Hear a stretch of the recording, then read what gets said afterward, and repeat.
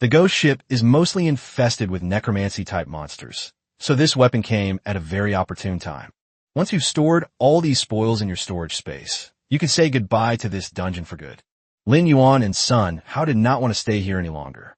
With their communication functions blocked for so long, everyone must be worried about their safety. They need to get out and let others know they're safe as soon as possible. After exchanging a glance, the two, taking advantage of their still functioning night vision, quickly headed towards the dungeon exit. Chapter 72: Evil Experiments. Deep in the rainforest. Rare Monkey Island. Deep in the rainforest, near the rare monkey's nest. Yin Ingli arrived at the ruins she had seen earlier on the Monkey King's throne platform. Upon closer inspection, many details that could not be observed from a distance were discovered. There are 5 black tents here. The largest one occupies an estimated area of 100 square meters, while the other 4 are distributed around it and occupy smaller areas. They don't seem to have been built for daily living. They're more like a uniquely styled military tent.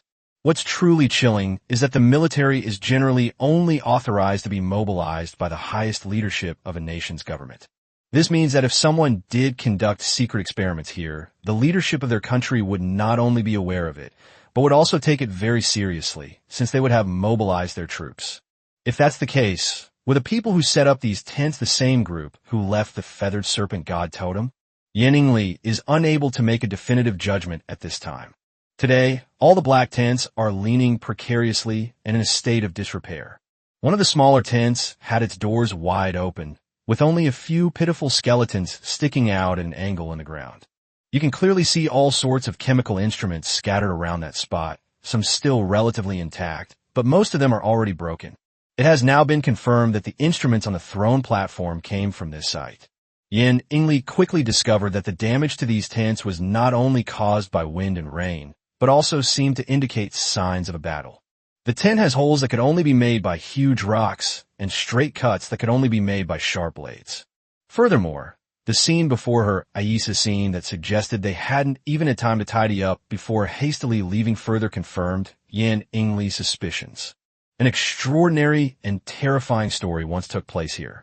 It's possible that their experiment went wrong, resulting in the creation of a creature resembling the corrupted Monkey King, which then destroyed the camp. It's possible that forces opposed to this kind of experiment found this place and killed them all. It's possible that the rare monkeys have made this place their paradise.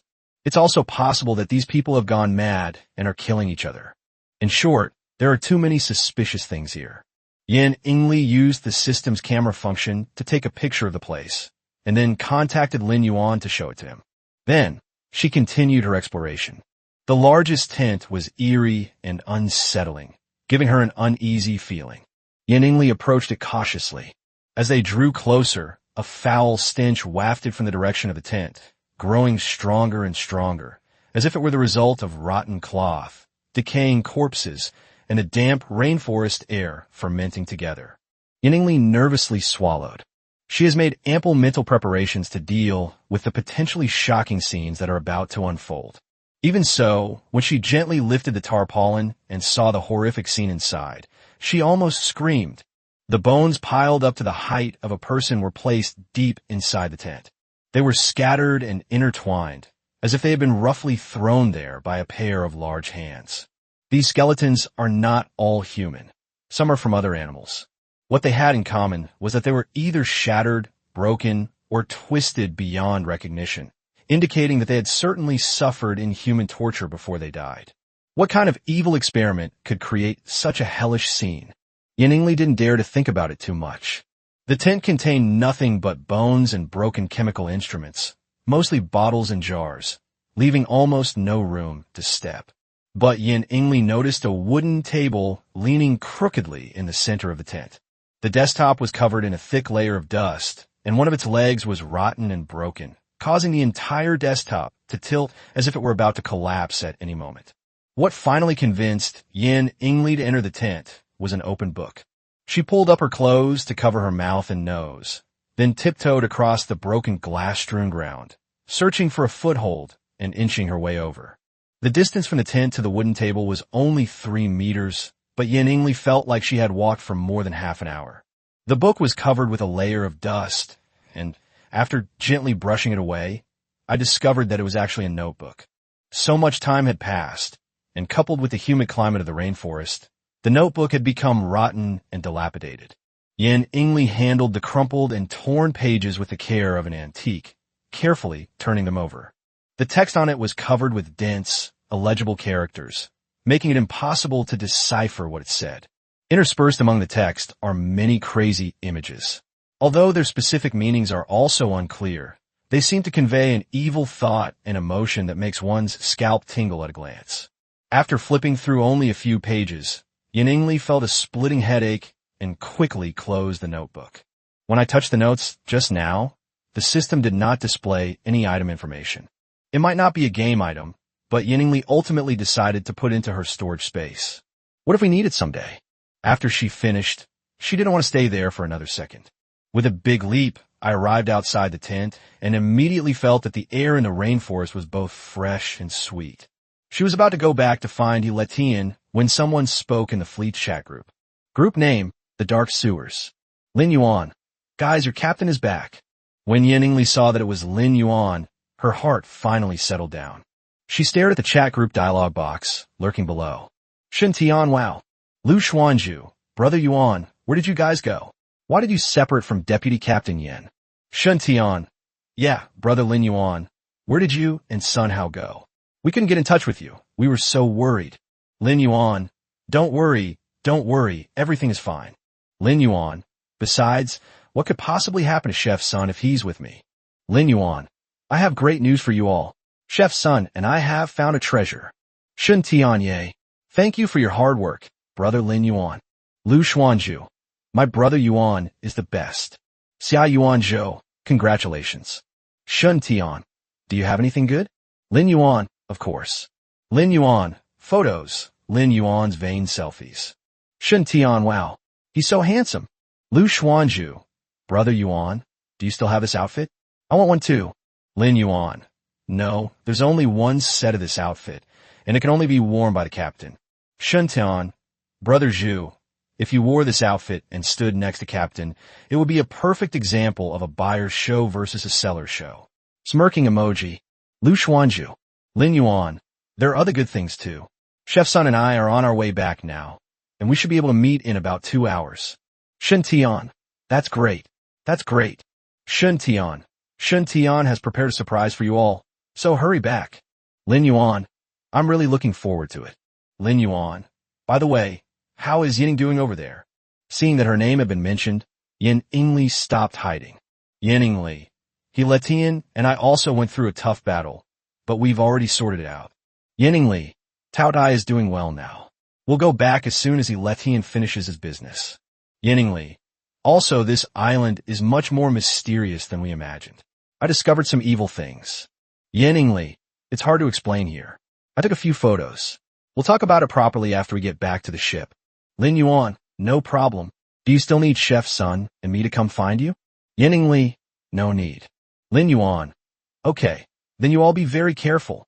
Lin Yuan, see you on the ship. Chapter 73, the stitching is successful. The bio-monster, King Kong. Yan Ingli returned to the rare monkey's den and saw a familiar, tall figure appear not far away. She instantly became alert, her fingers already resting on the phoenix totem on her shoulder blade. She slowed her pace and squinted her eyes. Really, it's definitely the rare Monkey King. Getting a little closer, I sensed something was wrong. The Monkey King seemed to be playing with someone, hopping and skipping around, without its previous fierce demeanor. You could tell from its whimpering that it was happy. Then, Yan Ingli seemed to hear Li Shen's laughter. She frowned slightly, withdrew her hand from her shoulder, and took a few more steps forward before she could see the situation ahead clearly. Good heavens! Letian was actually teasing the rare Monkey King. He wove the vines into a ball, and the man and the beast were having a great time playing there. Yan Ingli was deeply shocked. Let's not even talk about how this rare Monkey King, whose head had been severed, came back to life. The once violent and ferocious Monkey King now acts like a docile puppy in front of Letian, which is the most absurd thing of all.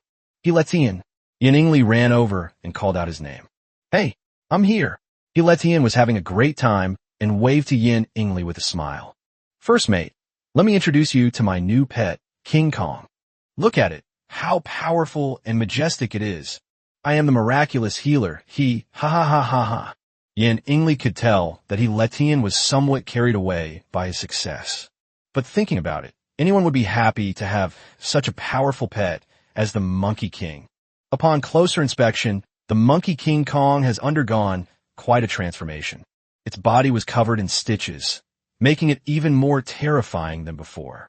Especially its right arm, which had been severed by the Scarlet Chain sword, now grew out of proportion on the side of its body, twice as thick as its left arm, deformed and bizarre. The entire arm appeared to be pieced together from many pieces of flesh, with dense sutures that looked like countless centipedes crawling on it. Monkey King Kong, Biohazard Monster Edition. Combat rating, Tier 1, 9 stars. Description: the main body of this biomonster is the dead and corrupted Monkey King King Kong, with the missing parts of its body being repaired by the flesh and blood of other rare monkeys. Its right arm, after being stitched together, has been deformed into a bioengineered monstrous arm, possessing immense destructive power. Talent: Monkey King's Battle Cry, Platinum. Monkey King's Battle Roar increases all of its own attributes and also slightly increases the attributes of other biomonsters present. Can command other biomonsters in battle.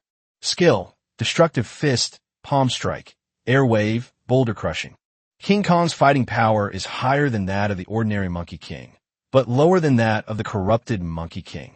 However, the combat power of a Tier 1 9-star is already terrifying at this stage of the game. Moreover, it also has the ability to command. In the future, Letian will sew together even more pets to form the biomonster army of his dreams. He could train King Kong to become the commander of a biomonster army. How could Letian not be happy to have gained such a powerful general? Didn't it eat that black substance before? Won't it mutate again? Yan Ingli asked worriedly. No. Letian pointed to a large pool of black blood not far away. When I dissected it, I found that the black substance was actually active before. Once the host dies, it will lose its activity in a very short time. After I successfully stitched up King Kong, he coughed up a mouthful of black blood, but he's perfectly fine now. Yan Ingli didn't know much about biomedicine, but since Letian was a ship's doctor, what he said should make some sense. Oh, Yan Ingli nodded with some doubt, then looked Jean Gang over again. However, it's so big now, it's not particularly convenient for it to live on the 1,000-mile. First mate, I know what you're worried about. As he spoke, Letian picked up the Tao Tai and held in his arms. But don't worry, my gluttonous baby can put all the biomonsters I sewed up into its belly, so it will definitely not affect everyone's life on the ship. Really? Then it seems the Tao Tai has a lot of skills. Yan Ingli couldn't help but exclaim. Upon hearing Yan Ingli praise it, Tao Tai happily stuck out its tongue. Letian gently stroked the Tao Tai. It was as if he was holding not some deformed monster, but a cute cat. He laughed. I can tell that Tao Tai likes you very much, first mate. Oh really? Yan Ingli's face showed an awkward smile. She can't accept the gluttonous appearance of Tao Tai yet, but she's too embarrassed to say it. Realizing it was getting late, she asked, have you finished your work? I'm done with my work. Letian nodded. Then let's go back to the ship. Yan Ingli said. Lin Yuan just reported in the chat group that they are safe and sound. They have successfully found the treasure and are on their way back. Although our trip was quite thrilling, it wasn't a wasted trip after all, and we gained a lot. I also discovered some secrets about this island. Let's hurry back to the ship and tell Captain Lin Yuan what happened. Letian instructed Tao Tai to put the Adra into its belly. Having learned his lesson from this morning, Letian held Tao Tai tightly in his arms. Although all the rare monkeys had died, he still dared not let his guard down. The two retraced their steps, and without having to clear the bushes and weeds, they moved a little faster. On the Qianli, Shen Tian hid her carefully crafted items in her storage space, intending to give everyone a surprise when Lin Yuan and the others returned. She spent more than 2 days preparing the surprise, and even Yan Ingli, who lived with her, was unaware of it. It can be said that they went to great lengths and poured their hearts and souls into it. I just hope everyone will like it. 2 hours have passed since Lin Yuan sent the message in the group. The thought of revealing this surprise herself made Shen Tian increasingly excited. She went to the ship's side, took out her binoculars, and stared intently at the beach of Jinho Island, hoping that familiar and handsome figure would appear. Gunshots rang out from time to time along the coast. Except for returning to the ship for lunch at noon, Xiao Yuanzhou spent most of his time practicing shooting on shore. Shen Tian didn't remember the fleet buying ammunition. Xiao Yuanzhou's bullets seemed to be unlimited. This is a very magical thing. Finally, a handsome young man in a gorgeous suit and an uncle carrying a dragon-slaying sword appeared on the beach. "Captain Brother." Shen Tian was very happy. She put away her binoculars and waved to them, jumping up and down. When Lin and Sun saw this, they smiled and waved to her. Xiao Yunzhou's gunfire also stopped, presumably because he had also noticed Lin Yuan and Sun Hao's return and was preparing to return with them. Upon hearing Shen Tian shout, Lu Xuandu hurriedly ran up from the crew rest area below deck and excitedly greeted Lin Yuan and the others. Just as Shen Tian had guessed, Xiao Yuanzhou returned to the ship with the two returning treasure hunters. "Sweetie, what surprise have you prepared?" As soon as Lin Yuan boarded the 1,000-mile, he deliberately reached out to grab Shen Tian, pretending to be in a hurry. "Let me see it quickly." "No, I'll take it out when Sister Ingli and Brother Letian come back." Shen Tian pouted, turned her body to the side, and assumed a defensive posture. "Haha, sweetie, I was just kidding. Look how scared you are," Lin Yuan laughed. "Yin Ingli is our first mate, and he Letian is also an indispensable member of our fleet. How could I let you reveal the surprise you so carefully prepared for everyone in the immortal boat pirate crew without waiting for them? They're probably on their way now. I'll load the newly acquired cannons onto the ship first."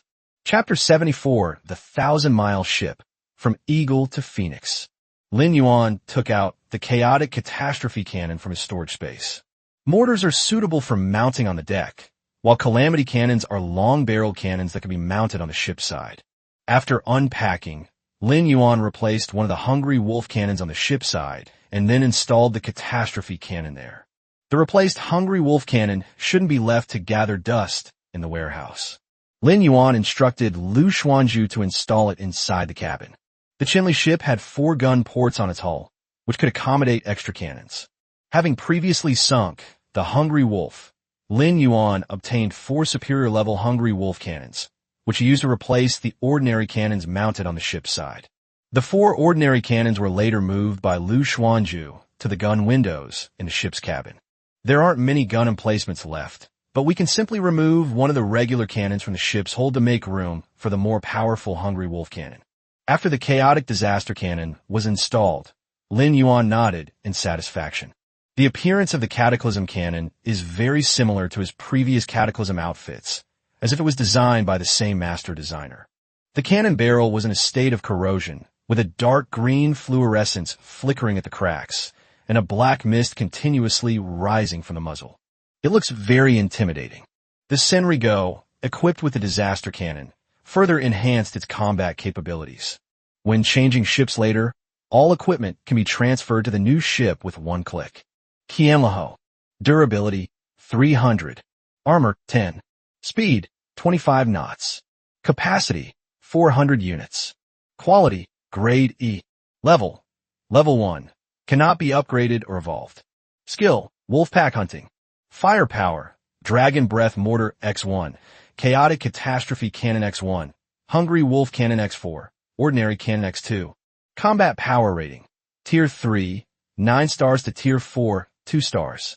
Students with poor grades have a lot of stationery.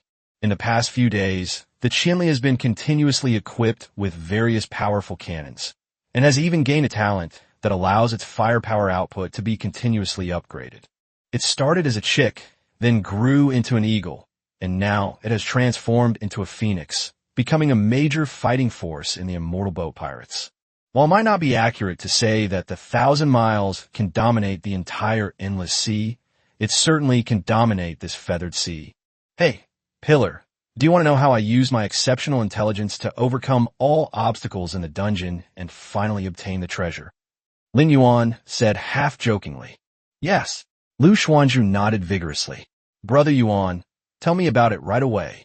After installing the disaster cannon, Lin Yuan began to vividly recount his experiences in the dungeon to Lu Xuanzhu, occasionally adding exaggerated gestures to his words.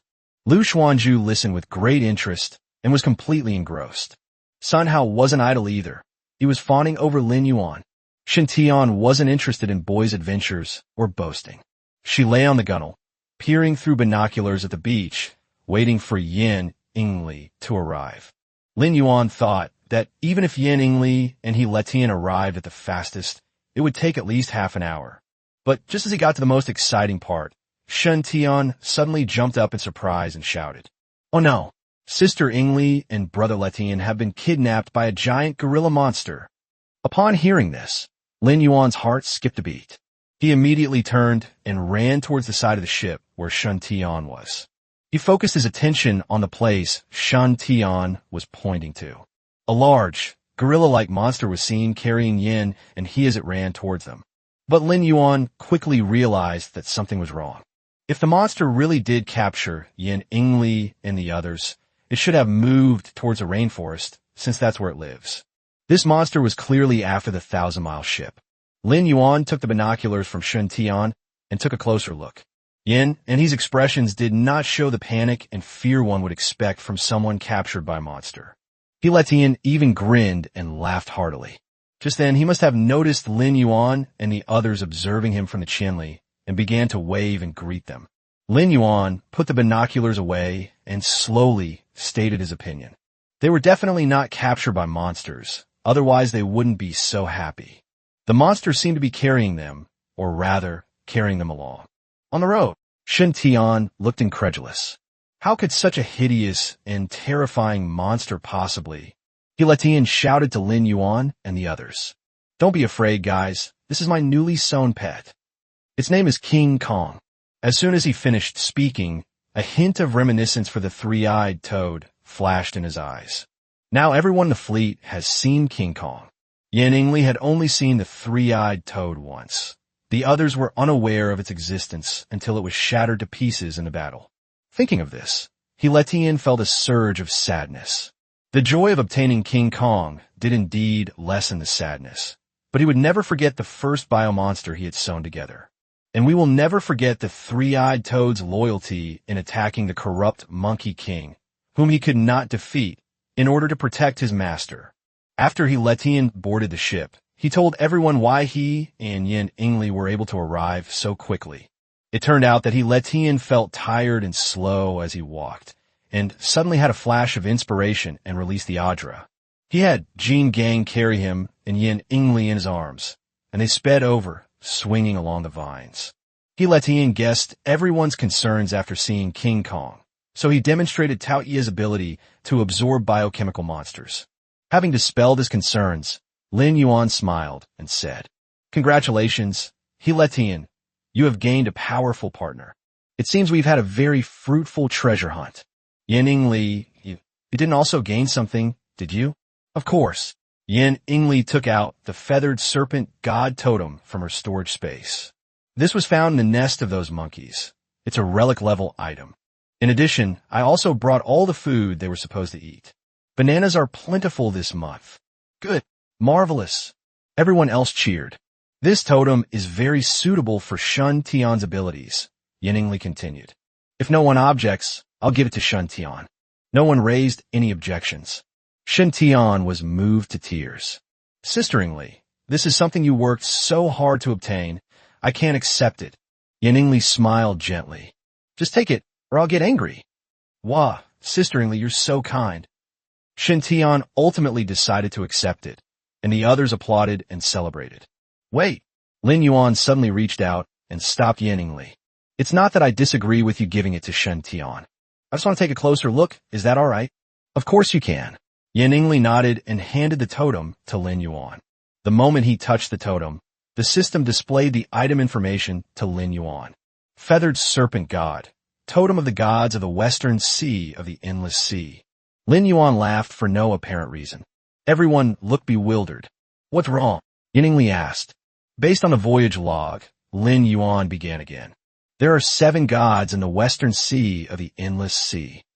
The Feathered Serpent God, the Wild Wolf God, the Fierce Tiger God, the Frost Falcon God, the Dark Raven God, the Savage Bull God, and the giant bear god. Legend has it that their divine power is concentrated in 7 totems, and that incredible things will happen once they are all collected. The minutes did not record the specifics of what happened. After leaving One-Eye Harbor, we need to pass through the Black Crow Islands to reach the next port. This is a long journey. What I'm trying to say is that the Raven God Totem is located in the Black Raven Islands. Regarding the totems of the Western Sea gods, I originally planned to tell you about them after we reached the Black Crow Islands, but I never expected to find the Feathered Serpent God Totem here. At this point, a meaningful smile appeared on Lin Yuan's face. Hee, it seems I have no choice but to try collecting them now. Don't you want to know what will happen once you've collected them all? Chapter 75. The Island of Rare Monkeys, Hiding Too Many Secrets. The things not recorded in the minutes were actually things that Lin Yuan didn't know in his previous life.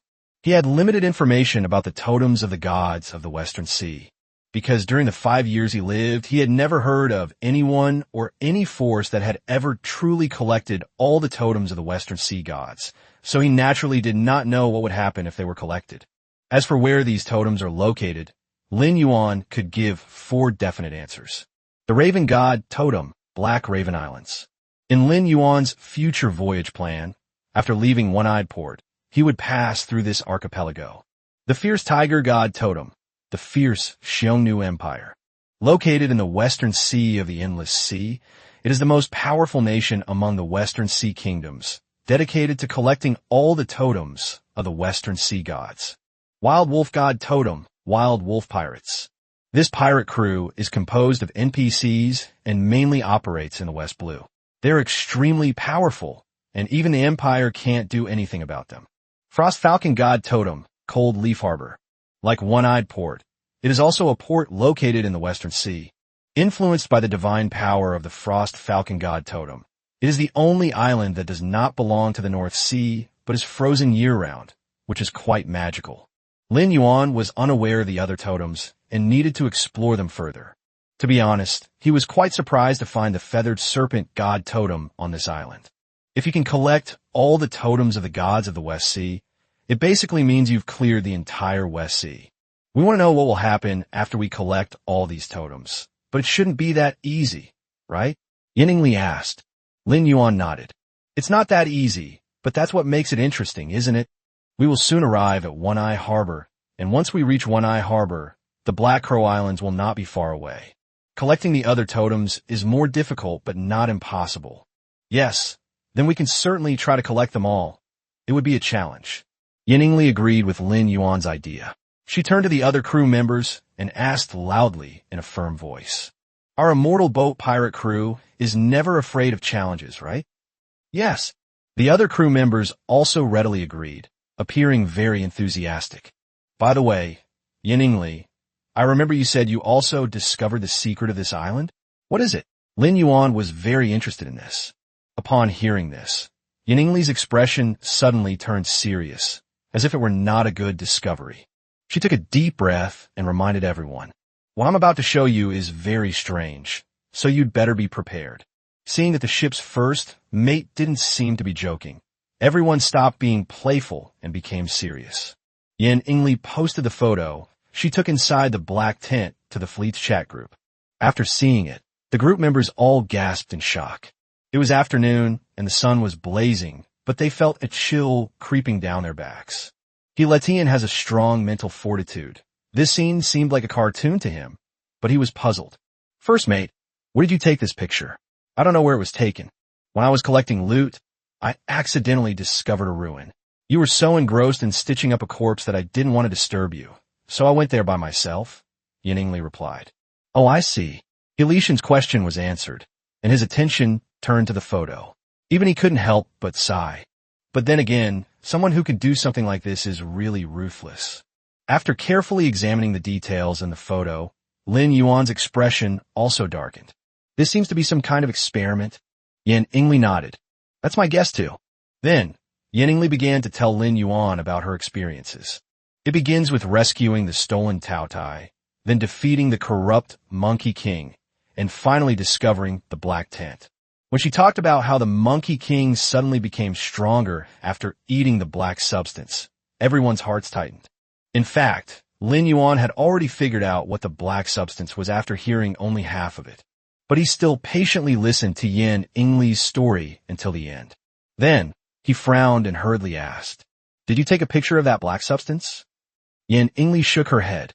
"We were fighting the Monkey King at the time, and it happened so suddenly that it took out the black substance and swallowed it immediately. We didn't have time to film it.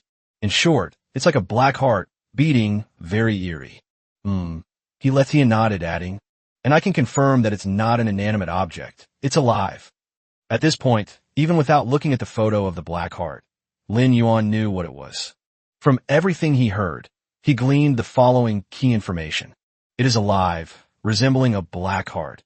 After consuming it, the monster seems to be corrupted by some evil force, its combat power instantly soaring. It has a parasitic relationship with its host. This information is enough to confirm Lin Yuan's guess. The black substance that corrupts monsters is the Abyss Core.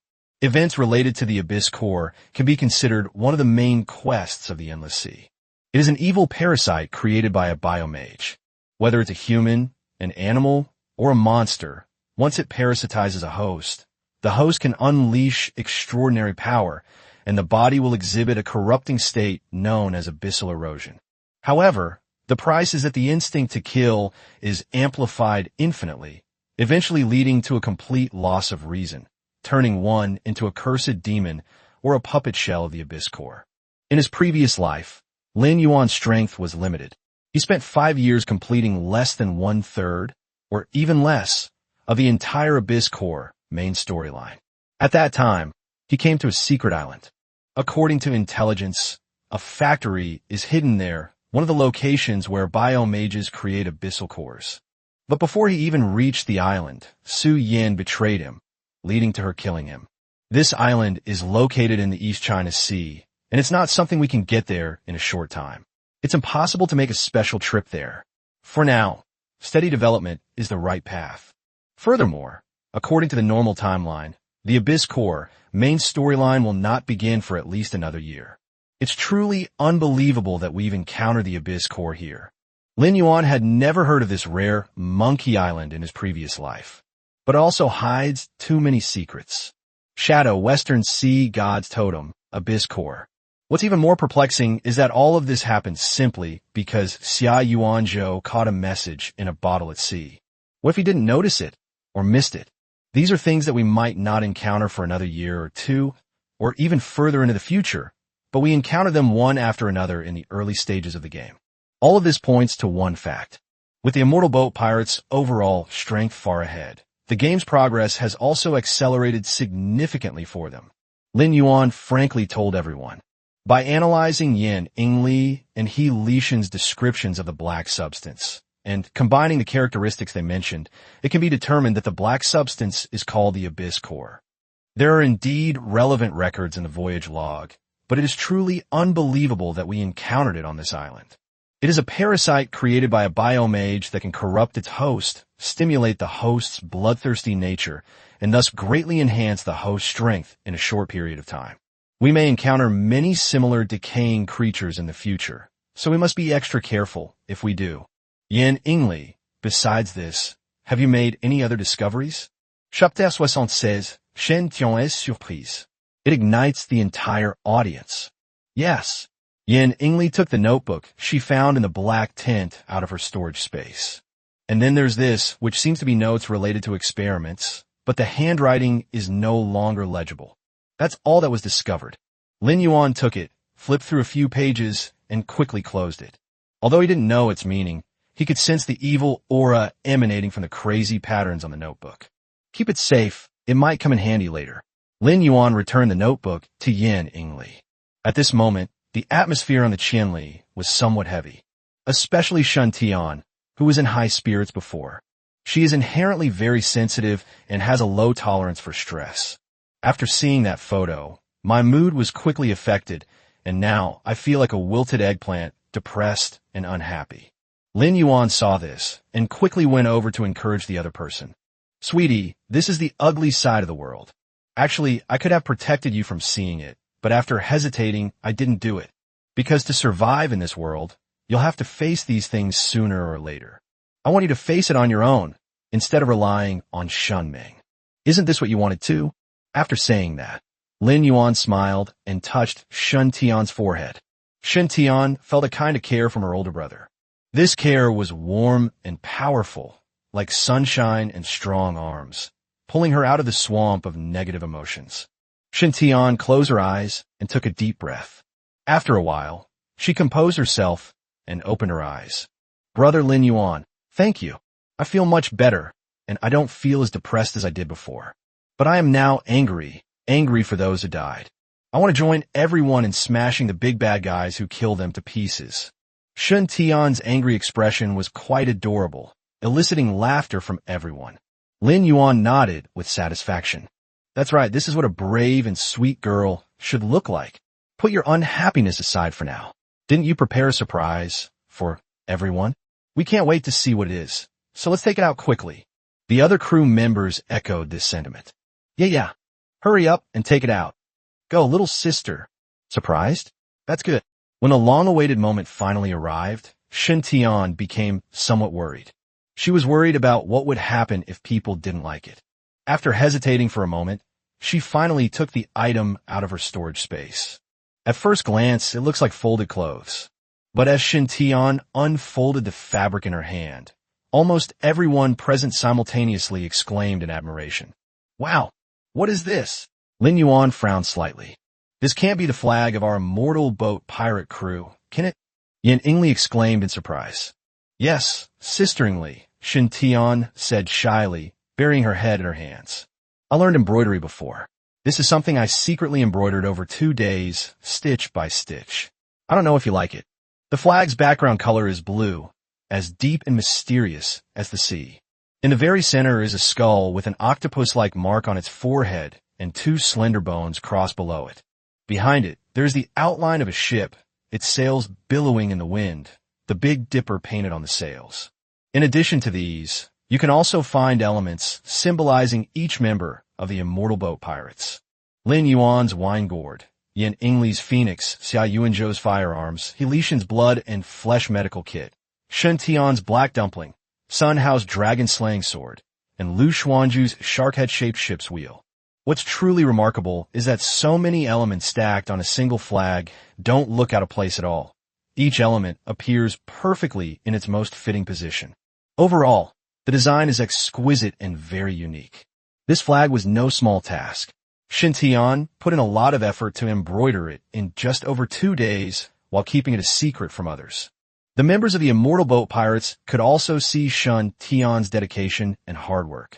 The pirate flag received unanimous praise. Lu Xuanzhu, so beautiful. Sun Hao, I like it. Yeningli, what a surprise. Little sister, you're amazing.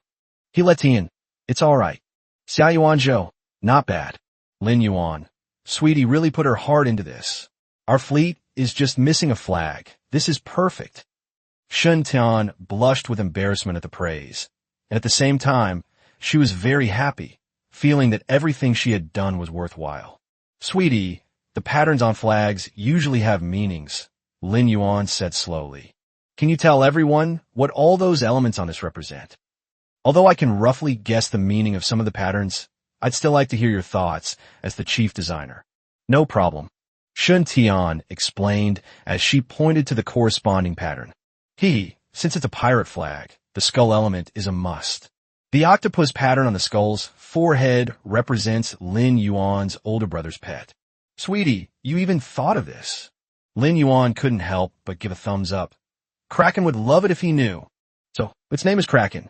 That's a nice name. Shall I continue? Shun Tian asked. Okay, you can continue. Lin Yuan nodded slightly. Okay, there's a ship behind the skull, representing the ships in our fleet. The sails are painted with a Big Dipper, representing the 7 members of our immortal boat pirate crew. As for the other elements, I think you all recognize them. Those are your weapons, or the most prominent items on your person. Using the Big Dipper to represent us is too ordinary. These weapons and items are more personalized, like a personal identifier for each of us. Everyone applauded after hearing this. Great. What more can I say? Pillar, get on the mainsail right now. All right. Lu Xuanzhu responded, took the pirate flag from Shun Tian, and nimbly climbed onto the mainsail. After hanging it up, he slid down the mast while holding onto it. The entire immortal boat pirate crew stood on the deck, all looking up at the fluttering pirate flag, their faces beaming with enthusiastic smiles, as if they had found a spiritual anchor. "Guys, it's time to set sail. Destination, One-Eyed Harbor." "Yes, Captain." "Everyone to your positions. The 1,000 miles set sail once more." Lin Yuan returned to the captain's cabin and went to the fish tank. Kraken was fast asleep at that moment. After entering the transformation period, it seemed to become lazier than before. Perhaps because of growing, he spends most of his time eating and sleeping. Lin Yuan felt it was time to conduct a second underwater hunt and let the Kraken stretch its muscles. However, since underwater hunting requires anchoring, and considering that the Qinli had just set sail, it was not appropriate to anchor now. Therefore, Lin Yuan decided to wait until late at night when the Qinli was not sailing before taking action. Moreover, the probability of encountering sea monsters is higher at night. Lin Yuan sat down at the captain's table and took out the dungeon amethyst he had obtained from the dungeon treasure chest from his storage space. After completing such a challenging dungeon, it wouldn't be unreasonable to reward yourself with a big tonic, right? Use or not? Lin Yuan, yes. Chapter 77 Sun Hao's Talent Advancement, Kraken's second underwater hunt. The amethyst transformed into sparkling points of light, like starlight, and flew into Lin Yuan's body. His two god-level talents have both reached the second tier. The talent proficiency required to advance from Tier 2 to Tier 3 is significantly higher than before. Furthermore, the effects of the amethyst were uncontrollably and evenly distributed across these two talents, resulting in neither talent advancing to the next level this time. However, after absorbing the energy of the amethyst, Lin Yuan felt as if he had drunk an ice-cold Sprite in the sweltering summer, feeling relaxed, refreshed, and clear-headed. There's a restless energy accumulating within my body. Neptune's talent should be close to reaching level 3 soon. It's worth mentioning that Aquaman has not yet undergone any mutation. But good food is worth waiting for. Perhaps when it reaches the 3rd tier, it can mutate into a powerful exclusive weapon. Moreover, even a slight increase in talent proficiency is useful, allowing you to use your talents more skillfully. Therefore, Lin Yuan was not disappointed. In fact, thanks to acquiring the past Calamity set and the artifact-level weapon Forbidden Codex, his combat rating has already improved significantly. Combat Power Rating, Tier 3, 5-star to Tier 3, 8-star. Lin Yuan took out the thick captain's logbook and began to continue refining the actual voyage record. Meanwhile, in the kitchen of the Senri, Sun Hao had just finished absorbing the dungeon amethyst, but his supreme dark cuisine talent, which was previously at level 1, was directly upgraded to level 2 this time. Congratulations to player Sun Hao on advancing his talent. Talent, God level supreme dark cuisine. Current stage, 1st order to 2nd order conversion. Congratulations to player Sun Hao on advancing his combat power rating. Combat power rating, Tier 1 9 stars to Tier 2 1 star. Unlock new secondary effect, Azura Blade Technique. Shura Sword Technique. Learn combat skills from the sword techniques used in cooking and culinary arts, and unlock powerful sword techniques. Yes, the skill of knife work and cooking is indeed one of the standards for judging a chef's skill level. Sun Hao muttered to himself thoughtfully as he summoned the system panel, opened the ship's chef's job manual, and searched for knowledge related to knife skills. Found it. He began to read the text on the panel softly. Sword techniques mainly consist of 5 major systems: straight knife, flat knife, oblique knife, decorative knife, and auxiliary knife techniques. These 5 major systems have further developed into dozens of sub-techniques, each of which corresponds to specific ingredients and dish requirements. For example, use a straight knife to cut into thin strips, use a decorative knife to make squirrel-shaped mandarin fish, and use a patting technique to make cucumber salad. By skillfully employing different knife techniques, one can improve both cooking efficiency and aesthetics. After reading it all, Sun Hao rested his chin on his hand and pondered. How can we apply these to combat? I need to think about this carefully. Perhaps I can use it in the next battle. As evening fell, Lu Xuanju had already anchored the Qinli and returned to his room to rest. Lin Yuan had been waiting for this moment for a long time. He closed the captain's log, walked to the fish tank, saw Kraken still fast asleep, and said with a helpless expression, "Little Ku, wake up and get up and move around." Kraken was awakened, and its 10 tentacles lazily climbed up the tank wall, looking as if it were stretching. It communicated with Lin Yuan using its thoughts. "I don't want to go. Just bring the food in."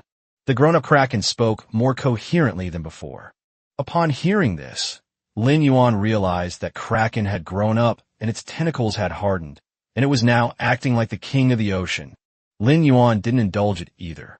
"If you don't go out and exercise, no one will feed you for the next couple of days." "No!" Kraken suddenly perked up. "Okay, fine. Is that not enough?" Lin Yuan chuckled and said, "That's more like it. Let's go." He picked up the Kraken from the fish tank, walked to the ship's side, and threw it into the sea. Then he went back to the captain's cabin, took off his pirate tricorn hat and hung it up, and then lay down on the bed in a comfortable position. With a slight thought, I found myself in Kraken's perspective. Lin Yuan manipulated the Kraken solely to hone their soul compatibility. He had no intention of using it as a puppet.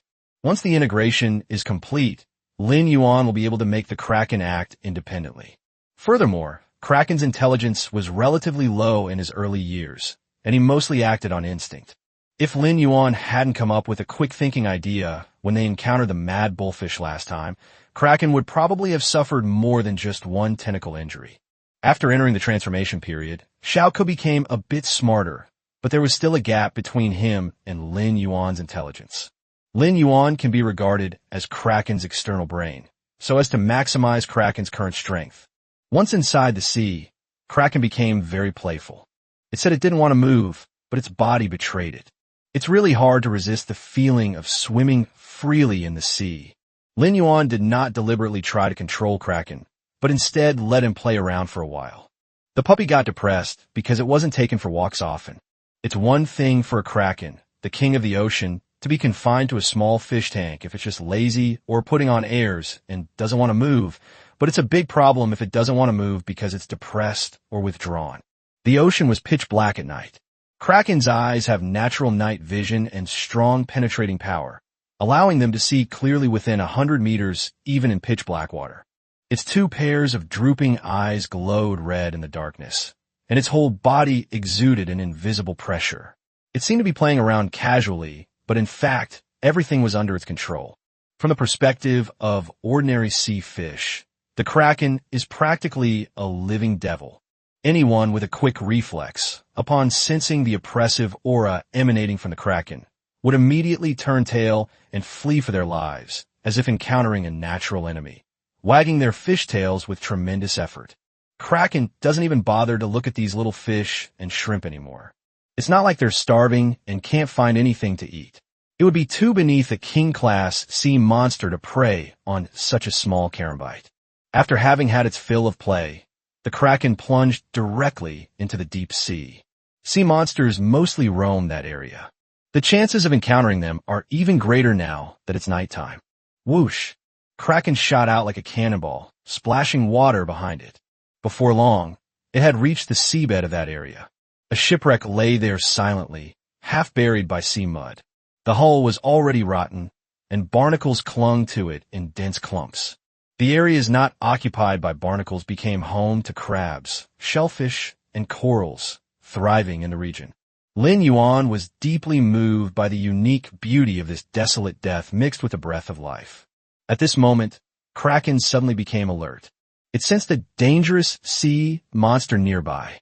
Moreover, this sea monster was hiding in some corner of the shipwreck wreckage. Kraken is now in combat readiness. 2 pairs of piercing eyes closely watched the wreckage, while 10 tentacles were poised to strike any attacking enemy or adjust their direction to evade. But after everything was ready, Kraken found that the sea monster's aura was getting weaker and weaker, and there was no movement in the wreckage. Lin Yuan speculated that the other party must have also sensed Kraken's presence.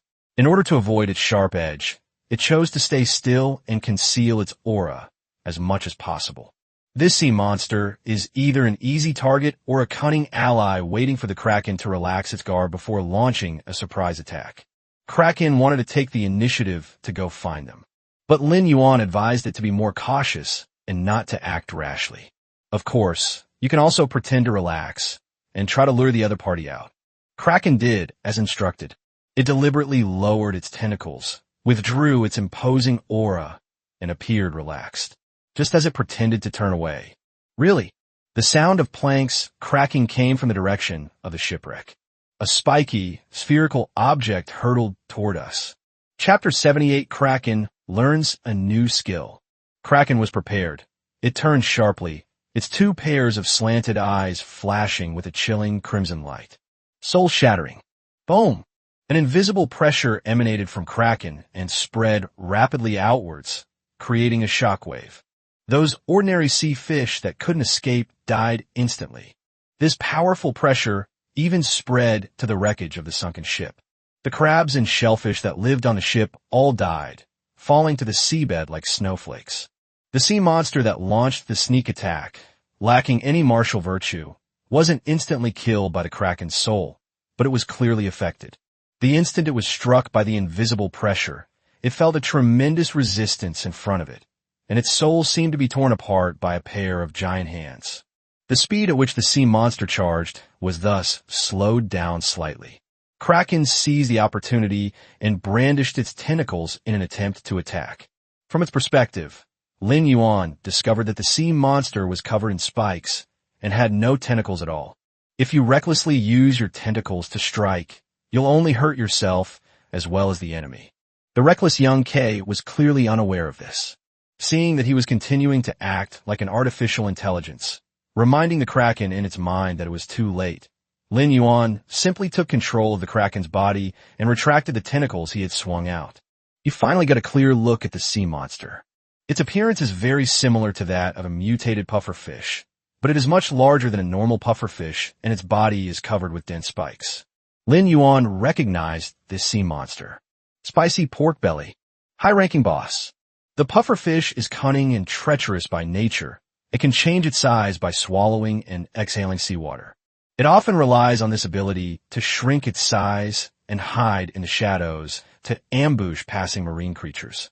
In the beginner-friendly waters of the Feather Sea, the spine dolphin is considered a local overlord, but it still acts like a nobody. Despite its grotesque appearance, it's no match for even the most powerful sea monsters, let alone ordinary ones. Because the Shisha pig's body is covered with sharp and hard bone spurs. You might not have killed it, but instead got pierced by its bone spikes. In retrospect, Lin Yuan's decision to retract Kraken's tentacles was an extremely wise one. At this point, the speed of the porpoise's charge had greatly decreased. Poisonous mist spray. Lin Yuan manipulated the Kraken to spew out a large amount of black poisonous mist from its mouth. Using the recoil from the spray of poisonous mist, Kraken shot upwards, narrowly avoiding the attack of the spiny boar. The porpoise didn't collide with the Kraken. Instead, it plunged headfirst into the poisonous fog and immediately felt its entire body go numb. However, its toxin resistance is significantly higher than that of the previous mad bullfish, and it can still move after being poisoned. Attracted by expanding vortexes, after bursting out of the poisonous fog, the spiny boar unleashed one of its skills. It took a big gulp of seawater in the direction of Kraken, and its body swelled up instantly, becoming several times larger than before. Kraken felt a powerful suction force and was unable to break free for a moment. Lin Yuan noticed that the countless bone spikes on the body of the bone-spiked pig began to tremble. He sensed something was wrong and immediately crossed Kraken's tentacles in front of him to block them. Just then, the porcupine's size suddenly decreased. Bone spur storm.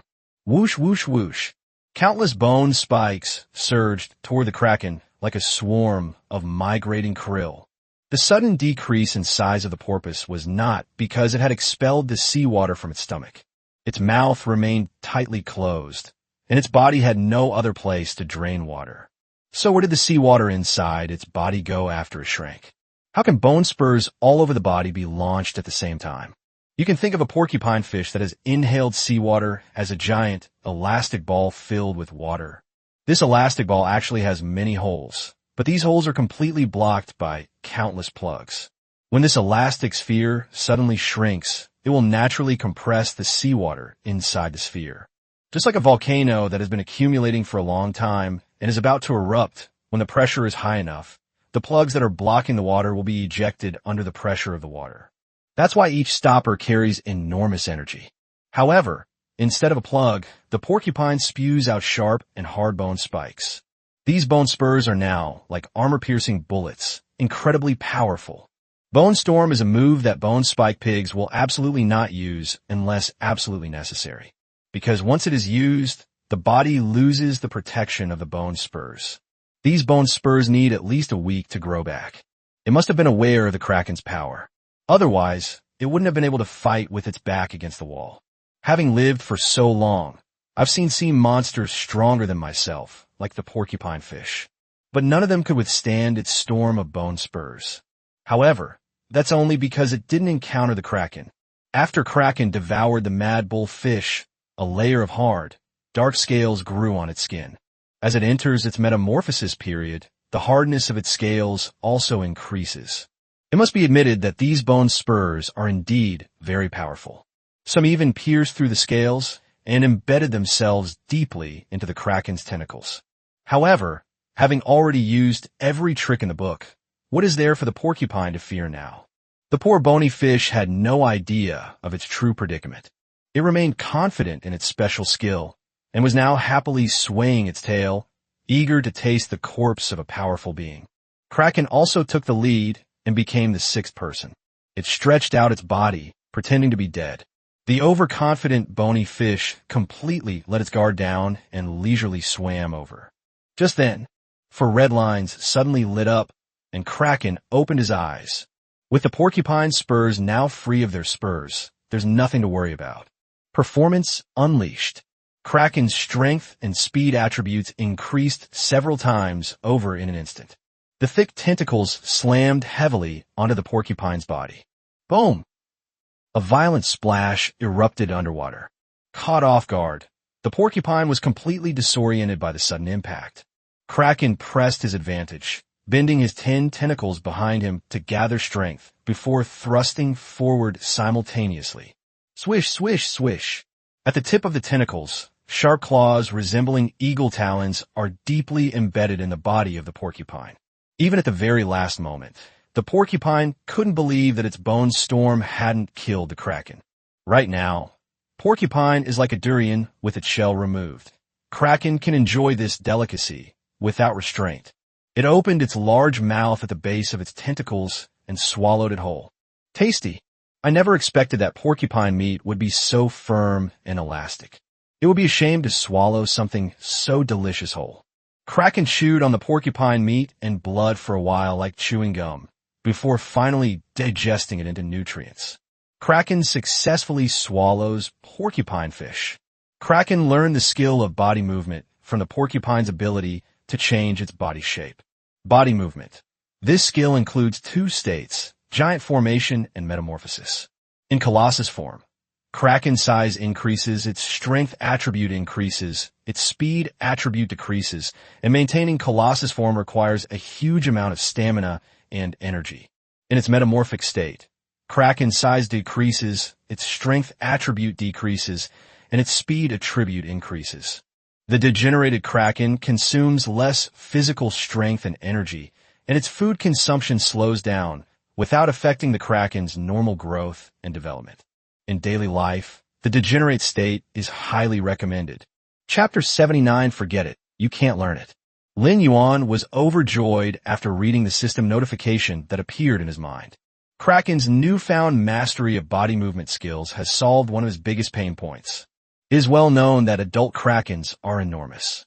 Lin Yuan's original plan was to have Kraken follow the ship wherever it sailed. However, this will also create many thorny problems. This gave him a real headache. Now there's absolutely nothing to worry about. Having grasped the rhythm of bodily movements, Kraken possesses the ability to undergo physical transformation. In daily life, you can keep it in this state. Furthermore, due to their smaller size, the Kraken consumed less food. Most encouragingly, the degenerative state does not affect the normal growth and development of the Kraken. After consuming the porcupine fish, Kraken's appearance also changed somewhat. In its normal form, it has grown even larger. Each tentacle's upper surface began to grow a row of bony spikes similar to those of the porcupine, making it look even more imposing. At the same time, the familiar heat flow reappeared within Lin Yuan's body. Where the heat flows, the strength of muscles and bones is enhanced again. This improvement is not limited to any one part, but is a holistic improvement of the whole body. More vibrant cells continue to divide and proliferate, and with each division and proliferation, the internal organs, limbs, and bones all become stronger in sync. Receiving feedback from Kraken's growth, Lin Yuan's four-dimensional attributes improved once again. Strength, 32 to 35. Constitution, 25 to 26. Agility, 25 to 27. Spirit, 35 to 37. Combat rating, Tier 3, 8-star to Tier 3, 9-star. Kraken has several bone spurs embedded in its tentacles and needs immediate treatment. Lin Yuan told it to quickly return to the ship from the sea, while he withdrew his consciousness and went from the captain's cabin to the deck. Before long, Kraken burst out of the sea, and Lin Yuan caught it and headed straight for He Lishan's medical room.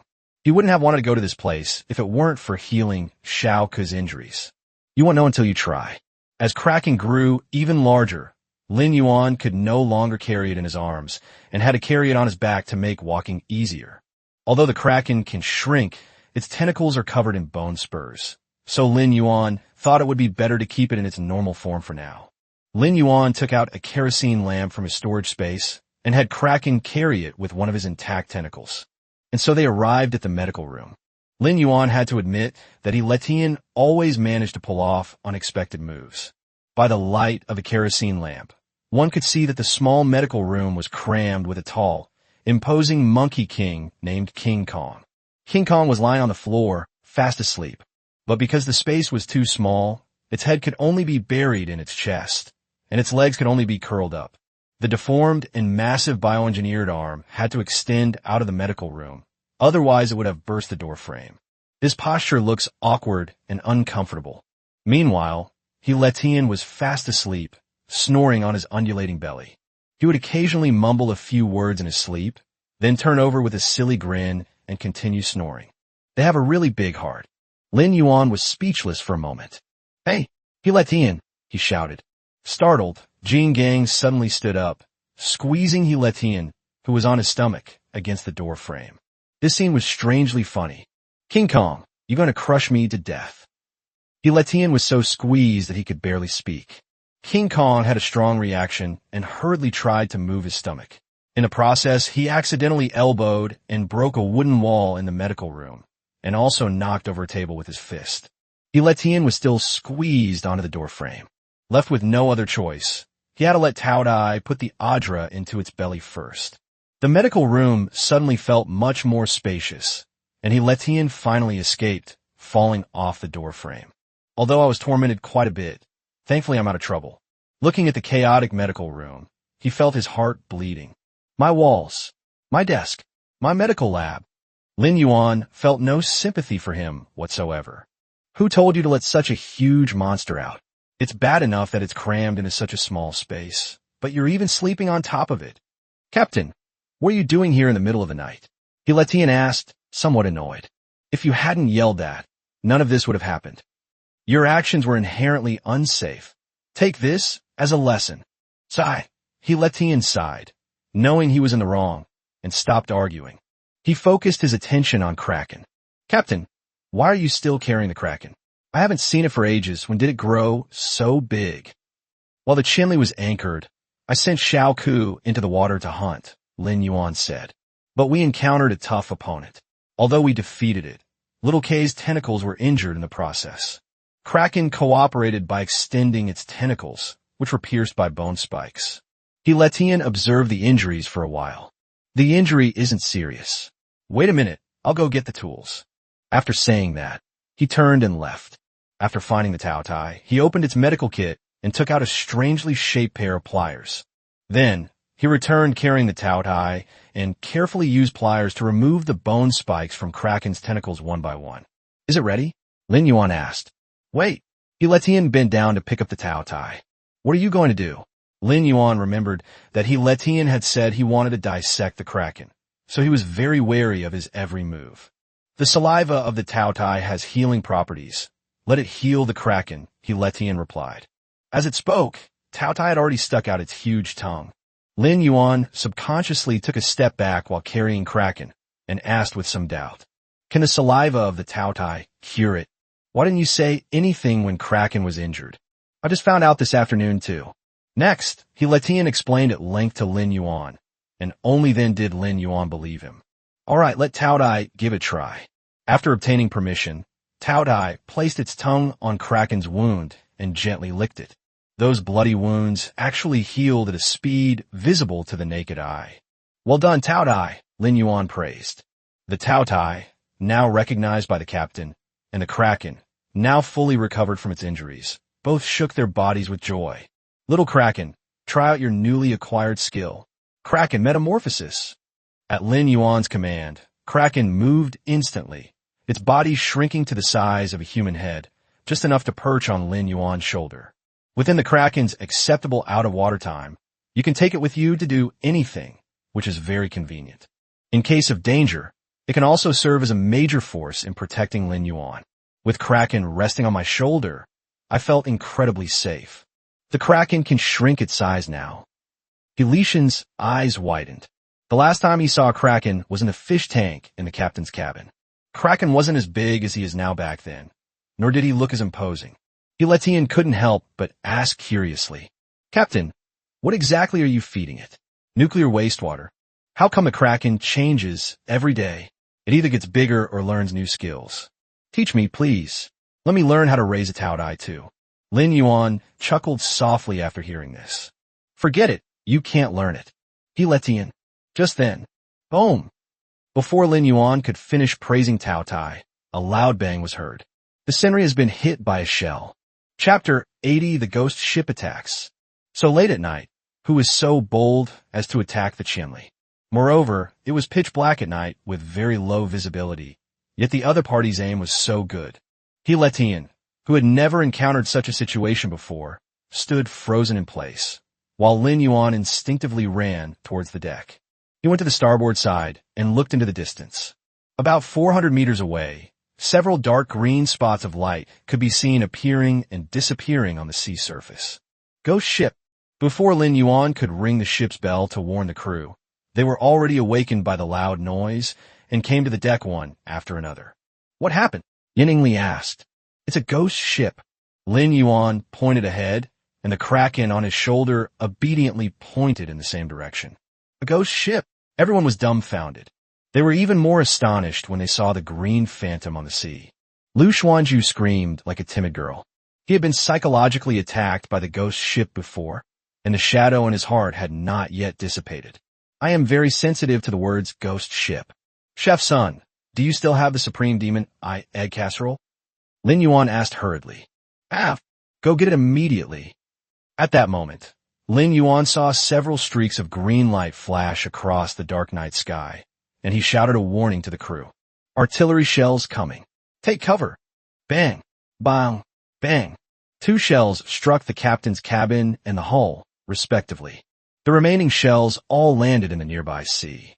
Lin Yuan then realized that it wasn't one ghost ship, but 3. "Old Devil Jones, you sent 3 ghost ships on your first hunt. You're really giving me face."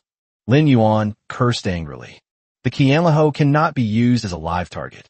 Lin Yuan instructed Lu Xuanju to return to the control platform, weigh anchor, and take the helm. The others worked together to raise the mainsail halfway up, while leaving the secondary sail still folded up. At this moment, Sun Hao finally brought over the supreme demon egg casserole, panting heavily. "Give old Xia some first, and tell him to get back to work," Lin Yuan ordered while busy with his work. "After you're done, you and Lin will go together to check if there are any gaps in the hull that need to be repaired." "Yes." Sun Hao responded, found Xia Yuanzhou, and handed him the supreme demon egg casserole along with the tableware. Xia Yuanzhou didn't dare to delay and quickly scooped up a couple of mouthfuls with a spoon. Sun Hao instructed the other party to put the food away after they finished eating, and then he and Lin rushed to the cabin to check the damage to the hull. After adjusting the sails, Lin Yuan came over and asked, "How about it? Lao Xia, can you see it clearly now? Xia Yuanzhou nodded. It's possible. Very good, Lin Yuan said in a deep voice. You are now in charge of firepower for the Qinli. Once the ghost ship is targeted, the ship's skill Wolf Pack Hunt can be activated at any time. Okay. Xia Yuanzhou nodded calmly. Wolf hunting allows all the cannons on one side of the ship to be loaded and fired simultaneously, and the fired cannons will split just before hitting the target. Ordinary shells will split 100% of the time, while special shells have a chance of splitting. However, the number of splits is uncertain, with a maximum of 3 and a minimum of 2. It is worth mentioning. The Hungry Wolf Cannon is compatible with the Wolf Pack hunting skill.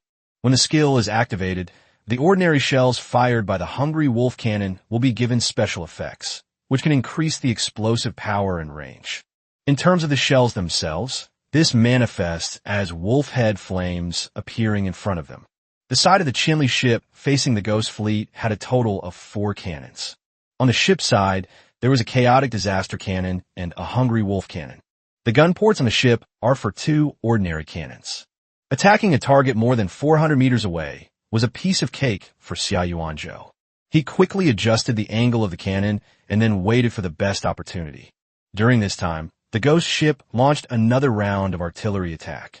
Because the Qinli was moving, the enemy's accuracy dropped significantly. In addition, with Lu Xuanzhu at the helm, he skillfully maneuvered the Qinli to avoid all the shells. As Lu Xuanzhu adjusted the boat's angle, Xia Yuanzhou also found the perfect opportunity to unleash his boat skills. 1,000 Mile.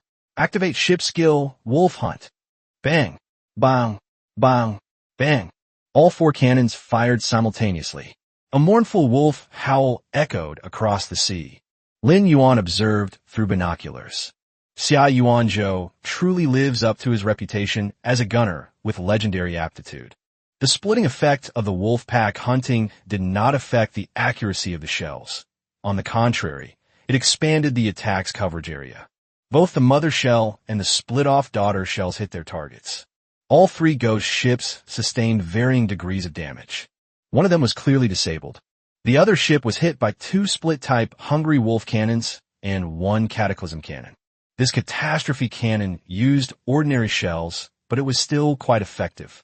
Because of the inherent effect of the catastrophe cannon, even ordinary shells will produce black mist after exploding.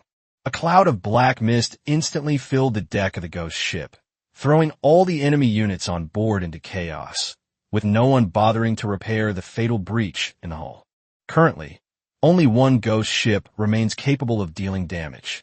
At this moment, Shen Tian screamed, "Oh, there's a ghost." Lin Yuan turned his gaze back and saw all sorts of demonic creatures climbing up the ship one after another. Drowned ghouls, skeletons, terrestrial mermaids. Encountering this chaotic group of monsters at this critical juncture, there's only one possibility. They were all sailors from the ghost ship, and they should have jumped into the sea and swam towards the Senri long ago. This is also one of the common attack methods used by ghost ship fleets. Seeing that Shen Tian was about to lose control, Yin Ingli, who was standing next to her, quickly put her hand on her shoulder. "Little sister, don't be afraid. I am your older sister, Yin Ingli. I will protect you. The black ball of fur is also by your side. It will protect you. Take a deep breath and adjust your breathing." Shen Tian heard Yin Ingli's warm and powerful call. The little black ball nestled against her, giving her courage. Just then, a skeleton monster pounced on them. Yin Ingli drew her blood flame longsword and slashed at the skeleton monster.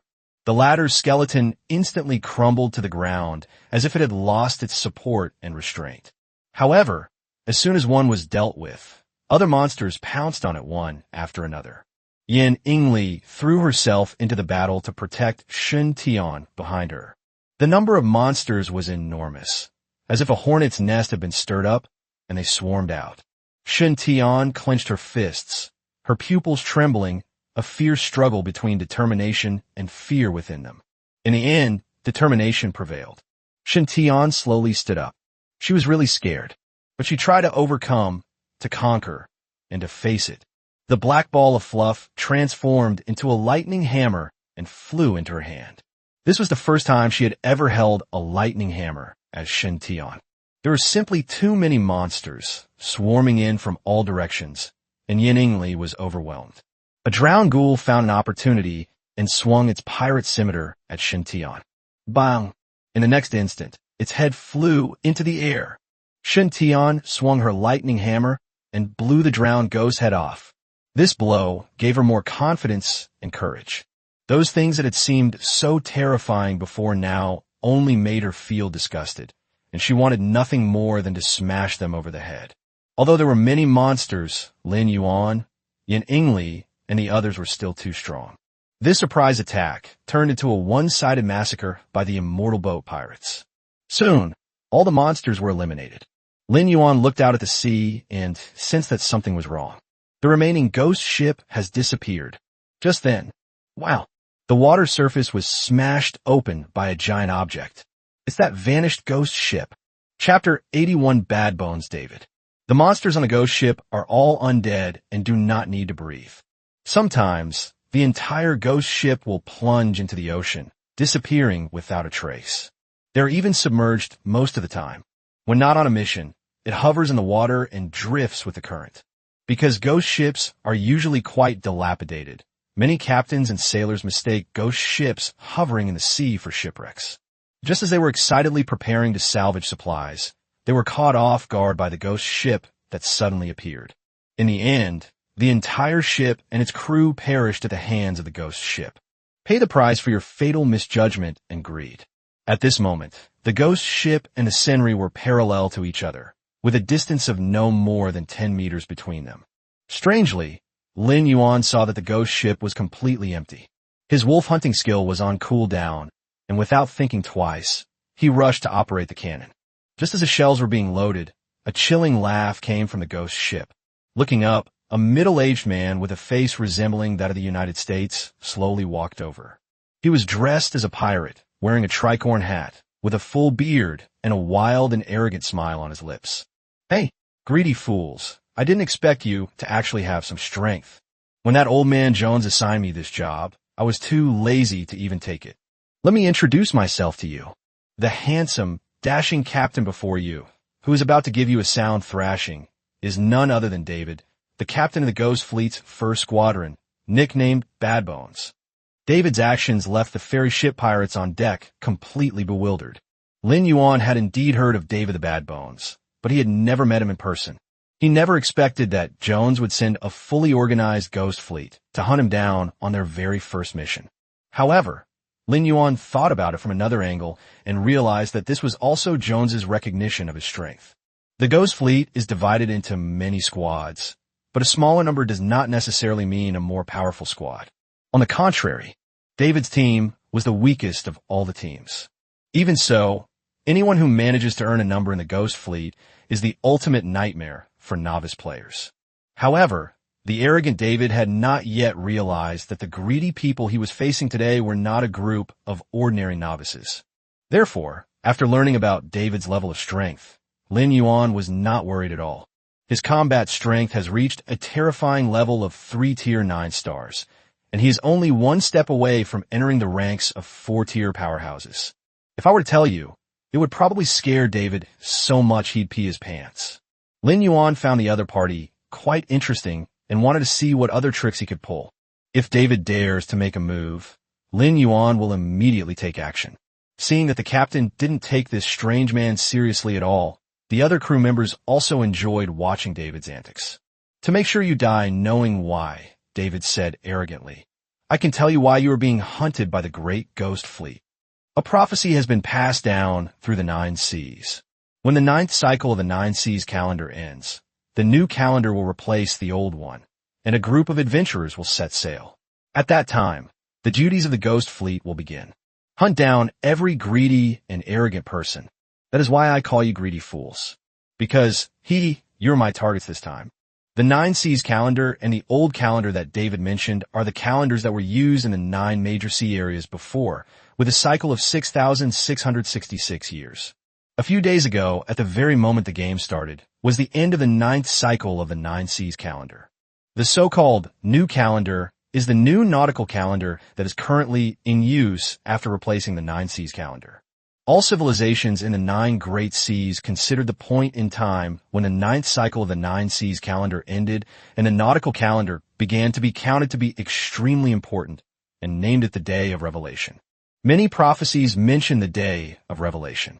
Pessimists say this day is a sign that the end of the world is coming.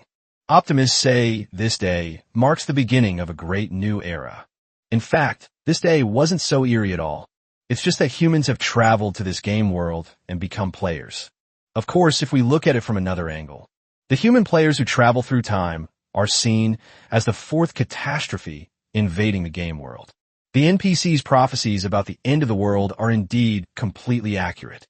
I think, David continued, before he could finish his sentence, when the truly powerful and greedy emerge, it will be at least 2 years after the Day of Revelation.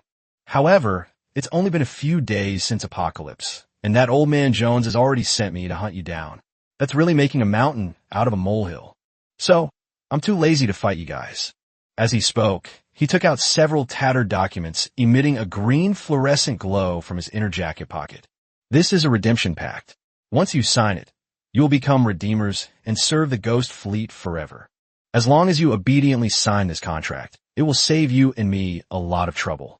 You will also be spared physical pain. Believe me, this is already the most compassionate way to handle things for you. Lin Yuan couldn't help but laugh after hearing this. David frowned slightly, not understanding what Lin Yuan was laughing at. You little rascal, are you scared out of your wits? Lin Yuan shook his head and said in a deep voice, Uncle David, you have absolutely no idea what's going on. Oh, look, Lin Yuan said calmly, his tone even slightly playful. You see, your sailors have all been killed by us. Now only you and your ghost ship are left. Therefore, at present, the side that has the right to be merciful to the enemy. It was me, not you. Ha ha ha. David laughed loudly, looking up at the sky. What nonsense are you spouting? Just sign the contract. I've said enough. I don't want to waste any more words. Get lost. Lin Yuan waved his hand dismissively. Does that old Devil Jones have no one left to rely on? Tell him to send some capable men. Lin Yuan certainly didn't really want David to leave. He just wanted to provoke him. Sure enough, this trick worked. As the captain of the 1st Squadron of the Ghost Fleet, David was implicitly considered the worst among the other squadron captains, even if they didn't say it outright. But he happens to be an arrogant and conceited person, and what he resents most is when someone says he is no good. But which of those who can become captains in the Ghost Fleet isn't arrogant and unrestrained? Therefore, nobody tolerated David. Most of them directly insulted him, calling him the worst captain in the fleet and treating him as a joke. Because of this incident, David had many conflicts with other squad leaders. Lin Yuan's words directly crossed his bottom line, and David was instantly enraged. Haha, you little rascal. You're pretty arrogant, aren't you? Your grandpa David will teach you a lesson today. Chapter 82, the first immortal level item. David cursed angrily, and green ghost fire instantly erupted from his body, burning away his clothes. The ghostly fire spread rapidly from his chest throughout his body, burning all the way to the top of his head. Not only were the clothes burned, but also the flesh and skin, leaving only the skeleton. This is actually David's true form. The physical body that was just shown to everyone was merely a kind of illusion, representing its human appearance before it was cursed. The captains of almost every squad in the Ghost Fleet know this type of spell. David leaped from the ghost ship, the ghostly fire in his hand flickering into a cleaver. Lin Yuan was prepared. He took out the forbidden scripture from the treasure chest in the dungeon from his storage space. This thing is a powerful weapon against undead monsters. Lin Yuan held the forbidden scripture and aimed it at David, who had jumped into the air. Shadow Death Ray. Boom! The forbidden creed emitted a thick, long, dark purple beam of light. David, the bad bone in midair, had no time to dodge. After the beam of light disappeared, it wasn't David who jumped onto the 1,000-mile, but rather the bones that had scattered from David's body due to inertia. The captain of the 1st Squadron of the Ghost Fleet was thus. It was done in seconds. It was all bark and no bite. David, who had jumped menacingly from the ghost ship, landed on the 1,000-mile with only a few pitiful pieces of bone. For some reason, this scene seemed rather funny to everyone. They thought David was a formidable opponent, but they never expected that he would be defeated by the captain in a single move. The Latian couldn't hold back any longer and burst into laughter. His laughter caused a reaction, and everyone else burst into laughter as well. For a moment, a joyful atmosphere filled the Chinli ship. "David, are you being polite?" "Guys!" Lin Yuan clapped his hands, drawing the crew's attention. "We can't handle this ghost ship. Let's sink it and see what loot we can get." Ghost ships are different from ordinary ships. They are cursed, and this curse cannot be broken. If one does not sign the kind of atonement pact that David just took, one cannot be considered part of the ghost fleet. Forcing yourself to drive the ghost ship under these circumstances will only lead to trouble. Even if normal people only live on a ghost ship, no matter how brave or mentally resilient they are, the curse of the ghost ship will spread to them. They will gradually be eroded by evil thoughts, and their only fate will be death. Lin Yuan gave Letian, Sun Hao, and others who were less skilled with guns and cannons a chance to practice operating artillery. After sinking the flagship of the Ghost Fleet's first squadron, the remaining 2 auxiliary ships had already sunk to the bottom of the sea. Xia Yuanzhou used a hook gun to hook up all the spoils of war. The battle with the ghost ship yielded the following results. Ghost Ship Elegy Blueprint Fragment X8. Quality, S-Class Ship Blueprint. Drop rate, 10%.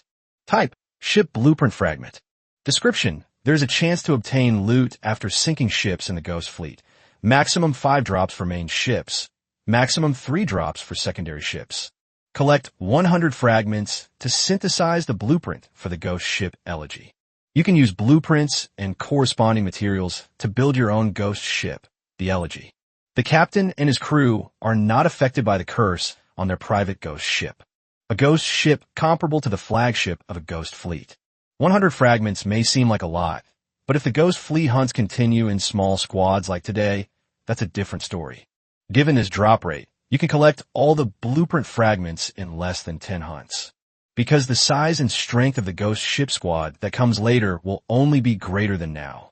It's normal to have 3 main ships and auxiliary ships combined, and 5 shouldn't be surprising.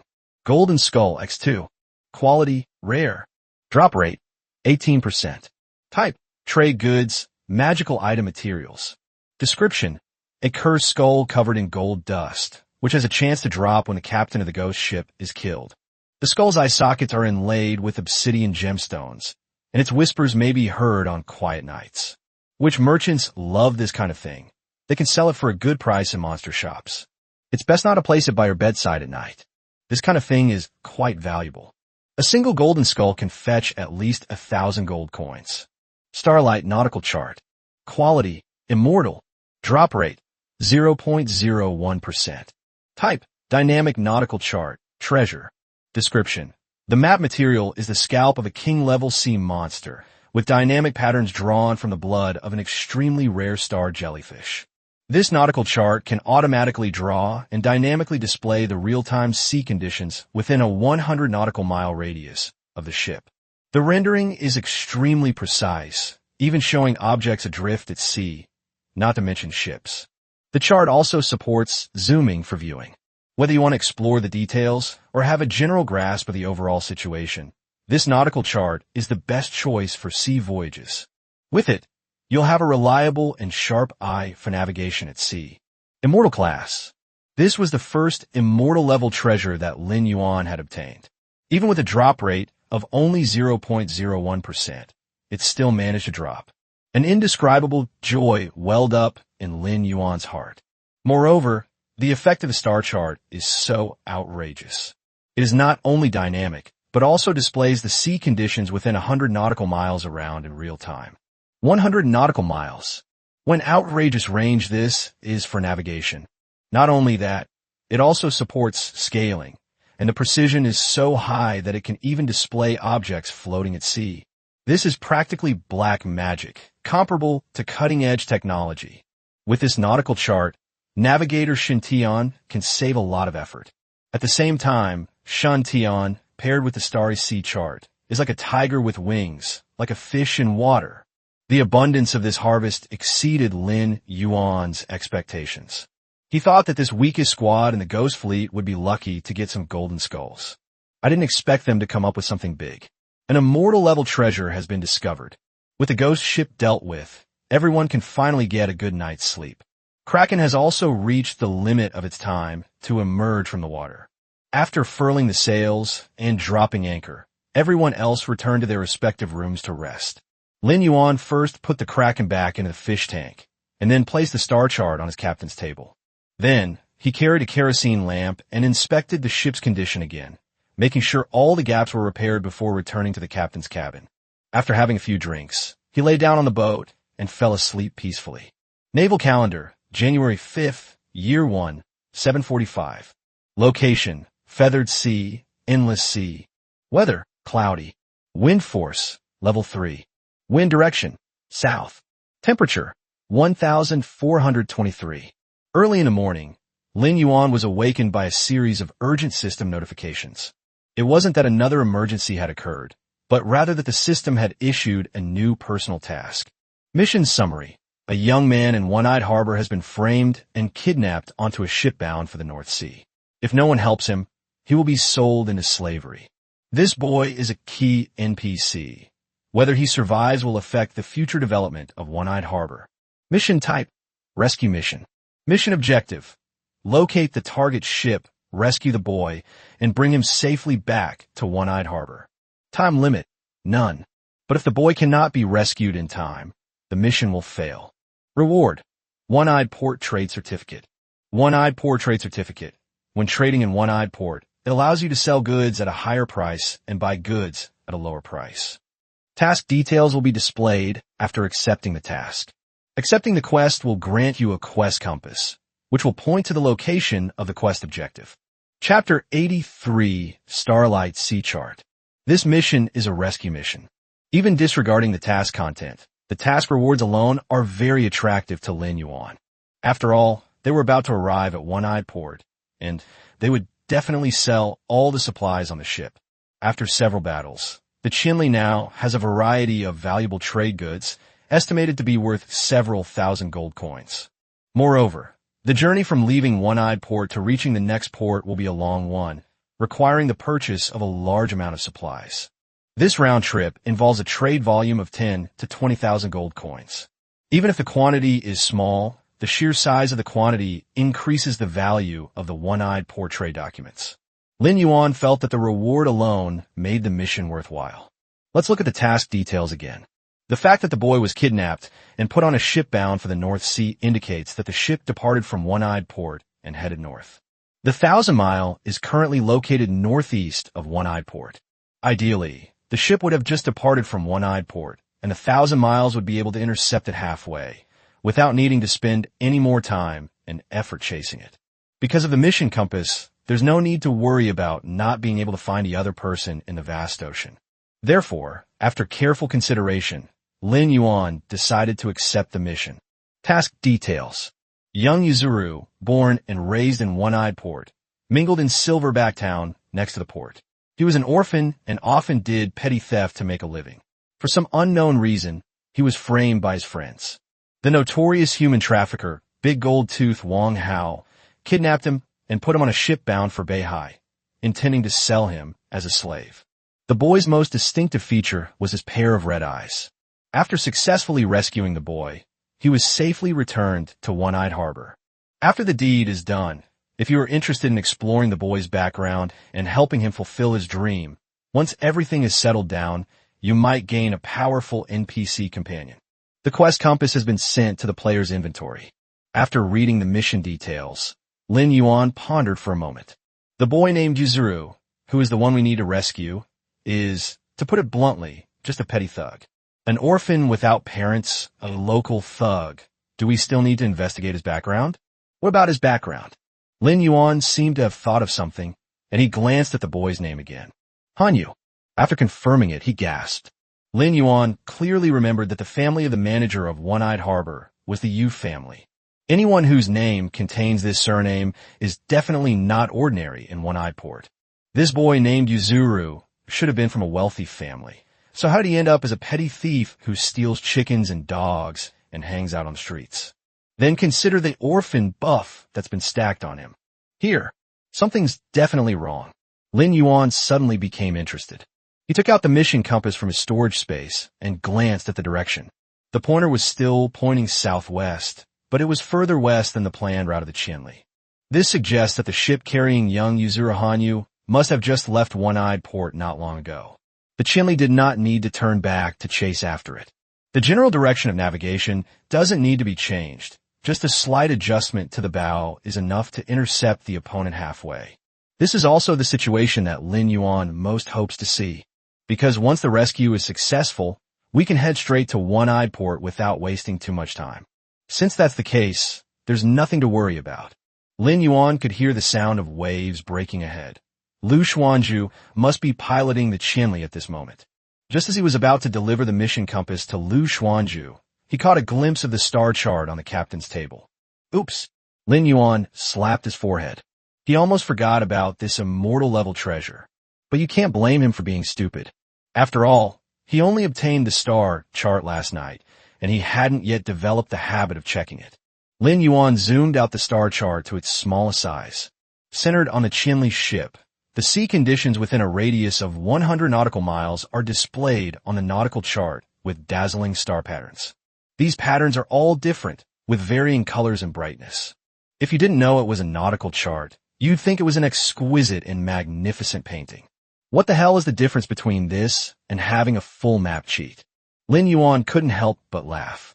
He has a godlike perspective, as if he's in control of the whole situation. This feeling is really great. After a little exploration, he quickly guessed what some of the patterns represented. The brown ones are reefs. You can distinguish between a submerged reef and an exposed reef by the shade of color. Those moving white dots of different sizes and shapes must be drifting debris at sea. The cross-sectional pattern of a ship definitely represents a vessel, and it is shown in green on a nautical chart. Its color also varies in shade. Lin Yuan estimated that the darker the green color, the more water the ship drafted, and the greater its load capacity and volume. This can be used to roughly determine the size of the ship. But he doesn't have that ability yet. Perhaps navigator Shen Tian could. After a cursory glance at the map, it appears that there's more than one ship within 100 nautical miles of the Chinli. However, it's impossible to distinguish which items belong to the players and which belong to the NPCs. Lin Yuan found the symbol representing the Chinli ship on the nautical chart, placed the mission compass next to it, and then scanned the direction the pointer was pointing. There really is a green boat-shaped pattern on this line. Based on the scale of the nautical chart, the target vessel was less than 40 nautical miles from the Chinli. The weather is perfect today. Sailing in this direction, we have a slight breeze. If the Chinli is traveling at full speed with all sails on, it can reach the destination in just over an hour. Without delay, Lin Yuan quickly sent the mission details to the crew chat group. Group name, The Dark Sewers. Yiningli, another new task? Lin Yuan, yes. Lin Yuan, don't worry, we can do this task on our way. It won't take long. Sun Hao. But Captain, if I may say something I shouldn't, how are we supposed to know where this ship is in a vast ocean? Lin Yuan, don't worry about that. After you accept the mission, you will be given a mission compass, which will tell you the direction. Sun Hao, this game is actually pretty good. Lin Yuan. Shen Tian, come to the captain's cabin for a moment. Shen Tian, okay, Captain. Lin Yuan called Shen Tian to the captain's cabin so that this excellent navigator could familiarize herself with the star chart. This will make her work twice as efficient. Shen Tian jogged all the way to the captain's cabin, and her eyes lit up as soon as she saw the nautical chart on the captain's table. Wow, this is so beautiful. Sweetie, spend the next few days figuring out what the patterns on these represent. Lin Yuan said with a smile. Do I need to figure it out myself? Shen Tian blinked, her face full of doubt. I can tell what these patterns represent at a glance. Oh, really? Huh. Lin Yuan's smile became somewhat awkward. In some areas, I still can't compete with professionals. Can you provide information about this ship? Lin Yuan asked, pointing to the ship-shaped diagram from earlier. Shen Tian glanced at it and immediately said, this ship shouldn't be very big, smaller than the Chinli. My initial estimate is that it's a small two-masted ship. The speed is currently maintained at 15 knots. Can you plan a route so that the 1,000 miles can intercept it halfway? Lin Yuan asked tentatively. If its course and speed remain unchanged, then of course it can. That's wonderful, Lin Yuan exclaimed. Shuntan, dazzled, began to manipulate the tools, including a compass and ruler. Like a top student solving a math problem, they quickly figured out the optimal navigation route. Lin Yuan quickly informed Lu Xuanju of the new route and asked him to adjust the direction of the boat. Doho, okay. On a pirate ship disguised as a cargo ship. A boy slowly woke up. Beneath her long, disheveled hair, one could vaguely see blood-red eyes. Chapter 84 The Red-Eyed Boy, Part 1. The red-eyed boy suddenly realized that he was no longer on the soft mattress in the guest room, but was sleeping on a hard and smelly wooden board. I feel extremely dizzy, and my intestines feel like they're all twisted together. It's very uncomfortable. The boy knew he must have had another hangover last night, but he vaguely remembered that he was finally helped to a hotel room by his friend Li Meng. Did you fall off the bed when you turned over? But whose guest room has such smelly wooden planks? It smelled like some drunkard had vomited on it, giving off a foul, sour odor. Is it possible that this is what I threw up myself? The boy started feeling nauseous. But speaking of Li Meng, I still feel that his behavior yesterday was a bit strange. He, who is usually stingy, actually treated me to drinks and meat for the first time ever, and even let me stay overnight in a tavern room. It's like the sun has risen in the east. Wait a minute, I finally get to stay in a tavern room. Am I going to end up sleeping on the floor all night again? Just then, a beam of sunlight shone through the semicircular window, allowing the boy to clearly see his surroundings. It appears to be a ship's cargo hold. You're awake. A hoarse male voice came from the corner of the cargo hold. The red-eyed boy looked in the direction of the sound and saw someone squatting there, their face half hidden in shadow. His emotions became agitated. Who are you? Where am I now? As he regained consciousness, he tried to get up from the wooden plank, only to find that he felt as if he had been severely beaten by a group of burly men, and his whole body ached. Moreover, his hands and feet were bound with dirty ropes. He tried to untie the rope, but his fingers couldn't even reach it. He soon discovered that the rope was tied in a sailor's knot, making it impossible to work with. So he had to temporarily abandon the idea of untying the rope and focus his attention on the person whose upper body was hidden in the shadows. The man spoke at that moment. You and I are both unlucky. He laughed, a laugh tinged with bitterness and helplessness. We are now on Wang Hao's ship, and we will be sold to Beihai like animals. No, our fate might be worse than that of animals. Those barbarians in Beihai will torture us to the point of wishing we were dead, and then devour us alive. North Sea. These two words seemed terrifying to a young boy. His red eyes began to tremble at the mere mention of it. When I was little, my mother would always scare me by saying that if I didn't behave, she would throw me in a Beihai park. Legend has it that there are all kinds of ferocious beasts there, and the people of Beihai who live there are also very savage and warlike. Previously, he always thought that although the word Beihai was terrifying, it was very far away from him, and there was no need to worry too much. And now, this demon seemed to be right in front of me, within reach, ready to pounce on me at any moment and tear me apart. No, I don't want to go there. The red-eyed boy became even more agitated, shaking his head from side to side like a rattle. Accept your fate. This isn't a matter of whether you want it or not. No one will come to save us. The man waved his hand. His face was half covered in hardship, but the eye in the light was as cold and lifeless as a dead man's, as if he had utterly despaired of his fate. When this door is opened, we have either already arrived in hell, or a drunken sailor might come down and, without saying a word, start punching and kicking you to intimidate you and make you behave. The red-eyed boy fell silent. He gritted his teeth and endured the pain, turned over, and squatted in the corner like the man opposite him. He seemed to have figured something out, yet everything was shrouded in mystery. It's Li Meng, that damned Li Meng. My mother had taught me that people who offer unsolicited favors are likely to have bad intentions. A miser suddenly invites me to drink and eat meat for no reason. How come I didn't even bother to be wary and just foolishly indulged in the fine wine and food? But if he really framed me, then why did he end up taking me to a tavern room? Why don't they just get me drunk and hand me over to human traffickers? He did this because he felt guilty after doing something wrong. Also, where did his money come from? Could it be that someone hired someone to harm me? But after all these years in Silverback Town, I've certainly offended a lot of people, but who would pay money to buy back my worthless life? A series of questions arose in the red-eyed boy's mind. Damn it. If I can go back, I'll definitely find Li Ming and ask him why he did this. No, just asking him won't do. We have to give him a good beating. It would be better if they killed him. But go back. Go back. Can I really go back? It took the red-eyed boy a long time to accept the truth. If his young life was about to end, he wanted to find someone to talk to about what was on his mind. Fortunately, there was still one person in this cargo hold. What's your name? Red Eyes suddenly broke the silence. You don't need to know, and I don't want to tell you, the man said coldly. My name is, well, people on the streets call me Red Eye.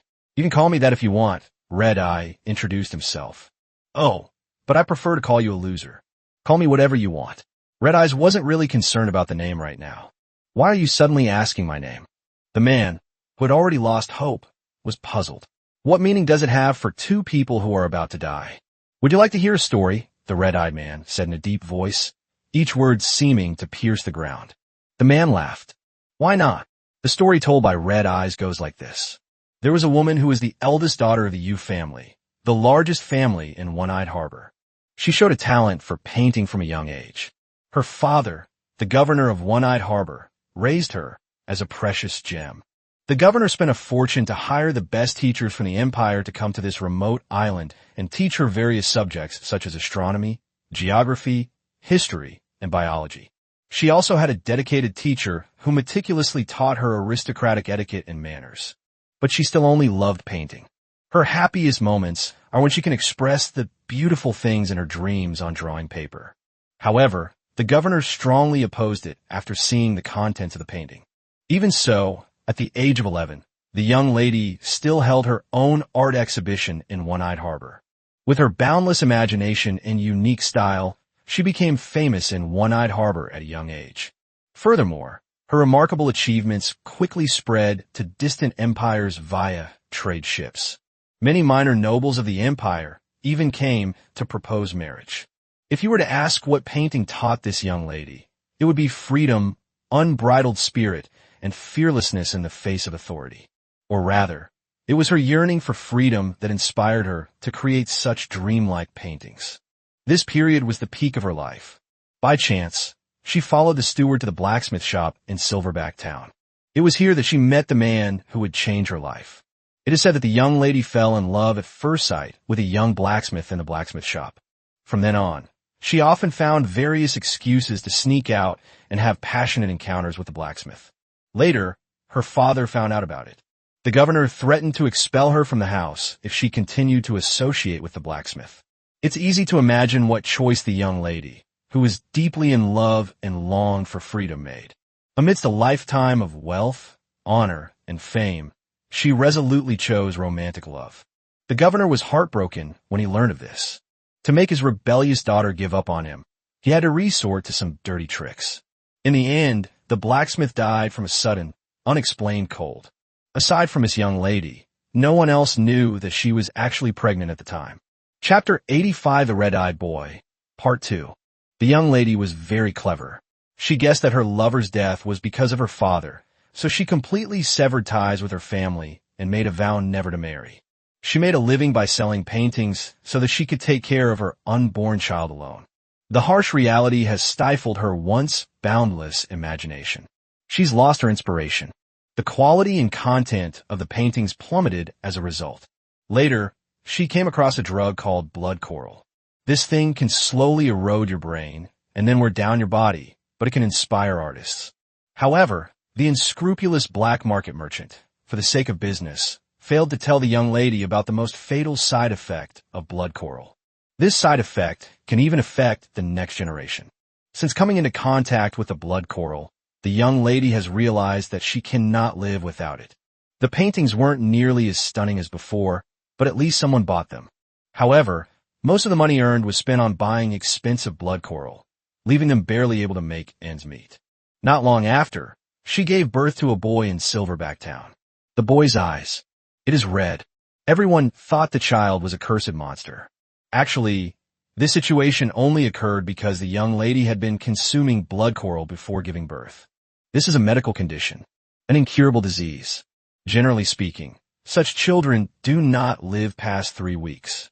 However, He miraculously survived and developed a cheerful and lively personality. The young lady's gloomy life finally saw a glimmer of light again. From then on, she taught the boy how to draw and how to draw well. Although the boy was not as talented as his mother, he still grasped some of the essence of the art. What's most gratifying is that the two share the same ideas about their paintings. Flying, blue sky, freedom. The mother and son's works always contain elements of flight, as if it were destined that he would soar in the blue sky like a bird. Later, due to years of consuming blood coral, the young lady became completely paralyzed and bedridden, only able to eat liquid food. Just as his mother had cared for him when he was an infant, the boy supplemented the family income by painting while also taking meticulous care of his mother. Unfortunately, all of this could not prevent the tragedy from happening. When the boy was 9 years old, the young lady was so weak that she could no longer open her eyes. Moreover, due to prolonged bed rest, her body was covered in bed sores, leaving almost no recognizable skin. Before she died, she told her child about her origins. Your mission is to lead everyone to fly into the blue sky again. When that day comes, fly freely, child, fly. These were the last words his mother left for him. After his mother died, the boy lost interest in painting and buried this dream deep in his heart. He started hanging out on the streets, secretly robbing and living a life of ignominy with a group of cronies. This kind of life honed his skills in thievery and gave him a sharp mind. The story ends abruptly here. After finishing her story, Hong Yin wiped away a tear. The man listened intently, and it took him a while to realize that the story had already ended. He looked at the red eyes that were hidden by the messy long hair and guessed. The boy in this story is actually you, and the young lady is your mother, right? Red-eyed sniffled and choked out a laugh. How could that be? Kid, I'm not stupid, and I'm not blind, the man said, pointing at the red-eyed man. Your eyes say it all. Who knows? Red Eyes no longer needed to hide it. He swept his long hair behind his ear, revealing his handsome face. It's possible that all of this is just my imagination. Your maternal grandfather, the governor of One-Eyed Harbor, or any of your other relatives hasn't contacted you? The man shrugged. You are, after all, flesh and blood of the Yu family.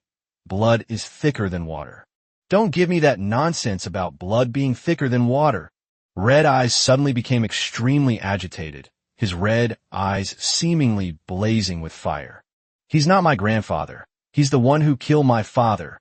Red Eyes has been searching for an opportunity to avenge his father. But the governor was not a single old man from Silverback Town. He lived in a palace with high walls and managed the entire port. He also held military power and was always accompanied by bodyguards.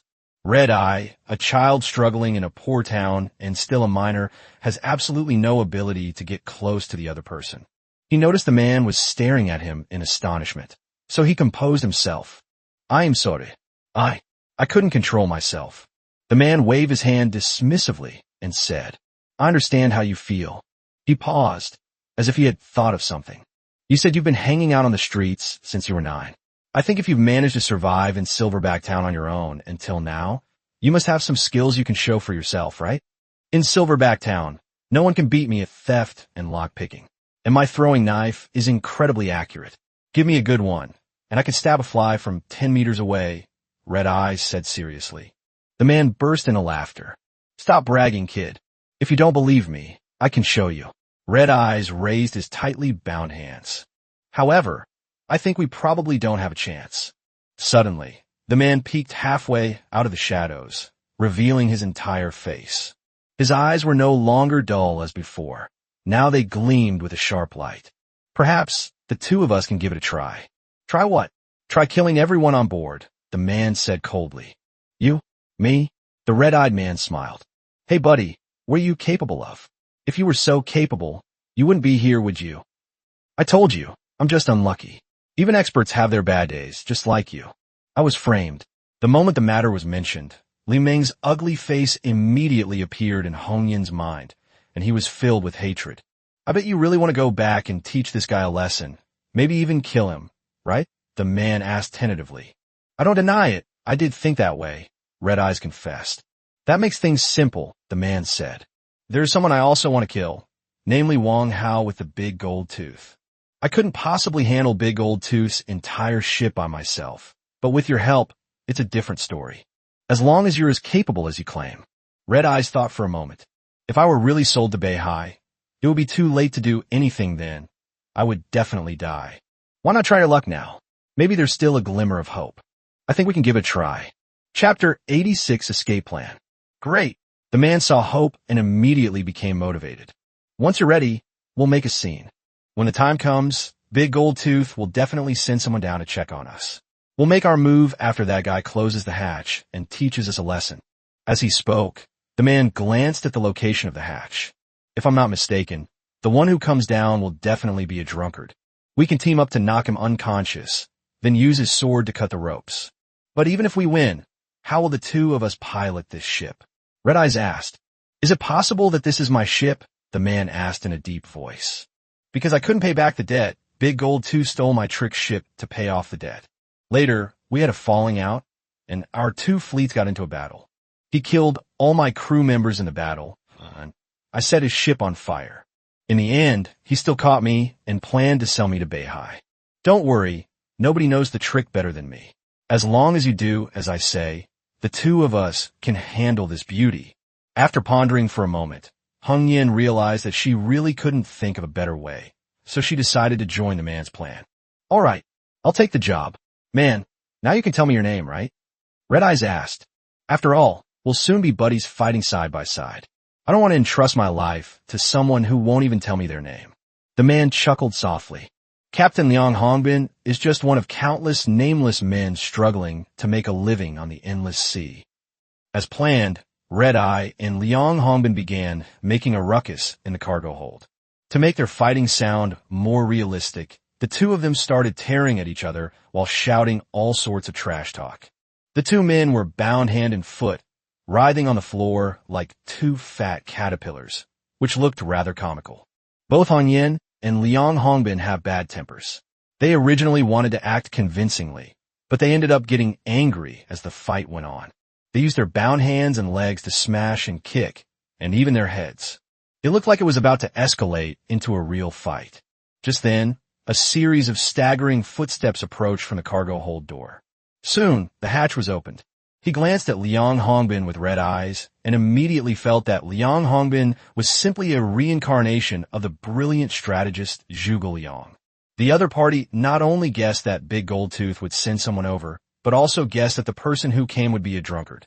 In fact, any experienced captain knows that sailors spend most of their time at sea drunk and confused. They use alcohol to numb themselves and kill time when they are bored. However, a skilled sailor, even when completely drunk, can instantly sober up in the event of an emergency, as if by magic. However, the gold-toothed subordinate who came into the cabin didn't look like a good sailor. Red Eyes and Liang Hongbin were still fighting. According to the plan, they had to wait for the other side to close the hatch before they could take action. This way, it won't be easily discovered by others. The drunken sailor had clearly forgotten to close the cabin door. He angrily threw down the playing cards in his hand, and without saying a word, he drew the whip from his waist and lashed it at Red Eyes. Smack! Smack! Smack!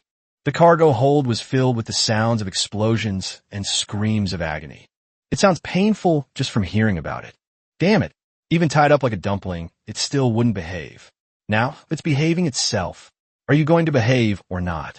The sailor cursed and lashed out, his strength undiminished. Red Eyes displayed astonishing discipline at this moment. Despite being whipped until their skin was torn and bleeding, they refused to close the hatch and simply wouldn't take any action. Big Gold Tooth is known for his ruthlessness, and this is their only chance. If a moment of impulsiveness ruins the whole situation, it won't just be a matter of being torn apart. Liang Hongbin realized that if things continued like this, he would definitely lose his temper and become red-eyed.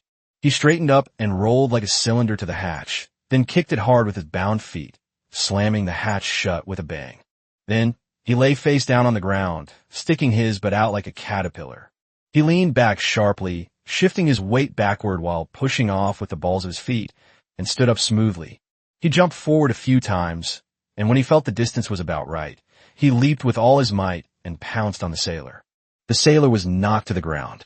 Even if the sailor was incompetent, he would sober up considerably after such an incident. He was about to shout when Red Eyes pounced on him and shoved his bound hands into his mouth. Liang Hongbin was stunned for a moment. After being whipped several times, Red Eyes' clothes were torn to shreds, and bloody whip marks were clearly visible. He hadn't expected that Red Eyes, who had just been rolling around on the ground being beaten, would arrive so quickly. That takes so much resilience and perseverance. Moreover, Red Eyes is not only highly resilient and quick-witted, but also very intelligent, knowing how to shut the other person up immediately. However, when you think about how Red Eye has been living on his own since he was 9 years old, surviving in Silverback Town by petty theft, everything seems to make sense. Liang Hongbin looked at Han Yin with new respect. I know that when the other person grows up, he will definitely be a real man. No, it already is. Liang Hongbin slammed his bound fists hard into the sailor's forehead. 1, 2, 10.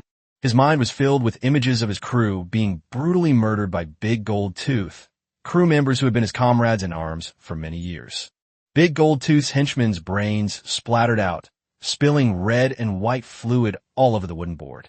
But Liang Hongbin seemed to have lost his mind and kept smashing things. Captain Liang, Red Eyes called out to him. Liang Hongbin then came to his senses. The dirty rope wrapped around his hands had been stained red, with hair and brain matter mixed in between. The two dared not be negligent. Working together, they used the knives of Big Gold Tooth's men to cut the ropes binding Liang Hongbin's hands and feet. Freed from his restraints, Liang Hongbin took a knife and first cut the ropes binding Hong Yin's hands. Red Eyes started using his hands to search through the items on the corpse, while Liang Hongbin turned around to cut the rope on Red Eye's feet. Just then, the hatch creaked open with a strange noise. Hong Yin and Liang Hongbin felt a sudden tremor in their hearts. Old Lu, it's your turn. Old Zhang has 4 twos, a slang term for 2 people, keeping an eye on you. Why are you so slow? Playing cards appeared in this gaming world a long time ago. Another of Big Gold Tooth's men came over and called Old Lu to play cards, only to witness this scene unfolding in the cargo hold. The air froze for half a second. This person saw the corpse on the ground and recognized Lao Lu's clothes. When he saw Old Lu's head smashed to pieces like a watermelon, his eyes widened. He turned and ran, shouting. Old Lu was killed by those 2 bastards who were locked up in the cargo hold. Chapter 87, 2 Cannonballs that changed fate. No matter how brilliant Liang Hongbin was, he hadn't anticipated this step. He quickly got up and went to chase after him. A flash of cold light appeared, and a dagger was deeply embedded in the back of the fleeing man's head. Liang Hongbin turned his head in surprise. It turned out that when Red Eyes was searching through Old Lu's body, he happened to find a small dagger tucked into the other man's waist. Red Eyes wasn't lying to Liang Hongbin. His throwing knife skills were indeed quite good. The throwing knife was fast, but it still couldn't salvage the original plan. Upon hearing the shouts, Wang Hao's other men rushed from various parts of the ship, grabbing their weapons and storming into the cargo hold. Upon seeing this, Liang Hongbin immediately cut the rope on Hong Yin's feet, and then one of them stood in the doorway with a knife. He exerted all his strength in order to avenge his crewmates. The 2 sides engaged in a fierce battle at the hatch. Shouts of battle erupted from the trick ship, accompanied by the continuous clanging of metal.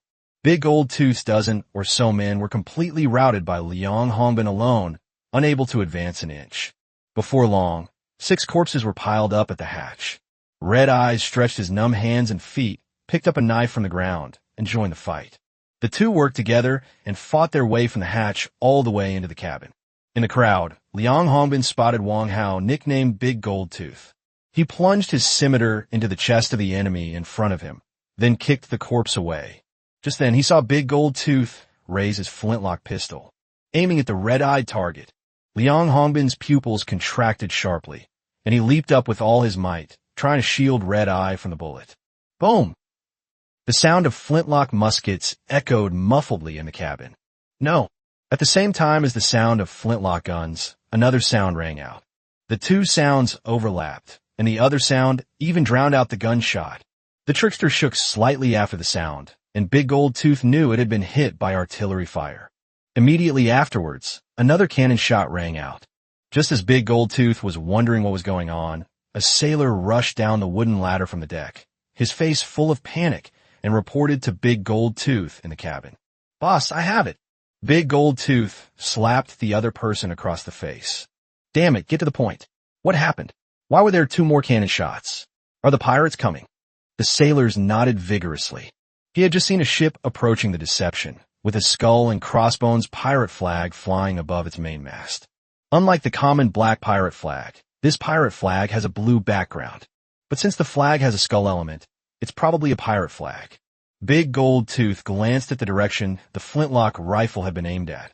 Because the ship rocked slightly after being hit by a cannonball, he thought his shot must have missed.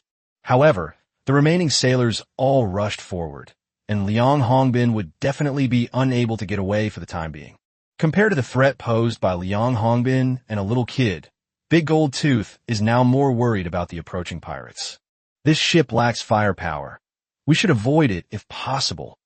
The sailor shrank back and finally stammered out. The masts were all broken. Big Gold Tooth hurriedly asked, "Chain bullets?" Chain shot is a type of cannonball specifically designed to attack the mass of enemy ships, but its lethality is questionable.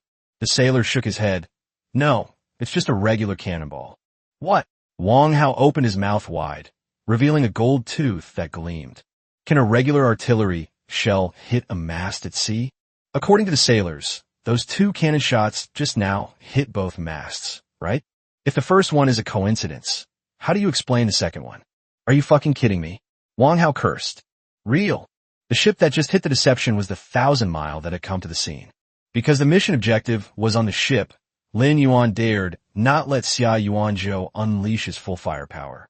The best way is to shoot down the mast of the enemy ship and bring it to a stop. However, the ship lacked chain shot capable of breaking the mast. At this point, Xia Yuanzhou said that he might be able to try hitting the mast from a distance with ordinary shells. If someone else had said those words, Lin Yuan would have thought that person was crazy. However, if it was Lao Xia who said it, Lin Yuan would just pat him on the shoulder. "Well done. That's exactly what I was waiting for." As a result, Xia Yuanzhou's 2 shells accurately hit the 2 masts of the Deception. These 2 shots directly changed the fate of Liang Hongbin and Red Eye. According to the normal timeline, Liang Hongbin blocked Wang Hao's flintlock pistol for Red Eyes. However, after Liang Hongbin's death, the weak and alone Red Eyes was soon killed by Big Gold Tooth Wang Hao. These 2 shots, it not only changed the fate of Han Yin and Liang Hongbin, it further changed the fate of One-Eyed Harbor. On the trick, Wang Hao, nicknamed Big Gold Tooth, flew into a rage. He ordered the remaining men to deal with Liang Hongbin and Red Eyes, while he returned to the deck to prepare to fight the pirates. The 2 sails, struck by cannon fire, lay flat on the deck. At this moment, the Deception was like a bird with broken wings, unable to go anywhere. Wang Hao controlled the cannons and attacked the Qianli. But his aim was off. The shells all plunged into the sea near the Qianli. The Qianlihou continued its rapid and aggressive charge. Wang Hao saw a boy dressed in a strange pirate outfit standing at the bow of the ship. Even from a distance of over 100 meters, he could feel the chilling, killing intent emanating from the other party. Wang Hao, with his big gold teeth, narrowed his eyes. He discovered something even stranger than the boy's clothes. There was a strangely shaped octopus perched on the boy's shoulder. The powerful aura emanating from the young man made Wang Hao feel like a tiny ant. "Why am I so afraid of a little kid who looks like he hasn't even grown any hair yet?" Wang Hao really couldn't understand it. At this moment, Red Eyes and Liang Hongbin had already killed all of Wang Hao's men and rushed to the deck. Wang Hao spoke with a half-smile. "Old Liang, the pirates are here. If we don't join forces, we're all going to die here. What do you say?" "I have nothing to say to you." Liang Hongbin raised his knife and stabbed forward. Wang Hao raised his flintlock pistol. He was about to pull the trigger when he felt a sharp pain in his wrist. He dodged Liang Hongbin's attack by sidestepping and glanced at his wrist, noticing a dagger stuck in the back, blood streaming down. Left with no other choice, he drew the sword from his waist with his left hand to deal with Liang Hongbin's deadly attacks. After throwing his dagger, Red Eye also joined the battle. Wang Hao's combat strength is remarkable. Despite his right hand being severely injured, He managed to stabilize the situation and even gain a slight advantage while wielding a knife in his left hand. As the 1,000 miles drew closer to the deception, Lin Yuan, standing at the bow, noticed the boys fighting on the deck. Upon closer inspection, the other person's eyes were indeed red. He is the target of this rescue mission. Lin Yuan leaped from the bow of the ship, landing directly on the deck of the deception. He communicated with the Kraken using his mind. Go, Kraken. Communication through thought is more efficient than verbal communication. Almost as soon as the thought crossed his mind, Kraken shot out. Flying headbutt. Chapter 88 Rescue Mission completed. Bang! Blood splattered everywhere. Wang Hao's body was as if he had been hit by a cannonball. The Kraken had smashed a huge hole in his abdomen, and his intestines were scattered all over the ground. He then collapsed to the ground, powerless. Han Yin and Liang Hongbin were taken aback and stood there dumbfounded. Are you called Yuzuru? Lin Yuan asked the red-eyed boy. The other person was terrified by what had just happened. Upon hearing Lin Yuan speak, he staggered back 2 steps and then plopped down on the deck. Liang Hongbin snapped out of his daze, pointed the knife at Lin Yuan, but his hand was trembling uncontrollably. In their eyes, Lin Yuan at this moment seemed to be a devil with the face of a young human. You may not believe it, but I'm here to save you, Yuzuru, Lin Yuan said with a light laugh. Ah, Liang Hongbin shouted and swung his knife at Lin Yuan. Lin Yuan expressionlessly stretched out his hand, pinching the blade between his index and middle fingers, and applied a little force. Bang! A crisp sound was heard. The knife broke. Liang Hongbin glanced at the broken scimitar, then stared intently at Lin Yuan as if he had seen a ghost, his body involuntarily taking a step back. He swallowed hard, his voice trembling as he asked, "What exactly are you?" Lin Yuan said slowly, "As I just said, I'm here to save people, unless the person next to you isn't named Yuzuru. But I don't think so, because there probably aren't many people in the world with red eyes. Also," Lin Yuan's voice suddenly turned icy. "I'm not killing you because I'm soft-hearted. It's just because I just saw you fighting alongside him. If you dare to move again, I will kill you without hesitation." Upon hearing this, Liang Hongbin immediately opened his arms, threw the broken knife on the ground, and made a gesture of surrender. Those who understand the times are wise. He knew perfectly well that the person in front of him, dressed in strange clothes, was far stronger than him. If the other party wanted to, he could kill him as easily as crushing an ant. He didn't know who the boy named Yuzuru, whom the other party was trying to rescue, was, but when he heard that the boy named Yuzuru had red eyes, he suddenly felt there was still hope for survival. Liang Hongbin looked at Han Yin, who was still lying on the ground and hadn't gotten up yet, his eyes filled with hope. He desperately hoped that Red Eyes could say a few words. If the red-eyed person's name were Yuzuru, that would be perfect. "How? What do you know my name?" Red Eyes stammered. Liang Hongbin breathed a deep sigh of relief after hearing this. He had never felt the name Yuzuru so beautiful. "Congratulations, you're very lucky today. You weren't meant to die," Lin Yuan said with a faint smile. However, this smile didn't last long, quickly replaced by an unyielding seriousness. "You only need to know one thing now. If you want to continue your good fortune today, then be honest and don't try any clever tricks on me. Do you understand?" Red Eyes nodded firmly. "Tell your friends to behave themselves. I can easily save you, or I can kill you without any effort," Lin Yuan emphasized at the end. "I know, I definitely won't do anything stupid." Liang Hongbin had a strong will to survive. At that moment, he glanced at the sea unintentionally, and his eyes widened immediately. He gasped and was almost scared out of his wits. It turns out that the Chinli had already adjusted its course, so that its hull was parallel to the Giji. At this moment, the other members of the immortal boat pirates gathered at the ship's side, already in battle mode, each with a grim face and weapons in hand, closely watching everything that was happening on the trick ship. To ordinary people, the members of the immortal boat pirates, once they entered battle mode, exuded an aura like a dark, oppressive cloud before a storm, giving ordinary people a suffocating sense of pressure. "Are they your people too?" Liang Hongbin asked. Lin Yuan nodded. Liang Hongbin thought to himself, "What kind of monsters and demons are on this ship? They're all gods." Lin Yuan took 2 steps forward and reached out his hand to the red-eyed man. He felt that since the system had said that Red Eyes could become his ally, and now that the show of force had been given and everything that needed to be said had been said, he couldn't let the atmosphere remain so tense. He had to at least show some sincerity. Red Eyes glanced at Lin Yuan, sensing that the other party meant no harm, and then placed his hand on Lin Yuan's. Lin Yuan pulled Hong Yin up.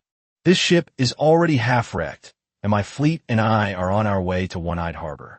There is absolutely no time to spend repairing the mast. You all board my ship. I'll give you a ride along the way. Once we reach One-Eyed Harbor, you could go wherever you like. After a moment of contemplation, the red-eyed man said, "But this ship belongs to Captain Liang." Liang Hongbin guessed what Red Eyes was about to say, so he quickly nudged Red Eyes with his elbow to interrupt him, and then chuckled dryly. "Oh, ha ha ha, it's nothing, it's nothing. We were just on our way to One-Eyed Harbor, and you saved us and are even offering to take us back. Thank you so much." Red Eyes, full of questions, looked at Liang Hongbin, as if to say, "Isn't this your beautiful ship?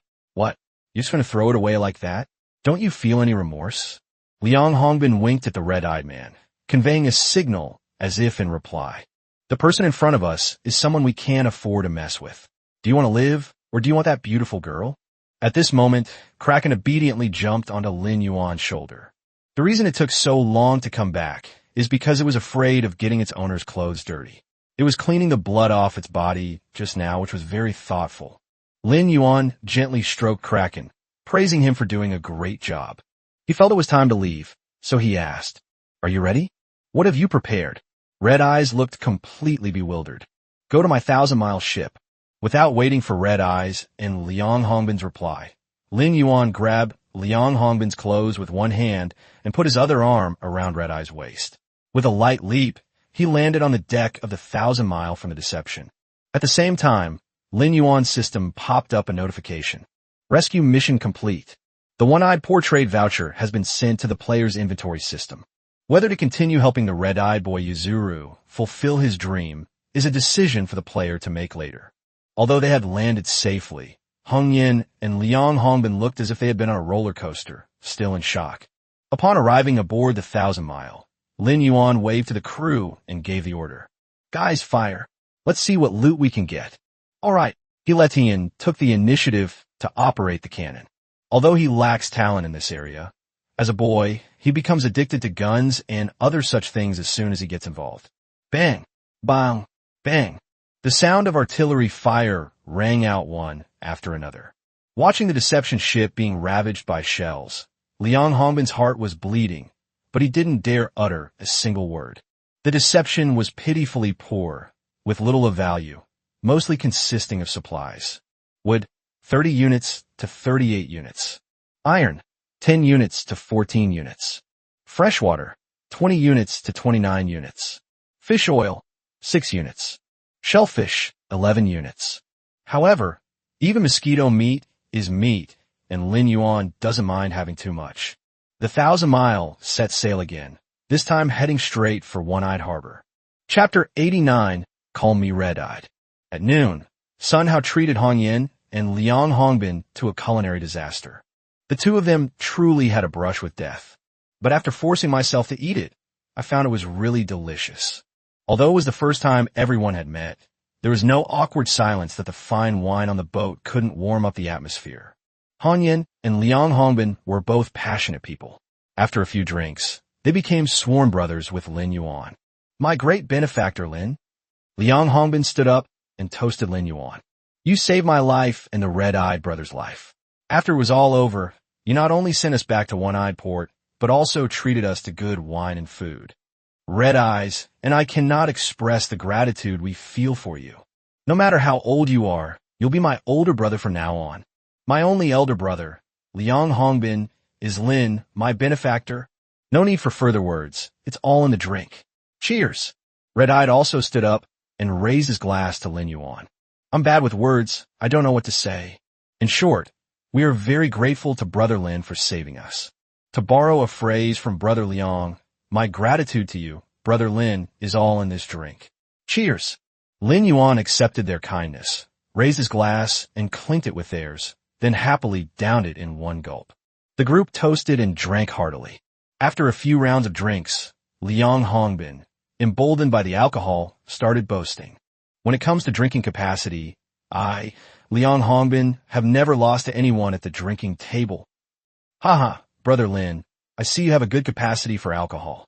How about a contest? Liang Hongbin claimed to have a high alcohol tolerance and tried to get Lin Yuan drunk. But he never expected that the person sitting next to him was a wine connoisseur, a true master of wine. In the end, Lin Yuan was perfectly fine, while Liang Hongbin got himself completely drunk. If this scene were handled with a dramatic shot, it would be like Liang Hongbin, who was just moments ago full of confidence, suddenly disappearing from view in the next second, lying face down on the table. That would definitely have comedic effect. When people are in a good mood at a drinking party, it's easy for them to drink too much. Red-Eye drank quite a bit. He drank heavily yesterday, and when he woke up this morning with a hangover, he found himself abducted and put on a boat.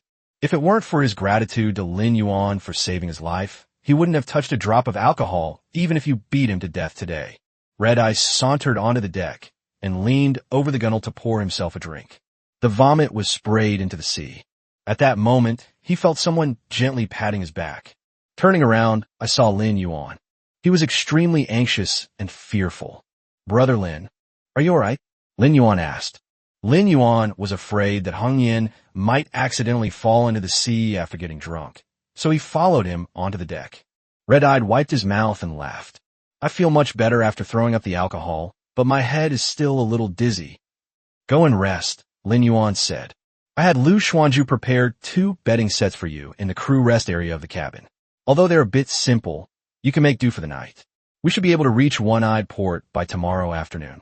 Brother Lin, we are already extremely grateful for what you have done for us. We would even sleep on the deck. Red Eyes grinned, revealing a cheerful smile. It was evening. Lin Yuan spent most of the day writing the Voyage log and had already caught up with the content related to the Black Crow Islands. Feeling a bit tired from writing, I came up to the deck for some fresh air. As soon as he stepped out of the captain's cabin, he saw the now-sober Red Eyes leaning against the ship's railing, gazing at the immortal ship pirate's flag in midair. It was cloudy during the day, but the sky became cloudless at night. A large, bright moon hung in the sky, its light shining on the pirate flag, giving it a silvery glow and a unique charm. Lin Yuan seemed to understand why Red Eyes was so engrossed in watching. Han Yu. He walked over quietly, and although he only called out softly, it still startled the engrossed red-eyed man. Brother Lin, it's so late. Aren't you asleep yet? Red Eyes said with a smile. It's not too late for me. Lin Yuan, like Red Eyes, leaned against the ship's railing, looking up at the pirate flag. It's beautiful, isn't it? Yes, Red-Eyed exclaimed in agreement. The person who designed this flag must be a genius. The genius you're talking about is actually on this ship. Oh, Red-Eyed asked matter-of-factly. Did Brother Lin design this flag?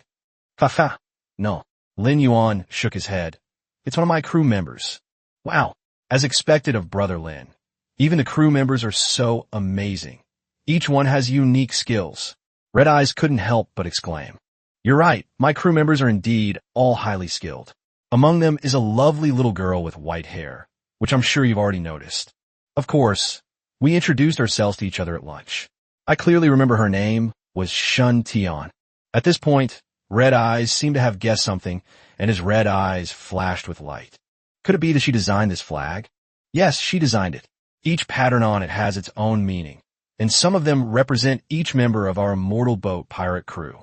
That's so thoughtful. Red Eyes exclaimed in admiration. Lin Yuan turned to look at the red-eyed man.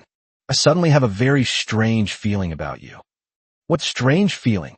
Red Eyes was very curious about how Lin Yuan saw him. I've always felt that beneath your unconventional exterior lies the soul of a reserved artist. Lin Yuan shrugged. I don't know if you're deliberately hiding it, or if you haven't even realized it yourself. Because it seems to be hidden very well. Red-Eyed looked at Lin Yuan in surprise. Brother Lin, your intuition is incredibly accurate. Are you a fortune teller? Ha. Lin Yuan laughed and continued. Our first mate's intuition is very accurate. Perhaps it's because I've learned some of her strengths after spending some time with her. I know, Red Eyes said, tilting his head back. This time, he didn't look at the pirate flag, but the deep night sky, and said in a deep voice, Being around outstanding people can sometimes influence you. If I truly possess any artistic soul, it is certainly inherited from my mother. She is a very cultured, knowledgeable, and artistically talented woman. Brother Lin, would you like to hear about my mother and me? Red-eyed doesn't mean telling everyone you meet your mother's story. Before this, these things had always been buried in his heart. Today, thinking I was about to die, I didn't want to keep it bottled up, so I told Liang Hongbin, a stranger. Of course, after going through a life-or-death battle side by side, Liang Hongbin has now become his best partner. The reason I told Lin Yuan this time was, it's because Lin Yuan saved Hongyan's life, and he trusts Lin Yuan a lot. If you want to talk, I'm happy to listen, Lin Yuan said. Next, Red Eyes told Lin Yuan about his background in detail, and how he was framed and ended up being kidnapped by the human trafficker Big Gold Tooth. After listening, Lin Yuan's mood also became somewhat heavy. Li Meng, who framed the madman, certainly wouldn't have done this without a reason. Moreover, how could a street thug like Red Eyes suddenly have so much money, buying alcohol and meat, and treating Red Eyes to a hotel? Lin Yuan sensed a conspiracy. He suddenly had a selfish urge to expose this conspiracy for Red Eyes. After the drinking session at noon today, he also felt that Red Eyes was indeed a friend he could get along with. Most importantly, Lin Yuan actually knew some historical facts about One-Eyed Island, where One-Eyed Harbor is located. This true history is sealed away, even forbidden to be mentioned. He heard it by chance from a highly respected NPC old captain in his previous life.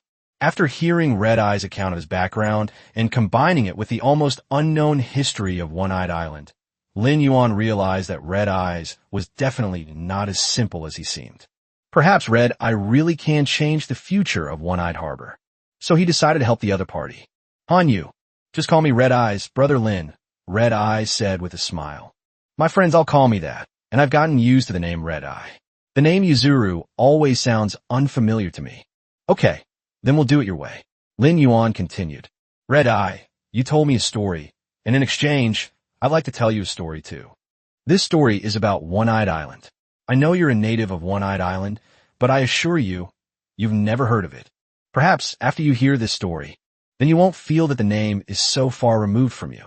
Chapter 90, The Forgotten Race. One-Eyed Harbor is located on One-Eyed Island, which is spindle-shaped with slightly pointed ends and a raised middle section. In the center of the island, there's a mountain range that runs across the entire island. At sunrise and sunset, sunlight shines on the mountain, and in the interplay of light and shadow from a high altitude, the island truly resembles the eye of a giant beast. Logically speaking, the name One-Eyed Island should have been given by someone who saw this sight in the sky. The technology level of the endless sea is relatively backward, and there are no flying machines yet. Do the people on One-Eyed Island know how to fly? The story Lin Yuan is about to tell is actually related to the origin of the name One-Eyed Island. 10,000 meters above the endless sea lies the Sky Sea, one of the 9 major sea areas. This sea in the sky is not a metaphor like a sea of clouds. It is a real ocean that exists in the sky. As for why an ocean appeared in the sky, that's another legend. Today we're going to tell the story of One-Eyed Island. This story begins many years ago. At that time, One-Eyed Island was just an unnamed, isolated island. A powerful race lives in the sky and on the sea. This race is called the Feathered Race. There are very few records related to this race, as if they were deliberately erased by some mysterious force. People today know about the Flying Feather Sea, but they don't know that there was once a group with a similar name. In his previous life, Lin Yuan learned from an old captain that the Flying Feather Clan had wings on their backs, but if they removed those wings, they would look no different from ordinary humans. At its peak, the Flying Feather Clan ruled the entire sky, sea, and established the Flying Feather Empire. However, even the most powerful empires cannot escape the decline from their peak and ultimately face the fate of decay or disintegration. The Flying Feather Clan's ultimate fate was tragically one of annihilation by another hostile race. At that time, the ruling monarch of the Flying Feather Empire was extremely licentious, and the entire country was permeated with an atmosphere of extravagance and debauchery. It was rare that a small number of Feathered Clan members were able to remain virtuous in that environment, and wanted to save the country from endless human desires. This group was known as the Revolutionaries. However, even a weakened camel is bigger than a horse. The revolutionary faction strength was still far inferior to that of the entire Flying Feather Empire. These revolutionaries were either killed or wounded, while the survivors fled the empire in search of new homes. When the Flying Feather clan's archenemy, the Eagle clan, learned of the decline of the Flying Feather Empire, they began to invade the empire at all costs, harboring a deep-seated hatred for the oppression they had suffered for so long. The Feather Clan, already immersed in a life of extravagance and debauchery, had almost no ability to resist the bloodthirsty and brutal Eagle clan. The Eagle people's attack was swift and devastating, and the Flying Feather Empire's army suffered repeated defeats, with islands and cities falling one after another. The fleeing revolutionaries also suffered heavy losses. With the Imperial Army constantly obstructing them from the front and the Eagle people chasing and intercepting them from behind, they suddenly realized that there was no place for them in the vast Sky Sea. The last group of Feathered Clan revolutionaries were trapped in a sea area, with nowhere to escape but the azure ocean beneath them. A legend circulates in the Flying Feather Empire.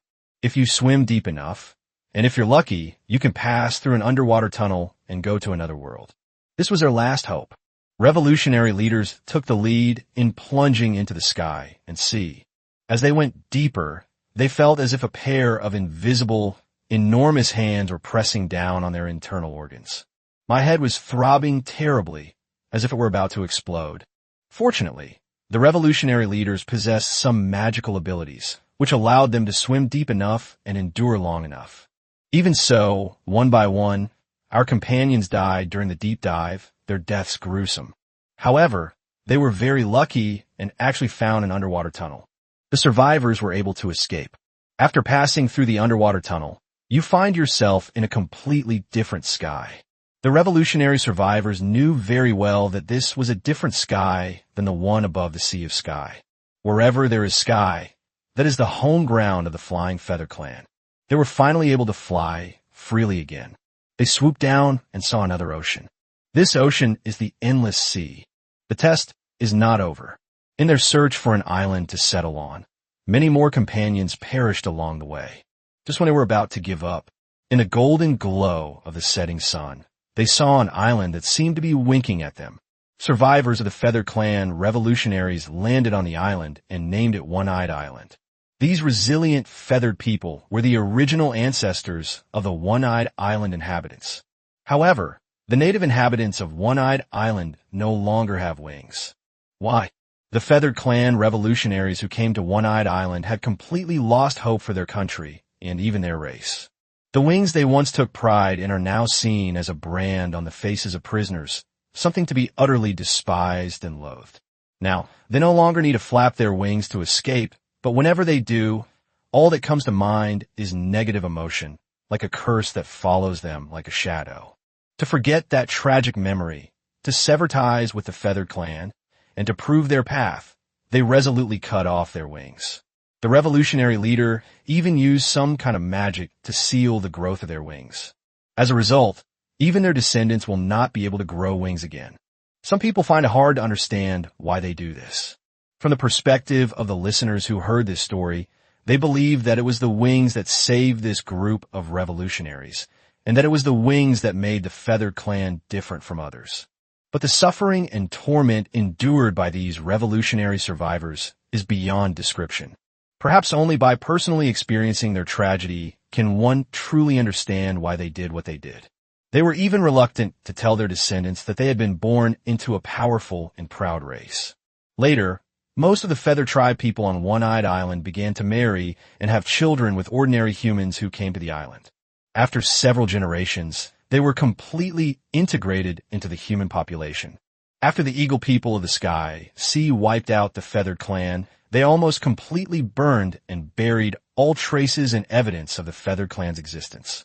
In addition, the ancestors of One-Eyed Island were unwilling to talk about this history. The ancient book that records this historical event has also been sealed away somewhere on One-Eyed Island. Only the generations of leaders of One-Eyed Island are qualified to know this. One of the most important tasks of these leaders was to prevent this history from being made public. The once glorious Flying Feather clan seemed to have been erased by time. It is worth mentioning that all the leaders of One-Eyed Island can be traced back to one family. You family. They considered themselves nobles and maintained the purity of their bloodline. Therefore, in theory, anyone with the surname Yuan on One-Eyed Island is, at heart, a pure-blooded Flying Feather clan member. This is the story of One-Eyed Island and the almost forgotten race. Chapter 91: Arrival at One-Eyed Port. I've never heard of this story before. He was overwhelmed with emotion after hearing this. He looked down at the deck and remained unable to shake off his complicated feelings for a long time. He tried several times to open his mouth to speak, but found that his throat was like a dried-up old well, dry and bitter, and he could not make a sound. He didn't know where to begin or what to say. Lin Yuan remained silent, only placing his hand on Hong Yin's shoulder to offer comfort. This story is indeed very informative. Not to mention that the red-eyed one, whose real name is Yuzuru, is closely related to the key race in the story, the Flying Feather clan, and can even be said to be a descendant of the Flying Feather clan. His mother was a member of the Feathered clan with absolutely pure blood. He also has at least half of the Flying Feather clan bloodline. Therefore, Lin Yuan wanted to let Red Eyes process this on his own first. After a long pause, the red-eyed man slowly spoke. My mother told me before she died, your mission is to lead everyone to fly into the blue sky again. Was she actually telling me that my mission was to let the feathered race soar through the skies once more? Lin Yuan had made many guesses about what the first question Red-Eye might ask himself might be, but this was a question he never expected. Perhaps, Lin Yuan replied. So, does that mean my mother also knows about the history of the Flying Feather clan? Red Eyes asked. Not necessarily, Lin Yuan said, offering his opinion. She even told you about your background. If she really knew the history of the Flying Feather clan, she probably wouldn't have hidden it from you.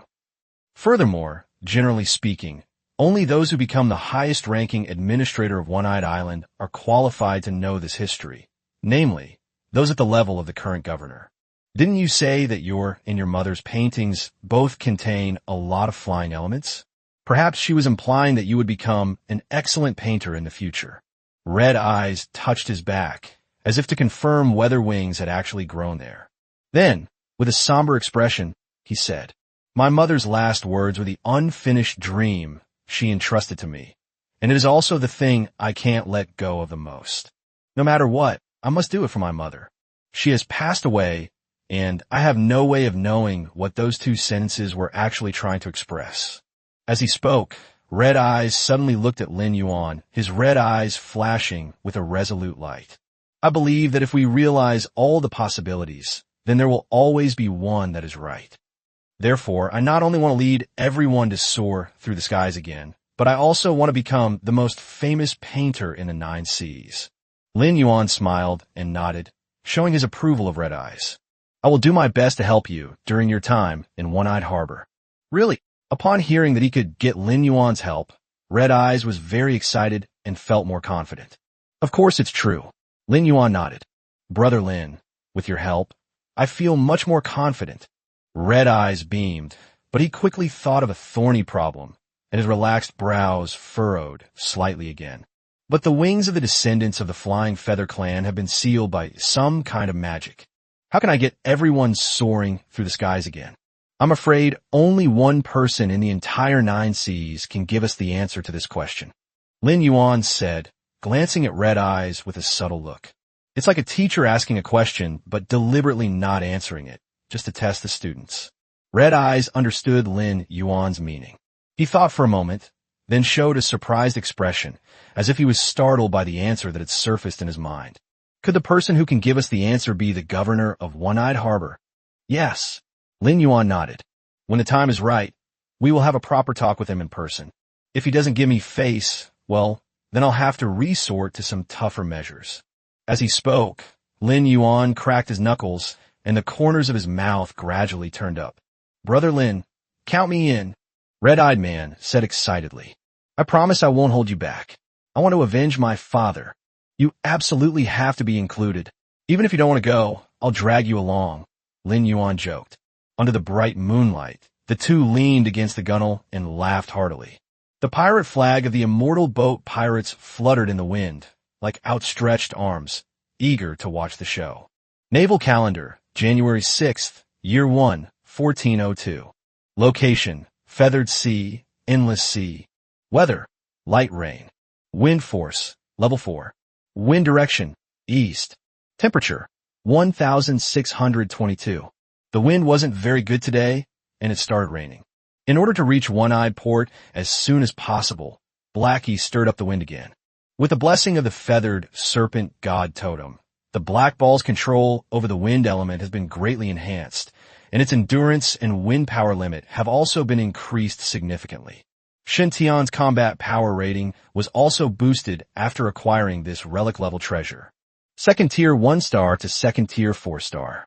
She became the second crew member, after Yin Ingli, to reach the second tier, 4 stars. The outline of One-Eyed Island was already visible on the star chart. Around 3 p.m., standing at the bow of the boat, even through the misty rain, you could see the coastline of One-Eyed Island with the naked eye. Because it was raining, Lin Yuan gathered everyone in the captain's cabin to discuss the next steps. They have 2 main tasks in coming to One-Eyed Harbor. First, sell the traded goods and purchase the supplies needed for the next voyage. Secondly, we should help those with red eyes as much as possible. The immortal boat pirates have enough manpower, so they can easily split into 2 teams. Who among you has better calculation skills? Lin Yuan asked, then emphasized, I'm not asking you to do math problems, but to do trade, so it will be best if you had some knowledge of financial management. Captain, I should be able to. Sun Hao stepped forward. Before I traveled through time, I worked as an accountant in a government agency. No wonder Sun Hao is so good at handling interpersonal relationships. So he really is a civil servant. Lin Yuan now understood. All right then. Lin Yuan stated the next step of the plan. We've tentatively decided to split into 2 teams. Any differing opinions can be raised at any time. The first team was led by Sun Hao. Lao Xia, Yiletian, and Zhu Zi stayed behind to assist Chef Sun and sell the goods first. As for what supplies to buy after you get the money, I made a list. Just buy according to the list. Don't worry, the money from selling it will be more than enough to buy the items mentioned above.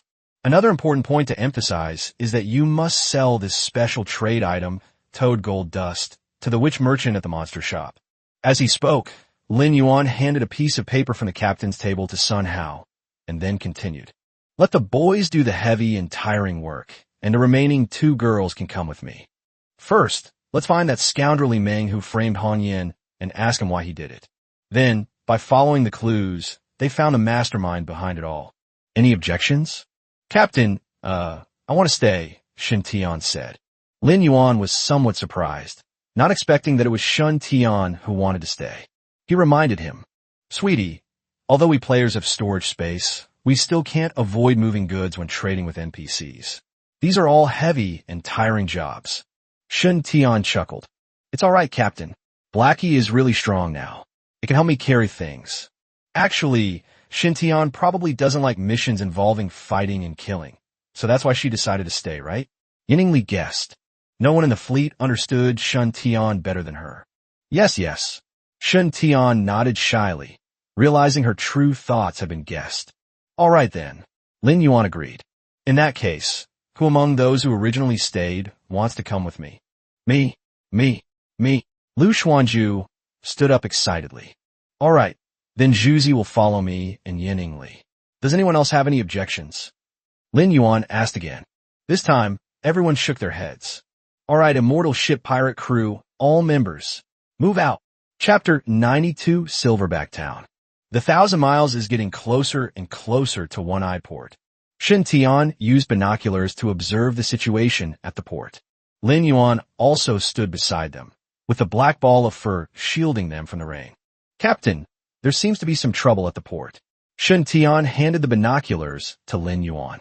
Oh, Lin Yuan took it, closed one eye, and placed the binoculars over the other eye. At the entrance to the port, a waterway that should have been bustling with merchant ships was now blocked by several black warships. The armor of the soldiers on the ship reflected a cold, metallic sheen in the rain. He had never seen anything like this in his previous life.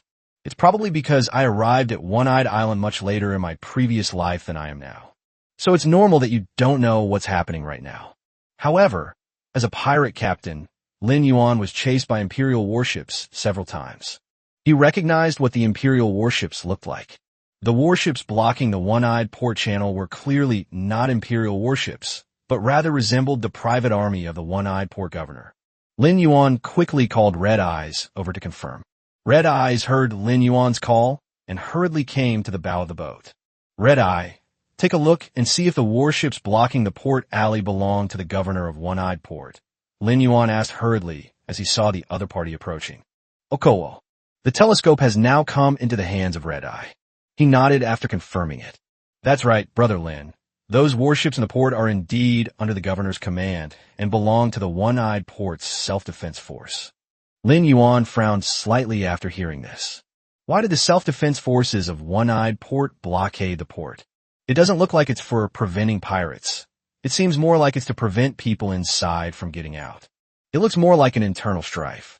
Internal strife. A hint of surprise appeared on the red-eyed face. Lin Yuan pondered for a moment, then suddenly thought of something. Red-eyed, tell me, what's the current governor called? Yu Xiong. Are you sure? I'm sure, the red-eyed man said firmly, then asked. Is there a problem? It's nothing, Lin Yuan said somberly. Actually, there are much bigger problems. The one-eyed port governor that Red Eye spoke of had a different story from what Lin Yuan knew. When Lin Yuan arrived at One-Eyed Port in his previous life, the governor's name was Yu He. Logically speaking, the current governor of One-Eyed Harbor should be Red-Eye's maternal grandfather, who is Red-Eye's father's killer. No one could be wrong about this. This indicates that before Red-Eye was abducted, the governor of One-Eyed Island was still Yu Xiong. In his previous life, Lin Yuan arrived at One-Eyed Island several months later, by which time the governor had become Yu He. In other words, this person named Yu He replaced Yu Xiong. They all share the surname Yu and are all members of the Yu family. Combined with the previous assessment that internal strife might have occurred in One-Eyed Harbor at this time, it's terrifying to think about. Red Eyes, do you know Yu He? Lin Yuan asked seriously. Yes, he's Yu Xiong's younger brother. Lin Yuan seemed to know what was going on. He speculated that his red-eyed maternal grandfather was likely already dead. Yu He could only take over the position after his maternal grandfather, who had red eyes, died. As for the cause of death, it could be a sudden accident involving Yu Xiong, or it could be Yu He seizing power. The former is less likely than the latter. Lin Yuan did not tell Red Eyes. Because he drew this conclusion based on his past life's experience, his words are difficult to explain. However, Lin Yuan found the events on One-Eyed Island increasingly interesting, and he couldn't help but laugh. Given that the port was blockaded by the self-defense forces, and considering that they were pirate ships, this timing was inevitably somewhat sensitive. Lin Yuan had to abandon his plan to sell the goods. Lin Yuan asked again, is there anywhere else on One-Eyed Island where we can moor our boats? If all else fails, then let's go to Silverback Town, said Red Eyes. However, the port there is very small and rudimentary, and because the security situation in Silverback Town is very bad, there are very few cargo ships docked there. If the 1,000 miles were to go, it would definitely attract attention, and some criminals would likely take the risk of coming aboard to steal things. Lin Yuan smiled. Don't worry about that. I've stopped the crew members who were originally scheduled to trade the goods from going. With them guarding the boat, even if all the thugs from Silverback Town come to rob us, we don't need to worry. Ha! The red-eyed man suddenly laughed. Oh dear, I mistook you for an ordinary fleet. I underestimated you. I am sorry. There's nothing to apologize for. You were just trying to be helpful, Lin Yuan said with a smile. Thus, Sun Hao and his group's original plan to trade goods was changed to staying on the ship to protect the supplies. The plans of others proceeded as scheduled. Lin Yuan instructed Lu Xuanju to anchor the Qinli ship nearing Baytown. Before even disembarking, one could smell a faint stench of rust and decay mixed together. Lin Yuan, Yan Ingli, Lu Xuanju, Hong Yin, and Liang Hongbin bid farewell to Sun Hao and the others, and then went ashore.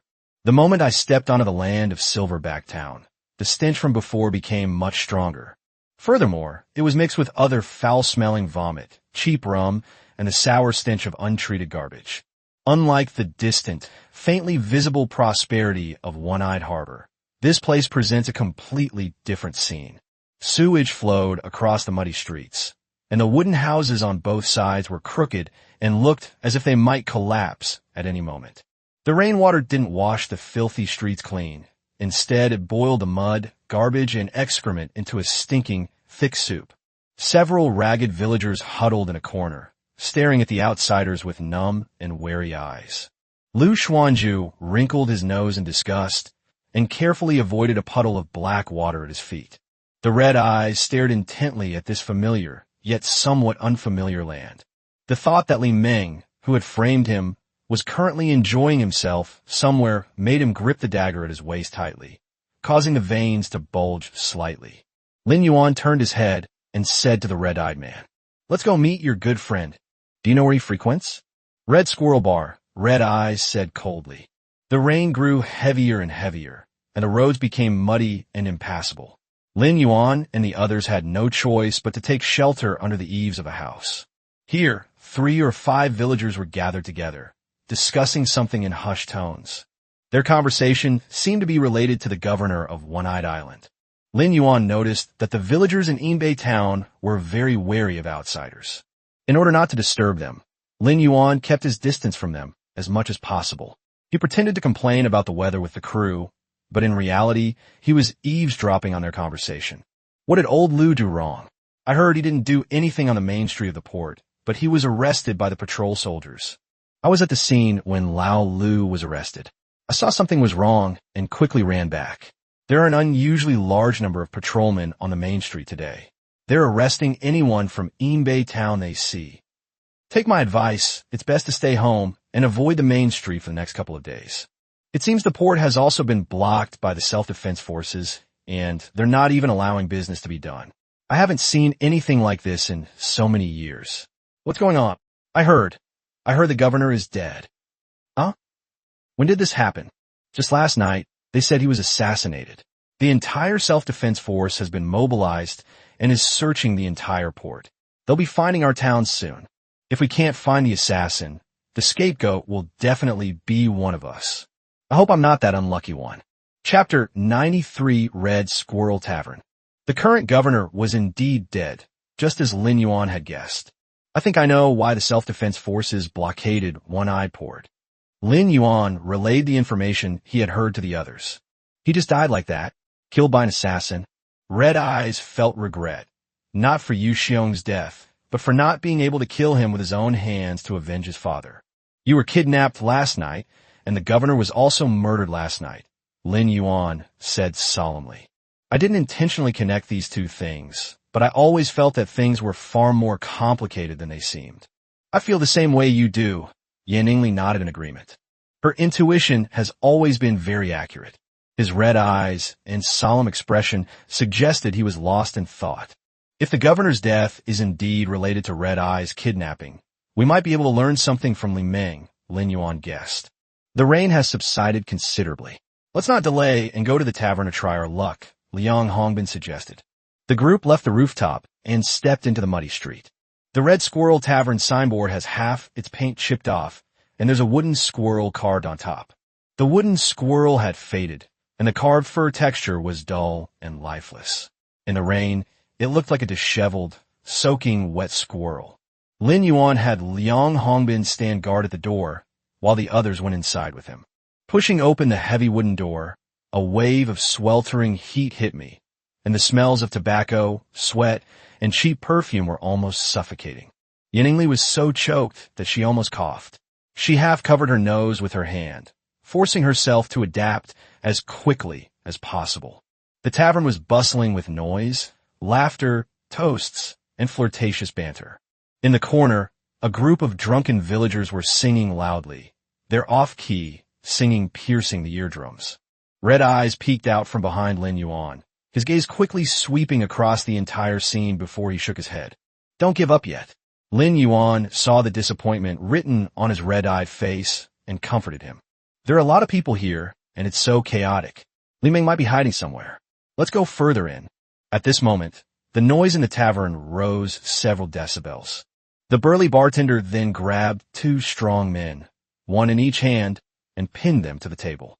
The bartender was at least 2 meters tall, even stronger than Lu Xuanzhu, and had a hideous scar on his face that stretched from his brow to the side of his face.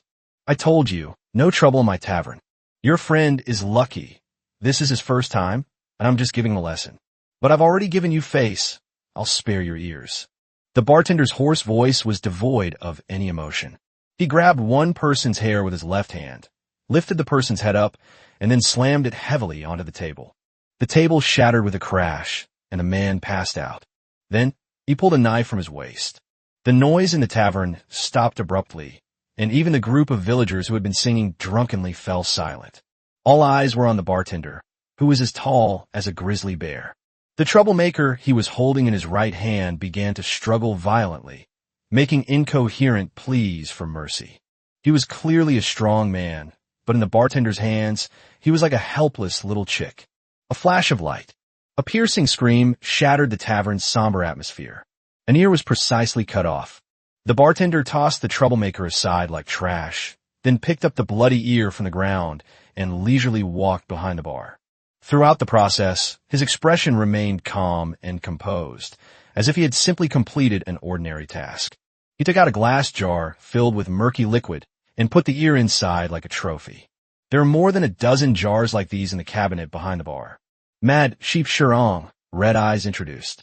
"The bartender at the Red Squirrel Tavern only gives troublemakers one chance. If they do it a second time, he'll cut off their ear." "How many times have you done this?" Lin Yuan asked playfully. "It's happened once already." Red Eyes chuckled.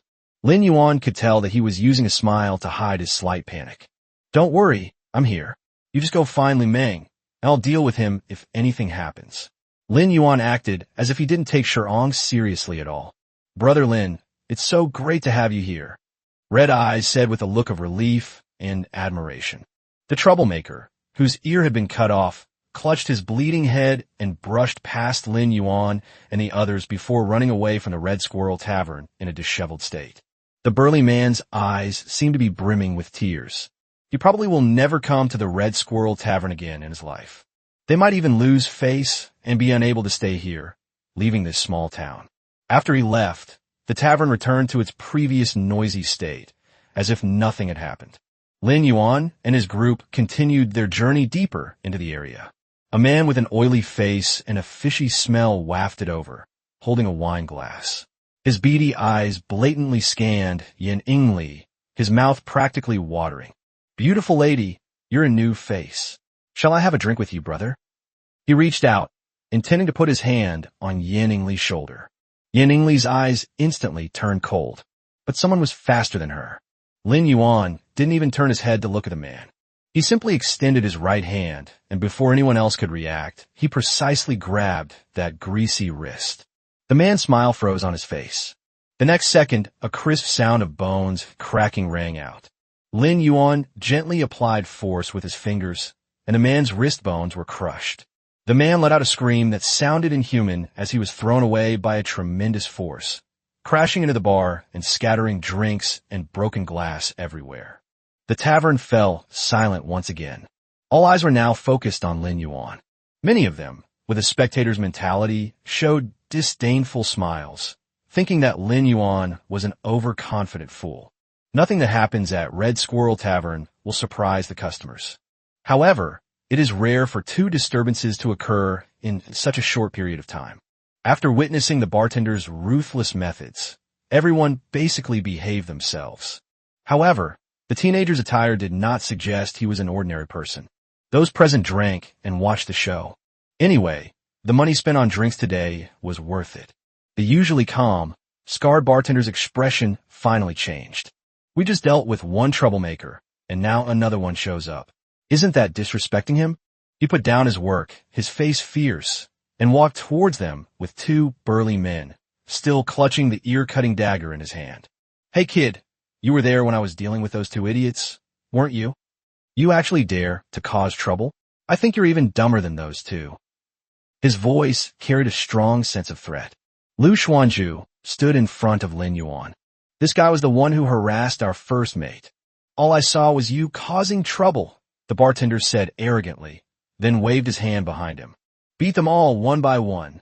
Chop their jivinjishun thiramad sheep shu Yin Ingli wanted to help, but Lin Yuan stopped her. "You don't need to lift a finger. Zhu Zi can handle these oddballs himself. Then he looked at the red-eyed man. Red eyes. Now that things are a bit less chaotic in the tavern, let's try to find Li Ming. Okay. Red eyes focused his attention on finding the person. At the same time, two burly men working for the bartender rushed over. Lu Xuanzhu opened his arms, seized the opportunity, and clasped his hands together in the middle. Bang! The two burly men's heads collided like a ball. Lu Xuanzhu released his grip, and they fell to the ground, falling into a deep, infantile sleep, unconscious. Lu Xuanzhu didn't even have to exert much effort, yet he easily dealt with the two burly men.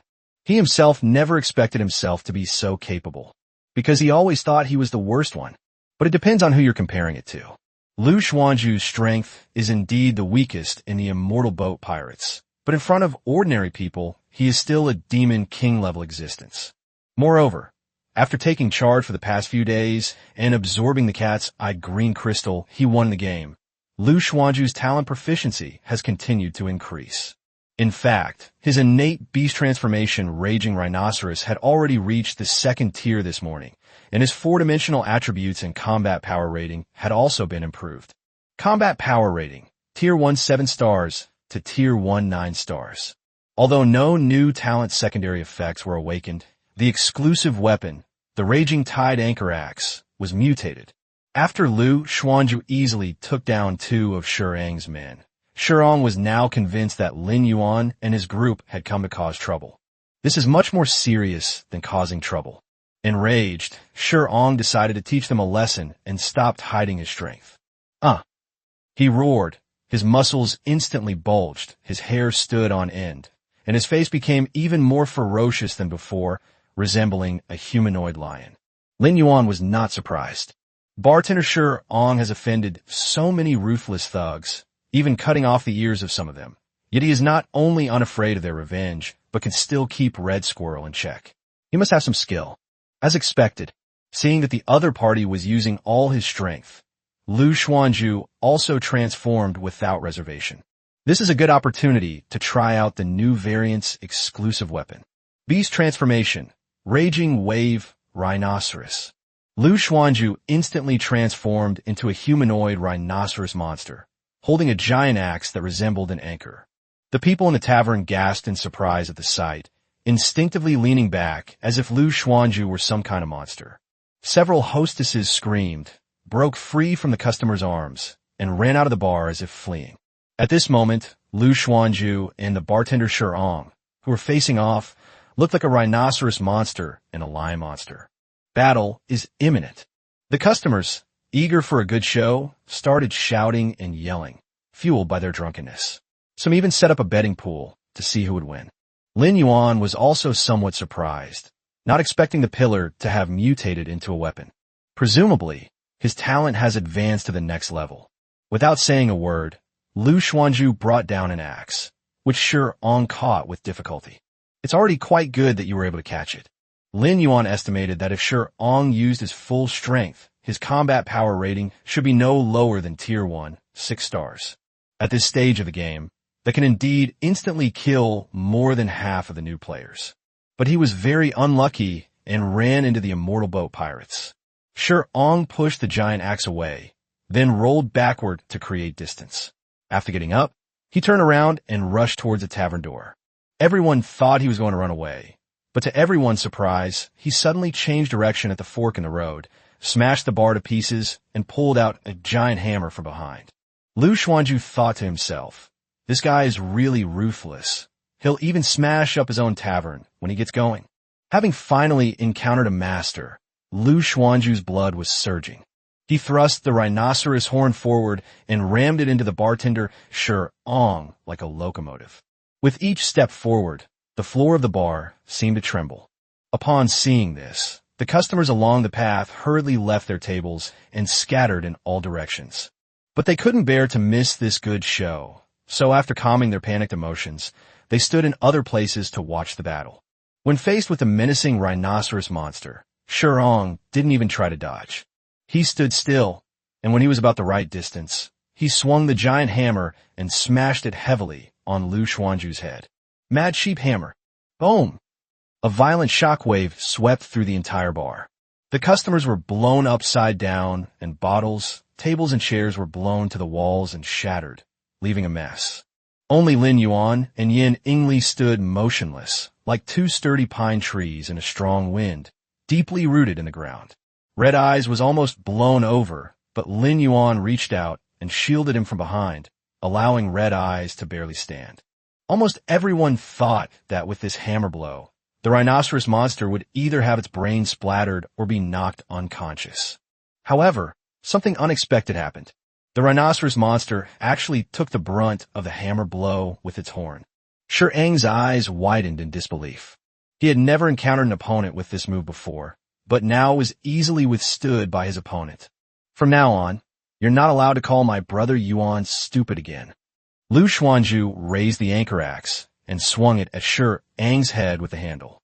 The opponent was knocked unconscious and fell heavily to the ground. Red-eyed, this bartender is really good, Lin Yuan suggested. If you want to establish yourself in One-Eyed Port in the future, remember to try to recruit him. Although there were some minor disagreements today, we became friends through this conflict. I believe that once you resolve the One-Eyed Port issue, you'll definitely be able to persuade him to join your team. Yes, Red Eyes nodded, keeping Lin Yuan's words firmly in mind. How's it going? Have you found the person you were looking for? Lin Yuan asked. No, I reckon Li Meng isn't even in the main hall. He's in a private room. Red Eyes smiled, a bitter smile tinged with resentment towards Li Meng. I was so stupid. I still think of him as that poor guy who used to struggle to make ends meet, just like me. I almost forgot that he's rich now and definitely wouldn't want to drink in a messy, dirty hall. Then let's go look in the private room, Lin Yuan said. Lu Xuanzhu transformed back into human form and reunited with Lin Yuan and the others. Along the way, wherever his gaze swept, the onlookers trembled, not daring to meet his eyes. Red Eyes led the way, and after searching just 2 private rooms, he heard a familiar voice not far away. Let me tell you, that kid has probably already been chopped into 8 pieces by the barbarians of the North Sea. I made this windfall with just a flick of my finger. Red-eyed man's face immediately darkened, as if an invisible chill was spreading around him. He slowly walked towards the private room and gently pushed open the door. The noise from the private room area and the uproarious laughter of Li Meng and others drowned out all the sounds he made. Li Meng had his back to the door when he saw the man with red eyes in the private room. His smile vanished instantly, and he sobered up considerably. His face, which had been flushed from the alcohol, turned ashen. He pointed at the man with red eyes, but could only stammer out a complete sentence. Li Meng said irritably, "What's wrong? Have you guys seen a ghost?" Chapter 95, Black Wings and White Wings. One person pointed behind Li Meng and said in a daze, "Brother Meng Meng, your eyes are red." Li Meng suddenly felt a chill run down his spine, and his expression was instantly replaced by fear and disbelief. He turned around abruptly, and when he saw the red-eyed man's face filled with hatred, all the color drained from his face in an instant. His entire body went limp as if he had no bones, and he slid off the bench to the ground. Red Eyes. His voice trembled like a sieve, just like his body, and the wine glass he was holding fell to the ground. The other thugs also quieted down. The entire private room was so quiet you could hear a pin drop. Without saying a word, Red-Eyed landed a heavy punch on Li Meng's face. "Why are you doing this to me?" Hungen had always regarded Li Meng as his teacher. He taught Red-Eye how to naturally and cleverly conceal himself in the crowd when stalking someone, how to snatch a wealthy person's wallet the moment you brush past them, how to easily pry open the safe of a local tycoon with a single wire. It is no exaggeration to say that Li Meng taught Red Eyes how to survive in Silverback Town. "Why are you doing this to me?" Red Eyes roared, asking again. Li Meng covered his bleeding nose, staring intently at the red eyes, his pupils trembling violently.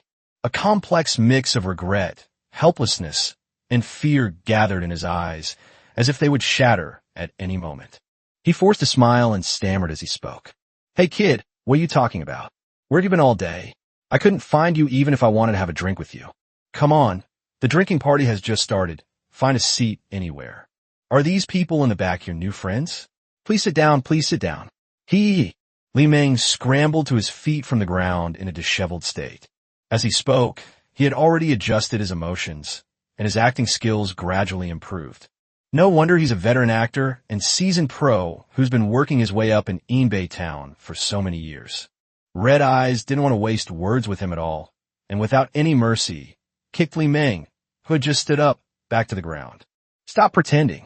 Last night, after you got me drunk, I woke up this morning to find myself tied up on a ship that Big Gold Tooth was on his way to the North Sea to sell slaves. I just clearly heard you say that the kid has probably already been torn to pieces by the barbarians of the North Sea. You're the one who ruined me. Absolutely right. I trusted you so much because I always considered you my teacher. Why did you treat me like this? Where did the money to buy me drinks come from? Explain. Seeing that things were completely exposed, Li Meng completely abandoned all pretense of civility. Brothers, whether he's human or ghost, kill him. Good. The thugs in the private room had a small fight every day and a big fight every 3 days. They'd seen plenty of fighting and killing. They simply didn't expect that Red Eyes could escape from Big Gold Tooth's clutches. Just as Li Meng finished recounting the story of Red Eye, I happened to appear at the door of the private room, which startled them, but they have all calmed down now. They responded in agreement, flipped the table over, and swarmed forward. The group of fierce-looking men were easily defeated by Yan Ingli and Lin Yuan with just a few punches and kicks, lying sprawled on the ground, 2 of them even dying instantly. All of this happened in just 2 or 3 seconds. Upon seeing this, Li Meng was startled at first, and then, without thinking much, prepared to escape through the window. Lu Xuanzhu, however, hurried 2 steps ahead of him, standing there like a rockery blocking his way. Li Meng slammed into Lu Xuanzhu's chest muscles, which were as big as a double-door refrigerator, and was stunned for a moment, clutching his head. Before the other party could react, Lu Xuanzhu swung his arm and slapped him hard across the face. Snap! Li Meng crashed through the wooden wall of the private room and flew into a garbage dump in the back alley of the tavern. The rain was still falling, the sky was overcast, and dark clouds hung low on the horizon. Li Meng's face was distorted, and blood mixed with rainwater flowed into the rotten leftovers in the garbage dump. Red-eyed, he pierced through the wooden wall that Li Meng had smashed through and stood before his opponent, his face darker than the sky. I'll ask you one last time. Why are you treating me like this? Who gave you the money? What are their motives? Li Meng coughed up a mouthful of blood, his face contorted as if he had been run over by a car several times. He was already speaking unclearly. It was the guard team that gave me a huge sum of money I could never earn in my entire life. He tricked me into getting you on the ship. I had no idea it was Big Gold Tooth's ship before. You know me. What I said was just me bragging at the dinner table. Little devil, I'm so sorry to you. Cough, cough. Li Meng coughed up another mouthful of blood, his breath growing weaker and weaker. A dying man's words are often good, but there was not a trace of sympathy in his bloodshot eyes. Red Eyes knew perfectly well that he was on the verge of death on Big Gold Tooth's ship, and Lin Yuan's appearance was nothing short of a miracle. Regardless of whether Li Meng knew it was Big Gold Tooth's ship, the fact remains that the other party deceived and framed him. You were paid to kill me by the guards? The guards don't have that much money to give you. Were they sent by the governor? Red Eyes said coldly. You should know that the governor is dead, right? No, not the governor, Li Meng said slowly. The person who came was wearing the uniform of the guard captain, but his badge was Blackwing. Red Eyes glared at him after hearing that. Blackwing. The Yu family is actually divided into 2 factions, which are distinguished by badges that are the same in shape but different in color. The White Wings were led by the murdered Governor Yu Xiong, who is also the de facto ruler of One-Eyed Island. White Wing has been the successive governor of One-Eyed Island over the years. The Blackwing faction is currently led by Yuha, the governor's younger brother and the adjutant of One-Eyed Island. The only person capable of commanding a captain-level guard wearing a Blackwing badge could be Yuha. The 2 factions do have some ideological differences, but they have always been fighting each other covertly. There's something Red Eyes can't figure out. If Yu Xiong's death was due to a conflict between the 2 factions, then why did he go to such lengths to kill himself? Why did the Blackwing faction kill me? Red Eyes asked angrily. I don't know, I really don't know, cough cough. Li Meng's breathing grew weaker and weaker. He suddenly mustered his last bit of strength to open his bloodshot eyes, looking at the red-eyed man with hopeful eyes. A barely perceptible smile of relief appeared on his twisted lips. Red-eyed brat, this is the last lesson I'll teach you. Never, ever trust anyone in Silverback Town, including me. I don't know how you, who have never left One-Eyed Island, suddenly made friends with such a powerful group of strangers behind you. Li Ming glanced at Lin Yuan and the others. But please don't misunderstand. Red-Eyed is different from everyone else in Silverback Town. Although he also grew up in Silverback Town, you can completely trust him, and he will never betray your trust. I know my words are insignificant, but Red-Eye will prove with his actions that he is a very reliable partner. To be honest, kid, I'm really happy to see you survive. Now, you will see me off on my final journey. Li Ming hoped that red eyes would kill him. He closed his eyes. Chapter 96 Palace Infiltration Plan. Red-eyed plunged the dagger into Li Ming's throat. His expression didn't change much. Considering he was once my teacher, giving him a quick death is already quite generous. After finishing, Red Eyes pulled a money pouch out of Li Ming's pocket. He opened the bag, poured the coins inside into his hand, and found a total of 5 gold coins and more than a dozen silver coins. This is all money to buy my life. I might as well take it. As he spoke, he left a few silver coins, put the rest into a money bag, and handed it to Lin Yuan. Brother Lin, I can never repay your kindness. Please take these. Lin Yuan smiled and shook his head. We're friends now, so don't stand on ceremony with me. Keep them all. You'll definitely need them later. Lin Yuan didn't complain about the amount of money or anything else, but he considered that if Red-Eye wanted to develop in One-Eyed Port in the future, he would definitely need money to manage it, so he politely declined. Okay. Red-Eyes put the money pouch into his pocket. Li Ming has always been stingy, so the fact that he carries so much money means he's hiding even more. I know where he likes to hide his money. Before Red Eyes could finish speaking, they heard a series of heavy footsteps and horse hooves pounding in the puddles not far away. His attention was drawn to it, and after exchanging a glance with Lin Yuan, he braved the rain and quietly walked along the back alley of the tavern toward the main street. Upon reaching the intersection, Red Eyes cautiously peeked out, but quickly withdrew. He quickly rejoined Lin Yuan and the others. Brother Lin, it's the guard team. I guessed it, Lin Yuan said. They must have been ordered to capture the assassin. Are there really assassins? Red Eyes asked. Whether there are assassins or not is irrelevant to these guards, Lin Yuan explained. They were just following orders. If they couldn't find an assassin, they would just find a villager from Silverback Town to be their scapegoat and go back to report. At this point, Lin Yuan frowned slightly. Just now, Li Ming said that the captain of the guard team found him and asked him to frame you. He also mentioned something about Blackwing. Do you have any clues about this? Red Eyes nodded and told Lin Yuan everything he knew without reservation. Lin Yuan agreed with Red Eyes' speculation. Within the Blackwing faction, the person who can mobilize the captain of the guard must be a leader-level figure, namely Yuha. Furthermore, he believed that the only way to unravel the mystery of the governor's death and why Yuha had spent a fortune to frame Han Yen was to infiltrate the organization and obtain intelligence. Red Eyes, do you want to find out why Yuha sent someone to frame you? Lin Yuan asked tentatively. Of course. Red-eyed man nodded vigorously, his brows furrowed, and he said angrily, I had no connection with him, yet he tried to kill me. I not only want to ask him face to face why he did this to me, but I also want to settle this score with him. Not bad, you got guts. Lin Yuan nodded in satisfaction and slowly spoke. The only way to figure these things out is to infiltrate the organization. I have an idea.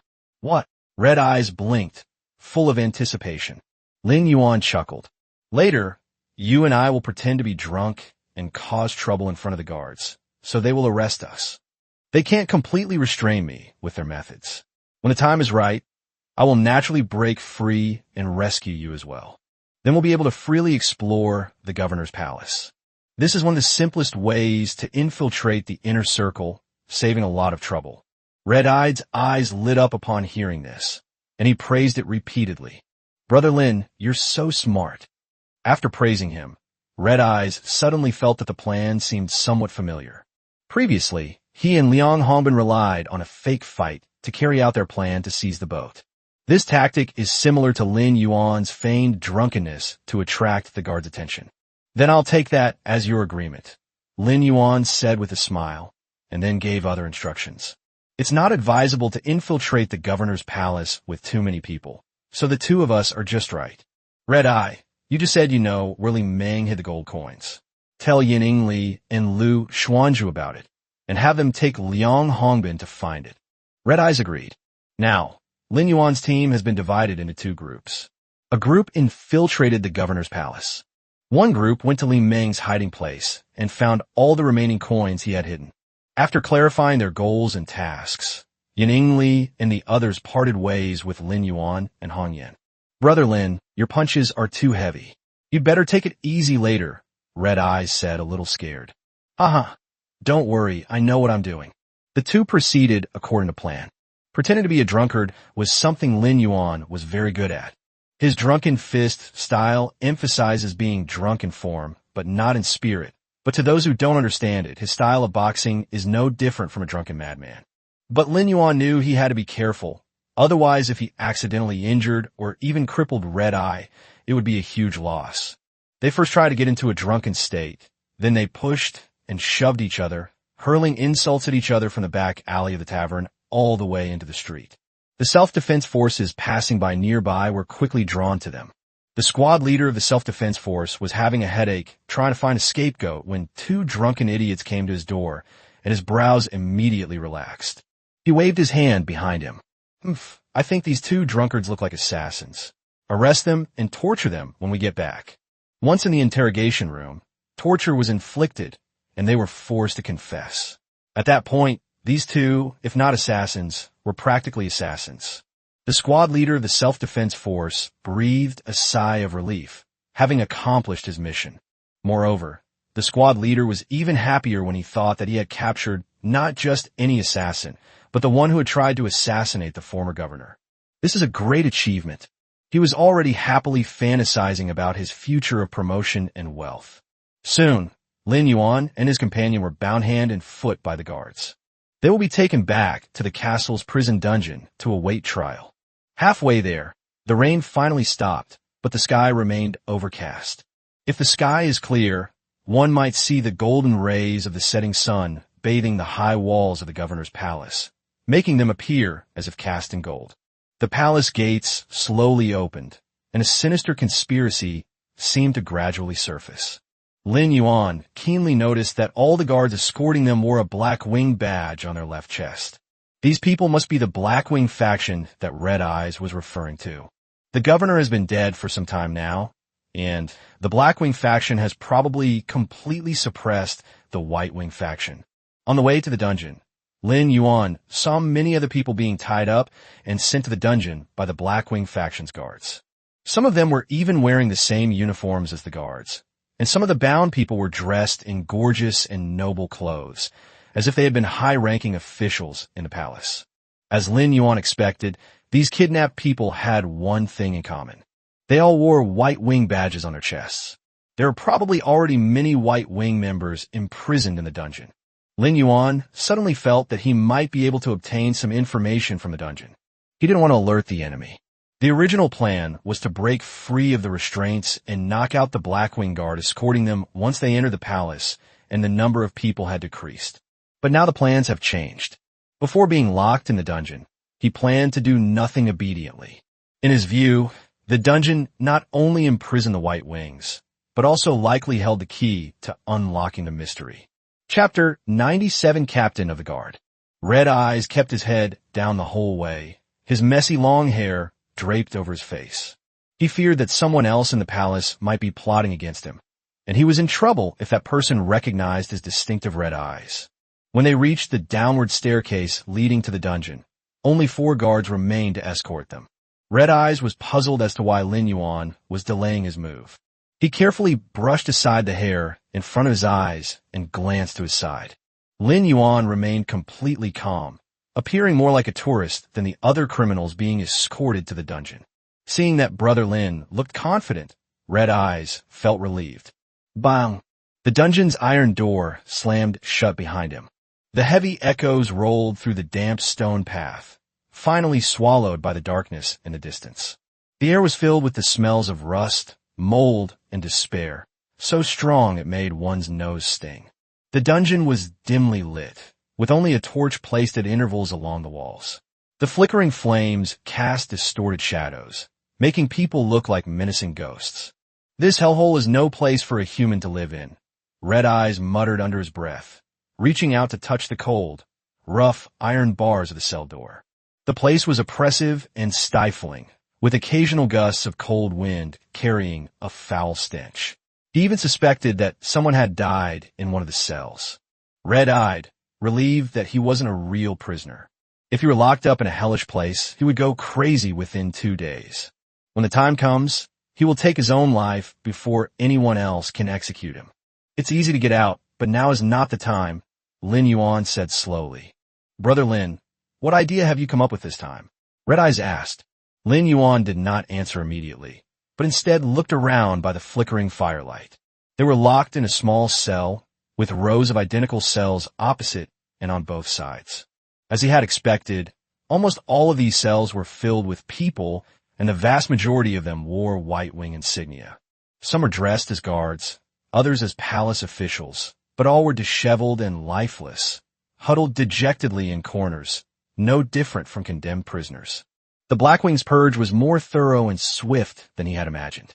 Yuha is going to uproot the White Wing faction, but every action must have a motive, let alone such an extreme one. The betrayal could not have been a spur-of-the-moment decision by Yuha. It must have been brewing for a long time. Moreover, no one who can become a governor is a fool. Doesn't he know what kind of person his own younger brother is? Or is it that Yuha is hiding it too well? "Haven't you noticed?" Lin Yuan asked calmly. "The people in prison here are mostly members of the White Wing faction. The entire governor's palace probably belongs to Yuha now." No sooner had he finished speaking than a commotion arose at the dungeon entrance. Several Blackwing guards escorted a burly man into the room. That man was unlike the others. The shackles on his feet and hands were thick and heavy, as if these guards were escorting not a human being, but some terrifying monster. Despite his numerous wounds, the man's expression was resolute, and his eyes were piercing. "Captain Gao," the White Wing faction guard captain whispered in a corner of cell, the last glimmer of hope on his face vanishing. With even the guard captain arrested, their hopes of escape were completely dashed. "Who is he?" Lin Yuan could tell at a glance that this person was no ordinary person, so he asked. "Gao Zheng, captain of the guard, and one of the governor's personal guards," Red Eyes replied. Gao Zheng was roughly shoved by the Blackwing guards and was eventually thrown into the cell next to Lin Yuan's. With a clang, the prison door slammed shut. "You bunch of traitors who usurped the throne. He will die a horrible death," Gao Zheng roared. The roar echoed through the narrow, confined dungeon tunnels, disappearing into the darkness. This roar seemed to have exhausted all his remaining strength, and he then collapsed weakly to the ground, clenching his fists and gritting his teeth. Out of the corner of his eye, he caught sight of Lin Yuan and Red Eyes watching him from the next cell, and his brows furrowed slightly. "Who are you?" In his memory, the people currently imprisoned in the dungeon were all members of the White Wing faction. But one of them was dressed like a villager from Silverback Town, and the other was dressed in strange clothes, which was quite odd. "We were arrested as assassins," Lin Yuan said deliberately, feigning helplessness and innocence. "Yeah, so they were just 2 scapegoats." Gao Zheng chuckled, revealing the truth. "What assassin? It was that bastard Yuha who killed the governor." Lin Yuan went along with it and continued to try to get information out of the other party. "Don't joke around. Yuha is the governor's younger brother. The rumors are that an assassin killed the governor." "How can you be so sure it was Yuha?" "How can I be so sure?" Gao Zheng chuckled, his smile full of sorrow. He suddenly raised his voice and roared. "Because I was there when Yuha killed the governor." Lin Yuan gestured for the other party to calm down. "Don't get agitated. Tell me what happened." Gao Zheng looked Lin Yuan up and down, then said disdainfully, "What's the point of telling you? You can't even take care of yourself." Hearing that the other party was disrespecting Lin Yuan, Red Eyes was about to say something in retort, but Lin Yuan stopped him. To those who don't know them, Lin Yuan and Red Eyes are indeed people who can't even protect themselves. This may sound harsh, but it's not wrong. Lin Yuan didn't intend to make a fuss about it, because he now increasingly felt that the murder of Red Eyes was also part of Yua's conspiracy. Since there was a witness to the governor's death in front of him, and he was also the governor's personal guard, one of the governor's closest people, the other party must know something. Lin Yuan decided to take a gamble. Red Eyes, let him see your eyes, Lin Yuan said solemnly. But Red Eyes hesitated. Believe me, after hesitating for a moment, he took a deep breath, walked in front of Lin Yuan, and brushed the hair away from his face. Gao Zheng didn't take it seriously at first. He just glanced over here. But when he saw the bloodshot eyes, he suddenly perked up, stood up from the ground, and showed an expression of disbelief. You're the red-eyed boy the governor asked me to find. You're the governor's grandson? As expected of the governor's personal guard, it seems Gao Zheng does indeed know quite a bit about the Yu family. Lin Yuan made the right bet. Moreover, Gao Zheng's scathing rebuke of Yu, he just now also demonstrates his loyalty to Yu Xiong. Lin Yuan decided to stop hiding things and explain the situation to the other party. That's right, he's the governor's grandson, named Yuzuru. We all call him Red Eyes. To tell you the truth, we got caught on purpose just to sneak in and find out what really happened. We now understand that on the very night the governor died, Red, I was also framed. If I hadn't intervened, he would likely be in grave danger by now. The mastermind behind this can now be basically identified as Yuha. I sought him out to settle accounts with Red Eye. You just said that Yuha killed the governor. I can see your loyalty to the governor. You also want to kill Yuha to avenge the governor, don't you? You see, we all want Yuha to pay the price for his despicable behavior. Our goals are aligned. So, we've been honest with you, and we hope you'll tell us what you know as well. Gao Zheng lowered his head, pondered for a moment, and finally spoke. What would you like to know? Chapter 98, The Cursed Bloodline. You said you were there when the governor was killed by Yuha. What exactly happened? Lin Yuan asked Gao Zheng. Gao Zheng took a deep breath, looked down at the uneven floor of the cell, and was lost in painful memories. Last night was my shift. I was responsible for standing guard and patrolling outside Grandpa Yu's bedroom. Around 9 p.m., Yuha came to talk to the old man. Without thinking much about it, I let him in. Not long after, I heard arguing coming from the bedroom. It was easy to tell that the old man was very angry. He was already in poor health, and in the past month, his condition has worsened. He keeps telling me that he doesn't have much time left, and I always tell him not to think like that. Originally, I intended to go in and stop them, but amidst their arguing, I heard words like inheritance again. I figured the two brothers were talking about private matters, and it wasn't appropriate for me, an outsider, to interfere. But considering the old man's health condition, I felt I still had to go in, at least to persuade him not to get angry. So I was really conflicted at the door. But just as I was hesitating, I suddenly heard the old man scream. I didn't care about anything else, and just broke down the door. However, at this point, Gao Zheng choked up, paused, and continued. However, when I went in, the old man was already lying in a pool of blood, with a black sword stuck in his body. No, now that I think about it, that doesn't seem to be his sword. It was a huge black feather, a feather that shone with a metallic sheen. I was stunned for a moment. I never imagined that Yuha would kill his own brother, especially since the old man loved him so much. But soon, I was awakened by the anger surging in my heart, drew my long sword, and rushed towards Yuha. However, something even more unexpected happened. Yuha suddenly grew a pair of black wings, broke through the window, and flew out. Wait, Lin Yuan interrupted the other person. You mean Yuha sprouted a pair of black wings? Gao Zheng nodded. Yes, I can't be mistaken. Red Eyes also wore a shocked expression. Logically speaking, the wings of the feathered clan should be sealed, right? How can Yuha grow wings? This was precisely the question that puzzled Lin Yuan. Then what? Then, Gao Zheng shook his head helplessly, his hands, still in heavy shackles, slamming heavily against the iron bars, and said with deep remorse, Yuha ran away. I don't have the ability to fly, so I can't chase after it. Moreover, the old man was in critical condition at the time, so I had to shout for the other guards to call a doctor and go over to check on his injuries. It's a pity that the old man is no longer able to live. He left behind a sentence in a fragmented and vague manner. The gist of it is that I need to go to Silverback Town to find a red-eyed boy who is his grandson. He wanted me to kill Yuha to avenge him, and then assist the red-eyed boy in becoming the new governor of One-Eyed Harbor. After saying that, the old man left. I know that the old man's eldest daughter once rebelliously fell in love with a blacksmith.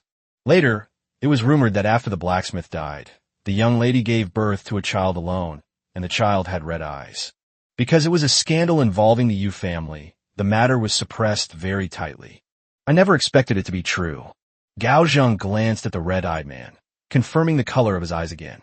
A look of relief appeared on his face, but it quickly faded as he continued. At that time, I didn't have time to find the old man's grandson because dealing with Yuha's rebellion was more urgent. I gathered my trusted guards and went to hunt down Yuha. But he was clearly prepared. He had long ago arranged for his son, Yushan, who is now the captain of the guard, to lead the Blackwing faction in arresting and wiping out the Whitewing faction. The incident happened suddenly, and coupled with the fact that I and the other Whitewing guards were outnumbered, we were ultimately captured. Well, Gao Zheng let out a long sigh. Does the governor have no other successor? Lin Yuan wondered. Gao Zheng shook his head and let out another long sigh. The old man has a hard life. The eldest daughter was rebellious in her youth, and the second son contracted an incurable disease and died young. The third young master recently led a delegation to the empire for trade, bringing along his wife and children so they could witness the empire's prosperity. But his good intentions brought him misfortune. The merchant ship was targeted by a group of pirates at sea, and the entire third young master's family, along with the sailors, died on board. The topic was too heavy, so Gao Zheng paused for a moment to ease his emotions. The old man was devastated after learning about the tragic fate of the third young master's family, which caused his condition to worsen rapidly. His younger brother, Yuha, had always been at odds with the old man since childhood, but the old man still loved him and was tolerant of him in every way. However, Yuha abused his brother's tolerance and formed the Blackwing faction within the governor's mansion, openly challenging the old man's authority. Even so, the old man endured it. After all, he didn't have many relatives left. The old man does love his younger brother very much, but I know him well. He would never allow Yuha to replace him as governor, because Yuha always studies some unorthodox things. The wings that mysteriously sprouted last night are the best proof. Lin Yuan now finally understood why the governor hadn't looked for red eyes for so many years, but then ordered his personal guards to go find him before he died. The governor hadn't originally considered the red-eyed man, whose bloodline wasn't pure, to be his own.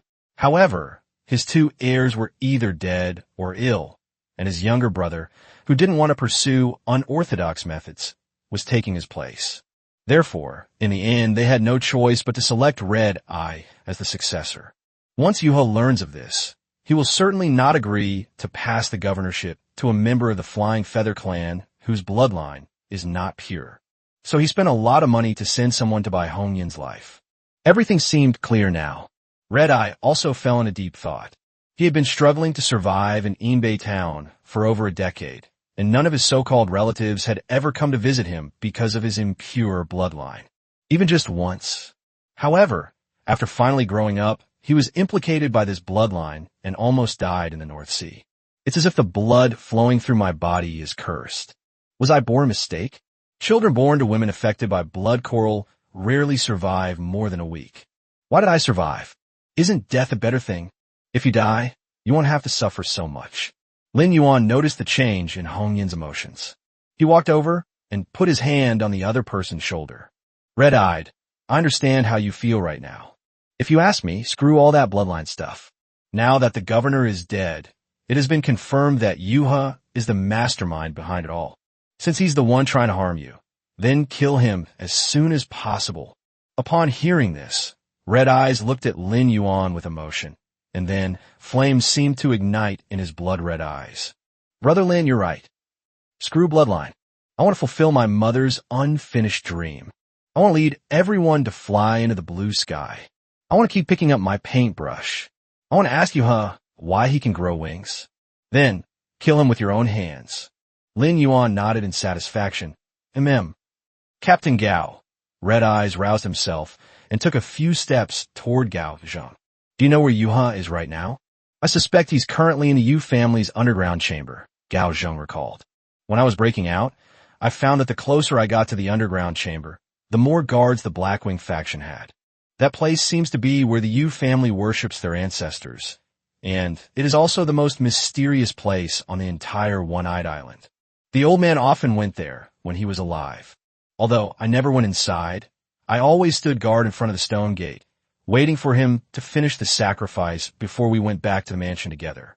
The old man remained silent about what was inside, and I didn't press him for details. Do you remember when I said that Yuha grew a pair of Blackwings? He must have done something wicked and sinister in that underground chamber. I'm sure that traitor Yuha is inside. Chapter 99. Escaping the dungeon and heading to the Yu family's underground secret chamber. So, Captain Gao, you know where that underground secret room is? Lin Yuan asked. Of course. Gao Zheng nodded. All right, then you take us there. But Gao Zheng looked at the cold, hard prison bars, then looked down at the shackles on his hands and feet. Although he didn't say it explicitly, Lin Yuan knew what he meant. Lin Yuan walked to the back of the iron door of his cell and reached for the bolt. Squeak! The iron bolt in his hand underwent a visible deformation, groaning out a strange cry. Upon seeing this, Gao Zheng's eyelids twitched violently. What kind of strength is this? Before Gao Zheng could react, Lin Yuan had already pulled out the deformed latch and opened the prison door. He arrived at the cell where Gao Zheng was being held, gripped an iron bar with both hands, and his muscles tensed slightly. Squeak!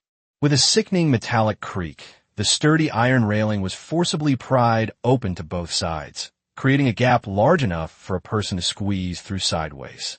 After doing all this, Lin Yuan clapped his hands, as if he had only done a trivial matter. Let's go, Captain Gao, don't waste time. Oh, okay.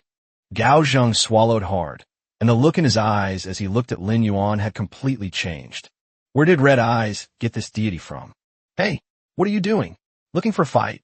At this moment, the warden swaggered over with several guards and sternly reprimanded Lin Yuan.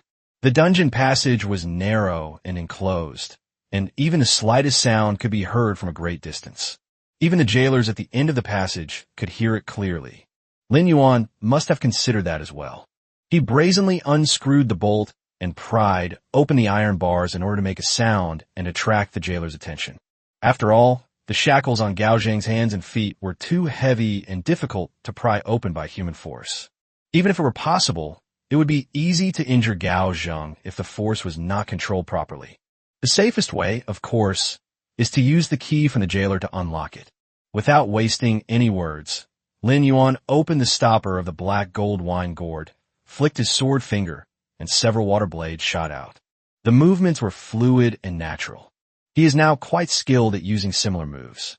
Before the aggressive warden and several guards could even realize what was happening, they all collapsed in pools of blood. Good.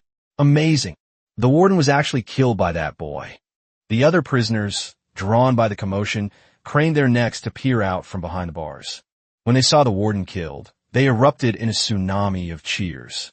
Red Eyes, go look for the keys on them, Lin Yuan said. Okay. Red Eyes replied readily and jogged over. Who exactly are you? Gao Zheng asked, stunned. He was well aware of the warden's strength.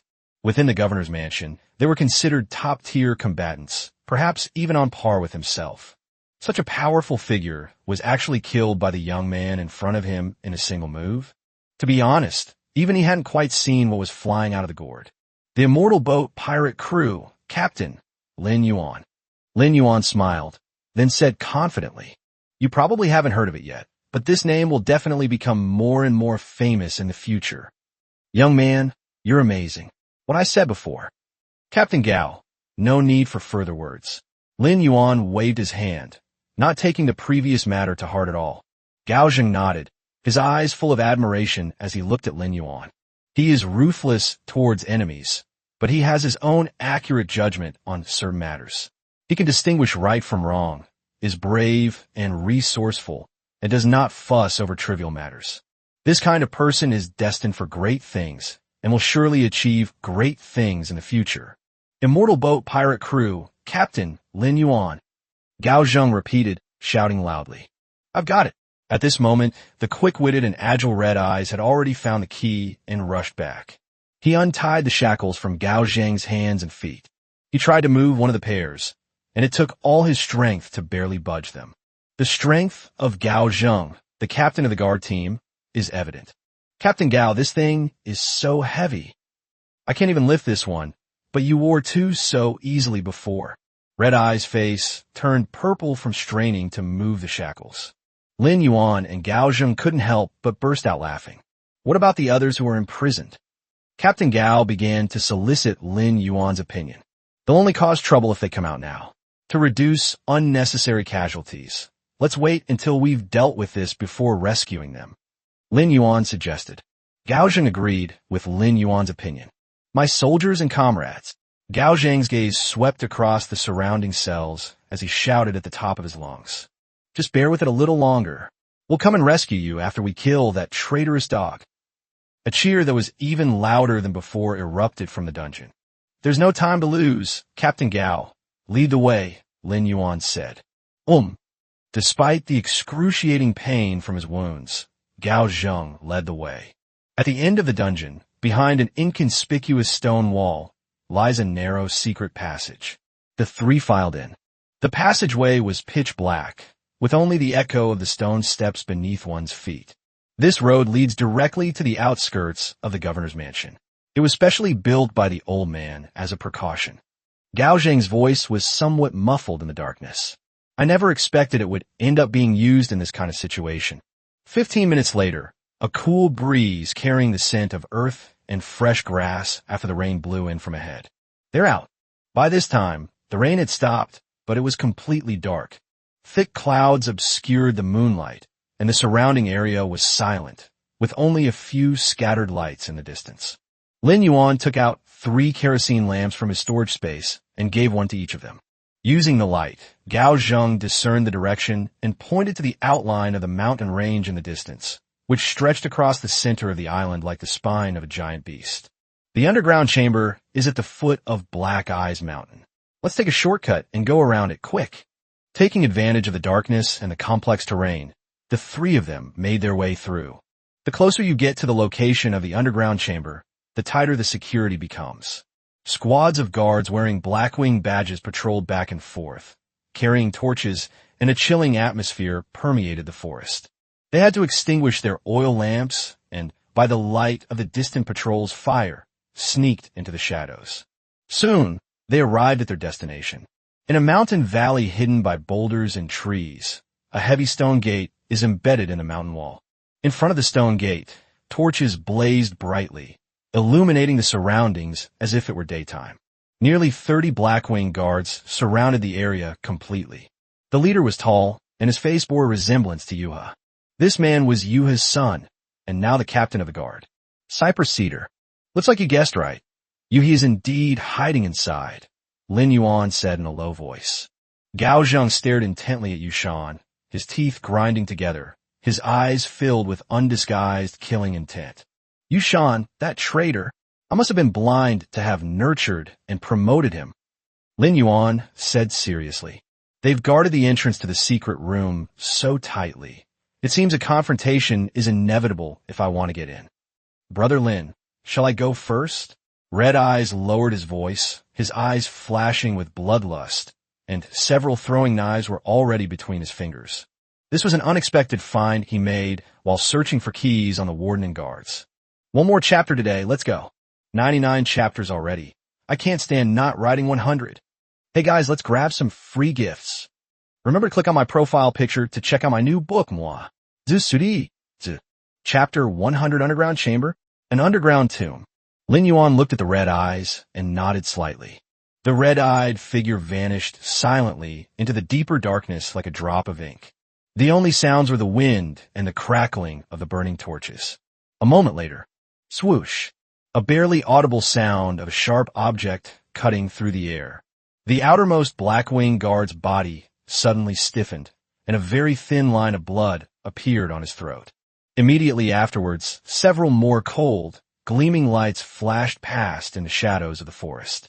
3 more guards, clutching their bleeding necks and with fear and confusion in their eyes, collapsed one after another.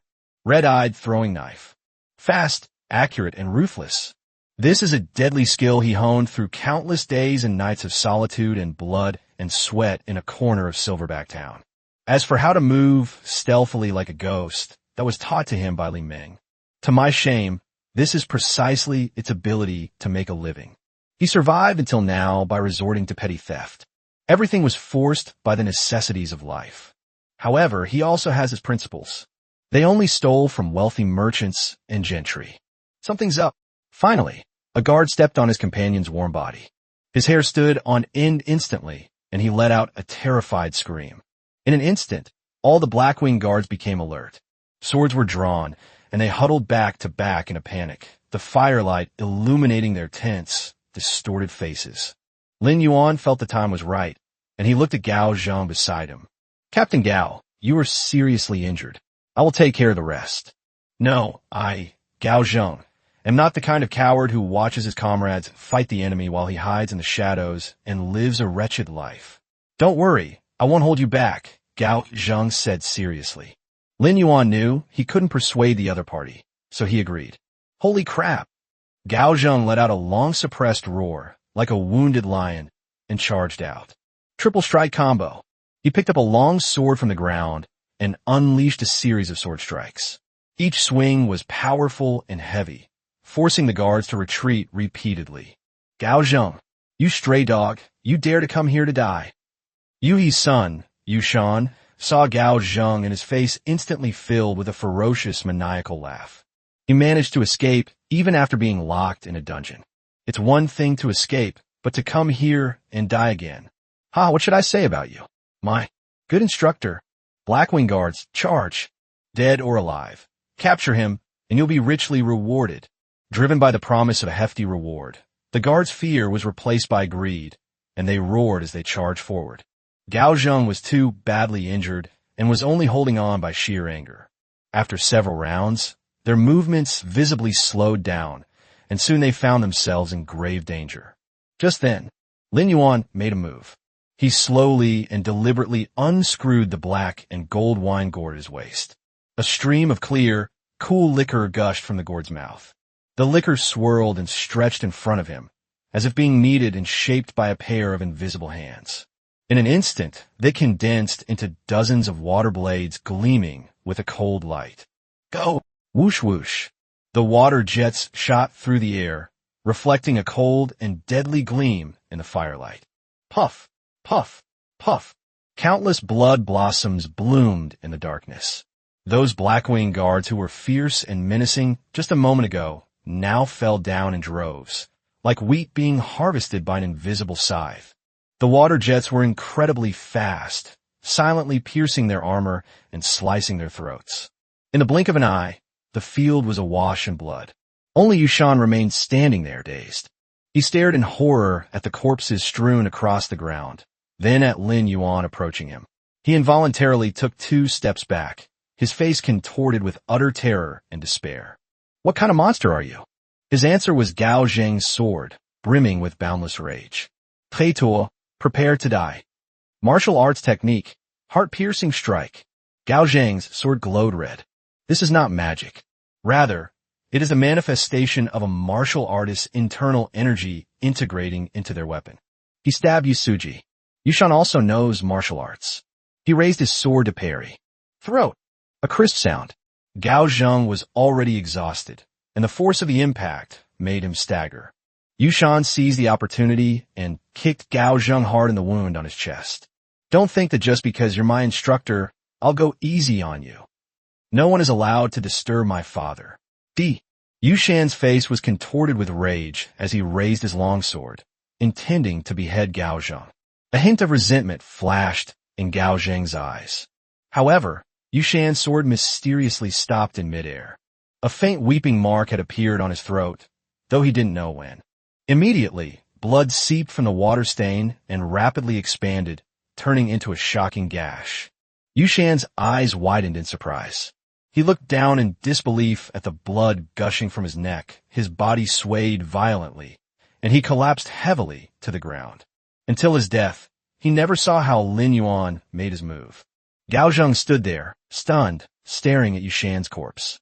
He then turned to look at Lin Yuan, who had a calm expression on his face, and was once again shocked by the other party's strength. Putting aside his character, Yushan was once his most outstanding student and also had great talent in martial arts. His strength even surpassed that of himself at his peak. But even so, he was taken down in a single move by this young man. "Captain Gao, are you all right?" Lin Yuan asked with concern. "Oh, it's nothing. You saved my life. Thank you." Gao Zheng clutched his chest and tried to stand up. "Oh, don't be so polite." Lin Yuan reached out and helped the other person up. "I hope you will continue to assist and help Hung Yin in the future. He is still very young." "Don't worry. I think he's a good prospect for martial arts. And he's so smart. He'll definitely surpass me in strength later on. Ha." Gao Zheng laughed heartily. "Speak of the devil, and he shall appear."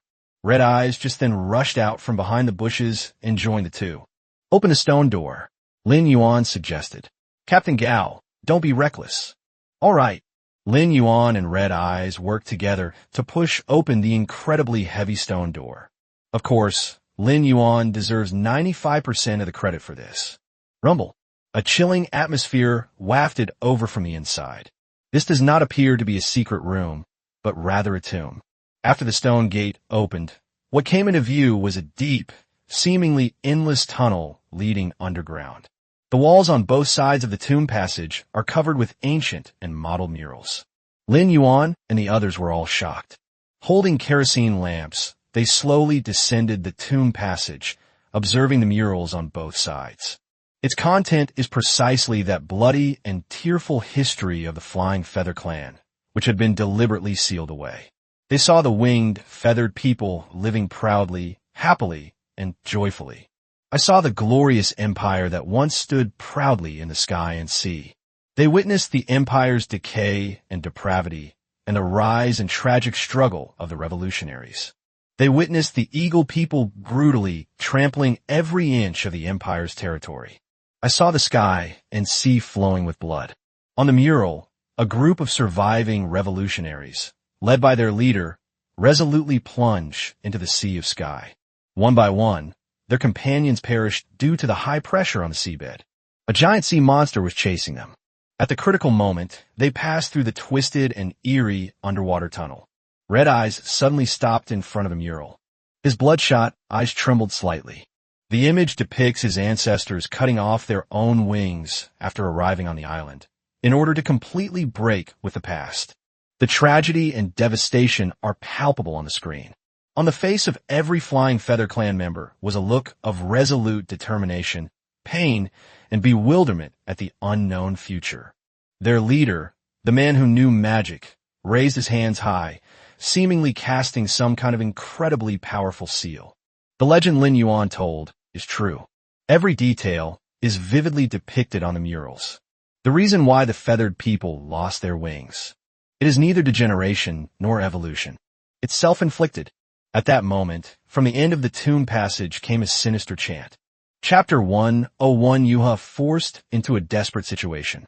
Continuing to read the information revealed in the murals, we can learn that the ancestors of the Feathered Clan of One-Eyed Island were unaware that their own kind in the Sky Sea had long since perished. They were the last remaining spark of revolutionaries and the last survivors of the entire Flying Feather Clan.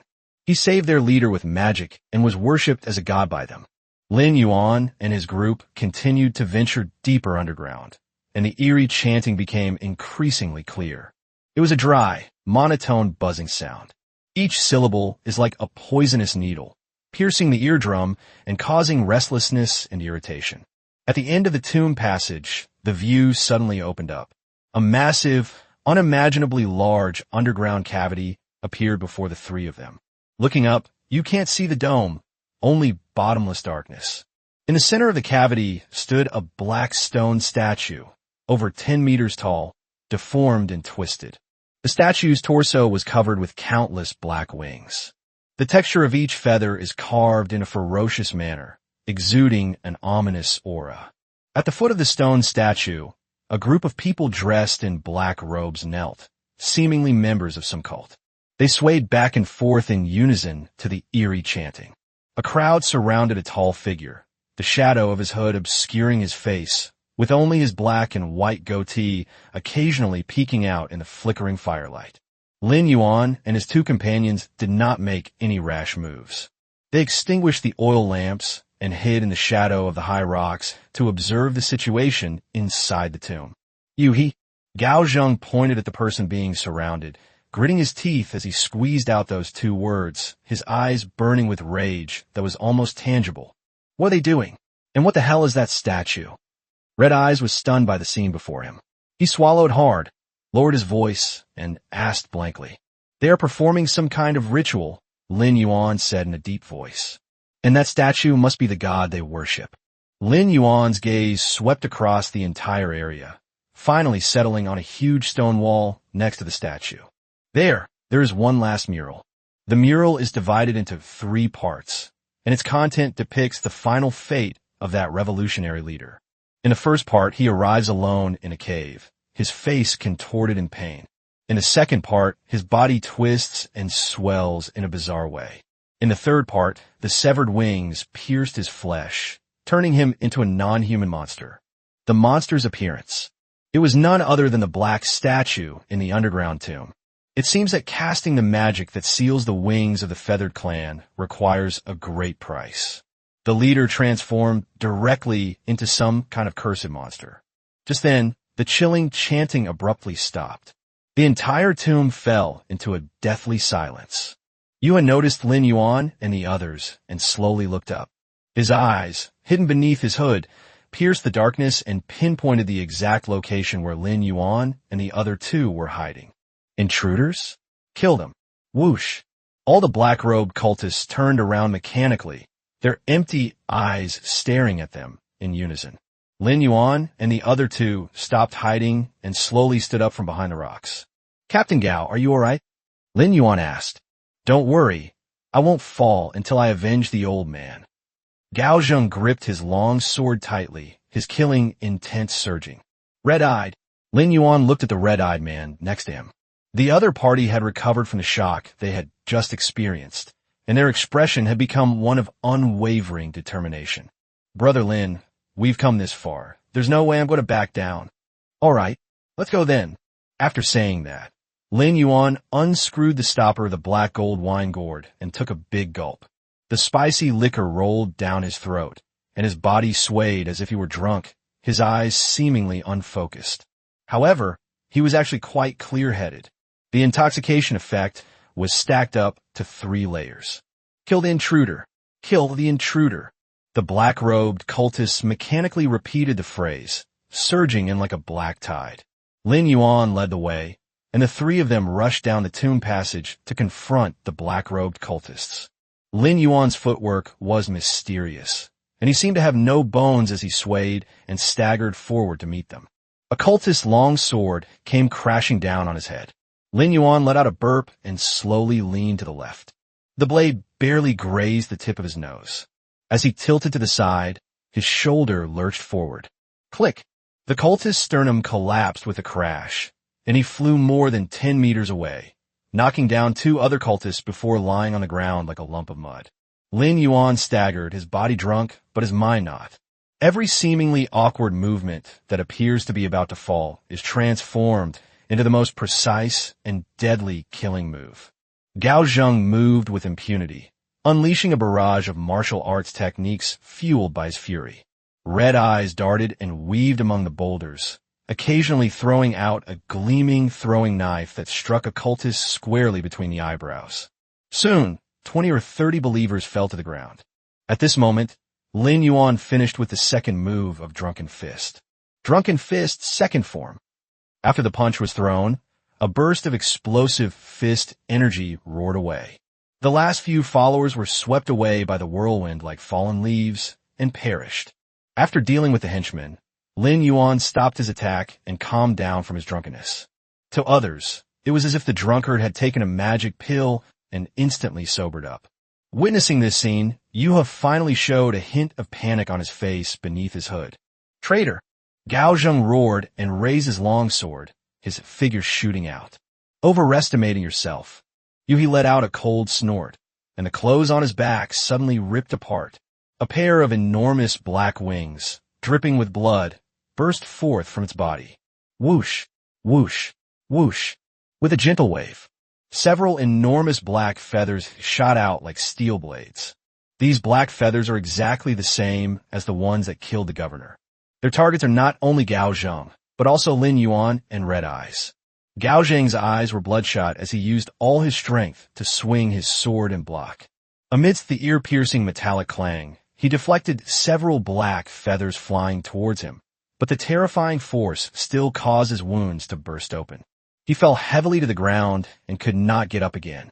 All of this happened in an instant. One of the black feathers has already reached Red Eyes. Red Eyes felt an aura of death completely envelop him. His mind went blank, and his body stiffened so much that he couldn't move. Watch out! At that critical moment, a hand suddenly pulled him to the side. Whoosh! A black feather flew past his cheek and embedded itself deeply into the stone wall behind him. Brother Lin, red-eyed, still shaken, looked at Lin Yuan beside him. Find a good hiding place. I'll take care of him. Lin Yuan pushed the red-eyed man behind a stone pillar, looked up at the feathered creature hovering in midair, and said mockingly, just because you have wings, you really think you're a birdman. Before he finished speaking, wine poured out again from the black and gold gourd at his waist. This time, the liquor did not transform into blades, but instead swirled, gathered, and stretched in the air. In the blink of an eye, it condensed into a water dragon several meters long. New move, Dragon's Roar. The long dragon made of liquor tumbled and roared silently, crashing into Yuha with immense force. Yui's expression changed drastically, and he flapped his wings rapidly, narrowly avoiding the water dragon's attack. However, the dragon's tail swept across him, striking him squarely. Puff! Yuha spat out a mouthful of blood and crashed to the ground from midair. He struggled to his feet, his eyes filled with madness and resentment as he watched Lin Yuan approach step by step. You will all die. You will all become sacrifices for the coming of our God. Ah! He suddenly burst into maniacal laughter and slammed his hands on the ground. With my blood, I will awaken my ancestors. With the souls of all believers, reshape the divine body. The eerie ritual has begun. Chapter 102, Flying into the Sky.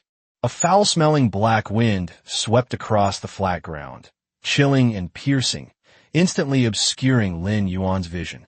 The still warm flesh and blood of the dead black-robed cultists on the ground transformed into streams of dark, viscous fluid, which surged toward the stone statue in the center of the tomb.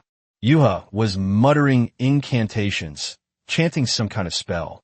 He dragged his badly injured body, crawling step by step to the foot of the statue, and pressed his palm heavily on the cold base of the statue. His flesh and bones instantly turned into a foul black liquid. Rumble. The entire underground tomb began to shake violently, and rubble fell from the dome, as if it were about to collapse at any moment. The black stone statue, which had stood for countless years, was cracking inch by inch, making a cracking sound as it peeled away. The pitch-black liquid surged wildly into the crack, infusing the lifeless object with an evil life. The layers upon layers of dense black wings on the stone statue began to slowly unfold, one by one. In the endless darkness, a pair of blood-red eyes suddenly opened. A terrifying pressure, enough to freeze even the soul, swept across the entire space like a tsunami. 100-winged demon. Combat power rating. Tier 2, 9 stars. Synopsis. The corrupt body of a revolutionary leader. He was turned into a monster after overusing the magic that sealed the wings of the feathered clan. Afterwards, in order not to harm his people, he sensed the impending change and chose to leave alone, sealing himself away. After their leader disappeared, the feathered tribe on One-Eyed Island elected a new chieftain. The clan leader unexpectedly found the demonized leader, the 100-winged demon, who had turned into a stone statue, in a cave at the foot of Black Eye Mountain. However, the clan chief not only concealed this matter, but also worshipped the 100-winged demon as a god for generations. Even Lin Yuan, who had been reborn, had never heard of the name 100-winged demon. His combat power rating was an astonishing Tier 2, 9 stars. This thing is probably the ultimate hidden boss of One-Eyed Island, and even the entire Feathered Sea. Hey! The 100-winged demon let out a strange laugh, a sound that mixed Yuha's resentment with some kind of ancient madness. It moved, its enormous body, moving at a speed completely disproportionate to its size, instantly rushed in front of Lin Yuan.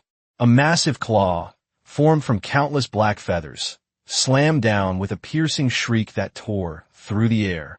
The terrifying wind pressure made it almost impossible for Red Eyes and Gao Zheng, who were far away, to stand, and they could only lie firmly on the ground. After all that fuss, this is all? Lin Yuan scoffed, then unscrewed the stopper of the black gold wine gourd and took a big gulp. He moved with ghostly speed, dodging the attack from an angle incomprehensible to ordinary people. Boom! The giant claw landed, causing the entire ground to tremble and leaving a huge claw-shaped crater.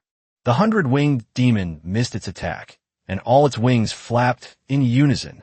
In an instant, thousands upon thousands of black feathers transformed into a rain of arrows, emitting a shrill sound as they pierced the air, sealing off all of Lin Yuan's escape routes. The gods that your Yu family worships are nothing special. Lin Yuan chuckled, and the wine in the gourd gushed out again, instantly condensing into a crystal-clear water sword in his hand. He began to wield a drunken sword. His body swayed precariously, and his steps were chaotic and disordered. The sword tip traced seemingly random arcs in the air, yet always managed to precisely deflect each deadly black feather with the slightest precision. Ding! Ding! Ding! The crisp sounds of collisions were incessant. Countless black feathers were flung away and landed all over the ground around him. Just then, a system notification sounded in Lin Yuan's mind. Congratulations to player Neptune Talent for meeting the advancement requirements. Aquaman, only hidden. Level, God level. Current stage, second order to third order. Alienation, exclusive weapon, Golden Trident. The Golden Trident assists the user in better controlling seawater, creating storms and waves, and even generating earthquakes. A symbol of Aquaman's status and authority. Lin Yuan paused for a moment. The next second, the water sword in his hand instantly disintegrated. A dazzling golden light, too bright to look at directly, burst forth from his palm. Amidst the light, a trident with an ancient design and exuding supreme majesty slowly materialized. The halberd is made of pure gold and is wrapped with mysterious azure patterns representing the ocean. The three halberd blades were incredibly sharp, gleaming with a chilling light. At the tip of the central blade is a deep blue gemstone, as if it contains a vast ocean. The Golden Trident, Aquamoe's signature weapon. The moment Lin Yuan grasped the trident, his demeanor changed drastically. If he was like a carefree, unrestrained wine connoisseur just now, at this moment, he is the sole ruler of the endless ocean. It's time to end this farce. As soon as Lin Yuan finished speaking, his figure disappeared from the spot. For the first time, fear appeared in the 100-winged demon's blood-red eyes. It couldn't even see Lin Yuan's movements. I felt a chill in my chest. It lowered its head in horror, for the golden trident was already embedded in its body. A powerful and vast ocean force erupted within him through the trident. Before the 100-winged demon could even let out a scream, its massive body began to disintegrate from the inside out. The 100-winged demon, having lost its evil life force, reverted to a stone statue, crumbling and shattering. No, impossible. Amidst Yuha's distorted roar, the stone statue turned into dust that scattered and dissipated into the air.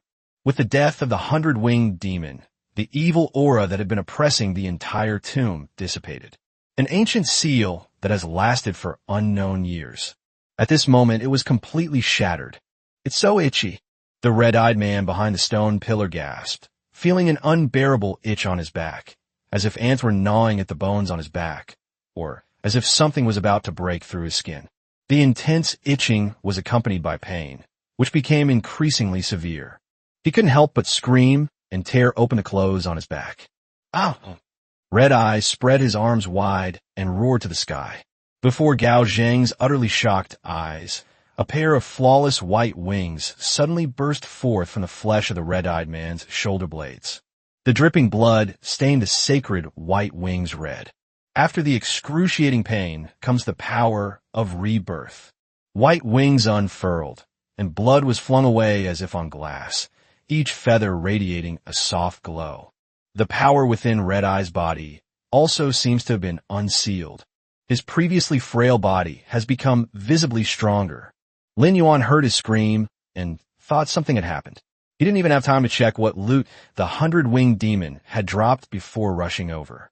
When he saw that the red-eyed man had transformed into a true member of the Flying Feather Clan, he breathed a deep sigh of relief, and a smile of satisfaction appeared on his face. Red Eyes turned his head left and right in disbelief, looking at the white wings behind him, and tears of excitement welled up in his eyes. In his mind, the image of his mother's gentle smile before she died reappeared. Tormented by the blood coral disease, my mother's eyes had long since become cloudy and dull. But the last moment, a glimmer of hope shone in the mother's eyes. The mother said affectionately, Your mission is to lead everyone to fly into the blue sky again. When that day comes, fly freely, child, fly. Tears flowed like a burst dam, surging down. Red-eyed creature spread its wings and moved along the tomb passage. Fly into the sky. Wow, the main storyline of One-Eyed Island has come to a perfect end. But the journey of the Red-Eyed has only just begun. This red-eyed boy named Yuzuru is the prelude to sky and sea in the outline. He will lead the Feather Clan to reclaim their territory, drive away the Eagle Clan, become the king of the Sky Sea, and is the first powerful NPC character Lin Yuan meets. Of course, without everyone's company, encouragement, and support, I wouldn't have been able to write this complete story. My dear readers, please click on my profile picture to follow my new book. It's not yet at 20,000 words and hasn't been signed yet, but it'll be soon.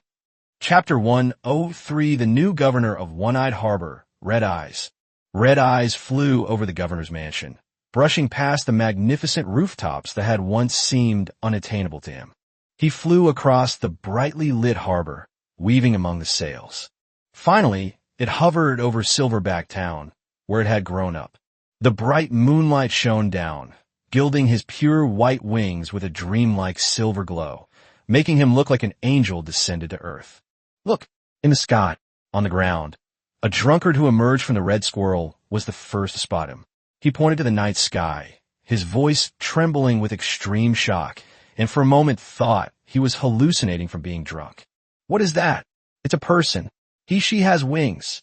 More and more people are looking up at the sky. The crowd was initially deathly silent, then erupted into deafening cheers and shouts. A miracle unfolded across the entire One-Eyed Island. Whether it's the servants trembling in the governor's mansion, the laborers carrying goods in the port, or the old people and children barely surviving in a corner of Silverback Town. Anyone with the blood of the Flying Feather Clan felt a burning pain and itching sensation in their back at that moment. Pairs of wings of different sizes burst forth from their bodies. Although none of their wings were as holy or as enormous as Red-Eye's, but they still clumsily flapped their wings, soaring into the sky, following the red-eyed figure. Tonight, One-Eyed Island will be sleepless. Inside the underground tomb, Lin Yuan's attention was completely drawn to the two spoils that dropped after the 100-winged demon died. A ring and a sword, silently suspended in the air, radiating an alluring light. Ring of demonic feathers. Quality, rare. Drop rate, 10%. Type ring. Effect, slightly increases agility when worn. When paired with the black feather sword, black wings will sprout from the back, granting the ability to fly for a limited time. Description, a ring formed from the core feather of the 100-winged demon, containing the power of flight. Black feather sword. Quality, relic. Drop rate, 0.5%. Type, longsword. Effect 1, featherblade. When swinging the sword, it can unleash feather-like sword energy with a dark corrosive effect. Effect 2, black wings. When paired with the ring of demonic feathers, stamina is consumed to conjure a pair of black wings on the back, granting the ability to fly. Description, formed from the spine of a 100-winged demon, the sword naturally bears countless feather-like patterns, making it a demonic sword full of ominousness and power. Only the strong can wield it.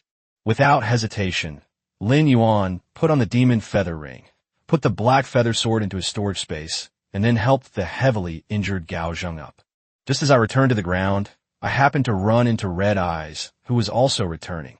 He folded his wings and excitedly descended from the sky. Brother Lin. His voice was trembling with suppressed sobs as he gave Lin Yuan a tight hug. 1,000 words are condensed into this tight embrace. Lin Yuan patted him on the back with satisfaction. Congratulations, Red Eyes. You have fulfilled your mother's dream. She would be so proud of you if she could see this from heaven. Let's go. Let's clean up the mess you have left behind together. Yes.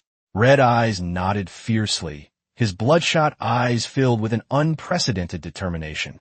On the way, Lin Yuan opened the system panel and saw Yan Ingli's private message. They found a huge sum of money that Li Meng had hidden, a full 3,000 gold coins. This sum of money was indeed enough for Li Meng, who was impoverished and greedy, to sell his soul. Lin Yuan told Yan Ing that everything was going smoothly when she left him, and that they could wait patiently on the ship. What followed unfolded more smoothly than anyone could have imagined. When Lin Yuan and the others, along with the winged red-eyed and Gao Zheng, who was highly respected by the White Wing sect, returned to the dungeon through the secret passage. All the imprisoned White Wing members were in an uproar. The White Wings regained their freedom.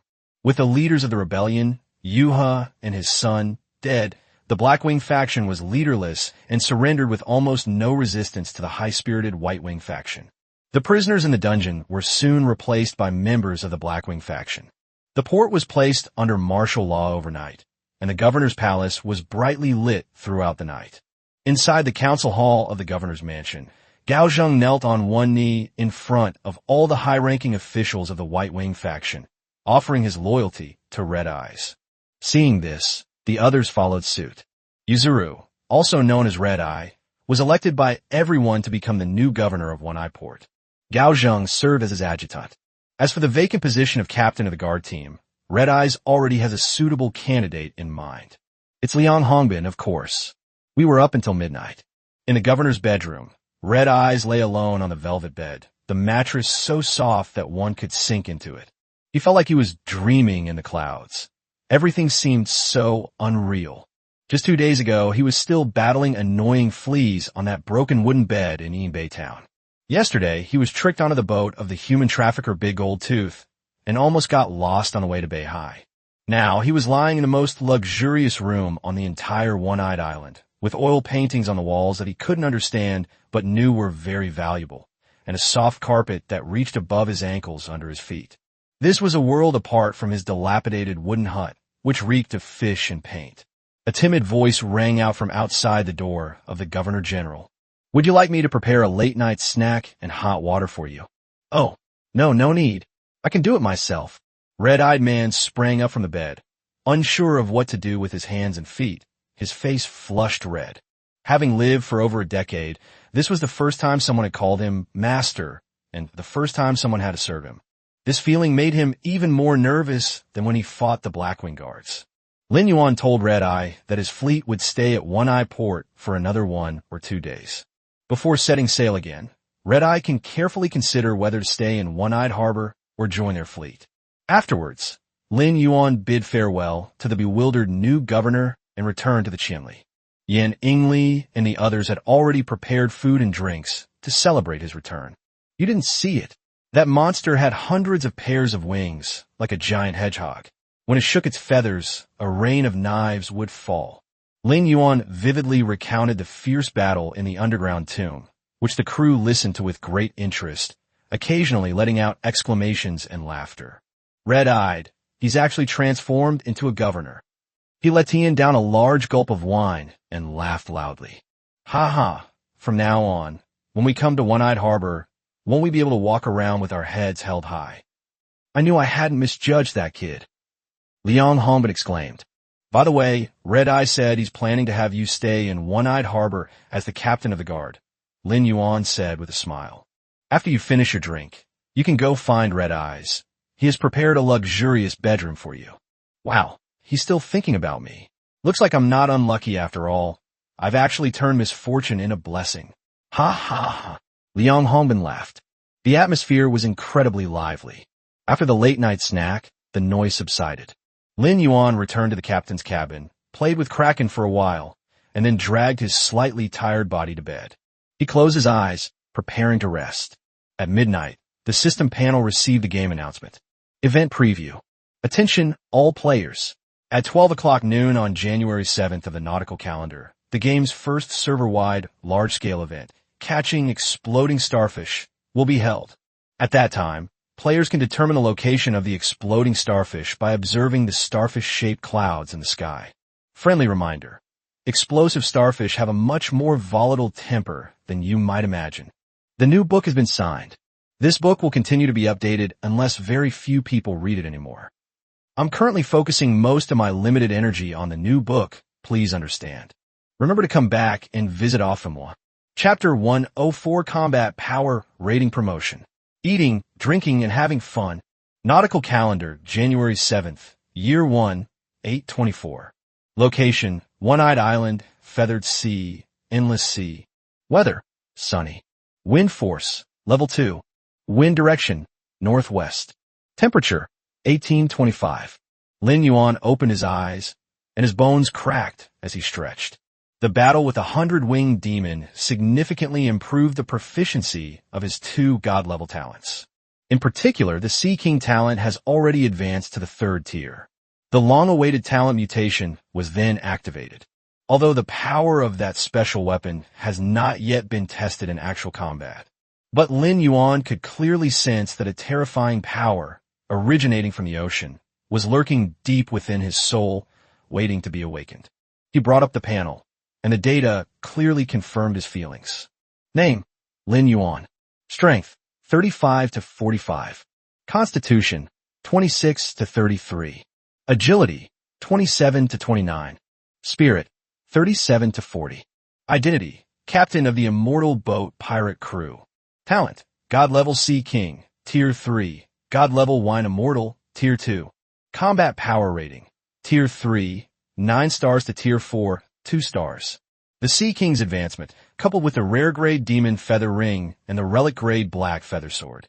This allowed Lin Yuan to cross a huge threshold, breaking through the 3rd tier barrier in combat power rating and reaching the 4th tier, 2-star level. As your combat power rating increases, it becomes very difficult to even gain a single star later on. Knock, knock, knock. There was a gentle knock on the captain's cabin door. Brother Lin, it's me. It was the sound of red eyes. Lin Yuan got up and opened the door. The boy at the entrance was wearing a brand new governor's uniform, with the totem of the Flying Feather Clan embroidered in silver thread on the black fabric. This very formal and gorgeous outfit made him stand tall and gave him a completely different aura. A gentle breeze carried the fresh scent of the fabric from the dress, which must have been made overnight by the tailors of the governor's mansion. However, the newly appointed governor looked somewhat awkward, unsure of what to do with his hands and feet, like a child caught wearing an adult's clothes. What's wrong, our governor? What instructions do you have so early in the morning? Lin Yuan leaned against the doorframe and asked lazily.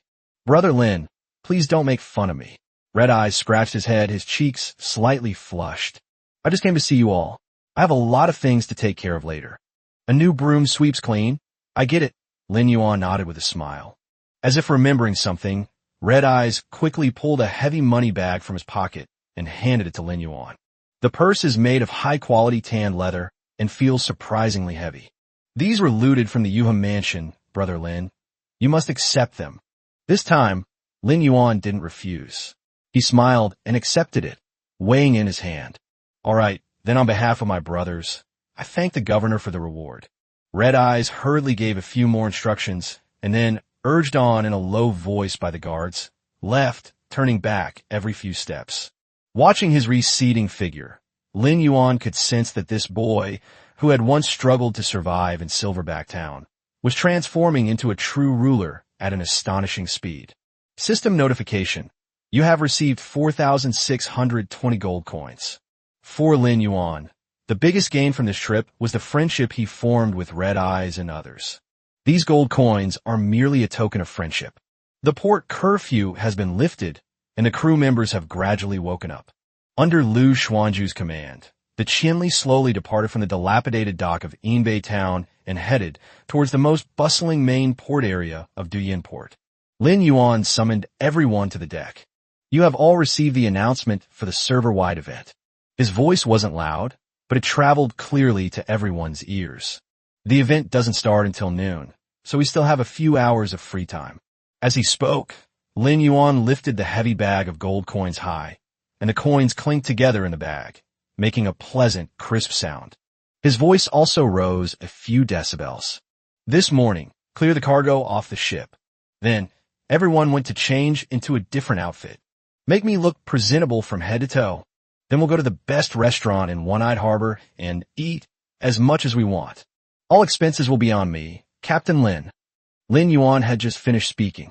Oh, the deafening cheers almost lifted the deck, and even Xia Yuanzhou, who was usually expressionless, couldn't help but smile slightly. Yining Li and Shun Tian's eyes lit up. You can buy things without spending your own money? We should definitely enjoy the fun of shopping. Because of the fierce storm that had struck earlier, almost none of the ships in the Feather Sea survived, and the immortal boat pirates became the first player fleet to dock at One-Eyed Port. They sold all the tea, spices, whalebone, and fish oil on the ship, and got a large sum of gold coins in return. Tea, in particular, is indeed purchased at high prices here. After several verifications, the crew became increasingly convinced of Lin Yuan's so-called nautical logbook. Subsequently, a large group of people surged into the commercial street of One-Eyed Port.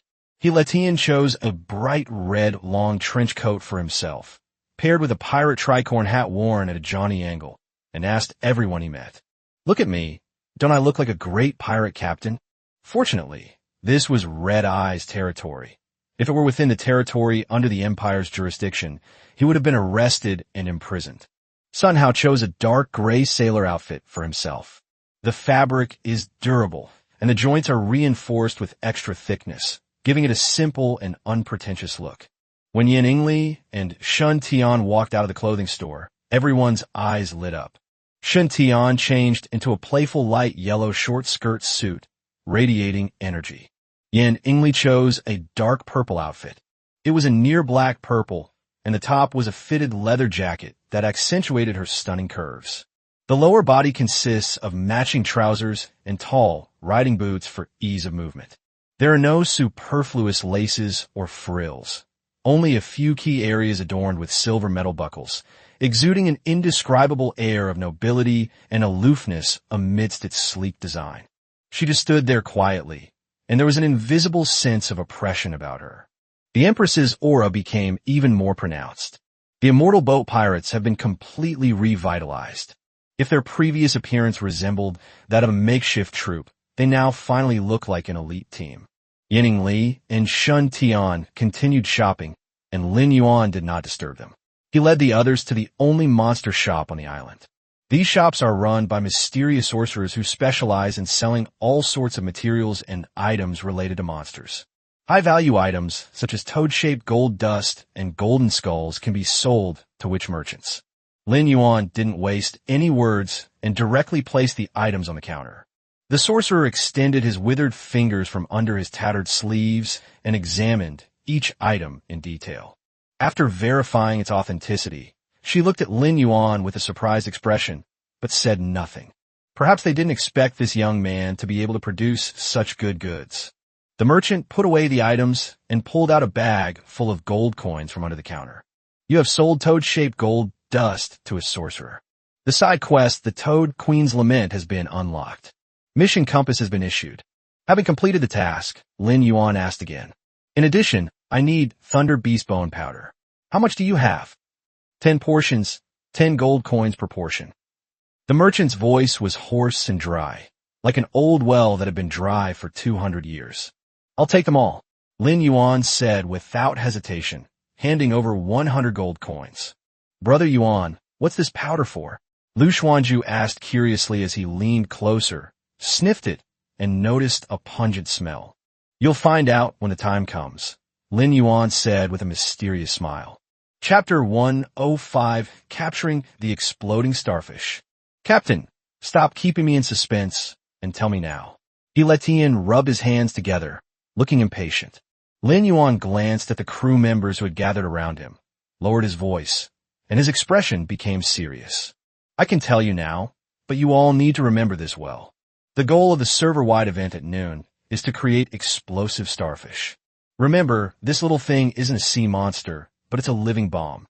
They will spontaneously combust if disturbed, with enough force to blast through our ship's deck. Upon hearing this, everyone gasped in shock. Lin Yuan continued, "But since I dare to take you there, I naturally have a way." According to the Voyage log, sprinkling powdered bone from the Thunder Beast into areas where exploding starfish are active can significantly reduce their activity. Let them become spineless shrimp, ready for us to catch. Catch them? Sun Hao asked, frowning, realizing the captain hadn't finished speaking. Good question. The real test will come after we catch you. Lin Yuan held up one hand, gesturing the 5 points of starfish. Each exploding starfish has 5 points, but only one of them is a safety fuse. You need to find and cut it before the exploding starfish wakes up again. If you cut it correctly, it will become a pile of harmless spoils. Cut it wrong. Boom. Lin Yuan made an explosion gesture, accompanied by an exaggerated facial expression, which startled everyone. This is not about catching sea monsters. This is clearly a life-or-death bomb disposal operation. After selling everything and deducting the money spent on food, drink, entertainment, and clothes, there are still 12,738 gold coins left. In the next couple of days, the immortal boat pirates will set off for the Black Crow Islands. The journey is quite long before reaching the next port. Supplies are essential. Moreover, Lin Yuan prepared all the materials needed to build the Changfeng. While sailing at sea, you might encounter a school of barracuda at any time. With 10 golden barracuda fins, plus wood and steel, the Changfeng could be built. After all items were loaded onto the ship, the supplies on the Senri were as follows. Wood, 150 units. Iron, 100 units. Fresh water, 40 units. Area's foods, 60 units. Area's fruits, 20 units. It almost filled the 400-unit capacity Chinli ship.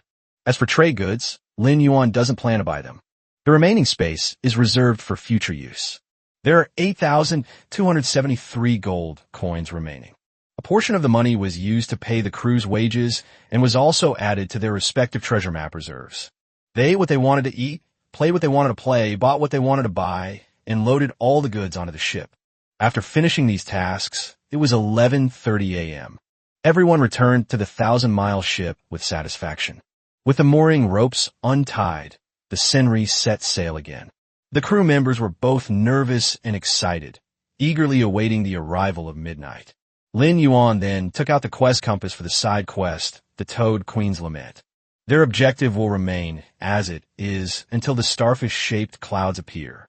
If, after the event begins, a starfish-shaped cloud formation aligns with the direction of the side quest, that would be ideal. System announcement. The all-ocean-wide starfish catching event has officially begun.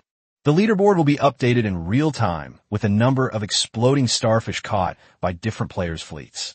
At exactly 6 p.m., which is the time the game ends, generous rewards will be awarded based on rankings. What are you waiting for? Look up at the sky and look for starfish-shaped clouds. At exactly 12 o'clock, a notification popped up on everyone's system panel indicating that the event had started. Captain, up there, Shun Tan, who was on lookout duty, pointed to the sky, her voice filled with a sense of awe. Suddenly, several strangely shaped clouds appeared on the once clear sky. Churning and emitting a faint glow, they looked exactly like starfish. Lin Yuan had been waiting at the bow of the ship and was pleasantly surprised to find a starfish-shaped cloud right in front of him. He gave the order in a deep voice. Full speed ahead in this direction. After sailing for about half an hour, a small island shrouded in thick fog appeared on the horizon. The mission compass deflected slightly, but still pointed straight at the island. That must be where the side quest is located. Looking at the starfish cloud in the distance, and then at the mission island so close at hand, Lin Yuan instantly formed a plan in his mind. We split into 2 groups. One team went to the island to complete the side quests, while the other team came with me to catch starfish. We can do both at the same time. Captain, I'll go. Hiletian was the first to step forward. Toad Queen. It must be very beautiful. Maybe I could become friends with King Kong. Lin Yuan felt ashamed.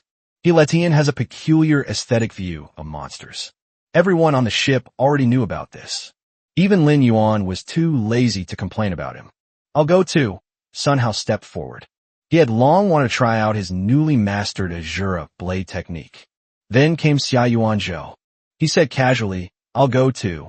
The Sea Demon's eye twin pendants, left half, are now in his hands. Lin Yuan had already clearly told him that. If the Toad Queen drops the other half and successfully synthesizes the complete twin pendant, he will be the most suitable user. He didn't want to use equipment that he didn't earn. Lin Yuan nodded in satisfaction and handed the mission compass to Sun Hao. "With the strength of the three of you, you are more than capable of dealing with the Toad Queen." Lin Yuan escorted Sun Hao and the others to the shore and watched them disappear into the thick fog before ordering the Qianli to continue its journey. The crew members who remained on the ship were responsible for rolling the bone powder of the Thunder Beast into balls for easy scattering later, and prepare the fishing nets for catching bursting starfish. Half an hour later, the Qianli arrived at the sea area below the starfish cloud. The sea surface shimmered. If you look closely, you can see small, palm-sized bursting starfish slowly swimming in the water. "Sprinkle powder." At Lin Yuan's command, the crew threw the prepared Thunder Beast bone powder balls into the sea. Bone meal balls dissolve immediately upon contact with water. Soon, the starfish, which had been quite active, began to move slowly. "Drop the net. Reel it in." Large, specially made nets were thrown into the sea. With one net cast, several paralyzed, bursting starfish could be scooped up. The crew scrambled to get them onto the deck. "Cut the fuse." Lin Yuan held a pair of scissors, his sharp eyes quickly scanning the 5 points of each starfish, his brain making a decision in an instant. "This one, in the top left corner. That one, the one right below. Quick, the one on the right. It's about to wake up." Under his precise command, the crew held their breath and successfully cut the safety fuse without any major incident. Click, click, click. With a series of crisp cracks, the once ferocious, exploding starfish were now transformed into harmless spoils, their brilliance fading. The immortal boat pirates have successfully captured one exploding starfish. The immortal boat pirates have successfully captured one exploding starfish. Chapter 106. A School of Golden Barracudas. The Toad Queen. Meanwhile, the game's World Chat channel had completely exploded. The event had only been going on for less than half an hour. On the leaderboard, the name of the immortal boat pirates immediately jumped to the top. The numbers that followed left countless people rubbing their eyes in disbelief, wondering if they were hallucinating. Number captured, 27. The second-ranked fleet is Starlight. Their capture count was only 3. Holy crap! Are those immortal boat pirates on drugs, or the GM's favorites? 27 of them. Are they cheating? 27 of them? We didn't even get a hair on a starfish. Thank goodness you didn't touch it. That thing explodes if you touch it. Our ship just got blown up, and everyone's pumping water out of it. The ship's sinking soon, help. The Starlight Pirates captured 3, but I heard they lost a crew member in the process. What kind of gods descended to Earth did this immortal ship pirates have, capturing 27 with 0 casualties? These brothers are amazing. Is the immortal boat pirate crew still recruiting? They can warm your bed, and their voices are super sweet. Please give me a chance. In the chat channel, shock, doubt, insults, envy, jealousy, and countless other emotions intertwined and rapidly refreshed the screen. Lin Yuan could even imagine that at this moment, countless captains were gritting their teeth at that glaring name at the top of the leaderboard. The immortal boat pirates are definitely going to take first place in this event. Just then, Lin Yuan's attention was drawn to the golden phosphorescence on the sea surface. The golden light flashed continuously under the sun's rays, disappearing into the sea, appearing and disappearing intermittently. The golden barracuda is the key material used to build the Chongfeng, a school of golden poachers. Lin Yuan's eyes lit up. The number of exploding starfish has far surpassed that of other species, leading the pack by a wide margin. The champion team from the previous life, the one that was publicly executed, ultimately only managed 11 ships. Lin Yuan's lips curled into a smile, and he decisively gave the order. Activity suspended. Everyone prepare to catch golden mullet. These fish are incredibly fast, and ordinary fishing nets are completely ineffective against them. Lin Yuan walked slowly to the side of the ship, his eyes slightly narrowed. Instead of ordering the nets to be cast, he summoned the golden trident. This exclusive weapon allows Lin Yuan to maximize his current water control abilities. He raised the golden trident above his head, the power of the ocean within him surging and vibrating. Buzz! An invisible yet powerful force, centered on the tip of the trident, spread outwards into the deep sea like a spider web. The ocean currents below began to surge quietly in a way that defied the laws of nature. A massive deep-sea whirlpool is forming silently. The school of golden barracudas, which was moving at high speed, seemed to have crashed into a soft yet tough, transparent wall. Their speed decreased sharply, and their formation was thrown into chaos. The fish panicked, but they couldn't break through the barrier of the water flow. Now, disconnect from the internet. Meanwhile, on the island where the Toad Queen's lamentation quest takes place, holding a mission compass, Sun Hao trudged forward with difficulty through the thick fog. The road beneath our feet was muddy and treacherous, and every step we took kicked up foul-smelling sludge. The air was filled with a disgusting smell of rotting flesh. The occasional hoarse cawing of crows made this desolate place even more eerie. This godforsaken place, there's not a soul in sight. Letian complained impatiently, pushing aside a vine covered in slime. Xiaohe, you've been talking non-stop the whole way. Look at Xia, she's so quiet. Sun Hao said, but his eyes were fixed on the mission compass. But before he could finish speaking, in the swamp ahead, several hunched, dark human figures emerged stiffly from the ground. Their skin was a rotten, grayish-green, covered with mud and slippery seaweed, and two eerie green will-o'-the-wisps flickered silently in their empty eye sockets. Bolg Volkir. Combat power rating. Tier 1, 4 stars. Hey, little rascal, you're really something. Letian grinned with a sickly, excited smile as he looked at Sun Hao and Xia Yuanzhou. You don't need to do anything, I'll handle it. He raised his hand and affectionately patted the Taotai medical kit beside him. The grotesque mouth, covered in sharp teeth, opened wide in response, roaring silently and exhaling a wisp of thick green smoke. The smoke quickly took shape and crashed to the ground like a small mountain. King Kong. Roar. As soon as King Kong appeared, he violently pounded his chest.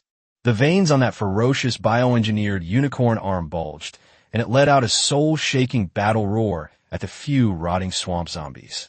Go, King Kong. Take care of those crooked bastards. Letian commanded his proudest masterpiece, his eyes gleaming with fanaticism. King Kong obeyed the order, and his massive body, carrying immense force, charged forward like a runaway locomotive. Devastating fist. The air was torn apart, producing a dull bang. The head of the foremost zombie didn't even have time to react before it was smashed into countless flying fragments by this ferocious punch. Xia Yuanzhou leaned against a withered tree, his face expressionless, showing no interest even in raising his sniper rifle. The skirmish was over before he even looked up. Letian whistled as he walked over to a relatively intact zombie corpse and kicked it disdainfully with his toe. TSK, the materials are all right. It's just a pity that King Kong went too far and smashed them to pieces. Sun Hao shook his head helplessly and urged in a deep voice. Stop playing around. We need to get down to business. The three continued on their way. The compass needle eventually pointed to a deep, dark cave like the mouth of a giant beast. The cave entrance was incredibly slippery and covered in dark green moss. A thick, pungent stench wafted over, almost suffocating the senses. The cave was extremely dark. The ground beneath our feet was covered with a thick layer of stark white bones, some human, some of various monsters.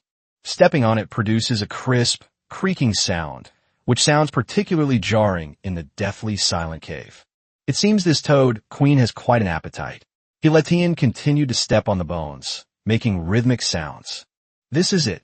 After confirming it several times, Sun Hao put away the mission compass and slung the Dragon Slayer's sword over his shoulder. From the depths of the cave, a deep, guttural croak suddenly rang out, as if from the abyss.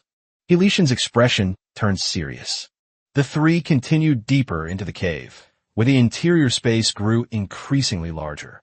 Stop! Sun Hao, who was at the front, stretched out his arm to block Lin and Yuan from behind.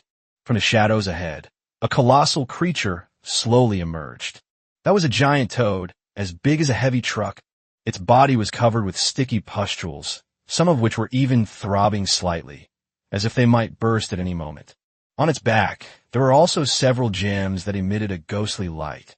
A pair of yellow, vertical pupils, the size of truck headlights, stared coldly at the three intruders, devoid of any emotion.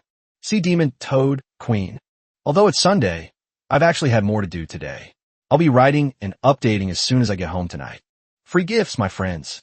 Chapter 107 Sun, He, and Xia battle the Toad Queen. The Demon-Eyed Toad Queen. Combat Power Rating, Tier 2, 2 stars. Description. This monster, which has long resided in dark caves, is the strongest individual among the demon-eyed toad species. It is violent and possesses an extremely strong sense of territory. Wow! Lin stared at the enormous creature in the shadows, a sickly light gleaming in his eyes, and let out a heartfelt sigh. As expected of the Toad Queen, the uneven contours, the asymmetrical bulkiness, the texture that combines slipperiness and hardness. She's so beautiful. Sun Hao's lips twitched violently. Xiao He, as a doctor, I suggest you treat your eyes first. The Toad Queen clearly did not welcome the intruders.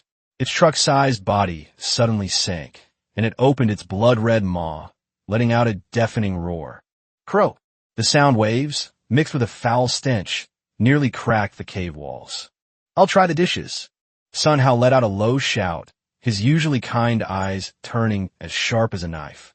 His entire demeanor changed, as if he had transformed from a chef into a demon who held the power of life and death. At this moment, the Dragon Slayer blade in his hand was no longer a kitchen utensil for processing ingredients, but a bloodthirsty, killing weapon. The Azura sword technique, a straight cut. The blade swept across, leaving only a faint sound in the air. Sun Hao's figure appeared like a ghost in an instant beside the Toad Queen.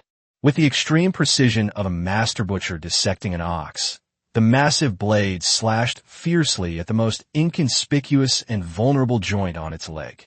This strike isn't meant to inflict severe damage, but to sever the tendons. Hiss!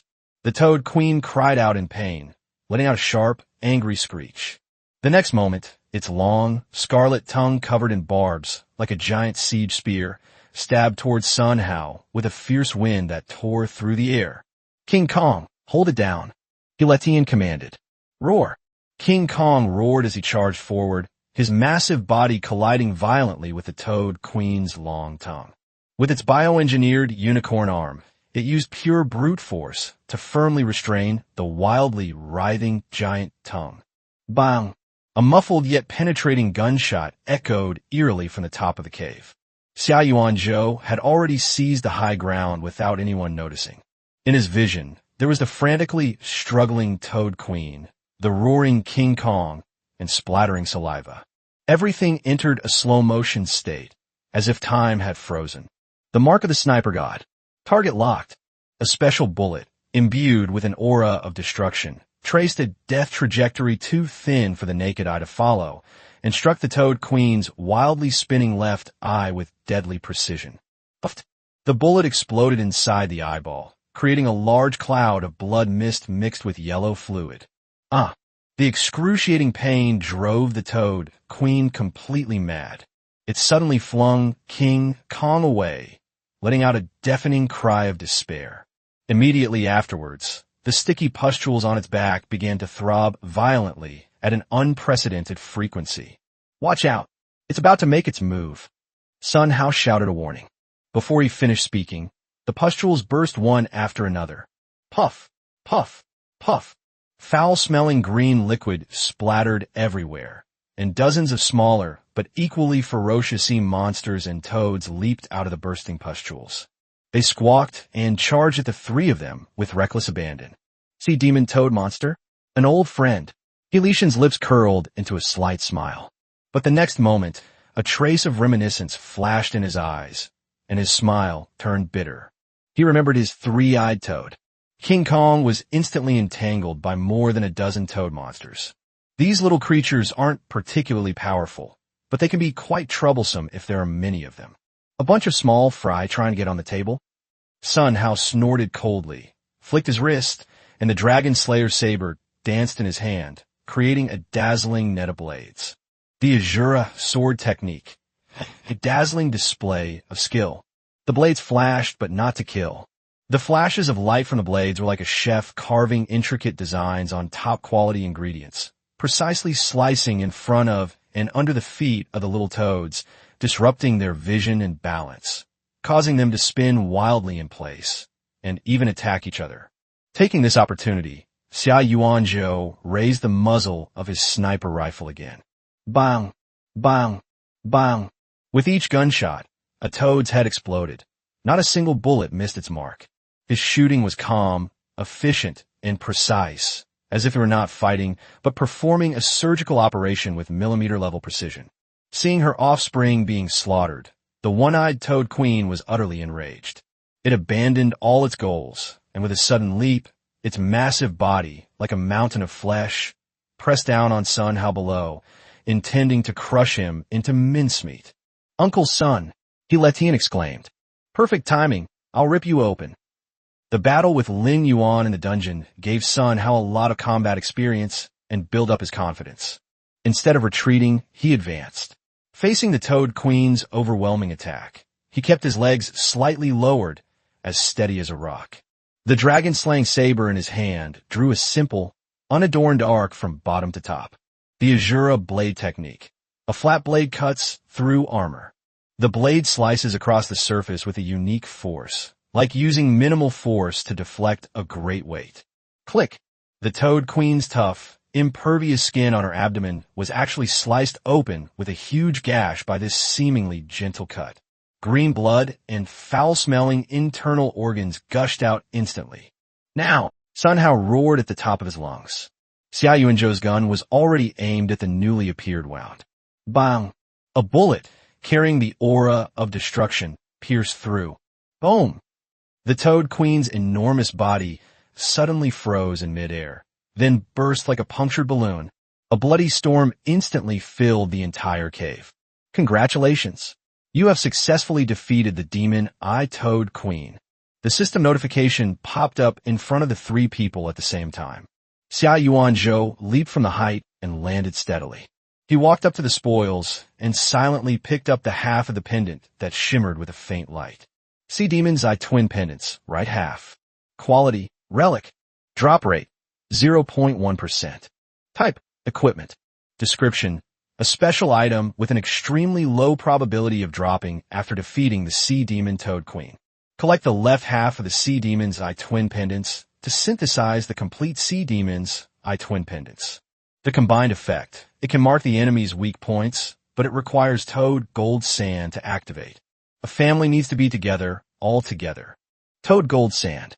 Quality, rare. Drop rate, 30%.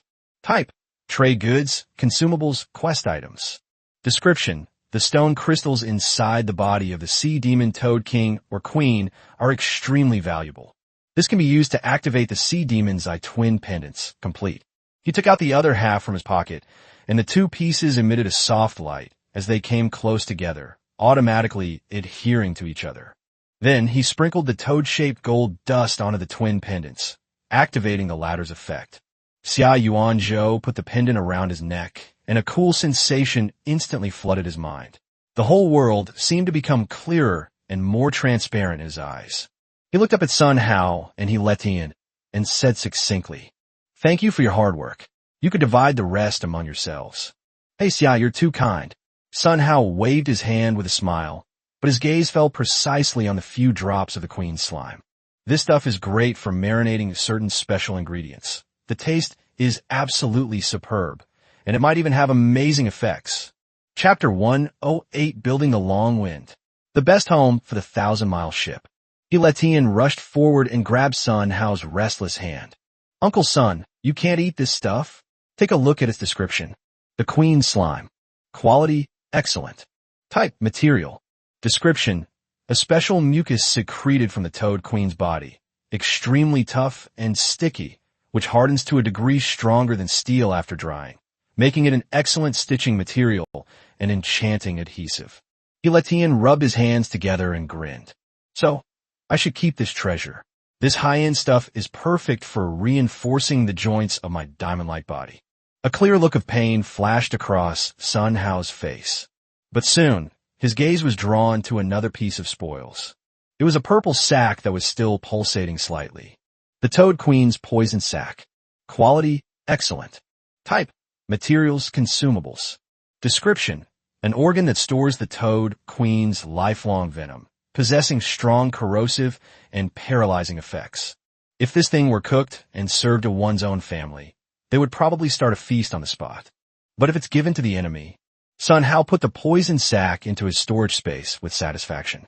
Having obtained the sacred relic level sea demons, twin pendants after this battle, Xia Yuanzhou's aura became increasingly profound, and his combat power rating also surged. Second tier 1-star to second tier 4-star. The sea area where the Qinli ship is located. Lin Yuan counted his spoils. 12 golden barracuda fins, gleaming with metallic luster, lay quietly on the deck. The materials for building the Changfeng have finally been gathered. Lin Yuan did not choose to build directly at sea, but instead ordered a return voyage. Just then, Sun Hao and the others sent a message in the crew chat group, saying that their mission was complete. The Qinli ship turned around and, as it passed the mission island, picked up Sun Hao and his 2 companions who were returning with a full load. As soon as they boarded the ship, they shared their experiences on the island with the others.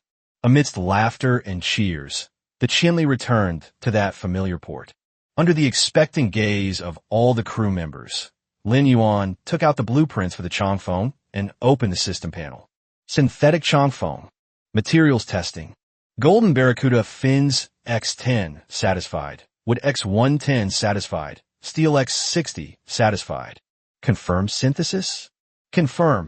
There was no earth-shattering roar, only a soft golden beam of light shooting into the sky from the center of the Qinli's deck.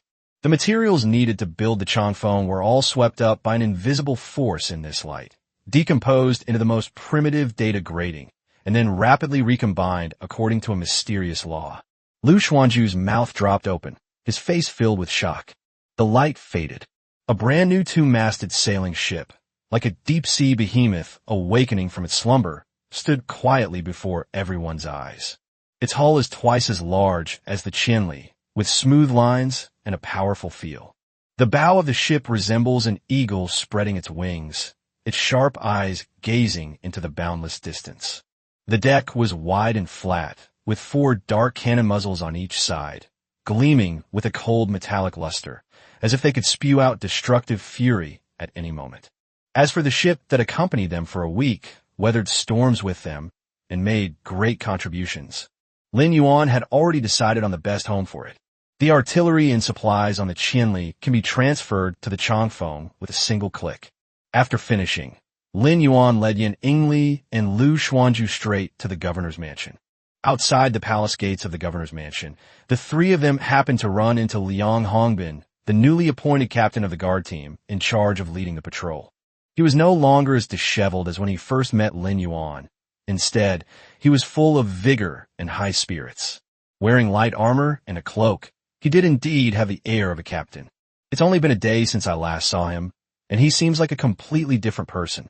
Upon seeing Lin Yuan, Liang Hongbin immediately put down his work and greeted him with a beaming smile. "Boss Lin, what's the matter?"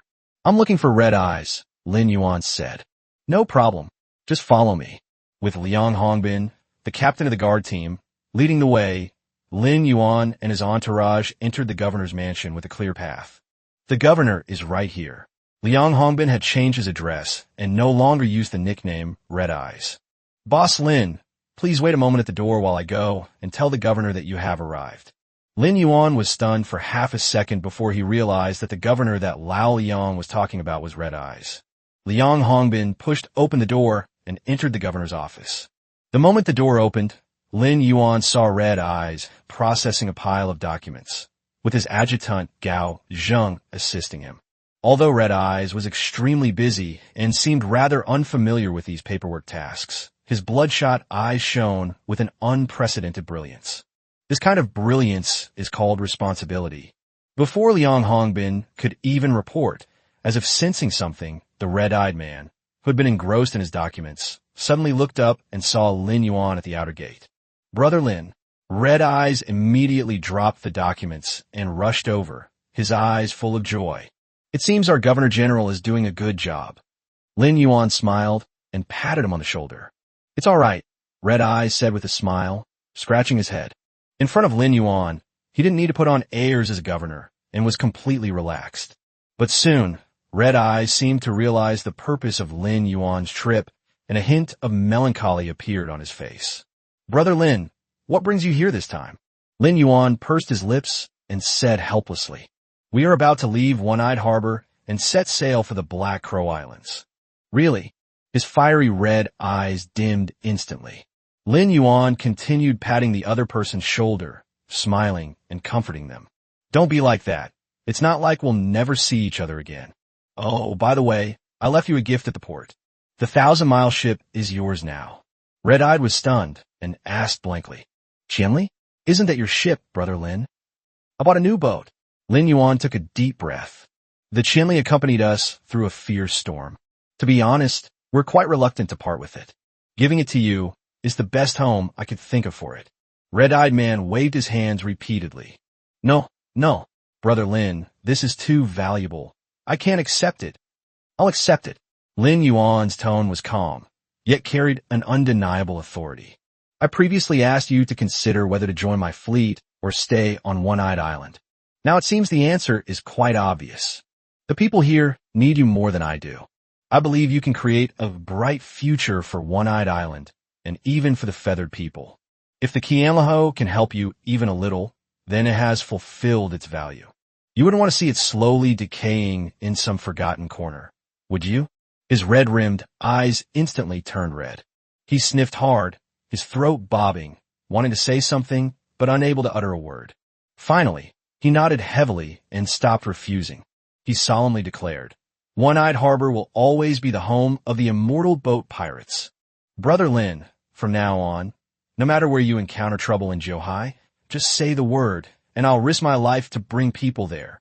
As he spoke, he took out an exquisite badge engraved with wings from his pocket and handed it to Lin Yuan. I actually know you won't be staying here for long, and you'll soon be going to other places to adventure. Therefore, I had someone expedite the production of this badge. It is imbued with magic, capable of transmitting simple messages no matter how far away. Of course, it is also a symbol of our friendship. Lin Yuan accepted the badge. Red-eyed, she rushed over and hugged Lin Yuan tightly. Lin Yuan hugged him tightly as well. Two souls, destined for greatness, cherished each other. All good things must come to an end, but the bond between brothers will only grow stronger because of this vast ocean. With tears in her eyes, she bid farewell to Lin Yuan and watched him leave the governor's mansion. Chapter 109 Anti-Immortal Boat Alliance? What a joke. Lin Yuan returned to the Chafoam. The atmosphere on the deck was no longer as noisy as before, but rather dull. The crew members were all busy with their tasks in silence, but everyone seemed absent-minded, their eyes always unconsciously drifting towards the port behind them. The sadness of parting, like a thin mist at sea, enveloped everyone. But they knew even more clearly that the voyage had to continue. Ahead lies a wider world, more perilous challenges, and a treasure trove that can change one's destiny. To liven up the atmosphere, Lin Yuan led everyone on another big shopping spree at the last moment in One-Eyed Harbor. The Changfeng had a much larger capacity than the Qianli, and in addition to the original, they purchased another batch of materials, food, and supplies. Lin Yuan even thoughtfully bought a lot of entertainment items, such as playing cards and chessboards to keep everyone entertained during the long voyage. Of course, a wide variety of fine wines are also indispensable.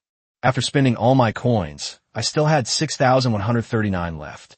At this moment, sunlight pierced through the clouds, gilding the Changfeng's brand new sails with a layer of rosy gold. The eagle statue at the bow of the ship has its wings spread as if it is about to take flight, poised to take off. Lin Yuan stood at the bow of the ship, the sea breeze blowing his clothes, making them flutter. His gaze swept across the familiar sea before him, landing on the deeper, more dangerous, and yet infinitely full of opportunities of the unknown. 1,000 words in my heart ultimately condensed into a single, concise, and powerful command. Target Black Crow Islands. The immortal ship pirates set sail. Yes, Captain. The crew members had long since shaken off their previous deep emotions. They responded in unison, their hearts once again burning with the flame of adventure. After a week of trials by wind and water, they're no longer the rookies they once were. Each of them has grown into an excellent sailor. Even when faced with the massive and unfamiliar Chongfeng, they were still able to easily control it thanks to their rich experience. Mainsail up. The Chongfeng hull shuddered slightly, then broke through the waves with a steady and swift motion, sailing away from the harbor. The outline of One-Eyed Harbor, in Lin Yuan's vision, went from clear to blurry and finally sank completely into the horizon where the sea meets the sky. Lin Yuan turned around and returned to the captain's cabin. With a thought, the attribute panel of the Chongfeng unfolded before my eyes. Chongfeng. Durability, 600. Armor, 20. Speed, 30 knots. Capacity, 900 units. Quality, Grade C. Level 1, upgradable, evolvable. Skill, Eagle Eye Hunt. When activated, the figurehead will lock onto an enemy target, providing all ship's cannons with a 15% accuracy bonus and a 10% critical hit rate bonus for 30 seconds. Cooldown, 1 hour. Firepower, Dragon Breath Mortar X1, Chaotic Catastrophe Cannon X1, Hungry Wolf Cannon X4, Standard Cannon X7. Combat Power Rating, Tier 4, 6 stars. Synopsis. It is a fierce sea eagle. Any ship locked onto by its sharp gaze is doomed to sink into the ocean. Materials required to upgrade to level 2. Timber X 200. Steel X 240. 50 pieces of sunken ironwood. Kraken's Ligament X 10. Dropped after defeating the Kraken. You can evolve once when you reach level 3. A combat power rating of 4 tiers and 6 stars. It's 4 stars higher than the peak era Qianleho. More importantly, it possesses unique skills and has the potential to be upgraded and evolved. This unfamiliar yet reliable new companion will accompany the immortal boat pirates on an even more exciting and incredible adventure. The Chongfeng is a medium to large-sized, two-masted ship. The most obvious benefit of expanding the hull is the improvement in interior space. Now, each crew member has been assigned a private dormitory. Yan Ingli and Shun Tian no longer have to squeeze into one room. With different hobbies and personalities, the crew members also have enough private space to do what they like. Lin Yuan did not forget to remind him. He let Tian, don't let King Kong out as your bed, just because the room is bigger. The crew burst into laughter upon hearing this. It was exactly 6 p.m.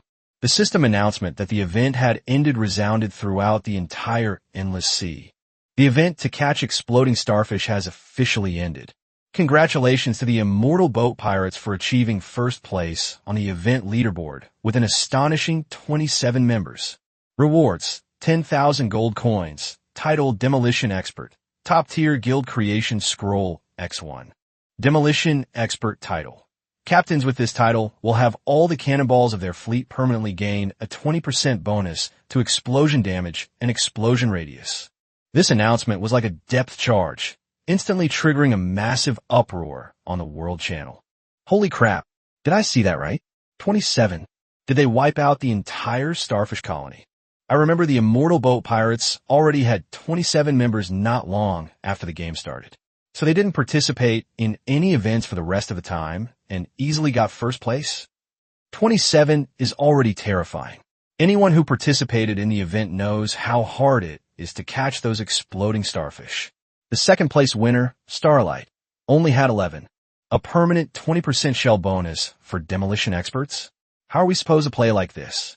Who the hell would dare to engage in artillery battles with the celestial ship now? Wow, this guy is awesome. Just let me know when the guild is created. I'm the first to sign up. Wake up upstairs. If the immortal ship is so powerful, you should probably assess your own capabilities first. Soon, some discordant voices began to emerge, their words filled with sourness. Starlight.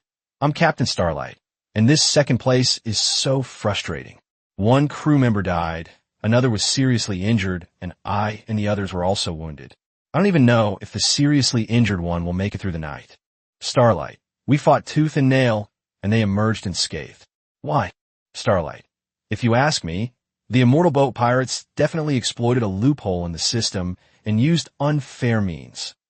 Red Dog Gang, you're absolutely right, bro. I think so too. Turtle Shell.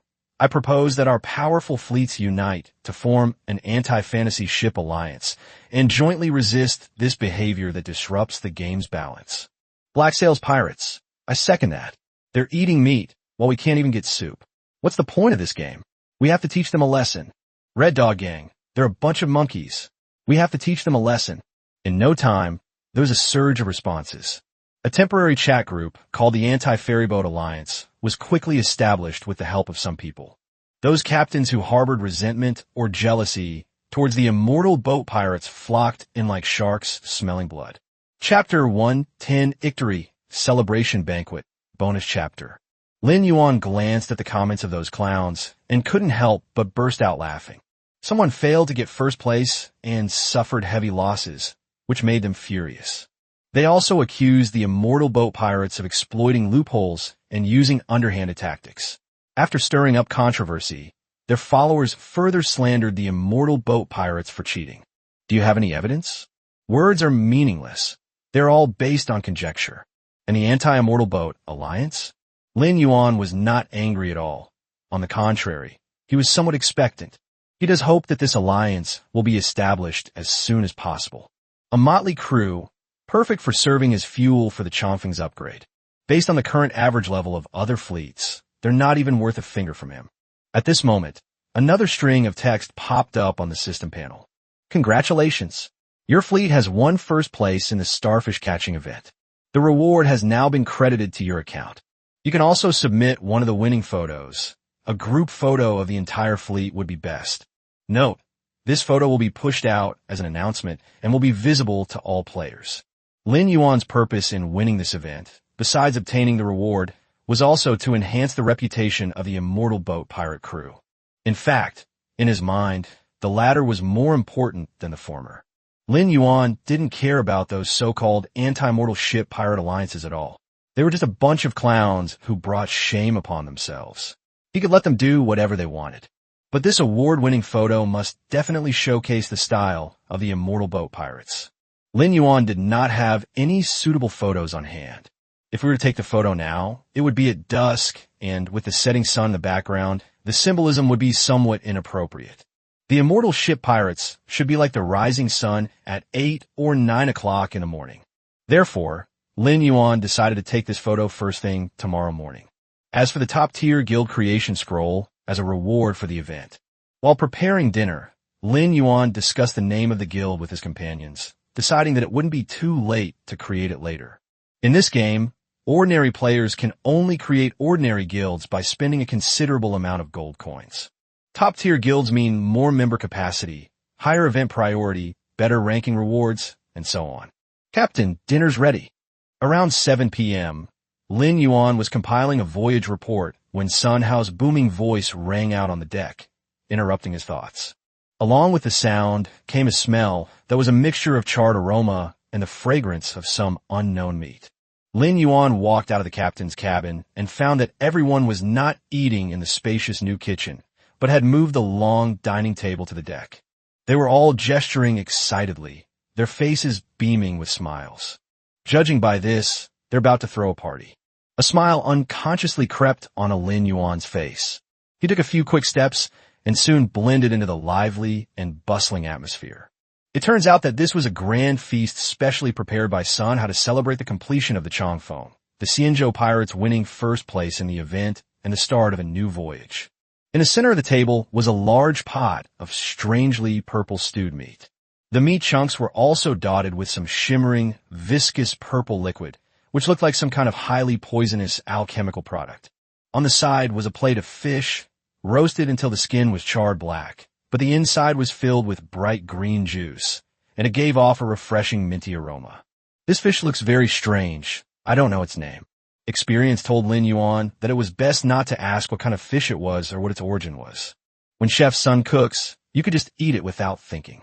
Besides these, there was a pot of thick soup with black bubbles rising to the surface, containing some lumps of unidentifiable ingredients. This is Sun Hao's ultimate dark cuisine. The presentation may always challenge the limits of human aesthetics, but the taste will always bring a heavenly experience. The crew had been eating this kind of food for a whole week, 3 meals a day, and were already used to it. They were all eager to try it, their eyes shining. But a hint of doubt flashed in He Lishan's eyes. He pointed to the glowing liquid on the purple stew and asked timidly, "Uncle Sun, could this be the Toad Queen's poison sac?" Sun Hao, clutching his slightly chubby beer belly, laughed heartily. "How is that possible? You can start the meal right after eating that stuff." Everyone burst into laughter upon hearing this. Everyone took their seats and filled their glasses with wine. Shun Tian, who couldn't hold her liquor, also took a large wine glass and filled it with wine amidst the lively atmosphere. She said she was going to get completely drunk tonight no matter what. Yan Yingli picked up a piece of purple stewed meat, put it in her mouth, and exclaimed in amazement after tasting it. "Uncle Sun, your cooking skills are becoming more and more amazing." "Haha, thank you, first mate. It's my greatest honor that you like my cooking." Chef Sun Hao, a civil servant, was at it again. When it comes to sucking up to superiors, no one is better than him. Lu Xuanzhu couldn't wait to stuff a large piece of grilled fish into his mouth and mumbled his praise. "Delicious. Brother Yuan, you should try some too." Xia Yuanzhou's painting style is different from everyone else's. He remained silent, like a refined lady, tucking his shoulder-length hair behind his ears and quietly and elegantly cutting the food on his plate with a knife and fork, as if performing a precise surgical procedure. Shen Tian sat down next to Yan Yingli, carefully took a sip of the thick, black soup, and her eyes lit up instantly. The sadness I felt from parting seemed to have been healed by this delicious soup. She gave Sun Hao a sweet smile. "Uncle Sun, this is delicious." "Ha, Sister Shun, I'm glad you like it." Sun Hao was overjoyed by the little girl's praise, and the faint wrinkles on his face spread out with a smile. Yan Yingli looked at the lively scene before her, then glanced at Lin Yuan beside her, who looked pleased, a hint of tenderness flickering in her eyes. This is her captain, her partner, her family. No matter how treacherous the journey ahead may be, as long as we are together, there is no difficulty that cannot be overcome. Lin Yuan raised his glass. "For the Changfeng, for the Xianzhou pirate crew, and for our bright future. Cheers! Cheers! Cheers!" Amidst the crisp clinking of glasses, everyone's face was filled with genuine smiles. As they chatted, the conversation turned to the discordant voices in the World Chat channel that day. "Captain," He Lishan said, his brow furrowed and his face full of roguish charm. "I don't know if you checked the chat after we won the event.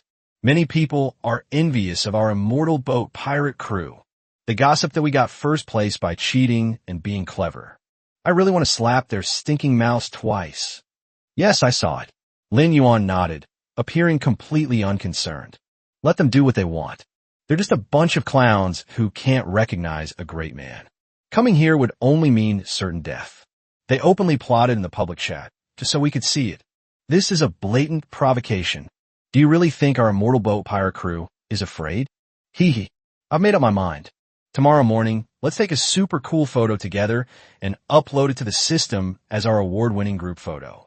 This photo will be pushed to all servers as an announcement. Confront their provocation. When the time comes, any player who sees this photo will remember our faces. The name of the immortal boat pirates will be deeply etched in their hearts." "Good. Agreed. I'll definitely take a good picture." The crew members echoed loudly in support of their captain. Finally, after discussion, they decided to name the soon-to-be-established guild, the Alliance of No Envy for Immortals. The founding date will be after the group photo is released tomorrow. The new voyage of the immortal boat pirates officially began during this warm and joyful dinner. Chapter 111, The Alliance of Those Who Do Not Envy Immortals, is established. Nautical calendar, January 8th, Year 1, 719. Location, Feathered Sea, Endless Sea. Weather, sunny. Wind force, level 3. Wind direction, north. Temperature, 1,724. Early in the morning, the members of the immortal ship pirates gathered on the deck. The rising sun adds a touch of ceremony. They took a group photo that will go down in history. The backdrop is the shimmering, boundless sea and the brand new Changfeng. The 7 members of the immortal boat pirates stood proudly at the bow of the ship with an extremely imposing presence. Those with exclusive weapons should display them, and those without should show off their most domineering side. In the center of the photo, Lin Yuan is dressed in the horrific outfit of the past, with a mutated kraken perched on his shoulder. The slightly ostentatious golden trident in his hand pointed diagonally towards the sky, a faint smile playing on his lips as if to say, "The game has only just begun." To his left, Yin Yingli's blood-flame longsword pointed directly at the camera, the phoenix totem on her shoulder blade seemingly burning in the morning sun. His amber pupils were filled with coldness, and his aura was overwhelming. To the right, Xia Yuanzhou was dressed even more exquisitely than Yin Yingli, with a cool-looking sniper rifle standing beside her, her shoulder-length hair fluttering in the wind, exuding a charming demeanor that was both soft and strong. His handsome, angular face was expressionless, but it exuded an air of aloofness and confidence befitting a sniper god. Lu Xuanzhu transformed directly into the form of the raging wave rhinoceros. His massive body was like a small mountain, and the huge raging anchor axe in his hand looked like a murderous toy. The gluttonous beast transformed into a scarlet chainsword, which writhed slightly in He Lishan's hand like a steel centipede. He Letian had a cynical, roguish smile on his face, which, combined with his green hair and the tattoo on his neck, made him look exactly like a biopunk maniac. Sun Hao carried the Dragon Slayer saber, his face not as gentle as usual, giving people the feeling that a senior civil servant had become a gang leader. Shen Tian's white twin ponytails swayed gently in the wind, her face beaming with a genuine smile as she snuggled affectionately against the black dumpling. The adorable art style contrasts sharply with the group of villains surrounding her. This photo wasn't meant to flaunt the victory. It was a blatant declaration. Don't mess with us, or you'll regret it. After taking the photos, Lin Yuan first sent them to the crew's chat group. Only after everyone was satisfied did he submit it to the system. Soon, the photo was pushed to the entire server via a system announcement, and the world chat was once again flooded with messages. Holy crap, is this the immortal boat pirates? Their gear, their aura. I feel like I'm playing a completely different game from them. It's only been a week. Where do they get all this stuff? Who's that man in the center? He's holding a golden trident, has an octopus on his shoulder, and his clothes don't look ordinary. Even as a guy, I think he's ridiculously handsome. Fellow family members, does anyone know? The man in the center must be the captain of the immortal boat, right? He's so handsome. That cool lady to his left is so stylish. I love her. What? There's a rhinoceros monster here, with beast-like abilities? And that green-haired guy, is his weapon alive? My SAN is dropping like crazy. That uncle carrying the dragon-slaying sword. I have this feeling he's about to shout, "If you're a brother, come and chop me down." Any second now? Am I the only one who noticed the cute white-haired lowly? I fell in love with her at first sight. Wait, what's that black cloud next to her? Meanwhile, the atmosphere in the Anti-Immortal Boat Alliance's chat group plummeted to freezing point. Starlight. Red Dog Gang. This must be photoshopped, right? Special effects. It must be special effects. Turtle Shell. My stomach hurts. Brothers. See you later. Goodbye. System notification. Turtle Shell has left the group chat. Black Sails Pirates. Cough. Well, I think it's better to resolve conflicts than to let them fester. We're all fellow citizens of Earth. There's no need, really no need. System notification. The Black Sails Pirates have left the group chat. The group leader, Starlight, looked ashen-faced as he saw that half of the members had disappeared in an instant. He stared intently at Lin Yuan's calm and collected face in the photo, feeling like a complete clown for his boasting yesterday. But he will not give up. There are still about half the people in the group. Even if it hurts, we'll fight the immortal boat pirates to the bitter end. Lin Yuan successfully achieved his goal of making the immortal boat pirates famous by winning the event. Next step, create a guild. An unupgraded ordinary guild can accommodate a maximum of 50 people, which is equivalent to 5 fleets. A top-tier guild that hasn't been upgraded can accommodate 150 people. Having a guild has many benefits. Guild members can donate supplies every day with no upper limit. To put it bluntly, it's about paying tribute.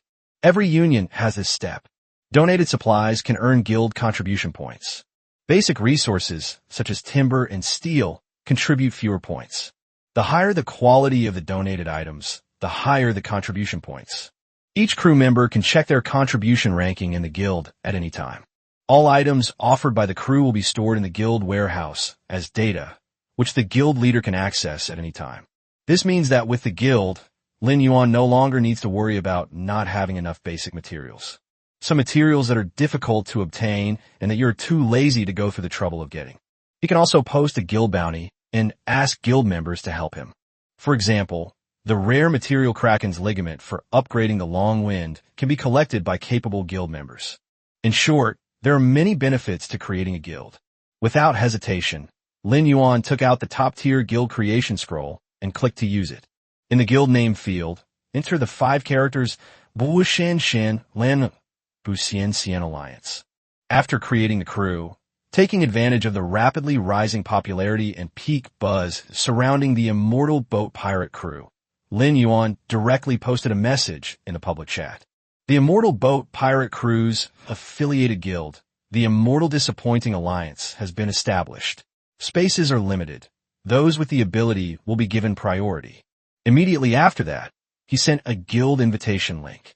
The players all have the hand speed of someone who's been single for decades. Almost as soon as the guild invitation link was sent, the Immortalist Alliance was full. Lin Yuan wasn't worried about the quality of the fleet joining them, since he planned to use a bottom-ranking elimination system anyway. The 5 fleets with the lowest weekly contribution points will be eliminated, because contribution points can also reflect the strength of a fleet. After all, under normal circumstances, the stronger you are, the more resources you can obtain, and the more supplies you can offer as tribute in exchange for contribution points. Of course, if guild members encounter problems that are difficult to solve, they will naturally seek help or protection from the guild leader. Lin Yuan didn't want to waste his time on these trivial matters every day. Joining a top-tier guild grants access to benefits not available in ordinary guilds, so you're not losing out to them in any way. Therefore, Lin Yuan issued a guild announcement. Chapter 112, Thunderous Sea Serpent. Go Kraken. Therefore, Lin Yuan issued a guild announcement. Welcome to the I Don't Envy Immortals Alliance. Let me make it clear from the beginning. I don't support idlers. Simply 5 words. I only want elites. Therefore, our guild adopts a bottom-ranking elimination system. The bottom 5 fleets on the weekly contribution point leaderboard are selected based on your performance since joining the guild. The decision of whether you stay or leave will be made by me and my crew, a total of 7 people. Only the top 3 on the contribution point leaderboard are eligible to receive the protection of the immortal boat pirates. Of course, don't blindly donate supplies just to gain contribution points and improve your ranking, lest your own fleet be unable to survive. That would be unnecessary. We should do everything within our means. Fleets that are not in the top 3 of the rankings can still enjoy the benefits of joining a top-tier guild. My time is precious, so don't bother me with trivial matters. You can help each other and solve problems. Can't solve it. That means you don't deserve to be here. You and your fleet should voluntarily withdraw, making room for those who want to become stronger. At first glance, this announcement seems to lack a lot of human touch. But in this game where the strong rule, Lin Yuan's actions were actually quite generous. After a brief silence, the guild channel erupted in chaos instead of anyone leaving. Holy crap, that's so direct, I love it. President is awesome. This is the attitude of a true champion. What future do those guilds that spend their days organizing team-building activities and shouting slogans have? Guild leader, just give me whatever you need. Understood, roll it up. For the sake of finishing in the top 3, and for the protection of the immortal ship, we must continuously improve our strength, collect as many resources as possible, and donate them to the guild. The guild members seemed to have suddenly gained motivation and were full of energy. This is what Lin Yuan hoped to see. The slow-witted person is still complaining. Clever people have already started planning what resources to offer as tribute to maximize their contribution points. It's too early to tell whether there are any promising talents among the guild members. A week later, Those with strength and ability will naturally stand out on the contribution list. Lin Yuan was not in a hurry about this. In fact, guilds in the game are like a special parallel universe. The guild feature has only just been launched and is not yet fully implemented. In the future, interesting content such as guild monster hunting, guild island raiding, and guild bonus facilities will be launched one after another. In the afternoon, Lin Yuan and Yin Ingli sat side by side on the gunnel, chatting, the sea breeze carrying a salty smell as it brushed against their cheeks. The Changfeng sailed smoothly on the endless sea, the sunlight casting shimmering golden rays across the azure surface. They're about to leave the Feather Sea and reach the waters where the Black Crow Islands are located. The Sea of Dark Ravens. Suddenly, a thick, long black shadow appeared in front of them, like an elongated submarine. Yan Ingli's pupils contracted slightly. She gazed at the now calm sea, pointed at the dark shape rapidly approaching the Changfeng, and exclaimed in surprise. Lin Yuan, look! What's that? Lin Yuan followed her gaze, a playful smile curving his lips. It's a sea monster. No sooner had the words left his mouth than the long, dark shadow passed under the hull of the Changfeng and disappeared on this side. Lin Yuan chuckled lightly, his tone tinged with a hint of mockery. Try to run away after showing off? Kraken was also hungry, so it was time for another underwater hunt. At this moment, Kraken was not perched on Lin Yuan's shoulder, but was fast asleep in the fish tank in the captain's cabin. Lin Yuan closed his eyes, and a wisp of his thought transcended the barriers of space, resounding directly in Kraken's mind. "AK, dinner's ready. A feast has been delivered to your door." This food, delicious food. Kraken, who had been sleeping, was suddenly awakened, and a bloodthirsty red light burst forth from his two pairs of narrow, slanted eyes. Its tentacles climbed out of the fish tank. After landing on the ship's deck, 10 tentacles covered in dark scales suddenly braced themselves against the ground. With a catapult launch, his entire body became a blur, whistling out of the captain's cabin window and plunging precisely into the sea. Water splashed everywhere. Yin Ingli was startled by the sudden commotion and looked towards the captain's cabin. "Is it the Kraken? What happened to it?" Lin Yuan waved his hand and said with a smile, "Don't worry, it's just going hunting." "Hunting?" Yin Ingli's beautiful eyes widened in surprise. "Don't tell me that the Kraken's prey was that huge black shadow from just now."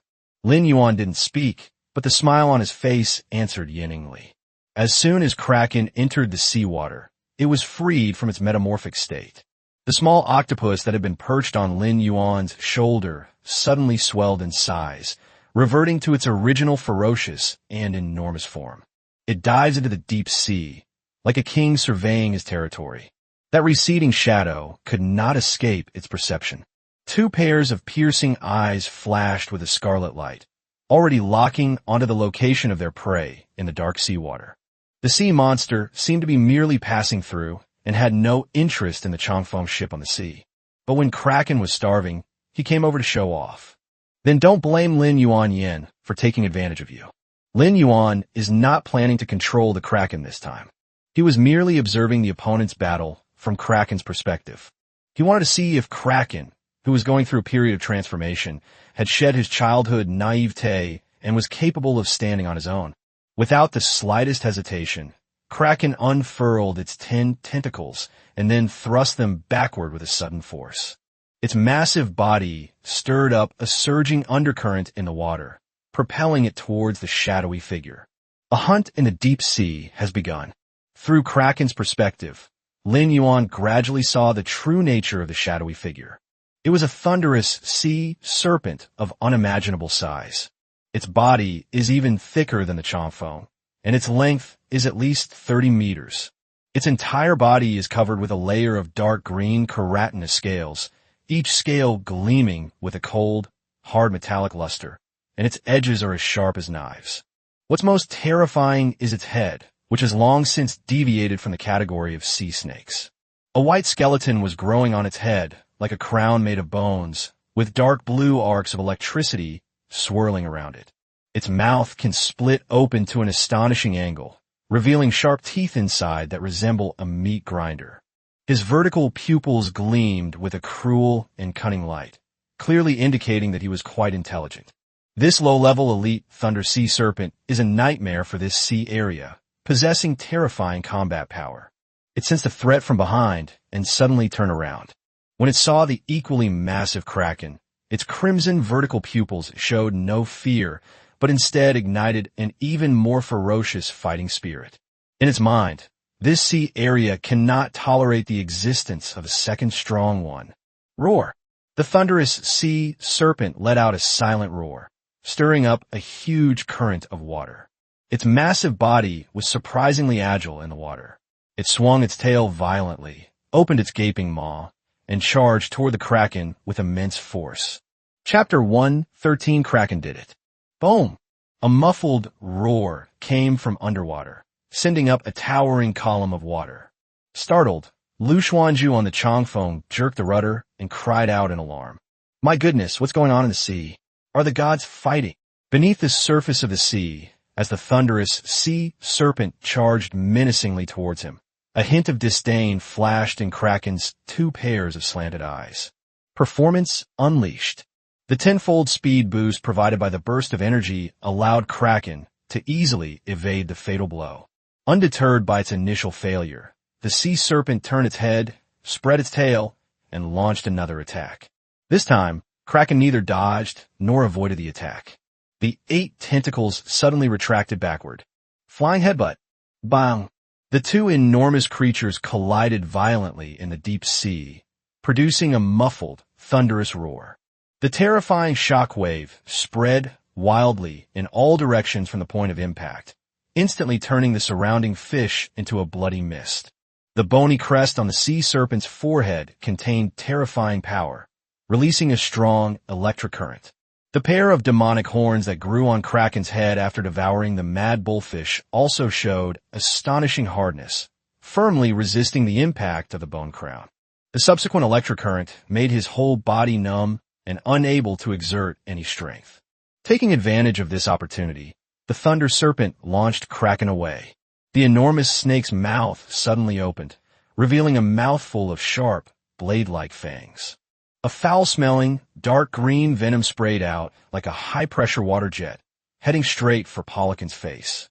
This venom is extremely corrosive. Wherever it passes, the seawater hisses. Kraken mustered his strength and recovered from the paralysis. It also opened the huge mouth at the base of its tentacles. Poisonous ink spray. A more concentrated stream of venomous ink gushed from its mouth, colliding violently with the sea snake's venom in the water. The two highly toxic liquids corroded each other, creating a chaotic zone of death. As the poisonous fog filled the air, the sea serpent's thick, long body twitched once more. It wrapped itself around Kraken's body at an incredible angle in an instant. 1 lap, 2 laps, 3 laps. The sea serpent continuously tightened its body, its dark green scales rubbing violently against the Kraken's black scales, producing a chilling, crunching sound. Lin Yuan was about to control the Kraken when he saw this, but it clearly heard the message it was conveying. I can. Lin Yuan chose to believe AK, but his heart remained in his throat as he continued to observe the fierce battle.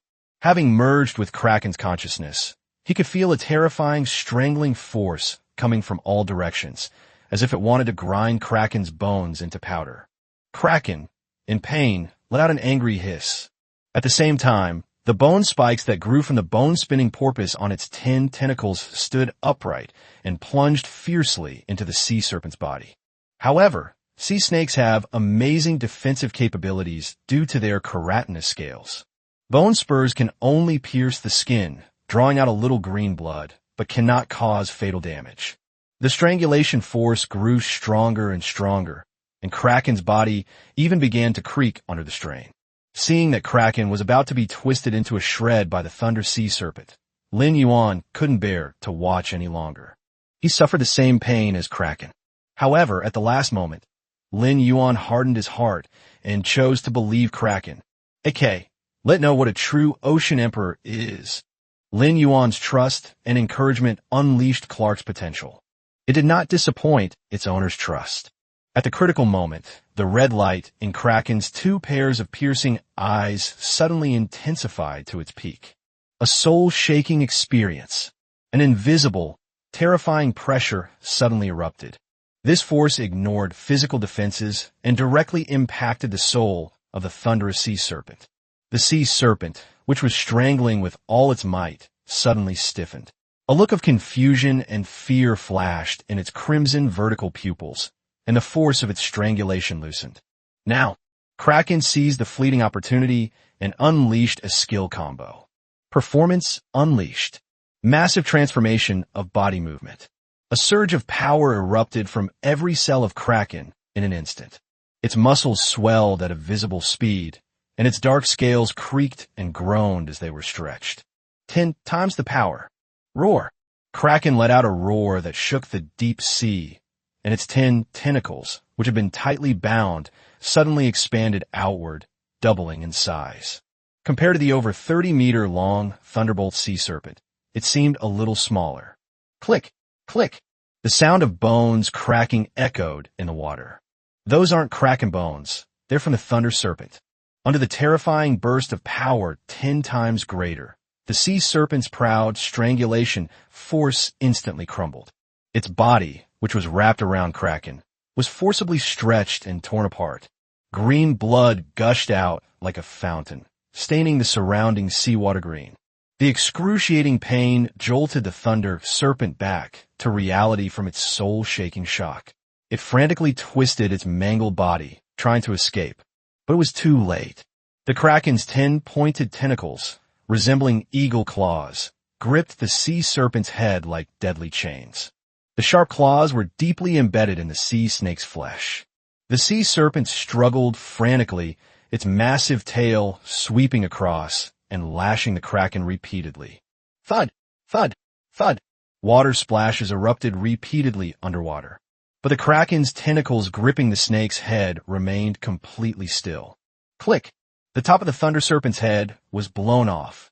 The outcome is decided. The thunderous sea serpent let out a final, mournful cry of despair.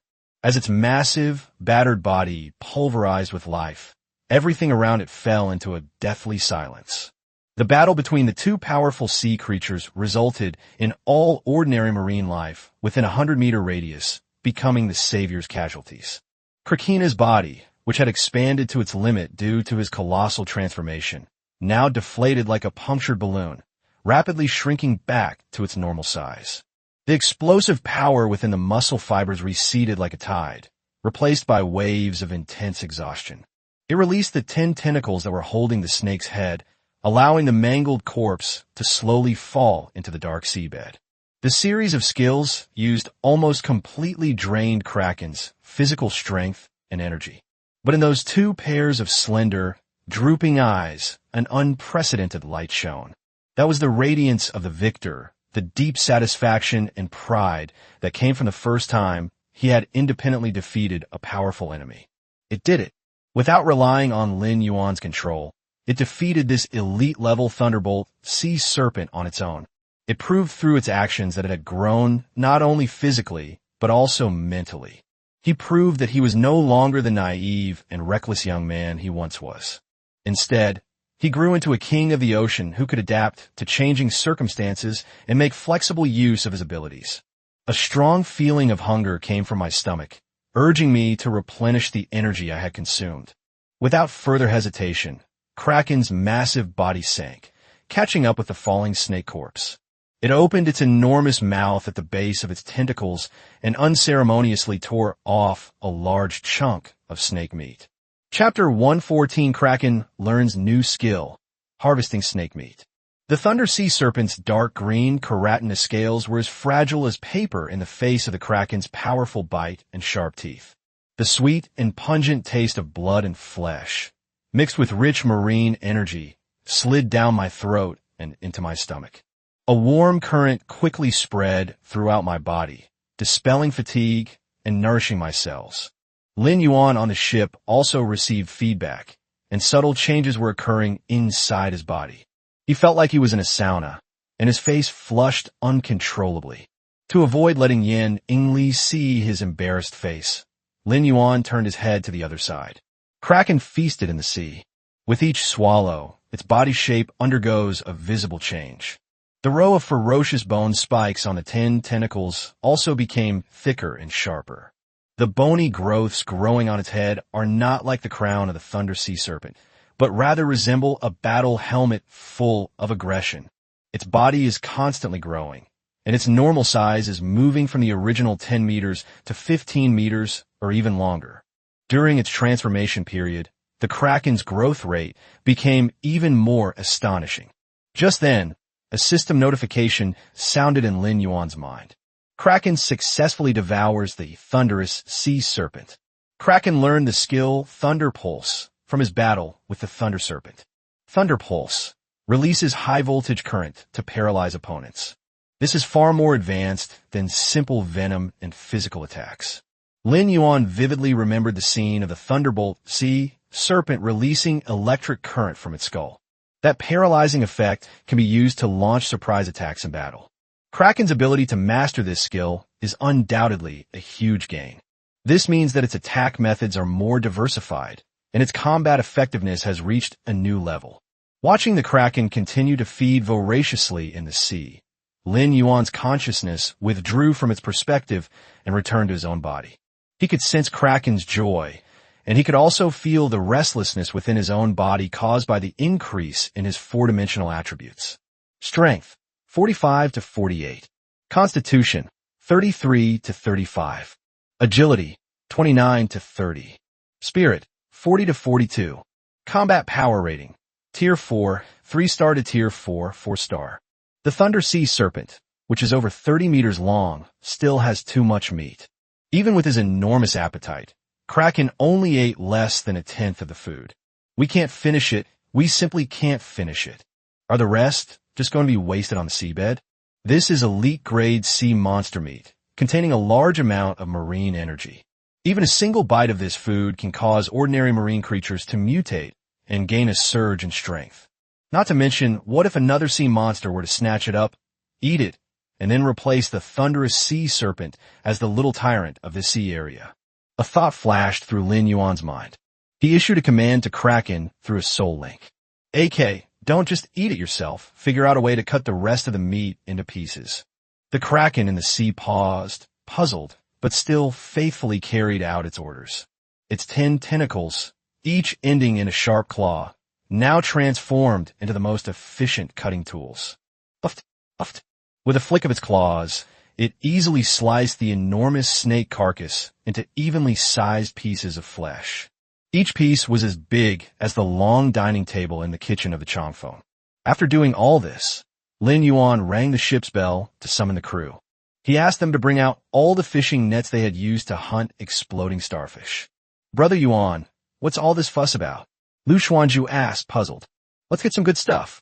Lin Yuan replied with a smile. Although the crew was completely confused, they immediately got to work.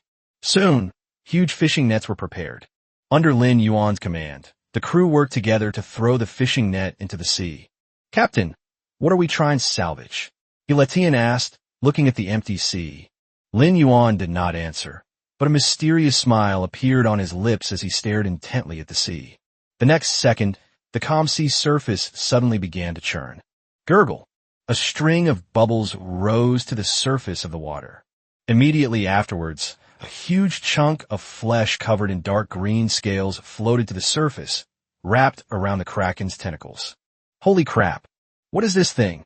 The crew gasped in surprise, stunned by what they saw. The second piece, the third piece. Lin Yuan's eyes emitted a blue light. The water around the snake meat began to surge, gradually converging into a thick column of water.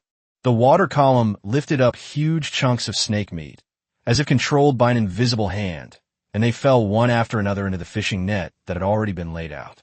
This is the power of Lin Yuanhai's innate talent. After advancing to the third rank, his ability to control water flow was now completely different from before. Lifting these chunks of meat to the surface is a piece of cake. Soon, the fishing net was piled high with snake meat. What are you all standing there for? Lin Yuan's voice pulled everyone back to reality from their shock. Close the net. Drag them all up. Yes, Captain. The crew members snapped out of their daze and immediately began frantically operating the winch to drag the heavy fishing nets onto the ship. The Changfeng has plenty of extra space in its storage compartments, enough to hold all the snake meat. As the fishing net was slowly dragged onto the deck, the rich, bloody smell and unique energy of the thunderbolt sea serpent meat wafted over.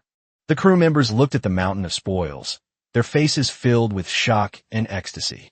This snake meat definitely won't just appear on its own. Yinningli frowned slightly, carefully observing the snake meat. It should be the dark figure we saw earlier. With such a huge size, it must be at least an elite-level sea monster, right? Could it be that the Kraken defeated it? Lin Yuan nodded proudly. That's right. Kraken is growing very fast now. They are already capable of defeating elite-level sea monsters. An elite-level sea monster. This is the flesh of an elite-level sea monster. Sun Hao exclaimed in surprise. A week has passed since the game started, and by reading the system's tutorial, everyone has mastered most of the game's mechanics. Any piece of meat from an elite-level sea monster could fetch an astronomical price on the market. And now, their captain has actually brought over a whole one. Captain, I heard you say it's still a long time before we reach the next port. Sun Hao leaned closer. We could eat it 3 times a day and still not finish it in a month. It would be such a waste to let such precious meat rot on the ship. He suggested, we're not far from One-Eyed Harbor now. Why don't we turn back and sell this meat? Lin Yuan smiled and waved his hand. Why sell him? We don't need that little bit of money. They're all Kraken snacks. Kraken snacks? Lin Yuan's question completely baffled Sun Hao. Okay, I guess I was narrow-minded. Chapter 1, 15 Soul Fairy. Having eaten and drunk its fill, the Kraken-like creature transformed into a smaller form, returned to the Changfeng, and leaped onto Lin Yuan's shoulder. Lin Yuan stroked it affectionately and praised it. Well done, AK. You've really grown up, become stronger and smarter. Praised by his owner, Kraken danced with joy.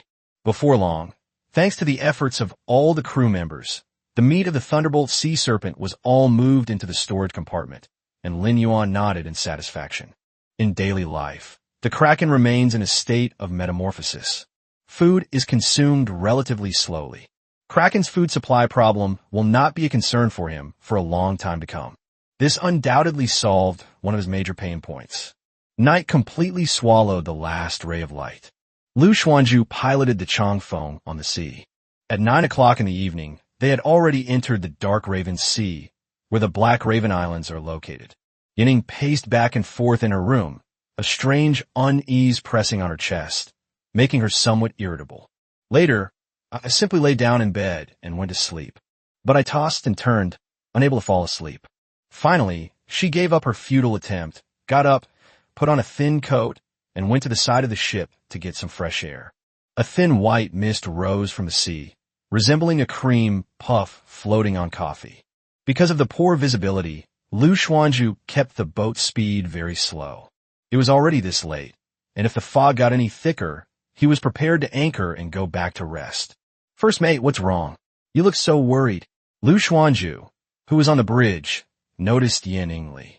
The fog was cold and damp, carrying an unsettling aura as it entered Yinningli's nostrils.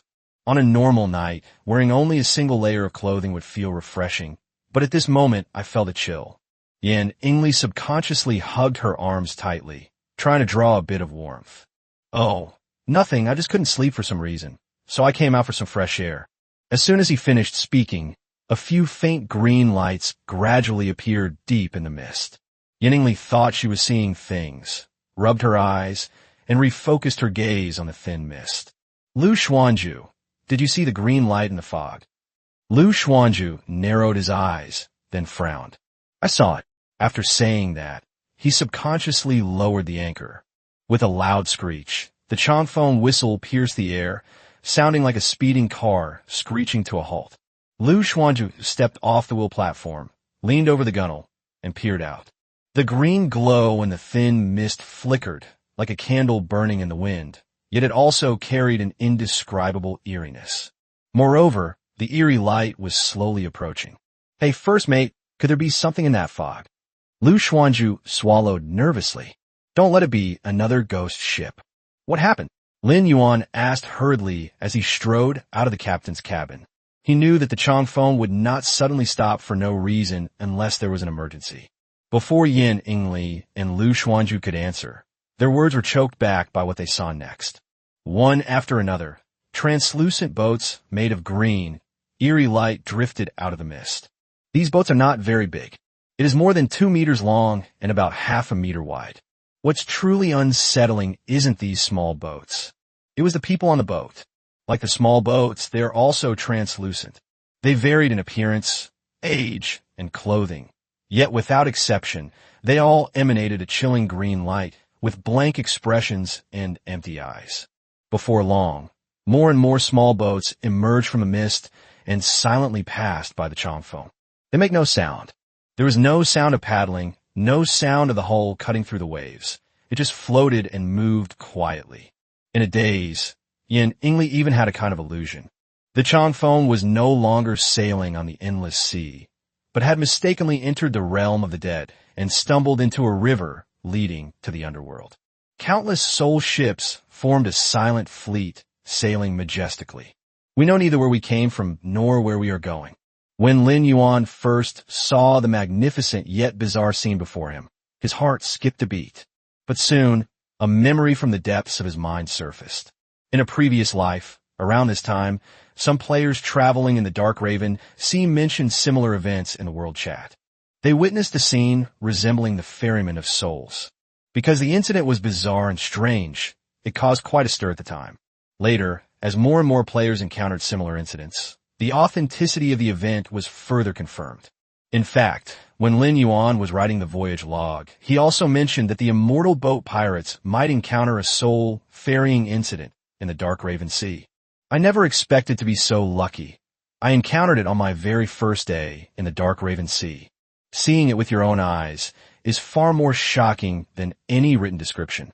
Moreover, they appear to be the first players on the entire server to witness the incident. The human souls on those small boats stared blankly at some distant void, as if the colossal Changfeng did not exist in their eyes at all. Don't be afraid. Lin Yuan's voice broke the silence.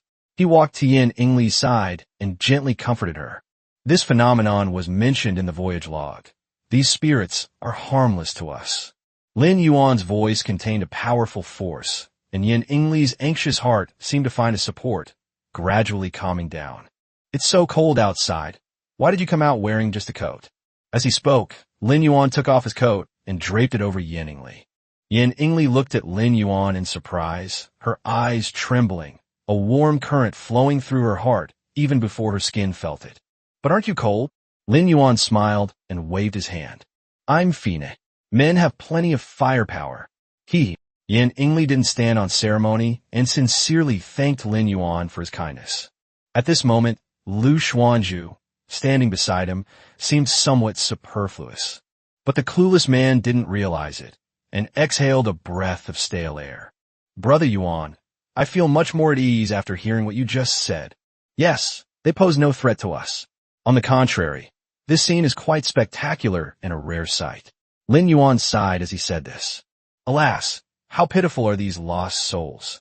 As far as he knew, legend had it that the divine power of the Raven God Totem had once protected this sea area.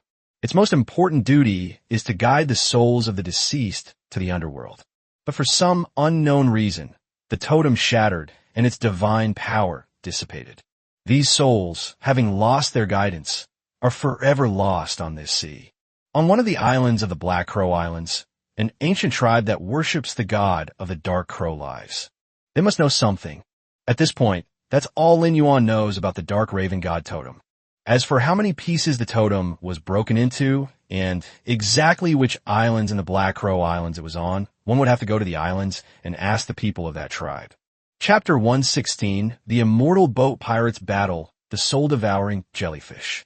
In a previous life, a player did indeed collect all the Dark Raven God Totems, but that was 2 or 3 years after the server opened.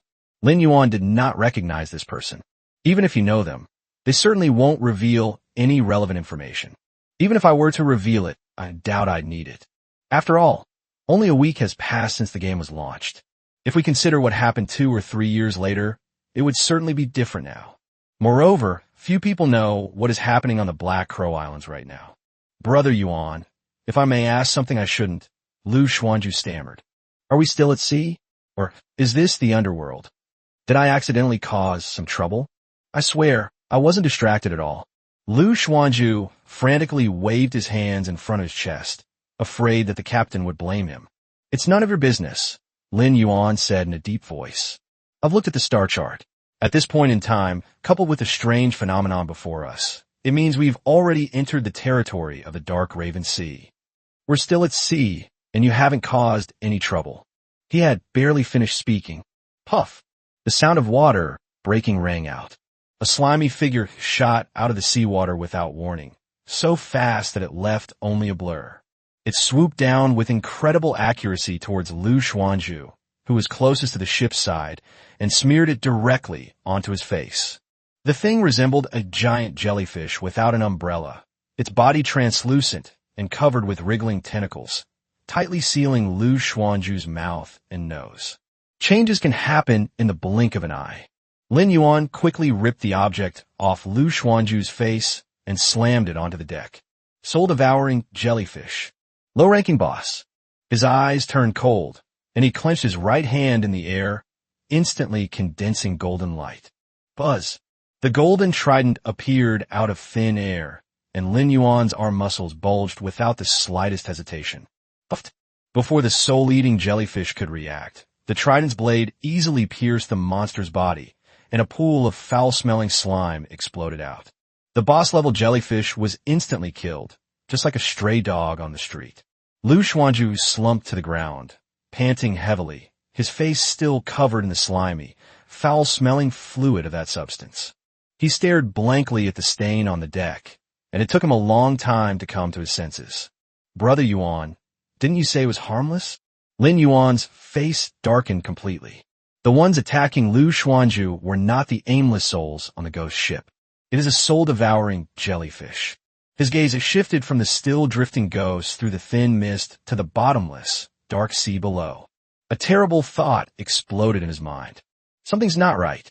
He's hit the jackpot. Lin Yuan's voice suddenly turned cold and urgent. These soul entities are harmless in themselves, but they act as bait, attracting predators that feed on soul energy. Soul-devouring jellyfish. Pillar, ring the ship's bell. There wasn't just one in the water, but a whole group. Lu Xuanju jolted and sprang up from the ground. He didn't dare to delay at all.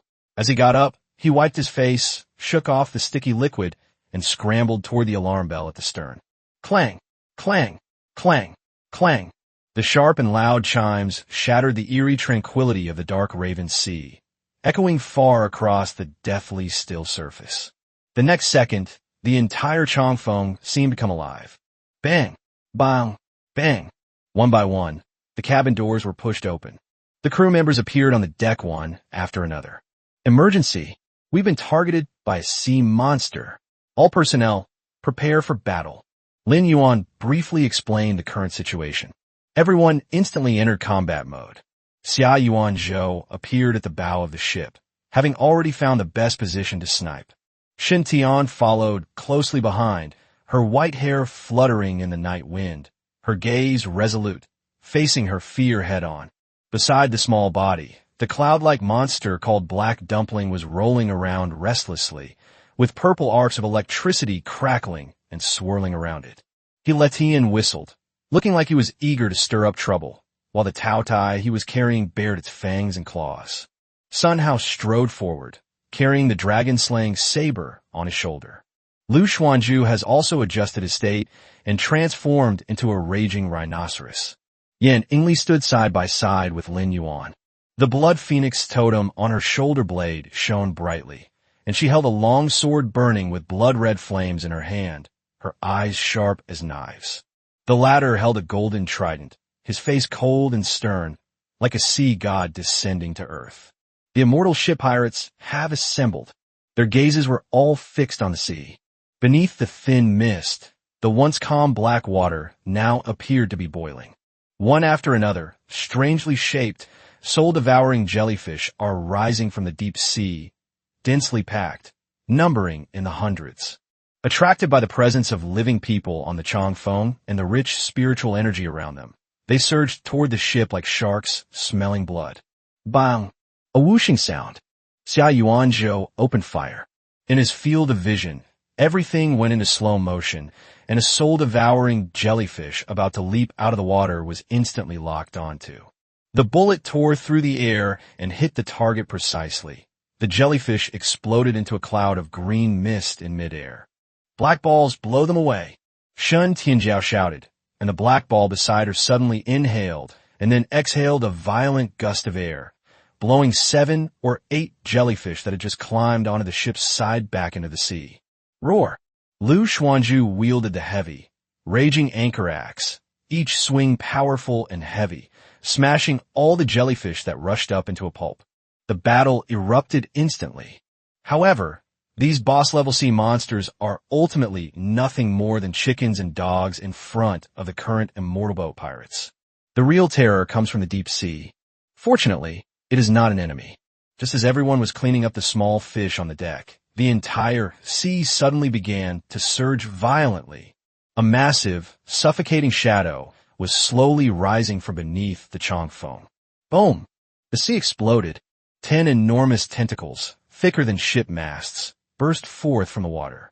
Each tentacle was covered with sharp bone spikes on its upper surface and ended with a claw-like appendage. It's the Kraken. It sensed Lin Yuan's call, leaped from the captain's cabin into the water, and joined the battle in its most ferocious form. Amidst the roar of the behemoth, the swarm of soul-devouring jellyfish instantly transformed from hunters into prey. Kraken's tentacles are like the Grim Reaper's scythe. With each sweep, they pulverize several jellyfish. It opened its enormous mouth, and its abyss-like throat generated a huge suction force, swallowing swarms of jellyfish whole.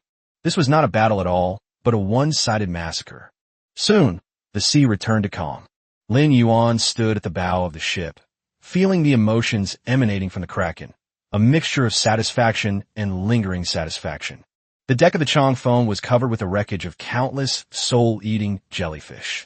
Now, Kraken has one more type of snack to offer. Looking at the chaotic deck, Helishan's lips curled into a smug smile. It's been a week already. Let whoever wants to wash this deck do it. I don't even want to touch it.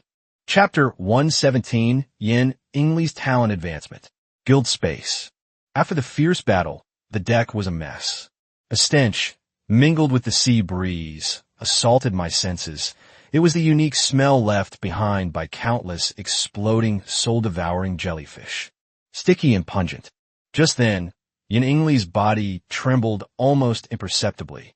A scorching power erupted from the totem on her shoulder blade, instantly flowing through her limbs and bones. Congratulations to player Yin Ingli on her talent advancement. Talent: Divine Blazing Blood Phoenix. Current stage: Second Order to Third Order. Unlock the new talent secondary effect, Blood Fire Domain. Blood Flame Domain.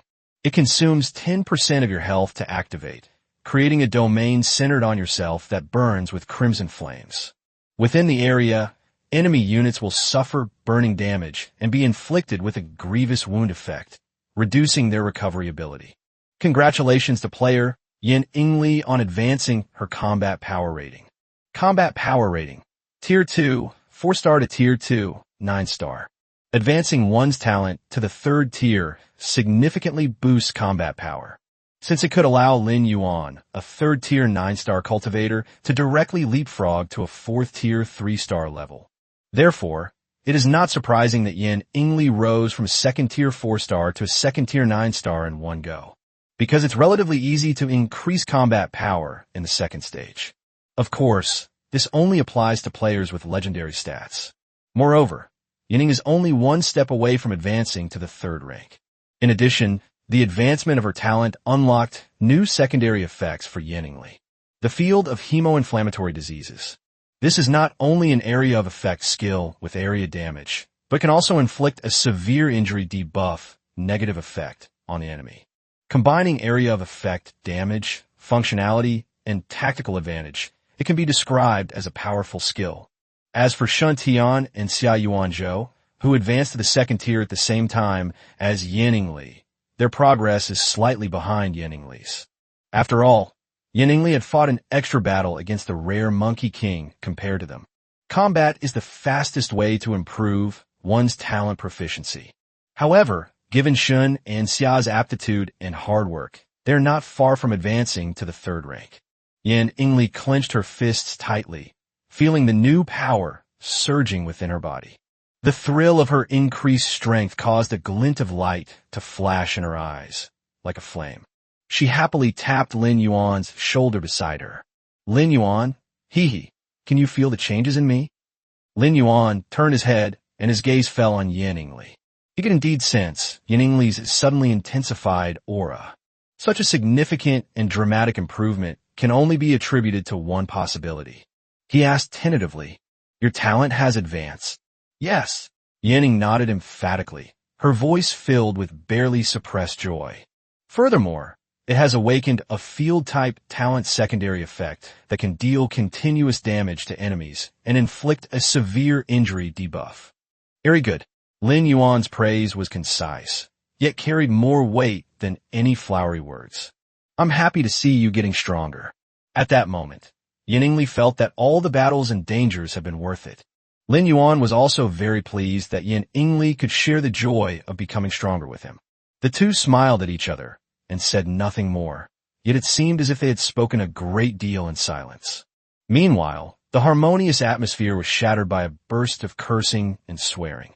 Letian was leisurely leaning against the mast, a cigarette dangling from his lips, watching Lu Xuanzhu struggling with the slime covering the ground, his face revealing undisguised schadenfreude. "Hey, Pillar." Lishan's voice was drawn out, full of mockery. "How was the job? Compared to the pile of sea monster toad corpses I dealt with last time, which was more exciting?"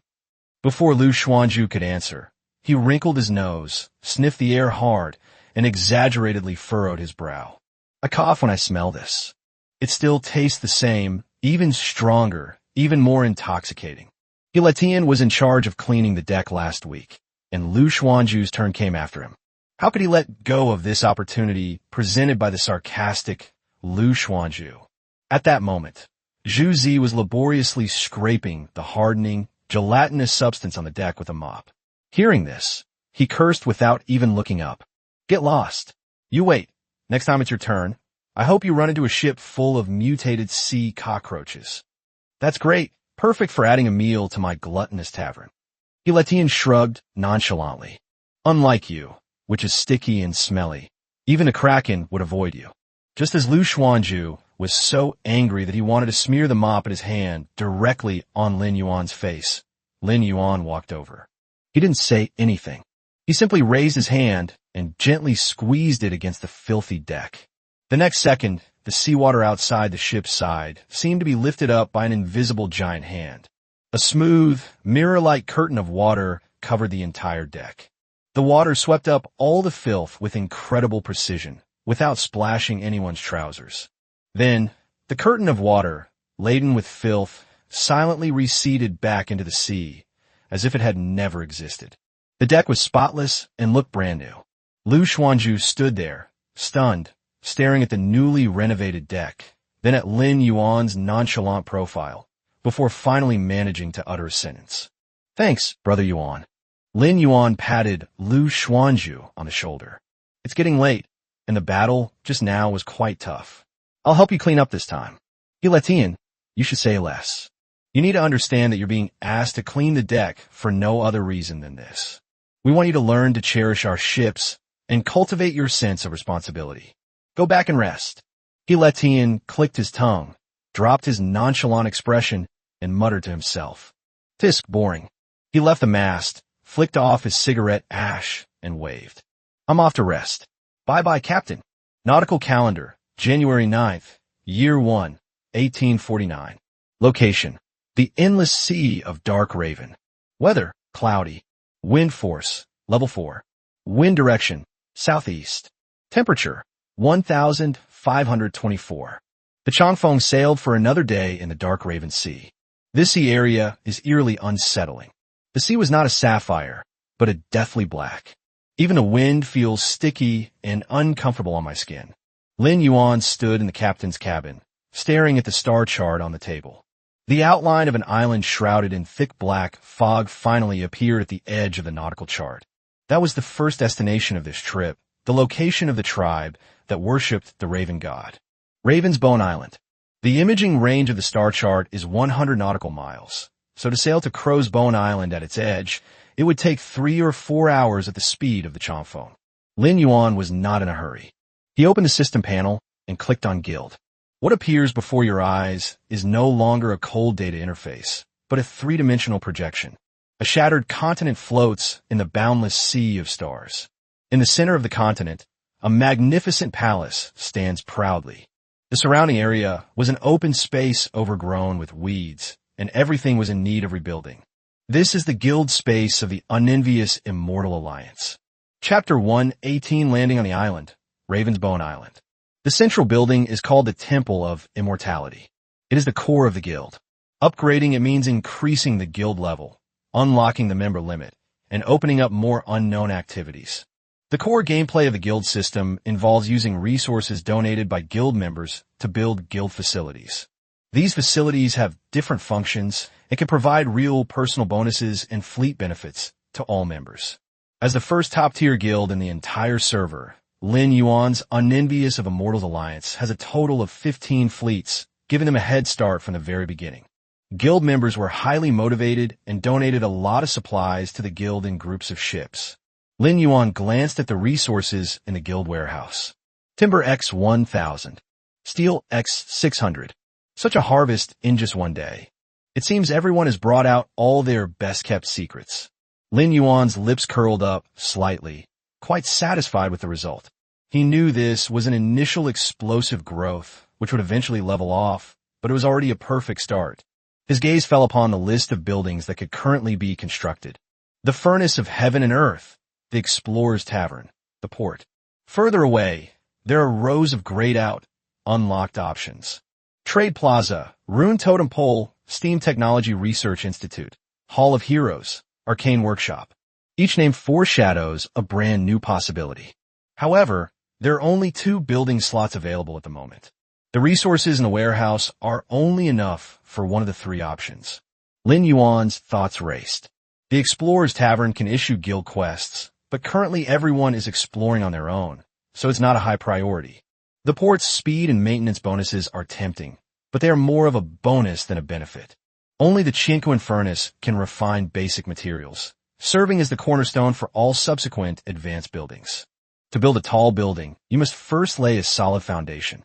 This is it. Lin Yuan's gaze was fixed on the Chinquan Furnace. The required materials and estimated construction time are clearly marked next to it.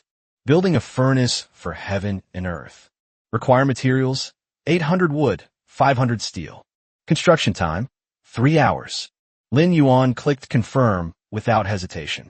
The moment the command was issued, the resource values in the guild warehouse fluctuated wildly and decreased rapidly. At the same time, the entire guild space changed dramatically. A beam of holy white light pierced through the sea of stars and suddenly shone brightly on the open ground next to the immortal temple. Amidst the light, the phantom of an ancient furnace forged from obsidian and mithril rose from the ground.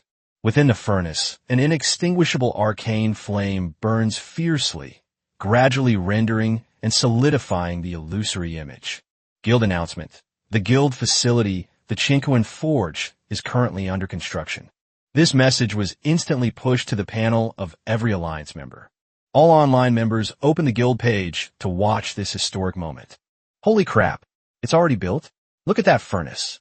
It definitely contains the 63 units of timber donated by our fleet. That's awesome. This is the efficiency a top-tier guild should have. Guild leader is amazing. Brothers, what are you waiting for? Stop looking. Keep working. To avoid envying the Immortal Alliance, let's build our homeland with our own hands. 3 hours later, the Chinquan Furnace solidified completely, marking its completion. Lin Yuan is planning the next building. Port. It can provide a favorable wind blessing to all fleets within the guild, increasing their sailing speed by 5%.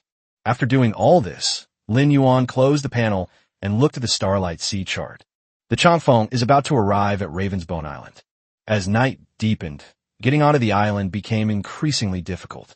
The Changfeng quietly anchored 2 nautical miles from Yahai Island and disappeared into the night.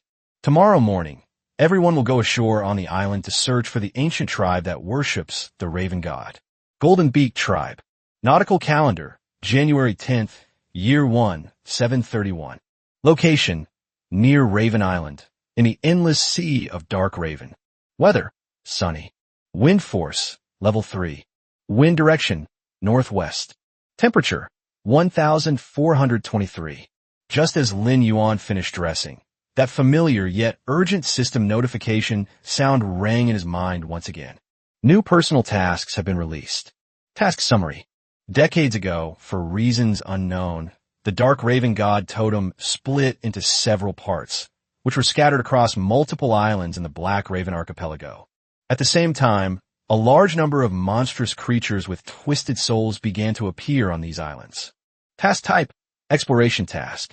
Mission objective, to uncover the truth behind the split of the Raven God totem, purify the source of the calamity, and defeat the final enemy.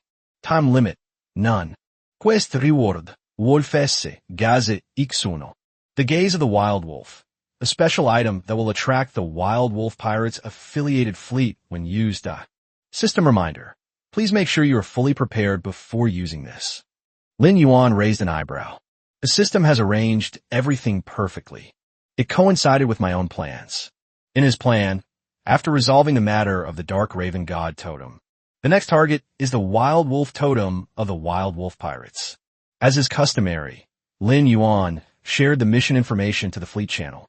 After a simple breakfast, the entire crew of the Immortal Boat Pirates gathered on the deck. Lin Yuan said a few words, and then they boarded a small boat and headed towards the island shrouded in a thin mist. The moment I stepped onto the island, a chill ran up my spine. The sand beneath my feet wasn't golden or white, but a strange grayish-black color. It felt soft and spongy underfoot, like stepping on rotting ashes. The air was cold and damp, and when it blew against the skin, it made the perceived temperature drop several degrees. Looking around, there was no living creature on the island. Only withered black trees, twisted and struggling, stretched towards the sky. Every now and then, 1 or 2 wisps of bewildered soul light would drift silently past the crowd, like will-o'-the-wisps. They have no consciousness. They simply wander aimlessly across this desolate land. Lu Xuanzhu shrank his neck sharply, feeling a chill rise from the back of his neck. This place is so eerie, it feels even more terrifying than the soul ferry in the Sea of Dark Crows last night, Brother Yuan. Hiletian, however, was in high spirits. He squatted down, picked up a bit of grayish-black sand, and rubbed it between his fingertips, his eyes shining. The ecosystem of this island is truly unique. The biological resources here must be quite special. If only I could catch a few of these local specialties to take back and dissect. Shen Tian clutched Yanningli's clothes, looking slightly nervous. The atmosphere before us was truly eerie. The Immortal Boat Pirates continued their exploration deeper into the island. The surrounding environment became increasingly decaying, and the air seemed to thicken, making it hard to breathe. Sudden, a sharp, piercing screech, mixed with a woman's angry shout, suddenly came from behind a small hill in front. Everyone's expression tightened, and they exchanged glances. Lin Yuan made a gesture, and everyone immediately slowed their pace, moving silently towards the low hill like cheetahs. Chapter 119, The Golden-Beaked Clan Saintus. The moment they rounded the low hill, the sight before them made everyone's pupils shrink. On the open ground, a woman dressed in the distinctive clothing of the Golden Beak tribe was being surrounded by more than a dozen monsters floating in the air. The monsters resembled crows, but their bodies were made of constantly flowing black mist. In their bloodshot eyes burned an endless greed for the living. Inchful Crow. Combat Power Rating. Tier 1, 5 stars. They shrieked and swooped down on the woman again and again. The woman held a gleaming white bone dagger tightly in her hand, its blade shimmering with a faint light. It was clearly an enchanted weapon used for exorcism. She was exceptionally agile. Each swing precisely sliced through the misty body of a vengeful crow. The vengeful crow that was struck let out a shrill scream, and then collapsed into a wisp of black smoke. But there were just too many vengeful crows. They were fearless and charged forward wave after wave. The woman's breathing gradually quickened, her strength was rapidly depleting, and her movements began to sluggish. In the instant she cleaved her enemies in front of her with a single strike, her old strength dissipated and new strength yet to arise. A vengeful raven, noticeably larger than herself, appeared silently behind her like a ghost. The gleaming claws aimed straight for her back. A deadly gale is coming. The woman's face changed drastically. She sensed death approaching, but her body was too late to react. At this critical moment, call out. A dazzling golden light, like a divine punishment tearing apart heaven and earth, burst forth from the sky. The vengeful crow that was about to launch a sneak attack didn't even have time to let out a scream before it was pinned to the ground by a golden halberd that fell from the sky. A burst of golden light erupted, and a sacred aura instantly purified its black mist body. A wisp of black smoke is the only proof that it ever existed. Lin Yuan's golden trident. He himself has not even fully emerged from the shadow of the low hill. He simply stood at a distance, casually tossing the object around. His reason for taking action was naturally because of the woman's unique golden beak tribe attire. To find out the truth behind the split of the Raven God totem. The most direct way is to ask the natives of Raven Beast Island. Golden Beak Tribe. Saving the woman and making her owe you a favor can make your subsequent plans much more effective. Moreover, the woman's golden beak tribe attire clearly distinguished her from an ordinary tribesperson. The rescued woman, still shaken, suddenly turned around. What she saw was Lin Yuan and his group slowly emerging from behind the low hill. Her gaze was fixed intently on Lin Yuan's right hand. The golden trident, which had just pierced through death, vanished from its spot, and then reformed in his palm, exuded a chilling aura. Then, she glanced at his companions behind him. The group of people had different auras, but all of them exuded power and confidence. The woman's pupils trembled slightly. So strong.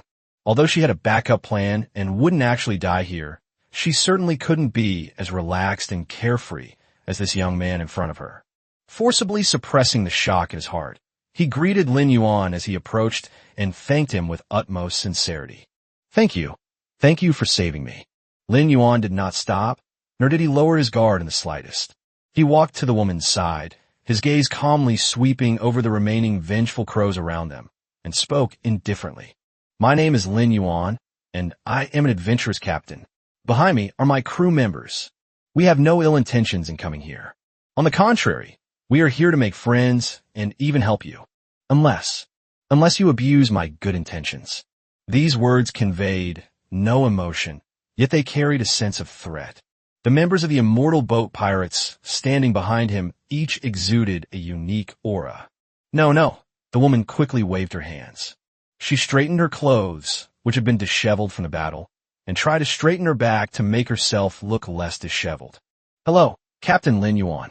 My name is Wu Jin, and I am the Holy Maiden of the Golden Beak Clan. Saintess? Lin Yuan raised an eyebrow slightly. Just as he had expected, this woman's identity was not simple. Your Holiness, the Holy Maiden. Out of politeness, Lin Yuan changed his form of address and explained the reason for his visit. The night before last, we strayed into the sea of dark ravens and witnessed the strange phenomenon of soul fairy and almost perished in the mouths of swarms of soul-devouring jellyfish. This is the first island we encountered after entering the Raven Sea. Upon landing on the island, they found it lifeless and eerily quiet. Wu Jin was about 20 or 30 years old, with a healthy wheat-colored complexion, regular features, and an unrefined, wild beauty. Lin Yuan continued. Therefore, I suspect that the source of the anomalies in the entire sea area is this island. I heard that the Golden Beak tribe has lived here for generations, and they must have suffered greatly from it. In order for our fleet to sail safely in the future, we are willing to completely resolve this problem. This is good for you and for us. If it's convenient for you, could you please let us know what's going on? We'd be happy to help. Lin Yuan's words were impeccable, demonstrating his strength while also providing a reason for cooperation, thus firmly grasping the initiative in his own hands. A hint of joy flashed in Wu Jin's eyes, but then she hesitated. But considering the tribe's current predicament, she finally made up her mind. I'm also worried about this matter. It would be wonderful if we had strong people like you to help us. Wu Jin nodded in agreement, then looked around at the surroundings. This is not the place to talk. Please come with me to our camp. Lin Yuan nodded, signaling the crew to follow. Wu Jin led the way, with the others following closely behind. As they went deeper, strange sights began to appear. The desolate, gray-black land beneath our feet is gradually being replaced by scattered patches of green.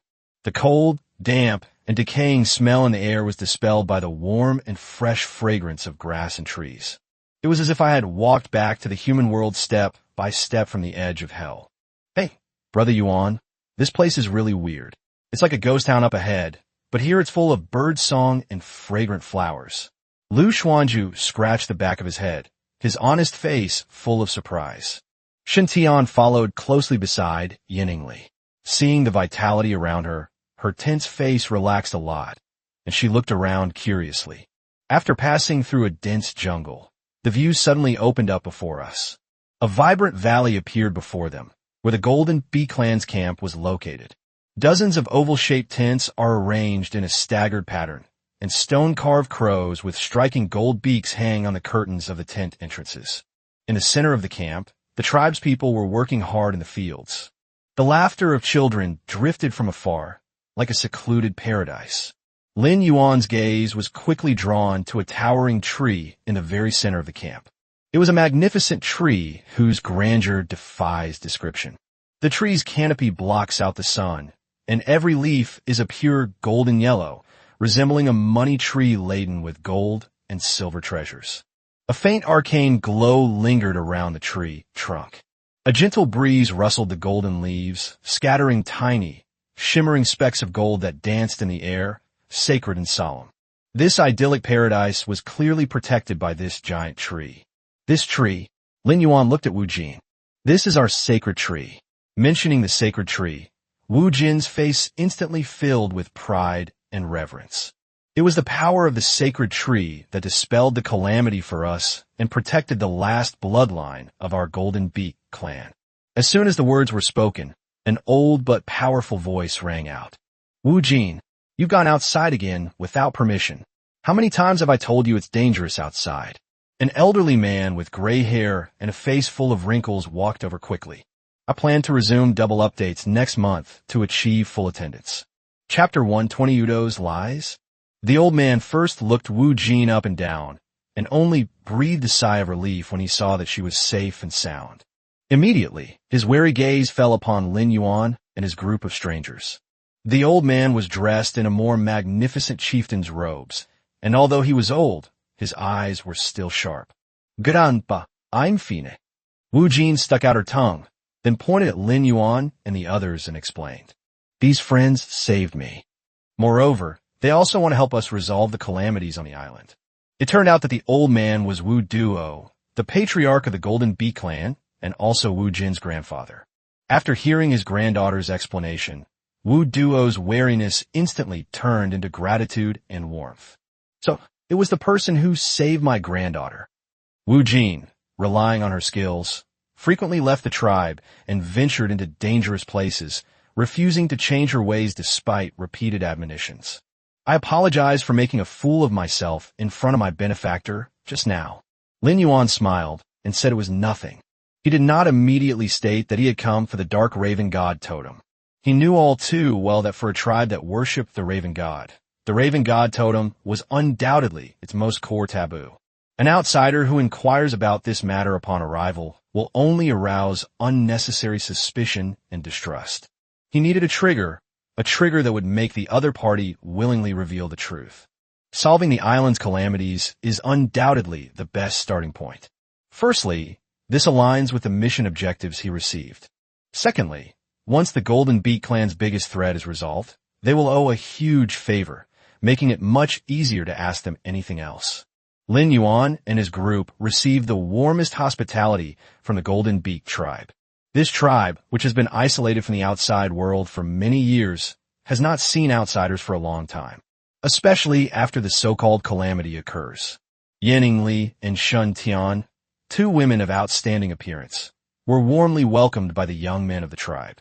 Xia Yuanzhou remained aloof, finding a corner to sit down and quietly wiping his sniper rifle. A few daring children watched from a distance, filled with awe and curiosity for the weapon in his hand, a weapon imbued with a destructive beauty. Sun Hao fully utilized his high emotional intelligence. Before long, he was arm in arm with a group of middle-aged clansmen, calling each other brothers, and his hearty laughter and the clansmen's praises could be heard from the kitchen from time to time. "Come on, let me show you my skills."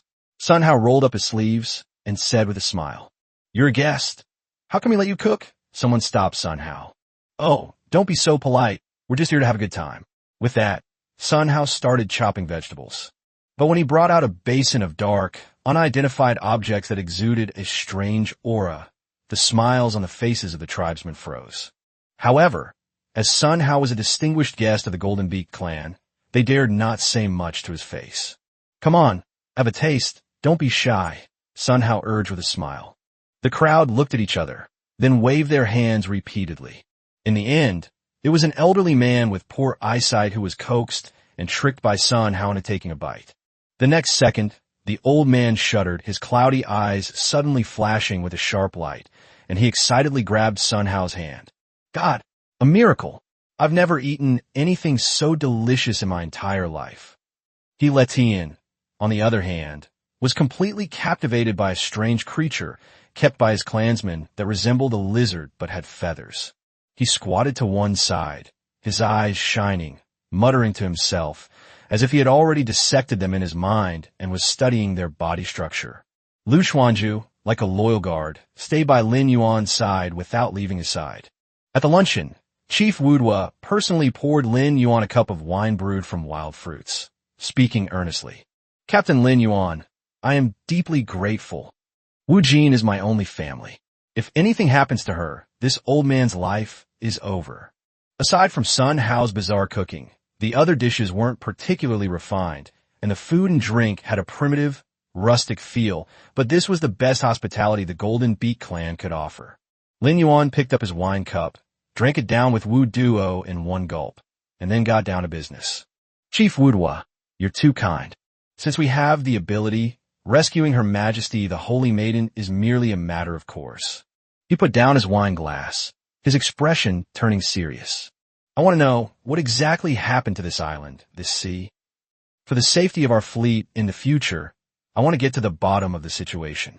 If it could also help the Golden Beak clan, that would be even better." Upon hearing this, Wu Duo let out a long sigh, his cloudy eyes revealing deep sorrow and helplessness. He remained silent for a long time, as if recalling a painful memory. It all started with the calamity that swept across the entire Black Crow Islands decades ago. Udo's voice became hoarse. It turns out that decades ago, an unknown calamity befell the entire Black Crow Islands. To protect his followers, the god of the underworld unleashed his divine power to fight against the calamity. In the end, the Raven God exhausted his divine power, and the totem formed from his divine essence shattered into several pieces, scattered throughout the Black Raven Islands. Without the protection of the gods, the souls wandering among the islands could not escape the cycle of reincarnation. Under the erosion of calamities, they were twisted into all sorts of terrifying monsters. They entrenched themselves on the island, constantly devouring the last vestiges of life. Even our people have been deprived of the right to die peacefully. Udo's voice trembled. The soul of anyone who is about to die will be twisted into a monster the instant it leaves the body. We had no choice but to drive those of our dwindling people out of the sacred tree's protection, watching helplessly as they headed towards that land of death. At this point, the old man's eyes welled up with tears. Wu Jin was revered as a saint because she possessed a special power. She can bring a moment of peace to the souls of the dying, preventing them from being twisted by extreme pain and resentment. Lin Yuan listened quietly, but his heart was in turmoil. According to Udo, calamity is the cause, and the division of the totem is the effect.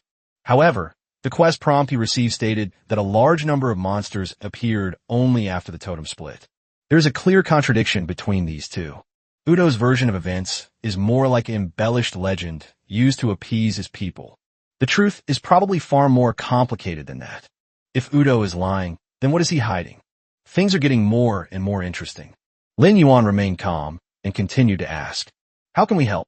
Udo wiped away his tears, a glimmer of hope rekindling in his eyes.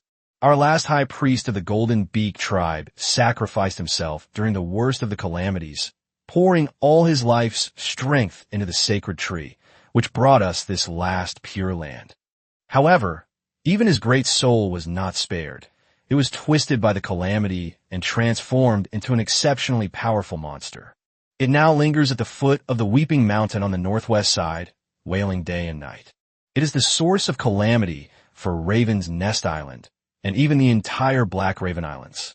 Wu Duo looked at Lin Yuan, his gaze filled with pleading. "That was our most beloved high priest. We couldn't bring ourselves to harm him, and we certainly didn't have the ability to defeat him. But as long as he exists, my clan will never have peace. If possible, I would like to ask my benefactor to lend a hand and let him—" Relief. Lin Yuan understood. This was exactly the breakthrough he was looking for. Destroying the Twisted Priest will not only further gain the trust of the Golden Bee clan, but also allow us to delve deeper into the Weeping Mountains to investigate clues about the totem fragments. Good. Lin Yuan readily agreed. "We'll take on this task." Chapter 121, Echoing Charm. This Twisted Priest isn't some world-class boss, so there's no need for the entire Immortal Boat pirate crew to be mobilized. After the luncheon, Lin Yuan began to finalize the selection of the people to lead the expedition. He first looked at everyone and asked who was willing to stay behind at the camp. Sun Hao was the first to raise his hand. His several culinary disasters at noon had won over the stomachs of many Golden Beak tribe members. Several elderly people even felt that their back pain and leg soreness had disappeared after eating, and they immediately grabbed Sun Hao's hand, exclaiming that it was a miracle. He decided to stay, saying he wanted to have an in-depth discussion about cooking with these simple and honest people. Heiletian wanted to continue his research on the peculiar domesticated poultry. He already knew that this creature was called the rainbow-feathered lizard. The magnificent, colorful feathers on that body completely captivated Heiletian. He was figuring out how to build a good relationship with the Golden Beak clan, hoping to eventually take one of them back for research. If all else fails, stealing one is also an option. Xia Yuanzhou also wants to stay. But Lin Yuan felt that it was probably because he, who usually had a low profile, had unexpectedly become the focus of attention for the children because of the cool guns in his hands. These children were lively and adorable and meant no harm. When they watched Xia Yuanzhou maintain the firearms, their eyes even shone with admiration. Perhaps Xia Yuanzhou has come to like this feeling. Ultimately, the team tasked with defeating the Twisted Priest was finalized. The team was led by Lin Yuan and consisted of Yin Ingli, Shen Tian, and Lu Xuanju. Before setting off, Lin Yuan's gaze fell on Shen Tian. "Sweetie, are you ready?" After all, not long ago, in a lifeless fog forest, Shen Tian was so frightened that she hid behind Yin Ingli the whole time. Shen Tian bit her lip hard, her small body seemingly containing a tremendous determination. She raised her head, her clear eyes glancing at Lin Yuan and Yin Ingli beside her, her small hands clenching into fists as she encouraged herself. "Captain, I want to take on the challenge." "Okay." Lin Yuan nodded approvingly, supporting her decision.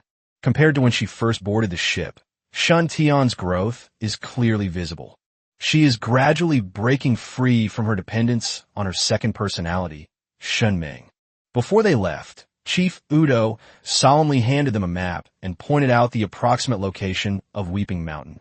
Lin Yuan unfolded it and was immediately at a loss for words, not knowing whether to laugh or cry. It was a rough piece of animal hide. Several crooked shapes were drawn on it with charcoal. A hastily drawn triangle represents the mountain, a not-so-perfect circle represents the campsite, and a worm-like, winding curve connects the two. "Brother Yuan, what's this drawing?" Lu Xuanju leaned over to take a look, scratched the back of his head, and looked completely bewildered. "Why does it look to me like a few worms crawling on a pancake?"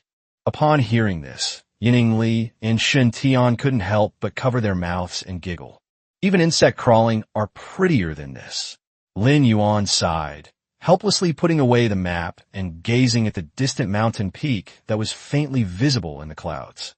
I thought to myself, as long as the general direction is right, there shouldn't be any major problems. Just as he was about to leave, he saw Chief Wudwa sternly reprimanding Wu Jin not far away. Wu Jin, there's no room for negotiation this time. You absolutely must not go to the places they go. I've emphasized this point more than once. As he spoke, Wu Duo pointed to the several burly men in front of him in turn. You four, keep a close eye on her. Don't leave, not even for a moment. The four left the Golden Bee Tribe's camp and walked side by side. Lin Yuan hadn't gone far when he suddenly stopped, his sharp gaze sweeping towards a bush behind him. He joked, Your Holiness, if you don't come out soon, we'll be far behind. There was a rustling in the bushes, and Wu Jin emerged, looking somewhat disheveled. With a hint of embarrassment at being caught red-handed, she gave a dry laugh. Hee, you found out. How did you get out? A hint of surprise appeared on Lin Yuan's face. When I left, I saw that Chief Wudwa had placed you under house arrest. Weren't you heavily guarded? Wu Jin waved his hand smugly. Just the four of them? I think even if the whole clan is watching, it won't make a difference if they come out.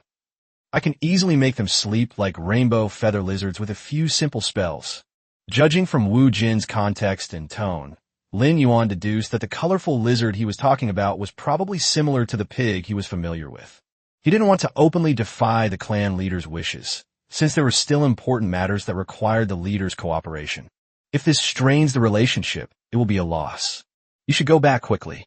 If the clan chief finds out, he will definitely blame me. Captain Lin Yuan. Wu Jin quickly caught up with the group, his smile fading, his expression becoming sincere, and his tone extremely earnest. Solving the island's calamities is my lifelong pursuit. I left the sacred trees sheltered camp so many times, defying my grandfather's orders and venturing alone into dangerous places, all in an effort to achieve this. A dying member of the clan deserves peace and companionship, instead of being driven out of the tribe, lost in the forest, and ultimately becoming food for monsters. Isn't that so? My power can only give them a moment of peace, but that's not enough. So please let me do my part. As a saint, I also have this responsibility. Please. Lin Yuan looked at her silently, his eyes scrutinizing her. Seeing this, Wu Jin immediately added, Don't worry, Captain, if Grandpa investigates. I'll say it was all my own doing and has nothing to do with you. After thinking for a moment, Lin Yuan finally agreed. Besides Wu Jin's sincerity, what also moved him was, he definitely needs a guide who is familiar with the terrain. Once inside the dense forest, even the outline of the mountain peak disappeared, making it extremely easy to lose one's way. Wu Jin, being an indigenous person, was certainly more familiar with the island than he was. It's much better than blindly wandering around looking at that picture of a pancake and worms. Led by Wu Jin, the five of them officially set off towards the direction of Weeping Mountain. As they ventured deeper, the vibrant scene under the protection of the sacred tree was quickly left behind. The ground beneath my feet turned deathly gray once more. The surrounding trees were withered and decaying, their shadowy forms appearing indistinctly in the mist, like menacing ghosts. The air was eerily still. Not even the chirping of an insect could be heard. Brother Yuan, did you hear that? But just then, Lu Xuanzhu, who was walking at the front, suddenly stopped, listened intently, and said in a serious tone, It sounds like my mom is calling me for dinner. Lin Yuan frowned. Zhu Zi, don't talk nonsense. As soon as he finished speaking, Shintian's face turned deathly pale. She instinctively gripped Yan Ingli's sleeve, her voice trembling with fear. I think I hear a lot of people talking about me behind my back, saying I'm a coward and useless.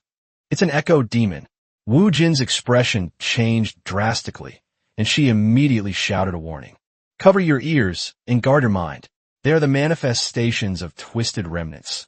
Their physical forms are not easily visible, but they will directly invade your minds. Chapter 122, Give Her Back to Me. Lin Yuan and Yin Ingli have high mental attributes and have not been affected yet. They saw, in the surrounding mist, distorted faces that shrieked silently, appearing and disappearing. Roar! Lu Xuanzhu's emotions were instantly ignited, and he became manic and irritable, unintentionally activating his talent. His body rapidly expanded, transforming into a muscular, raging rhinoceros that charged wildly at the illusory figures. However, each of his impacts passed right through the phantoms without causing any damage. "It's no use," Wu Jin said urgently. "Physical attacks are ineffective against them. His mind has been controlled by the Echo Demon," Yin Ingli said in a deep voice. As soon as he finished speaking, a sharp, blood-red sword light suddenly shone brightly. Yin Ingli shielded Shen Tian behind her and swept out with her blood-flame longsword. The burning crimson flames instantly incinerated a ghostly face that had approached. Attacks containing natural energy, such as flames, are effective against them, Yin Ingli calmly judged. With a thought, Lin Yuan instantly obtained the golden trident. Instead of throwing it, he slammed it heavily to the ground. Buzz! A ring of golden, sacred ripples spread outwards from him, and surging ocean energy swept in all directions. Wherever it passed, the illusory ghost faces emitted piercing screams, their forms becoming solid, as if they had been forcibly pulled out of nothingness. Shen Tian took a deep breath, staying calm, and her fear was suppressed by a will to protect her companions. A black ball of fluff. She let out a delicate shout, and the dark, cloud-like mass immediately responded, releasing a thick chain of lightning. A burst of lightning instantly reduced several solidified echo phantoms to ashes. The crisis is over. Lu Xuanzhu also returned to human form, panting heavily, with a trace of lingering fear on his face. He had just been bewitched by the echoing demon's cries. Shen Tian performed quite well.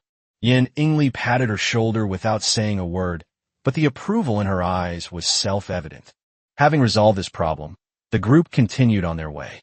Gradually, a faint sobbing sound drifted into their ears on the wind. The sound was shrill and desperate. Unlike a simple sound wave, it was more like a chilling mental shock that penetrated directly into the mind. Shen Tian clutched her head in anguish, her body suddenly curling up as if resisting something invisible. "No, don't. Shenming, I'm all grown up now. I can do it." She gritted her teeth, beads of cold sweat forming on her forehead, her body trembling slightly, clearly engaged in a fierce battle deep within her soul against her second personality. Yin Ingli immediately squatted down and placed her hand firmly on her shoulder. "Shen Tian, look at me. You are not alone. We are all here for you." Shen Tian suddenly raised her head and met Yin Ingli's clear and firm eyes. Her violently heaving chest miraculously calmed down. She used her willpower to forcefully suppress that violent and bloodthirsty impulse. Finally, they passed through the last layer of dense fog. At the foot of Weeping Mountain, a huge, curled-up black shadow came into everyone's view. The shadowy figure was composed of pure, dark energy, its resentment solidified into a tangible form, like a pool of churning, writhing asphalt, exuding a terrifying aura that sent chills down one's spine. It howled over and over again in a strange, piercing, almost shrill voice. "My sweetheart, give me back my lover! Give me back my lover!" The Weeping Priest.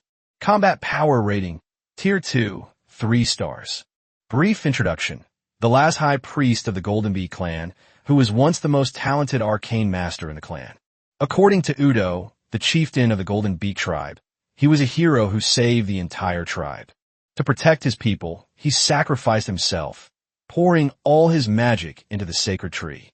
The area under the protection of the sacred tree became the only pure land on Ravenbane Island, allowing the Golden Beak clan to survive. Yet this great soul of the priest could not escape the fate of falling into demonic possession. Torn apart by extreme pain and longing for his lover, he is transformed into a monster that now only knows how to weep. His wailing was a lament for his deceased lover. It is also a curse upon all the living. Just as Lin Yuan was checking the monster's information, the heart-wrenching wails abruptly stopped. The massive black shadow stopped writhing. In the deathly darkness, a pair of enormous eyes burning with dark purple flames suddenly opened.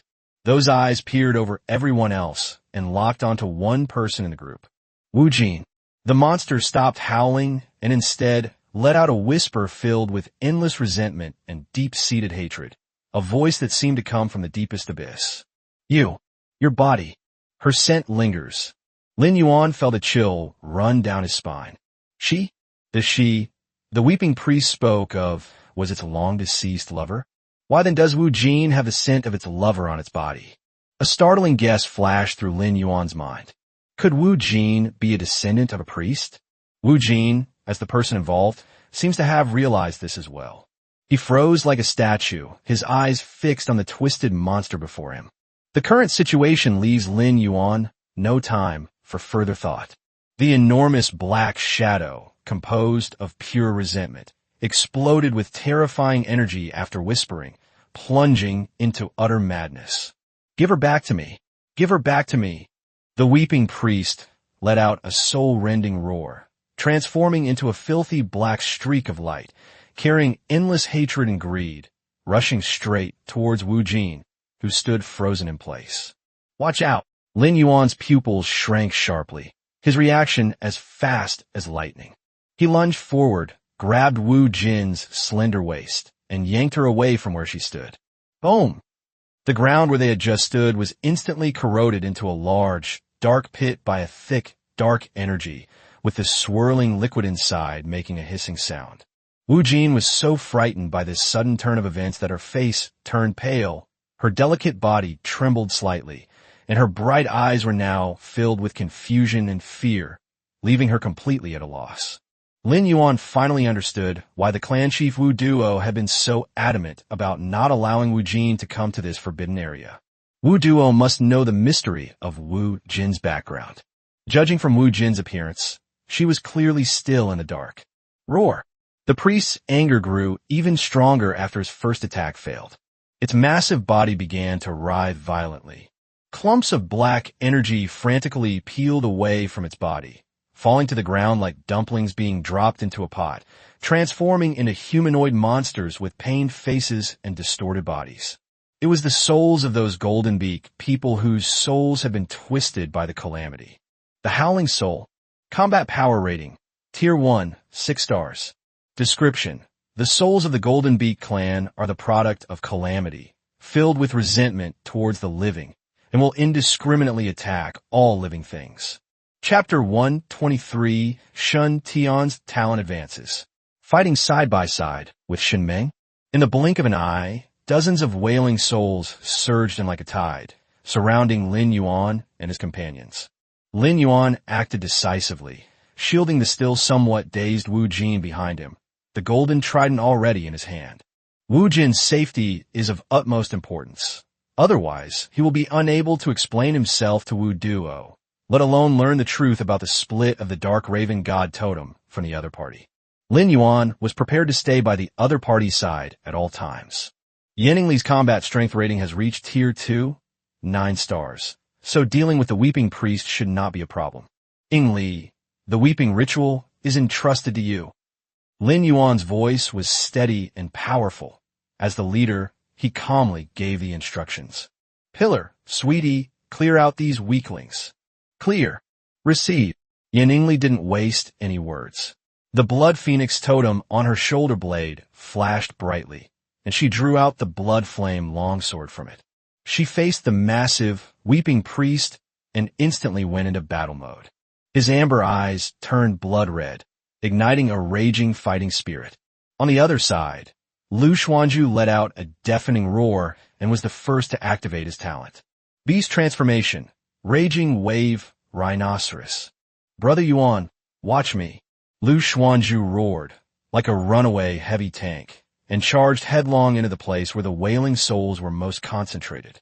However, these wailing spirits are exceptionally agile, and their movements are unpredictable. Lu Xuanzhu's anchor axe was powerful and heavy, but it repeatedly struck empty air. Instead, he was left with several wounds on his body by the claws of several howling souls. Damn it, these things are as slippery as eels. Lu Xuanzhu was in pain and became somewhat agitated. Despite being a second-tier, one-star monster, he still felt immense pressure when surrounded by more than a dozen first-tier, six-star monsters. Just as a wailing spirit silently circled behind him, its dark claws about to pierce his heart. A clear, sweet shout suddenly rang out. Black ball, thunderbolts descend from the sky. Shen Tian's face was filled with tension, but even more so with a resolute determination, like someone who had burned their bridges.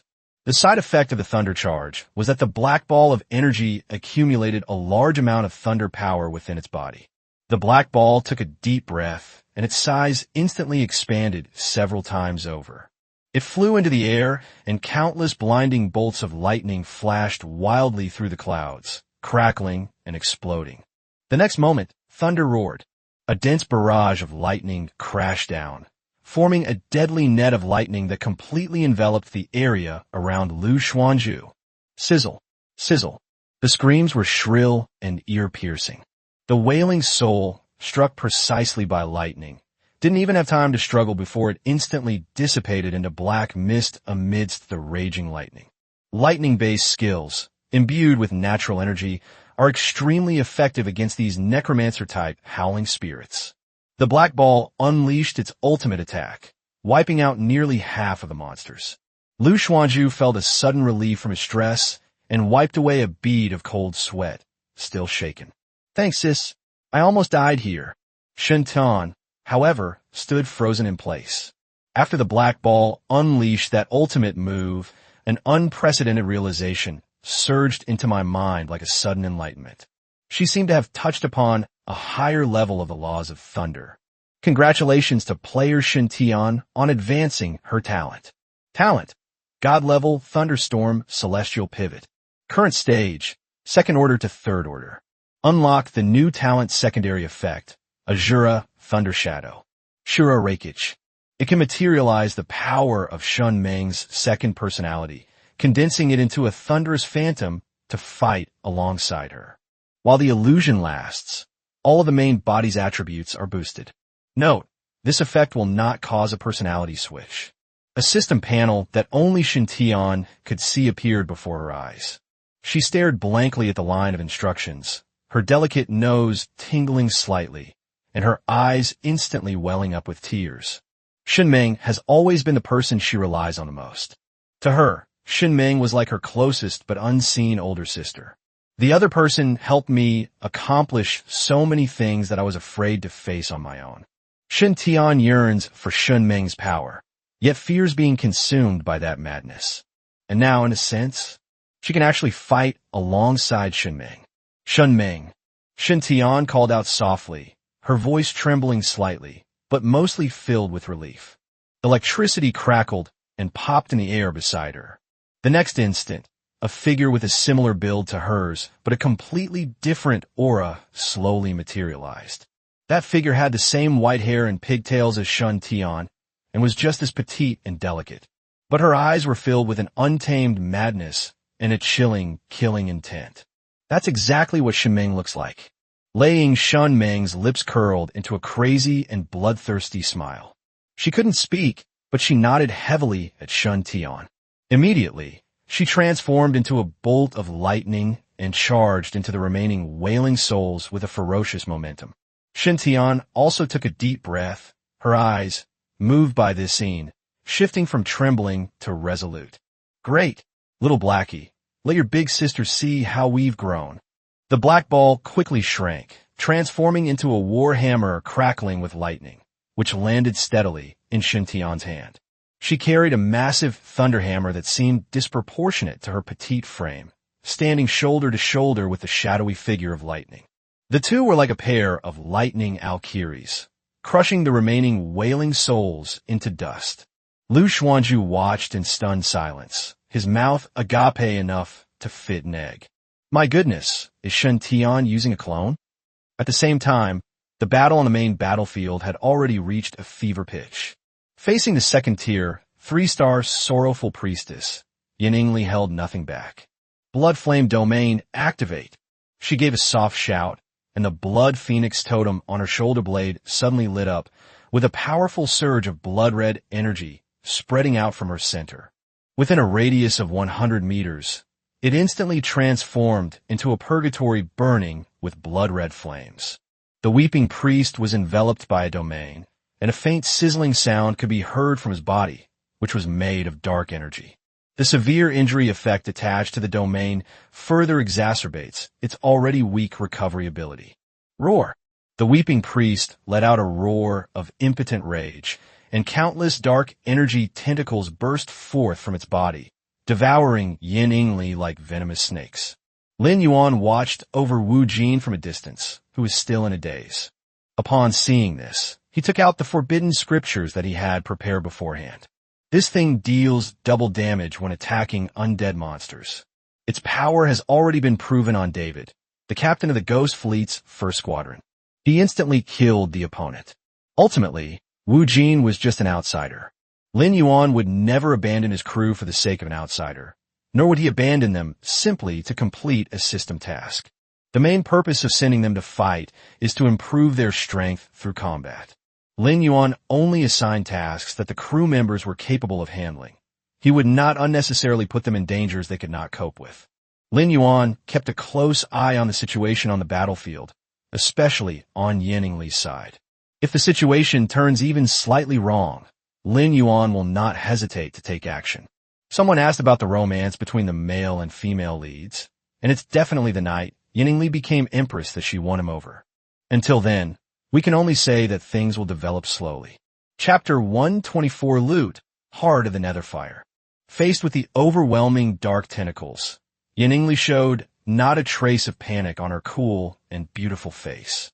She didn't even take a step back. A blood sacrifice. She voluntarily sacrificed 20% of her maximum health. In an instant, an aura far more violent and domineering than before exploded from her delicate body. At that moment, her eyes turned completely crimson with burning heat. Buzz!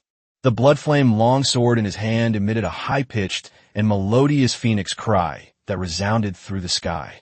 Crimson flames poured in wildly, causing the sword to stretch and expand rapidly at a visible speed. In the blink of an eye, it transformed into a 2-meter-long giant sword of blood flames, burning with raging fire. Whoosh! There are no superfluous techniques, only the most domineering power. A massive, blood-red sword aura swept out, like a crescent moon rising from hell, severing all the dark tentacles in an instant with overwhelming force. The weeping priest let out an even more mournful wail. It seemed completely unprepared for the seemingly frail human woman before it to possess such a violent and domineering power. It abandoned its ranged attacks, and its massive body suddenly sank down like a toppled black mountain and madly crushed towards Yin Yingli. Yin Yingli's eyes were frighteningly calm. Even after sacrificing a large amount of her life force and experiencing a surge in power, she was not blinded by that power. She lightly touched the ground with her toes and deliberately faced the massive, crushing black shadow. Just before they made contact, the blood flame greatsword in her hand slashed down at an incredible angle. Blood flames frantically gathered on the sword's edge. In the dim light, a blood phoenix phantom with outstretched wings and a cry appeared out of thin air above the sword. Blood phoenix burns the heavens. Boom! The blood-red phoenix phantom and the black body of resentment collided with a deafening roar. That filthy, dark energy was being burned, melted, and evaporated by the crimson flames. The weeping priest let out his last and most desperate cry. Mine, spouse. The sound abruptly stopped. The enormous black shadow, along with its endless resentment, vanished completely under the burning of the blood flames, leaving not a trace. The blood flame domain slowly dissipated. Yin Yingli stood silently in the arena, holding a giant sword, her blood-red pupils gradually returning to a clear amber color. The giant sword formed from blood flames shrank rapidly with a thought from her, eventually disappearing into nothingness. Her face was somewhat pale, a normal reaction after sacrificing 20% of her life, but her posture remained as upright as a pine tree. The battle is over. With all the monsters gone, the entire foot of the mountain fell into a deathly silence. Where the weeping priest had vanished, 2 objects emitting a faint glow floated silently. Yin Yingli walked over and picked up the spoils. 1. Priest Tier Crystal X5. Quality, excellent. Type: material. Description: a crystal formed from the resentment and tears of a weeping priest, containing a faint aura of sorrow. It can be used for equipment enchanting, with a certain chance to inflict a slowing effect on the attack target. 2. Heart of the Underworld. Quality: rare. Type: special item. Introduction: the core is woven from extreme resentment and the fire of the soul. The ghostly fire it contains possesses the properties of ordinary fire and can directly ignite the soul. In the distance, as the weeping priest completely disappeared, Wu Jin, who had been affected by him, gradually regained his senses. She held her forehead, her body went limp, and she almost collapsed to the ground. What happens? Lin Yuan swiftly moved to support the other's weakened body, gently comforting him. It's okay, it's all over. Looking at Wu Jin's bewildered expression, Lin Yuan guessed that she was probably completely unaware of her true origins. To avoid further upsetting her, Lin Yuan did not voice his suspicions. Let's wait until we're safely back at camp, before confronting Chief Udo in person. On the other side, Lu Xuanzhu and Shun Tian also escaped from the siege of the Howling Souls and came over. Those monsters that had lost the support of the Weeping Priest were no match for the two of them, and were quickly wiped out. Lu Xuanzhu scratched the back of his head, muttering with lingering fear. Brother Yuan, those things were really weird. Shin Tian's little face was flushed with excitement. She ran up to Lin Yuan like a little rabbit, her big eyes sparkling as if they held 2 stars. Captain, I did it. She clenched her little fists, sharing her joy somewhat incoherently. I was just fighting alongside Shin Meng's Thunder Shadow. Finally, I thank her. Although Shin Tian knew that it wasn't the real Shin Meng, in a sense, her wish still came true. Moreover, after these 2 battles, she has proven to everyone that she is no longer the coward who could only hide behind her second personality. Lin Yuan looked at her, a genuine smile of satisfaction appearing in his eyes. This trip to Raven Island was far more effective for Shun Tian's growth than any tedious training. Shen Tian's combat power rating has also reached the 2nd tier, 9 stars. Yan Ingli, having found her spoils, reunited with the others. She handed the heart of Netherfire, which emitted a ghostly blue light, to Lin Yuan. This might be useful to you. Lin Yuan's eyes lit up instantly after reading the synopsis. Is ghost fire capable of possessing the properties of ordinary fire and even igniting the soul? His innate talent as a wine immortal manifested in a black gold wine gourd that could hold a large amount of wine. Aquaman's talent allows him to manipulate any body of water at will. If this nether fire were incorporated into it, in an instant, Lin Yuan's inspiration struck, his brain worked at lightning speed, and a combination of several netherfire hearts and 2 god-level talents appeared in his mind. A giant fireball ignited by ghostly flames? A colossal wave burning with ghostly fire? Water and fire mingle, and the flames of the wine soar to the heavens. This trip was worthwhile. Give her to me. Yan Ingli took Wu Jin, whose body was still weak, from Lin Yuan's arms and let her lean on her shoulder. As the weeping priest completely disappeared, the surrounding environment began to change visibly. The lingering stench of decay is fading, and the thick, impenetrable fog is gradually thinning and dissipating. A long-awaited ray of sunlight finally pierced through the thick clouds, turning into beams of light that shone down, warming the body and dispelling the chill and oppression. A faint rustling sound came from the deathly gray earth beneath my feet. A tender green seedling stubbornly sprouted from the cracked ground. Next came the 2nd plant, then the 3rd plant. Scattered patches of green began to miraculously spread across this cursed land of death. Raven Island seems to be regaining its vitality. Seeing this, everyone breathed a long sigh of relief and was overjoyed. Chapter 125, Demonized Dark Raven God. The Enraged Udo. Mission accomplished. The group embarked on their journey back to the tribe. Thank you, I've recovered. As Wu Jin gradually regained some strength, she leaned against Yan Ingli and whispered a sincere thank you. Then, she pulled her arm off Yan Ingli's shoulder and followed behind the group. But soon, she fell silent again, far less cheerful than before. Those bright and wild eyes were now clouded with worry, as if some heavy burden was weighing on their hearts. The weeping priest's final, heart-wrenching roar, that cry of "Give her back to me," like an inescapable curse, it echoed repeatedly in her mind. "What's wrong?" Lin Yuan noticed her unusual behavior. Wu Jin slowly raised her head, her eyes filled with an unyielding confusion. I don't understand why that priest would mistake me for the person he was talking about. His long-dead lover. She paused, then lowered her voice even further. The way he looked at me was without hatred or malice. Rather, it was an almost insane possessiveness. "Don't overthink it," Lin Yuan said, trying to comfort him. "Go back and ask Chief Wudwa, and everything will be clear." However, things did not go as smoothly as they had anticipated.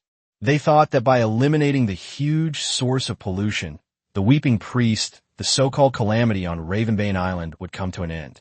But as they stepped out of the area shrouded by Weeping Mountain, that familiar stench of death and decay once again assaulted their senses.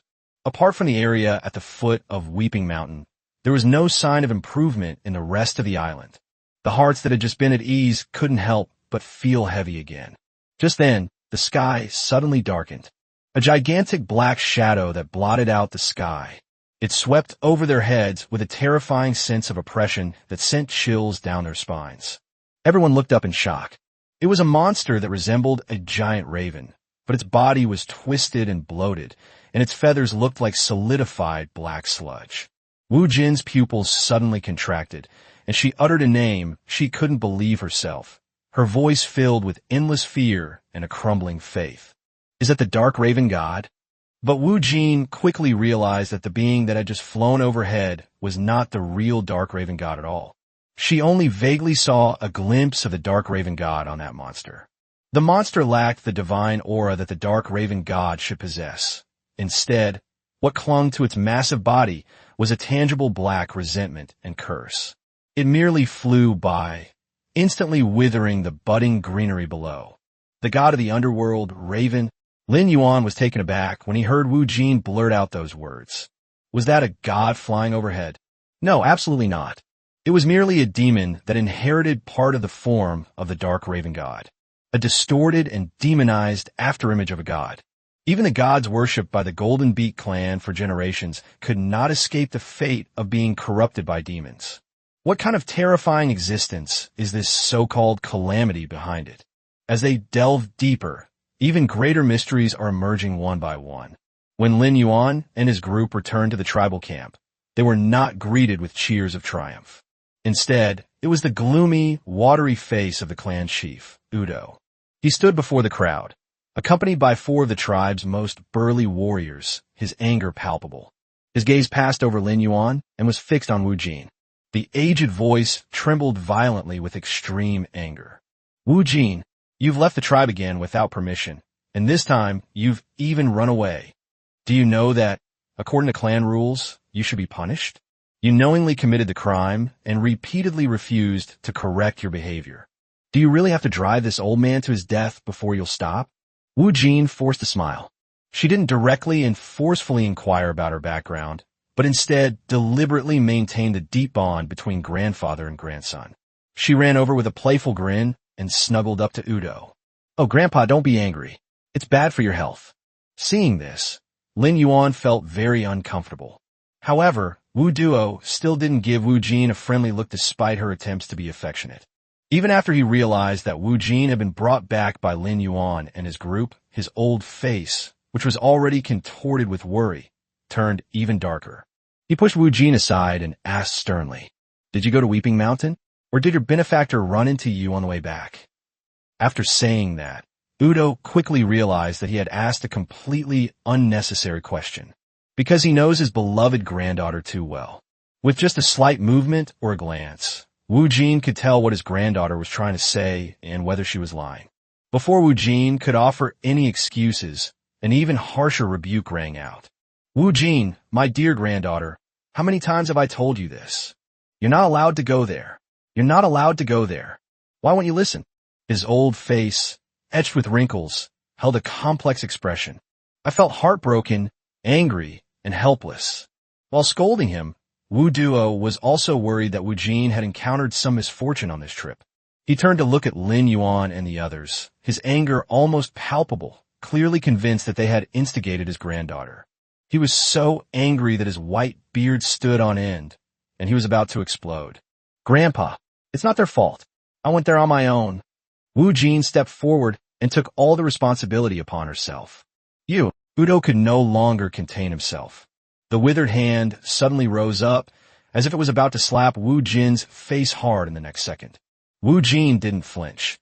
With tears in her eyes, she resolutely faced the hand that was suspended in midair. The old man's arm, raised high, remained frozen in the air for a long time. He and his granddaughter stared at each other in silence, his cloudy old eyes trembling slightly, and finally, with a heavy sigh, his hand fell limply to his side. Wu Duo turned to Lin Yuan, his anger subsiding somewhat, replaced by a more complex expression. "Ah, Captain Lin Yuan, I'm sorry to have made you laugh again. As you can see, she's so old, yet still so rebellious. They really are giving me a lot of trouble. My benefactor, thank you again for protecting Xiao Jin and bringing her back safely. But, Chieftain, I understand your feelings, but Wu Jin is only trying to resolve the disaster on the island. This intention is understandable." Lin Yuan spoke up, his tone neither humble nor arrogant. Ultimately, Udo seemed to consider that they had indeed eliminated the weeping priests, and thus rescinded the punishment on Yujin. He merely gave orders to the warriors beside him with a cold face. "Take the saintess away. Confine her for 3 days. Without my order, she is not to step out of the room." Seizing this brief respite, Lin Yuan stepped forward and spoke, word by word, in a voice only the two of them could hear. "Chief Wudwa, there is something I think you need to know. When we were dealing with the weeping priest, it seemed you can smell the scent of its deceased lover on Wu Jin." As soon as he finished speaking, Wu Duo's old face instantly lost all color. It was a complex expression, a mixture of fear, grief, and a desperate attempt to conceal something twisted and intertwined on his aged face. Lin Yuan's words seemed to be the last thing he wanted to hear. Chapter 126 Hero turns into play god. Udo's eyes flickered violently, his lips moved a few times, but in the end he only managed to squeeze out a very stiff sentence through gritted teeth. "I'm sorry, I can't comment on that." "Grandpa." Upon hearing this, Wu Jin could no longer force a smile. She broke free from the tribal warrior's restraints, rushed to Udo, her tear-filled eyes fixed on him, and demanded an emotional answer. Why can't you tell me? Who exactly is that priest? And who am I? What have you been hiding from me about my past?" Faced with his granddaughter's tearful questioning, Wu Duo felt as if an invisible hand was gripping his heart tightly. But in the end, he hardened his heart, abruptly turned his head away, his voice icy cold, devoid of any warmth. "What are you still standing there for? Take him away." The two soldiers dared not disobey and immediately stepped forward, one on each side, to lift up the fiercely struggling Wu Jin and forcibly bring her into a small wooden house.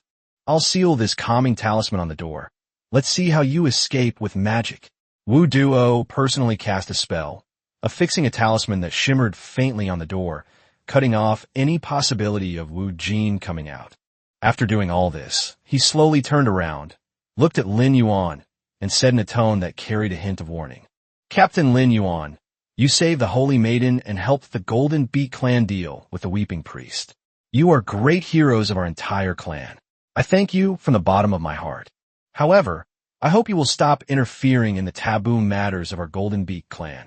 This would ruin the friendship we've worked so hard to build. Clan leader, I'm afraid this matter is not over yet." Lin Yuan's expression was inscrutable, like a bottomless pool of icy water. Although the Weeping Priests have been eliminated, the calamity on Raven Island has not subsided. This shows that he was not the source. Udo's eyes darted around noticeably. After a moment's hesitation, he said vaguely, "I don't know either." "Really? You really don't know?" Lin Yuan's gaze suddenly sharpened, piercing Wu Duo's evasive heart. "Just now, we witnessed a giant, demonized raven flying overhead. What is the chieftain's explanation for that?" Exclamation point. Udo's body visibly stiffened, and a hint of panic flashed across his face. He stammered, trying to change the subject. "It's getting late. I'll have someone prepare a banquet to welcome all our heroes. Seeing him like this, Lin Yuan's last glimmer of hope was shattered. This old man is definitely hiding something. Even more surprisingly, it harbors a secret powerful enough to overturn the entire Ravenbane Island. No, the biggest secret of the entire Black Crow Islands. Clearly, the original plan of building rapport and obtaining intelligence through friendship is no longer viable. Since that's the case, there's no need to continue the performance. Lin Yuan dropped all his politeness and friendliness. His voice, though not loud, struck Wu Duo's heart like a heavy hammer. Chief Wu Duo, things have come to this point, so I won't beat around the bush.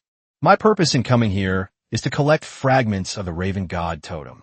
The moment these words were spoken, the air seemed to freeze instantly. Udo's pretense was completely shattered by those words. The way he looked at Lin Yuan changed instantly from looking at a hero to looking at a plague god. What did you say? He roared furiously, his voice shrill and distorted, filled with the hysteria of having a taboo violated. Blasphemy?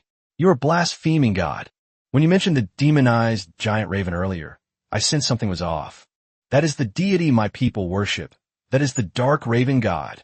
What kind of demonized giant raven? His reaction was extremely extreme, 100 times more intense than Lin Yuan had anticipated. Guard! Wu Duo suddenly waved his hand, pointing his arm directly at Lin Yuan and the others. He roared at the tribal warriors who had come running at the sound of his voice. Drive these outsiders out of the tribe. Immediately. Right now. If they dare to resist. Kill them without mercy. The old man has finally revealed his true colors. Seeing this, Lin Yuan thought to himself, damn it, I've stepped on a cat's tail. Not far away, Wu Jin, who was locked in a small dark room, could see and hear everything clearly through the narrow crack in the door. Her hands were clenched into fists, her nails digging deep into her palms. At this moment, my suspicions about my grandfather reached their peak. Lin Yuan and his group were asked to leave the tribe. They didn't resort to force, not because they were afraid of the other side's superior numbers, but because taking action now would only make things worse. TCH, what is this garbage? He Letian shouted in exasperation. I've already sharpened my knife. All that's missing is an adorable rainbow-feathered lizard to put on the dissection table. And the result? In the end, they didn't get a single hair out of the hole. He gritted his teeth fiercely. This old man doesn't know what's good for him. Gluttonous baby. When the moon is dark and the wind is high at night, we sneak in and catch a few rainbow lizards. Before you leave, go and gnaw on that sacred tree of his and use it as firewood. Upon hearing this, the Tautai opened its blood-red maw and greedily licked its lips with its long tongue, seemingly in agreement with its master's grand plan. All right, that's enough. Sun Hao sighed, his face full of regret. The Golden Beak clan has survived to this day, thanks to that sacred tree. By destroying the sacred tree, you indirectly harmed hundreds or thousands of innocent people. That old man was indeed a bit strange, but the people in the tribe were actually quite simple and honest. I've also made plans with a few guys who said they'd teach me how to make new dishes using the island spices. Oh, what a pity. The crew members were inexplicably kicked out. Some felt wronged, some felt regretful, and some felt stifled. Lin Yuan's expression was even more complicated. He glanced at the gloomy sky and realized that the only way to investigate now was to start from the direction the demonized giant crow had flown away. Unexpectedly, just as everyone was discussing what to do next, a familiar figure silently emerged from behind a large tree. Wu Jin, Captain Lin Yuan. She clutched a roll of yellowed parchment tightly in her hand and strode up to Lin Yuan. She stopped in her tracks, her eyes filled with unwavering determination, and said, I can help you find all the totem fragments. Wu Jin took a deep breath, as if making some important decision, and added, to be precise, I want to ask you for your help. Seeing that Wu Jin had escaped again, Lin Yuan joked. It turns out that old man Wu Duo's talismans aren't that great after all.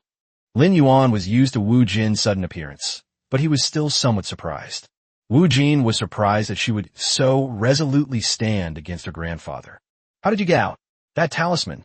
Yinningly asked. Wu Jin waved the parchment in his hand, a smile tinged with bitterness and cunning playing on his lips. I stole this from my grandfather's bedroom.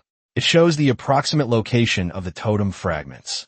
As for that talisman, Grandpa didn't know that after so much training, my magic had become much stronger than he imagined. Moreover, I know how to break the calming talisman. I'm not surprised that you were able to escape, but I'd like to know why you chose to help us, Lin Yuan asked cautiously. Chapter 127, The Temporary New Member, Wu Jin. Actually, I also feel that something's wrong with Grandpa, Wu Jin said, her smile fading and her expression becoming more serious than ever before. As I searched for a way to resolve the calamity, I had a suspicion. The source of the calamity is not the weeping priests, but the split of the raven god totem. Now, having seen it with my own eyes, I have confirmed that it is not the former. That means that the splitting of the totem is the root of the disaster. Actually, I found this roll of parchment in my grandfather's room 2 months ago. I didn't make a fuss, glanced at it briefly, and then put it back. However, the seeds of doubt had already taken root and sprouted at that time. At this point, she lowered her head, her voice trembling slightly. My grandfather has always refused to tell me about my background, and he has even deliberately concealed the truth about the disaster. I heard your conversation with him, which only strengthened my suspicions about him. It must know something about the calamity on Raven Island and my origins. Grandpa loves me very much, I know that, but this love is too heavy, so heavy that it makes it hard for me to breathe. If the calamities on the island cannot be resolved, this saint, I don't deserve it. Lin Yuan looked at her in silence. The light emanating from this young saintess seemed even more dazzling than the sacred tree that protected the entire tribe. He spoke solemnly, laying out the unpleasant truth up front. Wu Jin, you need to think this through. We've completely broken ties with your grandfather.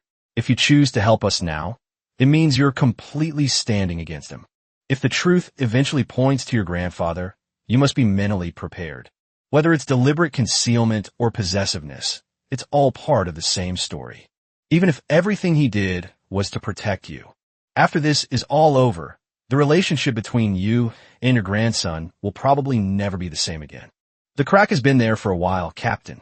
Wu Jin's gaze remained unwavering. The shelter he built was a fabrication of lies. We all live in a false sense of peace. I don't want to be that saint kept in a cage anymore, regardless of the outcome or the truth. I will face everything with equanimity. It seems that Wu Jin has thought things through very clearly.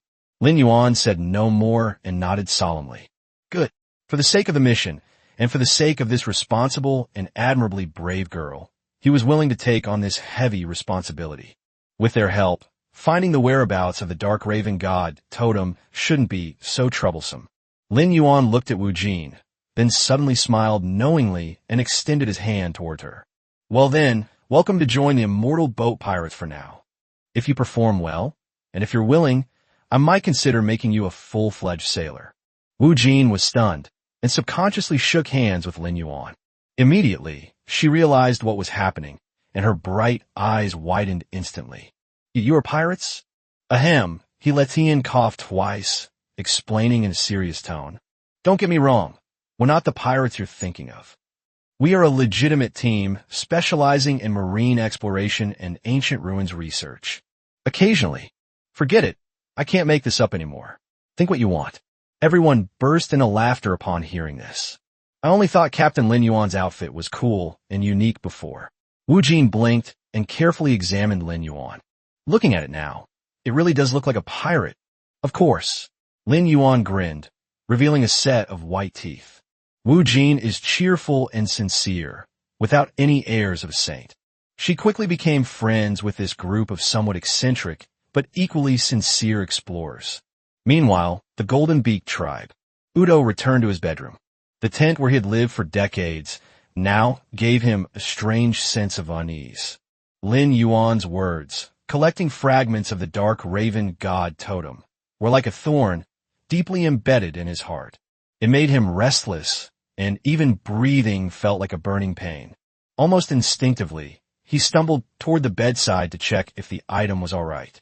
He reached in, but found nothing. His heart skipped a beat, and he abruptly pulled open the hidden compartment, only to find it empty. That roll of parchment he cherished as his life. They're gone. Boom! Udo was suddenly startled. A bone-chilling coldness instantly shot from the soles of my feet to the top of my head. He could never lose what he cherished most, what he hid deepest. A terrifying thought, too terrible for him to even contemplate, suddenly exploded in his mind. Udo's face instantly turned ashen, a mixture of panic and rage. He burst out of the tent and roared like a wild beast at the guards. "Go see the holy maiden. Let's see if she's still in the cabin." A moment later, a soldier ran back in a panic, confirming his worst suspicions. Wu Jin has disappeared. She and the parchment scroll vanished without a trace. Udo ran toward the wooden house with an incredulous look on his face. He saw with his own eyes the calming talisman, which he had personally applied and which contained his magical power, still perfectly affixed to the door, but Wu Jin was nowhere to be seen inside. A faint light flowed over the talisman, as if silently mocking his foolishness and arrogance. Udo was so angry that his 3 corpse gods flew into a rage. He shoved the messenger warrior, causing him to stumble, and then rushed back to his own tent. Inside the tent, the suppressed roar finally erupted like a volcano. "Why? Wu Jin, why? Why would you betray me for a group of outsiders? Why?" His emaciated body trembled violently, his eyes were bloodshot like spider webs, his voice was hoarse and desperate, and his face was twisted and ferocious, making him look like a monster. "I loved you so much. It's me. It was I who spared no expense. You've been resurrected." After the frenzied outburst, there was a deathly silence. For a long time, Udo lifted the tent flap and stood in the shadows, his eyes filled with nothing but icy killing intent. He gave his final order to the soldiers who stood silently outside the door. "Chase after them. Kill those outsiders. Saintus, bring it back." On the way back to the Changfeng, Wu Jin was completely absorbed in that yellowed parchment. 2 months ago, after she realized that the source of the calamity might be related to the split of the totem, based on her knowledge of her grandfather, she went to his tent to search for something. Sure enough, the parchment was found in a hidden compartment by the bedside. Fearing that Udo would find out, she only glanced at it briefly, confirmed that the parchment was related to the totem fragments, and then quietly put it back. Later, because he was busy dealing with the twisted spirits around the tribe, he put the matter aside. Chapter 127 Supreme Crows Remain Stew. Lin Yuan glanced at the parchment and found it covered in scribbles, not a single word of which he could understand. Not to mention him, even Wu Jin had great difficulty reading it. The writing on the parchment was far more ancient and obscure than she had imagined. It took her a long time to decipher a single sentence. After some effort, she finally deciphered some key information and then told Lin Yuan without reservation. "The ancient characters on this are too obscure. I can only guess at many of them." Wu Jin rubbed her sore eyes. "However, it is certain that the Dark Raven God totem has now split into 3 main parts, scattered across 3 different islands in the Black Raven Archipelago." She pointed to a distorted mark on the parchment. "There's one of them on Raven Island, but the parchment specifically states that the other 2 must be collected first before the last one will be revealed." After hearing the information revealed by Wu Jin, Lin Yuan nodded. "In that case, let's leave Raven Island for now and focus on the first 2 fragments. Speaking of which, I think of that old fellow Udo. He's probably already discovered that his granddaughter and the parchment are missing, and in his fury, he might even send pursuers." Lin Yuan then proposed, "Wu Jin, don't rush to study it on the way. We should get back to the ship as soon as possible. It's safer there." Wu Jin felt that Lin Yuan was right, so she nodded and put away the parchment. Everyone quickened their pace. Fortunately, they were fast enough that the pursuers didn't even catch a glimpse of Lin Yuan and his group. They boarded the small boat that had been moored on the shore and returned to the Changfeng, which was anchored not far away. As soon as he stepped onto the deck, he let Tian grab the Tao Tai, his face dark with anger, and went into his laboratory to start tinkering with things. He was very unhappy that he couldn't steal a rainbow lizard. Sun Hao walked happily toward the kitchen, pondering as he went. "Captain, we've got a new partner now. Even if it's temporary, we should still celebrate. I'll go prepare a big meal right away." Wu Jin, on the other hand, was completely captivated by the enormous and magnificent ship. Her life had never left the land of Raven Island. At that moment, she was like a bird just released from its cage, full of curiosity about everything on the ship. She would ring the ship's bell, touch the rough ropes, and look up at the towering mast. Those bright eyes sparkled with an unprecedented light. The sea breeze ruffled her long hair, carrying a salty and refreshing scent. This was completely different from the desolate and decaying atmosphere of the island, and also quite different from the false peace of the tribe. She realized it too late. So this exhilarating feeling is called free. There are still empty rooms on the ship. Lu Xuanju, take Wu Jin to prepare one. Lin Yuan instructed. No need, no need. I could do it myself. Wu Jin quickly waved her hand. She was no delicate saintess. Lin Yuan smiled and let her go. He did not urge Wu Jin to decipher the information on the parchment scroll. After all, everyone needs space to accept and process sudden changes. However, as it turns out, Wu Jin was full of enthusiasm on her own without needing anyone to urge her. After tidying up the room, she locked herself in and devoted herself to studying the parchment, almost burying her face in it, determined to decipher every single character on it. At dinner time, the dining room of the Changfeng was bustling with activity. Sun Hao emerged from the kitchen, carrying a huge ceramic basin and beaming with pride. An indescribable, strange aroma instantly filled the entire dining room. Come on, try my freshly baked Supreme Series new products. This was specially made after I was inspired by the special food of the Golden Beak tribe. This is also to welcome the new partners.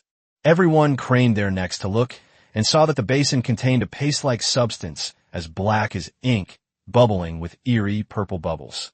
Some roots resembling nerve bundles and pale, unidentified lumps were also found floating among them.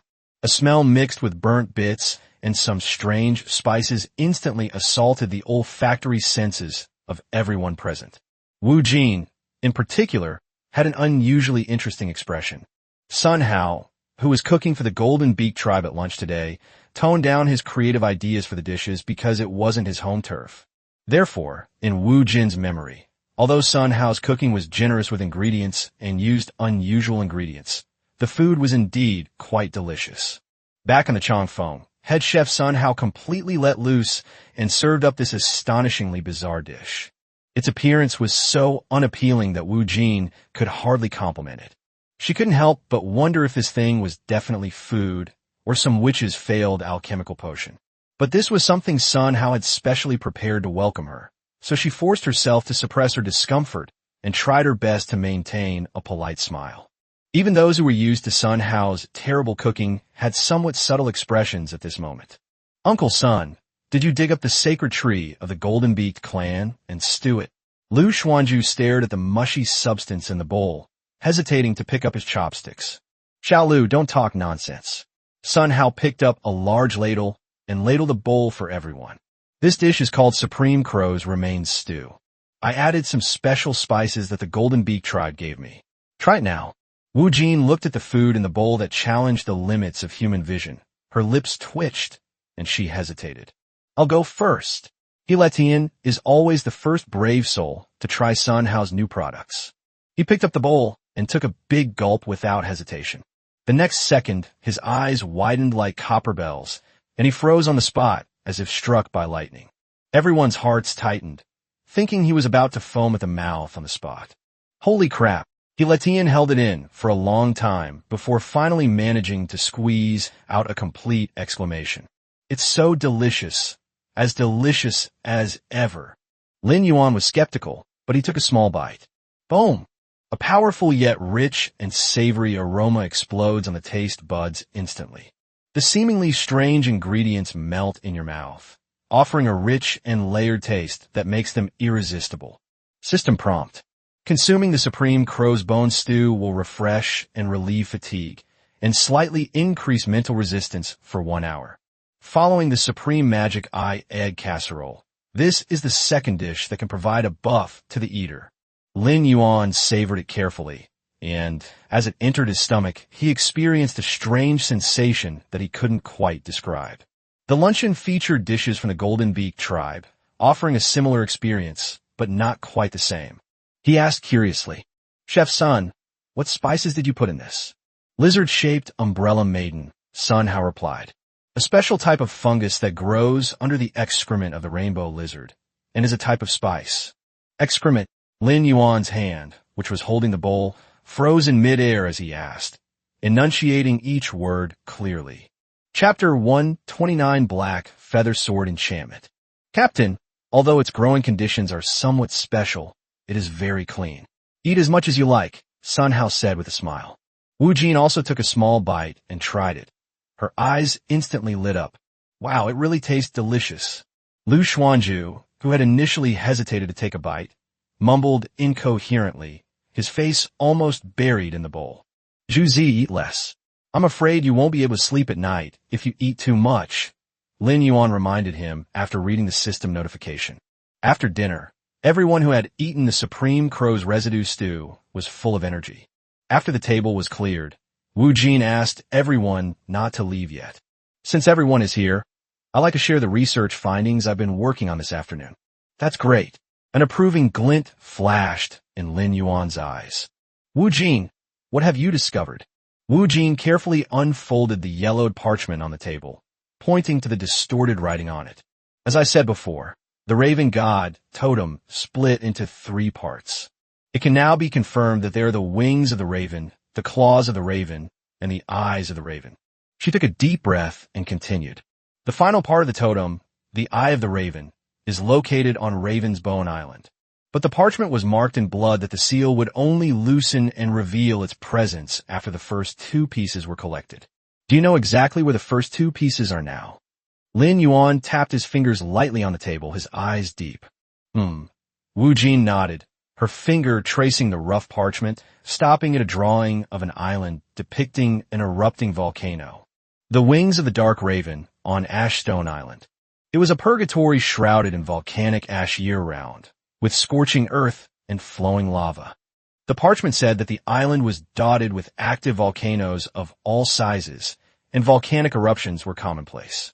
The most terrifying thing is that with each eruption, countless burning fireballs rained down from the sky like cannonballs, covering the entire sea area. A volcanic island? Is it a place for humans? Helishan's lips twitched. It must be so hot there, I'm not going.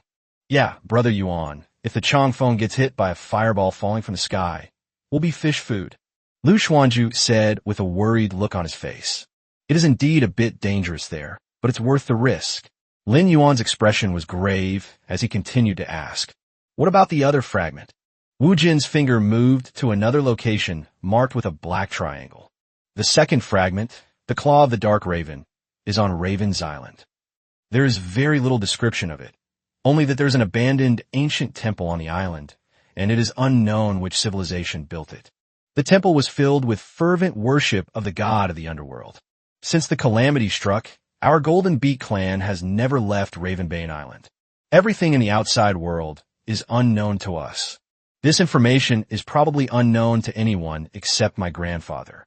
Yan Ingli stroked her chin, her gaze sweeping back and forth across the patterns of the 2 islands. Captain, which one should we go to first? Lin Yuan pondered for a moment, then made his choice in a calm and powerful voice. Ember's Tone Island. After dinner, there was a knock on the captain's cabin door. Yan Ingli walked in and placed 5 crystal-clear stones on Lin Yuan's table. These are the priest's teardrops, shed by the weeping priest. My bloodflame longsword doesn't have a fixed physical form, so I don't need this material. You might find it useful. Lin Yuan picked one up. It was icy cold, as if he could feel the sadness condensed within it. The priestess's tears. Quality, excellent. Type, material. Synopsis. A crystal formed from the resentment and tears of a weeping priest, containing a faint aura of sorrow. It can be used for equipment enchanting, with a certain chance to inflict a slowing effect on the attack target. Enchanting materials? Lin Yuan immediately thought of his black feather sword. He joked, Ingli, you contributed the most in this battle against the weeping priest, but you gave me all the spoils. I feel so bad about that. Yan Ingli also spoke with amusement.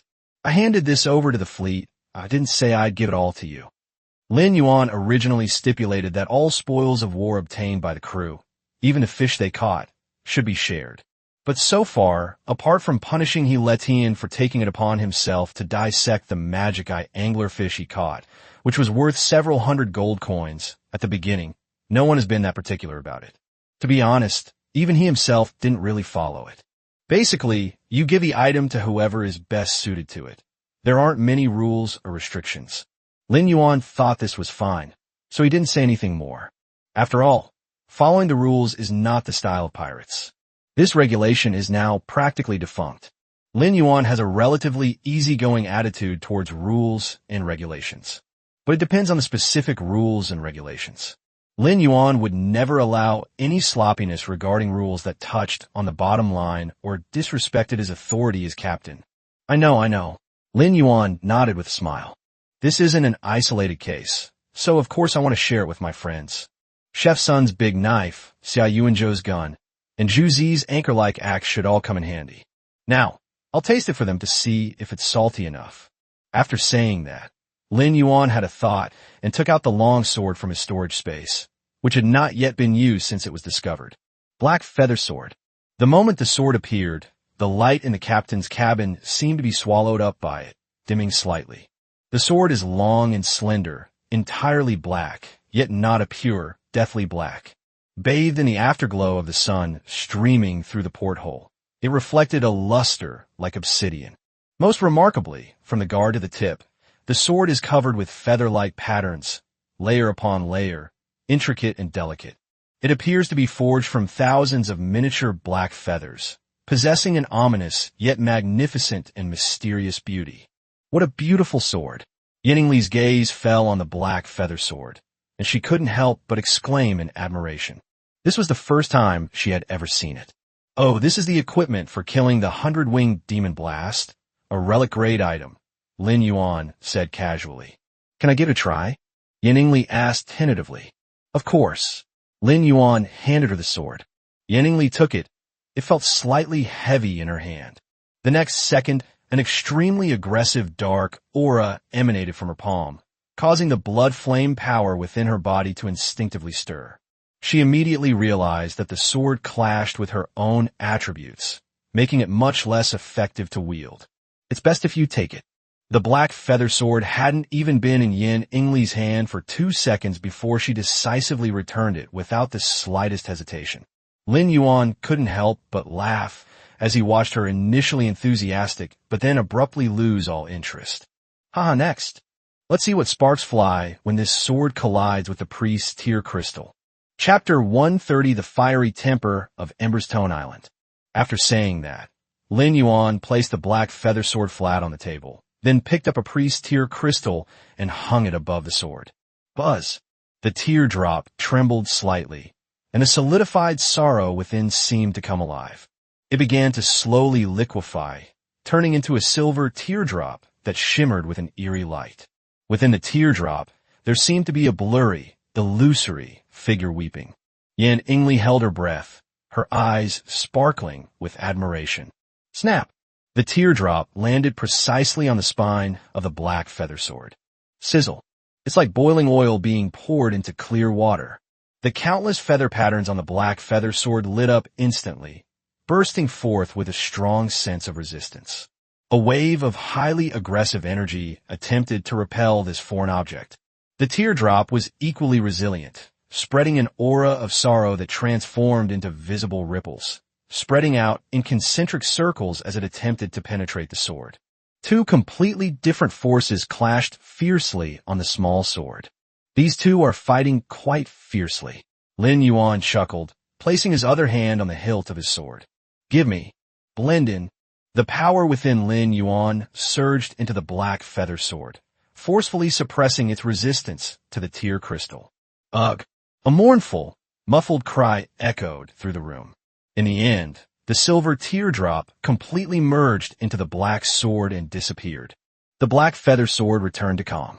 But upon closer inspection, a faint, tear-like sheen appeared between the feather patterns on the sword. When swung, an invisible field of stagnation is generated along with the sword's edge. Enchantment successful. Just then, rumble. A deep, thunderous roar came from afar. A powerful and scorching wave of air swept over, causing the entire Changfeng to tremble slightly. Inside the captain's cabin, a loud noise instantly pulled Lin Yuan and Yin Ingli out of their joy at the successful enchantment. The two exchanged a glance, put down what they were holding, and rushed out of the captain's cabin. On the deck, they looked in the direction of the sound, and their pupils suddenly contracted.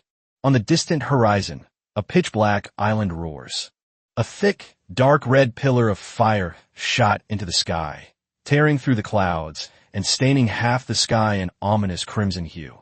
Immediately afterwards, endless volcanic ash was ejected into the sky, forming a huge mushroom cloud that blotted out the sun. That was not an ordinary volcanic eruption. Amidst the flames and thick smoke, countless huge burning stones were launched. They trailed long, fiery tails. Like a dense, apocalyptic meteor shower, it streaked across the sky and crashed violently into the surrounding sea. Boom!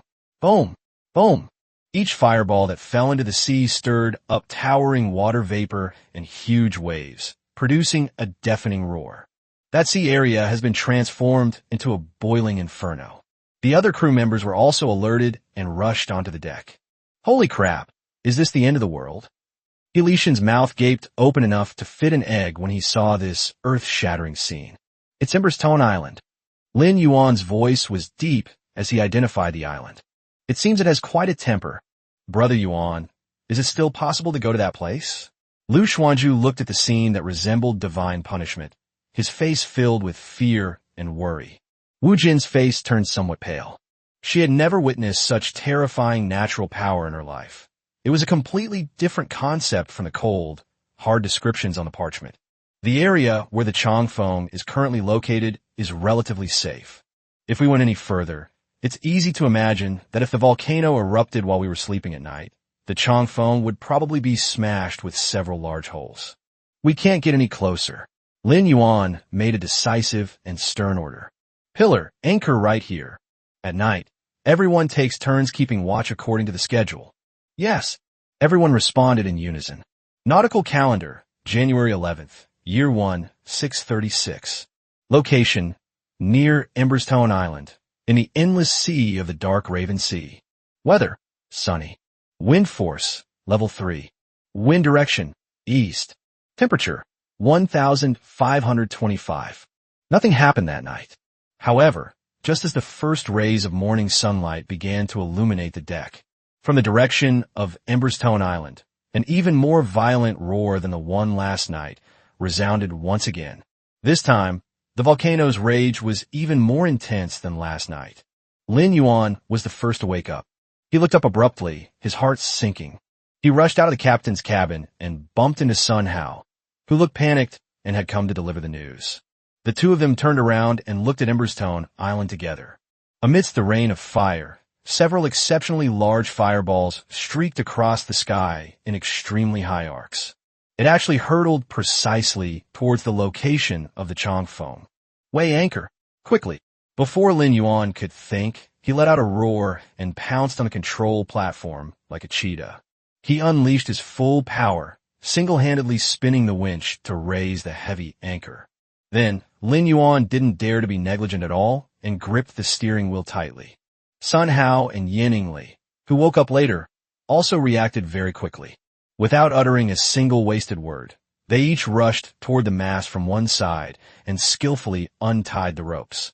Whoosh! The mainsail fell with a thud. Having 5 years of experience as a captain in his previous life, Lin Yuan's ship-handling skills, though not as specialized as Lu Xuanzhu's, far surpassed those of the average sailor.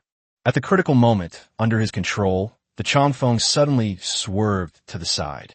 A fireball the size of a single-room bungalow grazed the ship's side and crashed into the sea, creating towering waves that caused the entire ship to rock violently. Brother Yuan, I'll take over. Lu Xuanzhu finally scrambled over and took over the steering wheel. His eyes were wide open, staring intently at the rain of fire falling from the sky, entering a state of intense concentration. The Changfeng seemed to come alive in his hands, becoming a clumsy yet agile dancer, weaving through the cracks of death. Hard to port. Turn 15 degrees to the right and raise the sail to halfway. He roared out commands incessantly, and the massive ship under his control, repeatedly brushed past death. However, there were simply too many fireballs, and they were too densely packed. Boom! With a deafening roar, the side of the Changfeng was finally struck by a fragment of a fireball. Wood chips flew everywhere, and a hideous hole appeared in the middle of the ship, instantly igniting a raging fire accompanied by billowing smoke. Lin Yuan rushed towards the cabin like a flying arrow. He activated his Neptune talent, making a grasping motion in the air with his right hand. A thick waterspout rose from the sea and precisely poured water onto the fire. Sizzle. White steam, mixed with a pungent sulfur smell, filled the air. Damn it, this smell is awful. It's suffocating me. While cursing and swearing, Hiletian had already grabbed his toolbox and spare planks and rushed over. Together with Sun Hao and others, he clanged and banged as he repaired the hull amidst the violent shaking. Shintian also helped out. When another fireball came flying in and there was no way to dodge it, the black ball took a deep breath. Its size rapidly increased several times, and then it flew towards the rolling fireball. Boom! The two collided in midair. Chapter 131, Landing on the Island. Empress Island. Golden lightning and red fireworks intertwined, creating a thrilling and exciting thunder and fire show. The fireball's momentum was gradually dissipated by the black ball's thunderous impact, and it eventually fell weakly into the water.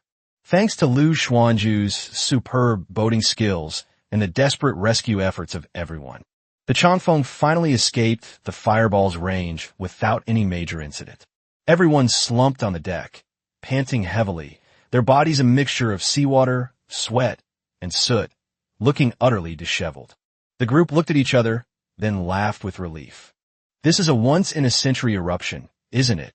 Hiletian wiped his face, opened his mouth, and exhaled a puff of black smoke. The immortal boat pirates always have such peculiar luck. When things seem unlucky, they always manage to escape unscathed. You could say you're lucky, but you always seem to encounter rare events that others never experience in their entire lives. Upon entering the sea of dark ravens, they witnessed the extraordinary phenomenon of soul ferrying. Only 2 days later, they were struck by the once-in-a-century supervolcanic eruption of Empress Island. Empress Island gave them a real shock. The volcano's fury lasted for a full hour before gradually subsiding. Lin Yuan stood up, dusted himself off, and turned his gaze back to the desolate island in the distance, his eyes growing ever more resolute. Volcanic eruptions are frequent, but they do not erupt one after another. The volcano has just finished erupting, which is precisely the safest time. He knew very well that after such a massive eruption, the energy inside the Earth's crust would enter a brief period of stability. A crisis can also be an opportunity. Lin Yuan made up his mind to collect the totem fragments on Empress Island, and he shouted, "Full sails, full speed ahead. Destination, Empress Island." On the way to Ashstone Island, Wu Jin, holding the parchment scroll, walked up to Lin Yuan. Lin Yuan noticed the dark shadows under her eyes and her pale face. Besides the lingering fear of surviving the ordeal, there was also exhaustion written on her face, indicating that she hadn't slept all night. "A new discovery?" he asked. Wu Jin nodded, her expression grave. "I'm fairly certain that these totem fragments, because they retain the divine power of the Dark Raven God, will have an impact on the surrounding environment and creatures. This divine power is twisted and evil. It transforms the island's creatures into powerful monsters." She paused, then added, "Therefore, each totem fragment is probably guarded by one, or even a group of powerful demons. Only by killing them can you obtain the fragments." Lin Yuan nodded. This was within his expectations. As the Changfeng approached, a scorching wave swept over us. The seawater was warm, emitting wisps of white steam, like a giant hot spring. The seawater near the island was even churning and boiling. From this distance, the entire view of Empress Island was finally clearly revealed to everyone. It was an island of utter death. The entire island is covered in black volcanic rock and ash, with not a trace of green in sight. The jagged rocks, like the skeleton of a giant beast, point straight to the sky. The air was filled with a strong, pungent smell of sulfur. The island's coastline is composed of countless black crystals that have been melted at high temperatures and then rapidly cooled, reflecting an eerie light under the sun. Are there really living things in this place? Heletian's lips twitched. Even if there are any, they're probably monsters. Given the special circumstances of Empress Island, the Changfeng must not linger in the waters near Empress Island for an extended period of time. Therefore, not everyone can go to the island. A small team needs to be dispatched to return to the safe area in the Changfeng after the others have gone to the island. Otherwise, they would face certain death along with their ship. After landing on the island, the Changfeng must immediately return to port and retreat to a safe area. Lin Yuan calmly outlined the plan, looking at the perilous situation before him. Moreover, our island landing team only has a maximum of 10 hours of exploration time. 10 hours later, regardless of whether the mission is completed, evacuation is required, and the Changfeng will provide assistance. We will wait for the next volcanic eruption before making a second landing on the island. He looked at the crowd. Now, we need to decide who will go to the island. The environment on this island is harsh. Those who are sensitive to heat should avoid it. I'll go. Yaningli was the first to step forward. The secondary effect of her blazing Blood Phoenix talent, Blood Phoenix Blessing, grants her extremely high fire resistance, making this place practically her home turf. I'm not going. Heletian shook his head vigorously. It's too hot. My gluttonous baby doesn't like this environment, and King Kong can't stand it either. Finally, the members of the island landing team were finalized. Lin Yuan, Yaningli, Xia Yuanzhou, Sun Hao. I want to go too, Wu Jin said hurriedly. Lin Yuan glanced at her and shook his head. I can tell from your condition that you haven't slept all night. What you need right now is rest, not overexertion. My task for you is to stay on the ship and get some rest. Then, continue studying the parchment to provide us with further intelligence. Wu Jin opened her mouth, wanting to say something, but after seeing Lin Yuan's unquestionable gaze, she swallowed her words and nodded. And so, the immortal boat pirates split into two teams once again. Lin Yuan filled the black gold wine gourd with wine, and then the four of them boarded a small boat and rowed towards the dark coast. Behind them, the Changfeng turned around and, under Lu Xuanzhu's helmsmanship, quickly sailed away from this dangerous sea area. As the small boat docked, the four stepped onto the land of Empress Island, where a completely different wave of heat hit them. The black gravel underfoot was scorching hot, as if I were stepping on a red-hot iron plate. The heat here isn't just about the high temperature. It also carries a stifling, oppressive feeling. There is not a breath of wind in the air, which was as thick as syrup. Every breath felt like swallowing scalding sand, and my throat was filled with the taste of sulfur. They seemed to have been abandoned by the entire world on this land of despair. Looking around, the earth was scorched black and lifeless. The black volcanic rock twisted into all sorts of grotesque shapes. The residual heat from the volcanic eruption is still present. The ground was covered with a thick layer of fine volcanic ash, and each step left a clear footprint. Unlike the eerie atmosphere of Ravensbone Island, this place is a pure death trap. Before long, Xia Yuanzhou was the first to lose his temper.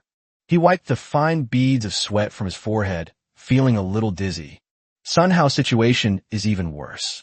His stocky build had become a burden. His back was soaked with sweat, and he looked as if he had just been pulled out of the water, his face flushed and panting heavily.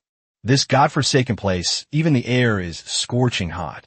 Lin Yuan was in slightly better condition, but the omnipresent heat was still making him irritable. He tried his best to control his breathing, taking as few breaths as possible. Only Yaningli remained calm and composed. Her blazing Blood Phoenix talent made her feel a sense of familiarity in this environment. The scorching air felt like warm water on her face. Chapter Sazhorminsketu Emberkreb. No, Lin Yuan frowned, wiping a bead of sweat from his chin. If this continues, we'll collapse from heat stroke before we even find the monster. Captain, don't rush. Sun Hao grinned, his face flushed from the heat, but his high emotional intelligence remained undiminished. He magically produced a large kettle from his storage space and then laid out several cups. Come, try my specially made supreme raven skeleton ice drink. I witnessed the volcanic eruption last night, so I knew this island must be unbearably hot. So, I added some mint leaves to the supreme crow's bone stew and chilled it with ice overnight. After drinking it, I guarantee it will refresh your mind, clear away heat, and relieve summer heat. Lin Yuan's eyes lit up instantly. It has to be Chef's son. His keen eye and foresight are truly remarkable. Absolutely amazing. Sun Hao poured a glass for everyone. The dark liquid surface was even surrounded by wisps of cool air that could be seen with the naked eye. Xia Yuanzhou and Lin Yuan didn't care about the appearance of this culinary disaster at the moment and took it and gulped it down. Boom! An extreme chill shot up my throat and straight to the top of my head, as if an ice bomb had exploded in my burning brain, instantly dispelling the lingering drowsiness and heat. The Supreme Crow's Bone Stew is already known for its invigorating and fatigue-relieving effects, and the coolness of mint is the perfect finishing touch. With the blessing of Sun Hao's god-level talent in supreme dark cuisine, this icy feeling was amplified infinitely, as if it had transformed into a magical power, bringing coolness to people in the sweltering heat. Phew, I feel like I'm alive again. Xia Yuanzhou let out a long breath, a look of relief on his face. He looked at Sun Hao and expressed his gratitude. Thanks, Uncle Sunday. Lin Yuan nodded emphatically, his eyes full of approval as he looked at Sun Hao. Chef Sun's emotional intelligence, keen observation skills, and seemingly peculiar talent always produce unexpected and remarkable effects at crucial moments. Sun Hao also happily drank a glass. Yan Ingli didn't need one, but seeing their blissful expressions, she couldn't resist her curiosity and ordered one too. But after taking only a small sip, she felt a chill run down her spine and her whole body shivered. Upon seeing this, Lin Yuan and Sun Hao both let out harmless laughter. Having regained their composure, the four of them began to carefully observe the island again. They soon discovered that the place was not completely silent. Between some of the scorching hot rocks, strange creatures would occasionally dart across the cracks. They are dark red all over, with shells that look like solidified lava. They look like crabs, but are larger. Their shells are covered with natural scorch marks and have a metallic sheen. Can this thing be eaten? Sun Hao's professional instincts kicked in again, and his eyes lit up. Chef Sun, your obsession with food is almost catching up with Elysian's obsession with strange creatures. Lin Yuan couldn't help but complain. Ember crab. Type biology. Description: a mutant crab living on Ember Island. Crab meat is delicious and springy, and it is said that eating it can also relieve summer heat. If you can crack open its hard shell, then it is indeed a rare and valuable ingredient. After reading the system introduction, Sun Hao's eyes flashed with a sharp light. Captain, this thing is actually edible. Its shell is too hard, and you don't have any cooking utensils right now, Lin Yuan suggested. How about we catch a few later and cook a crab feast for us when we get back to the 1,000 Mile? Haha, that's exactly what I was thinking. Sun Hao laughed heartily. After saying that, he casually grabbed a dozen or so ember crabs and threw them into a box he took out from his storage space, intending to take them back as top-quality ingredients. As they ventured deeper, an even more dangerous area loomed before them. An astonishing number of geysers. The ground in front of us is covered with holes of all sizes. Boiling water, sometimes several meters or even 10 meters high, sprays out without warning, accompanied by a piercing hissing sound and emitting a strong sulfur smell. Some geysers tremble slightly at the entrance before they erupt. That's all right. At least we know it's about to erupt. However, the boiling water in most geysers comes on so suddenly that it seems to erupt without warning, making it impossible to give advance notice. The four of them immediately composed themselves and carefully made their way through the springs, walking with extreme trepidation. This road is too difficult to walk on, Xia Yuanzhou muttered under his breath. Yes, Lin Yuan agreed wholeheartedly, his expression grave. The geyser spews out boiling water containing various chemicals, and its temperature is estimated to be much higher than that of ordinary boiling clean water. Moreover, look at its momentum.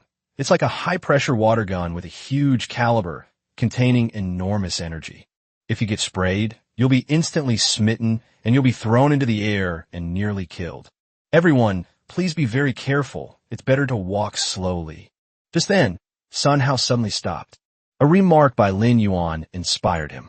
He first stared at a spring that had just erupted, then looked at a group of ember crabs basking in the sun on a distant rock, a glint of culinary genius flashing in his eyes. "Hey, wait for me." Before he finished speaking, Sanha had already tiptoed around behind the rock and pulled out a burlap sack from somewhere. He seized the opportunity and suddenly charged out. His agility, completely out of character for his stout build, allowed him to instantly trap a large brood of dazed ember crabs in a sack. "Uncle Sun, what are you doing?" Yaningli was completely confused. Sanha didn't answer, but just chuckled, looking inscrutable. He carried the bag of lively, wriggling ember crabs to another geyser and carefully estimated its eruption time. Just as the hole began to vibrate slightly and the first wisp of white smoke emerged, he suddenly shook the sack upside down. Whoosh! He splashed a dozen or so ember crabs directly above the fountain column.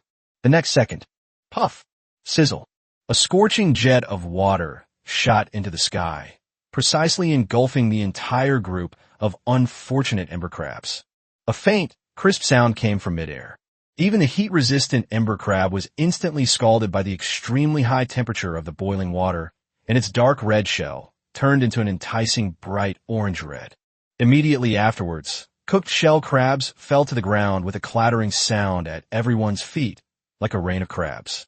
An indescribable savory aroma, mixed with a hint of saltiness, instantly filled the air. "Ember crab, somehow I'm so jealous. Our whole family was taking a nap, and you grabbed us and threw us into boiling water. Are you even human?" Xia Yuanzhou and Yin Ingli were both dumbfounded. "You can play it like this? This is natural steamed food." Yin Ingli's lips twitched slightly, feeling as if her worldview had been shaken. Chapter 133, Demonized, Ash Shell, Crab Mother. Art originates from life and serves life. Sun Hao clapped his hands triumphantly, his chubby face radiating the pride of a chef. Then, he drew out the exaggeratedly designed dragon-slaying sword. With practiced ease, he cleaned each of the scalded, shelled crabs, then took out an unknown spice powder from his storage space and sprinkled it evenly on them. A brand new kind of dark cuisine. Supreme Volcanic Fountain-Baked Crab, freshly baked. Lin Yuan picked one up and tasted it. The crab meat was firm and chewy, incredibly delicious and juicy. The most peculiar thing is that as the crab meat is swallowed, a cool sensation slowly spreads through the stomach, which is even more refreshing than the crow bone ice drink from before. Tasty! The four of them found a relatively safe place, sat together, and enjoyed their meal. However, none of them noticed. The rich, irresistible aroma of the food had already carried far away on the scorching air, alerting the true masters of this land. Boom! A muffled, loud bang came from not far away without warning, and the entire island seemed to tremble violently. Xia Yuanzhou, who was stuffing crab meat into his mouth, suddenly dropped a plump crab leg into the volcanic ash. An earthquake! He frowned slightly, and one hand instinctively moved towards the sniper rifle standing beside him. Sun Hao had just put a large piece of succulent crab meat dipped in sauce in his mouth, but before he could even savor it, he was nearly choked by the sudden jolt. He patted his chest abruptly, gulped down a mouthful of water to catch his breath, and a look of panic appeared on his face. My goodness! If the earthquake triggers a volcanic eruption, we'll probably be living people in lava in no time. Lin Yuan reacted the fastest.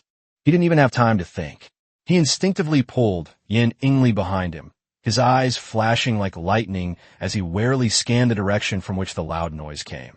That wasn't an earthquake, nor was it a volcanic eruption.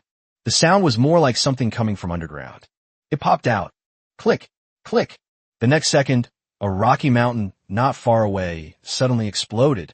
Countless pebbles, accompanied by scalding dust, scattered and flew everywhere, and a huge black shadow charged out fiercely from the dust cloud.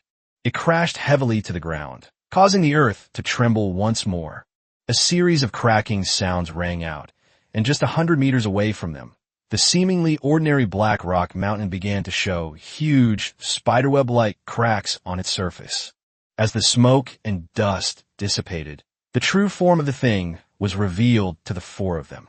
That was a giant ember crab, as big as a heavy truck. It is dark red all over, and its outer shell is as thick as armor forged from lava.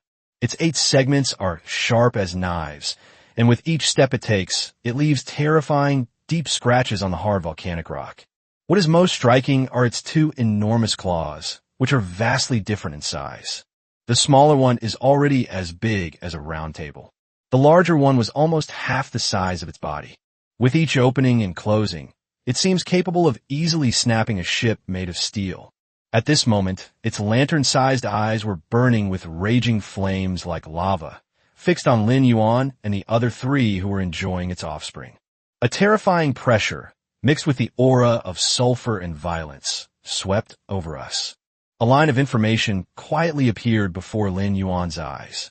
Demonized Ash Shell Crab Mother. Combat Power Rating.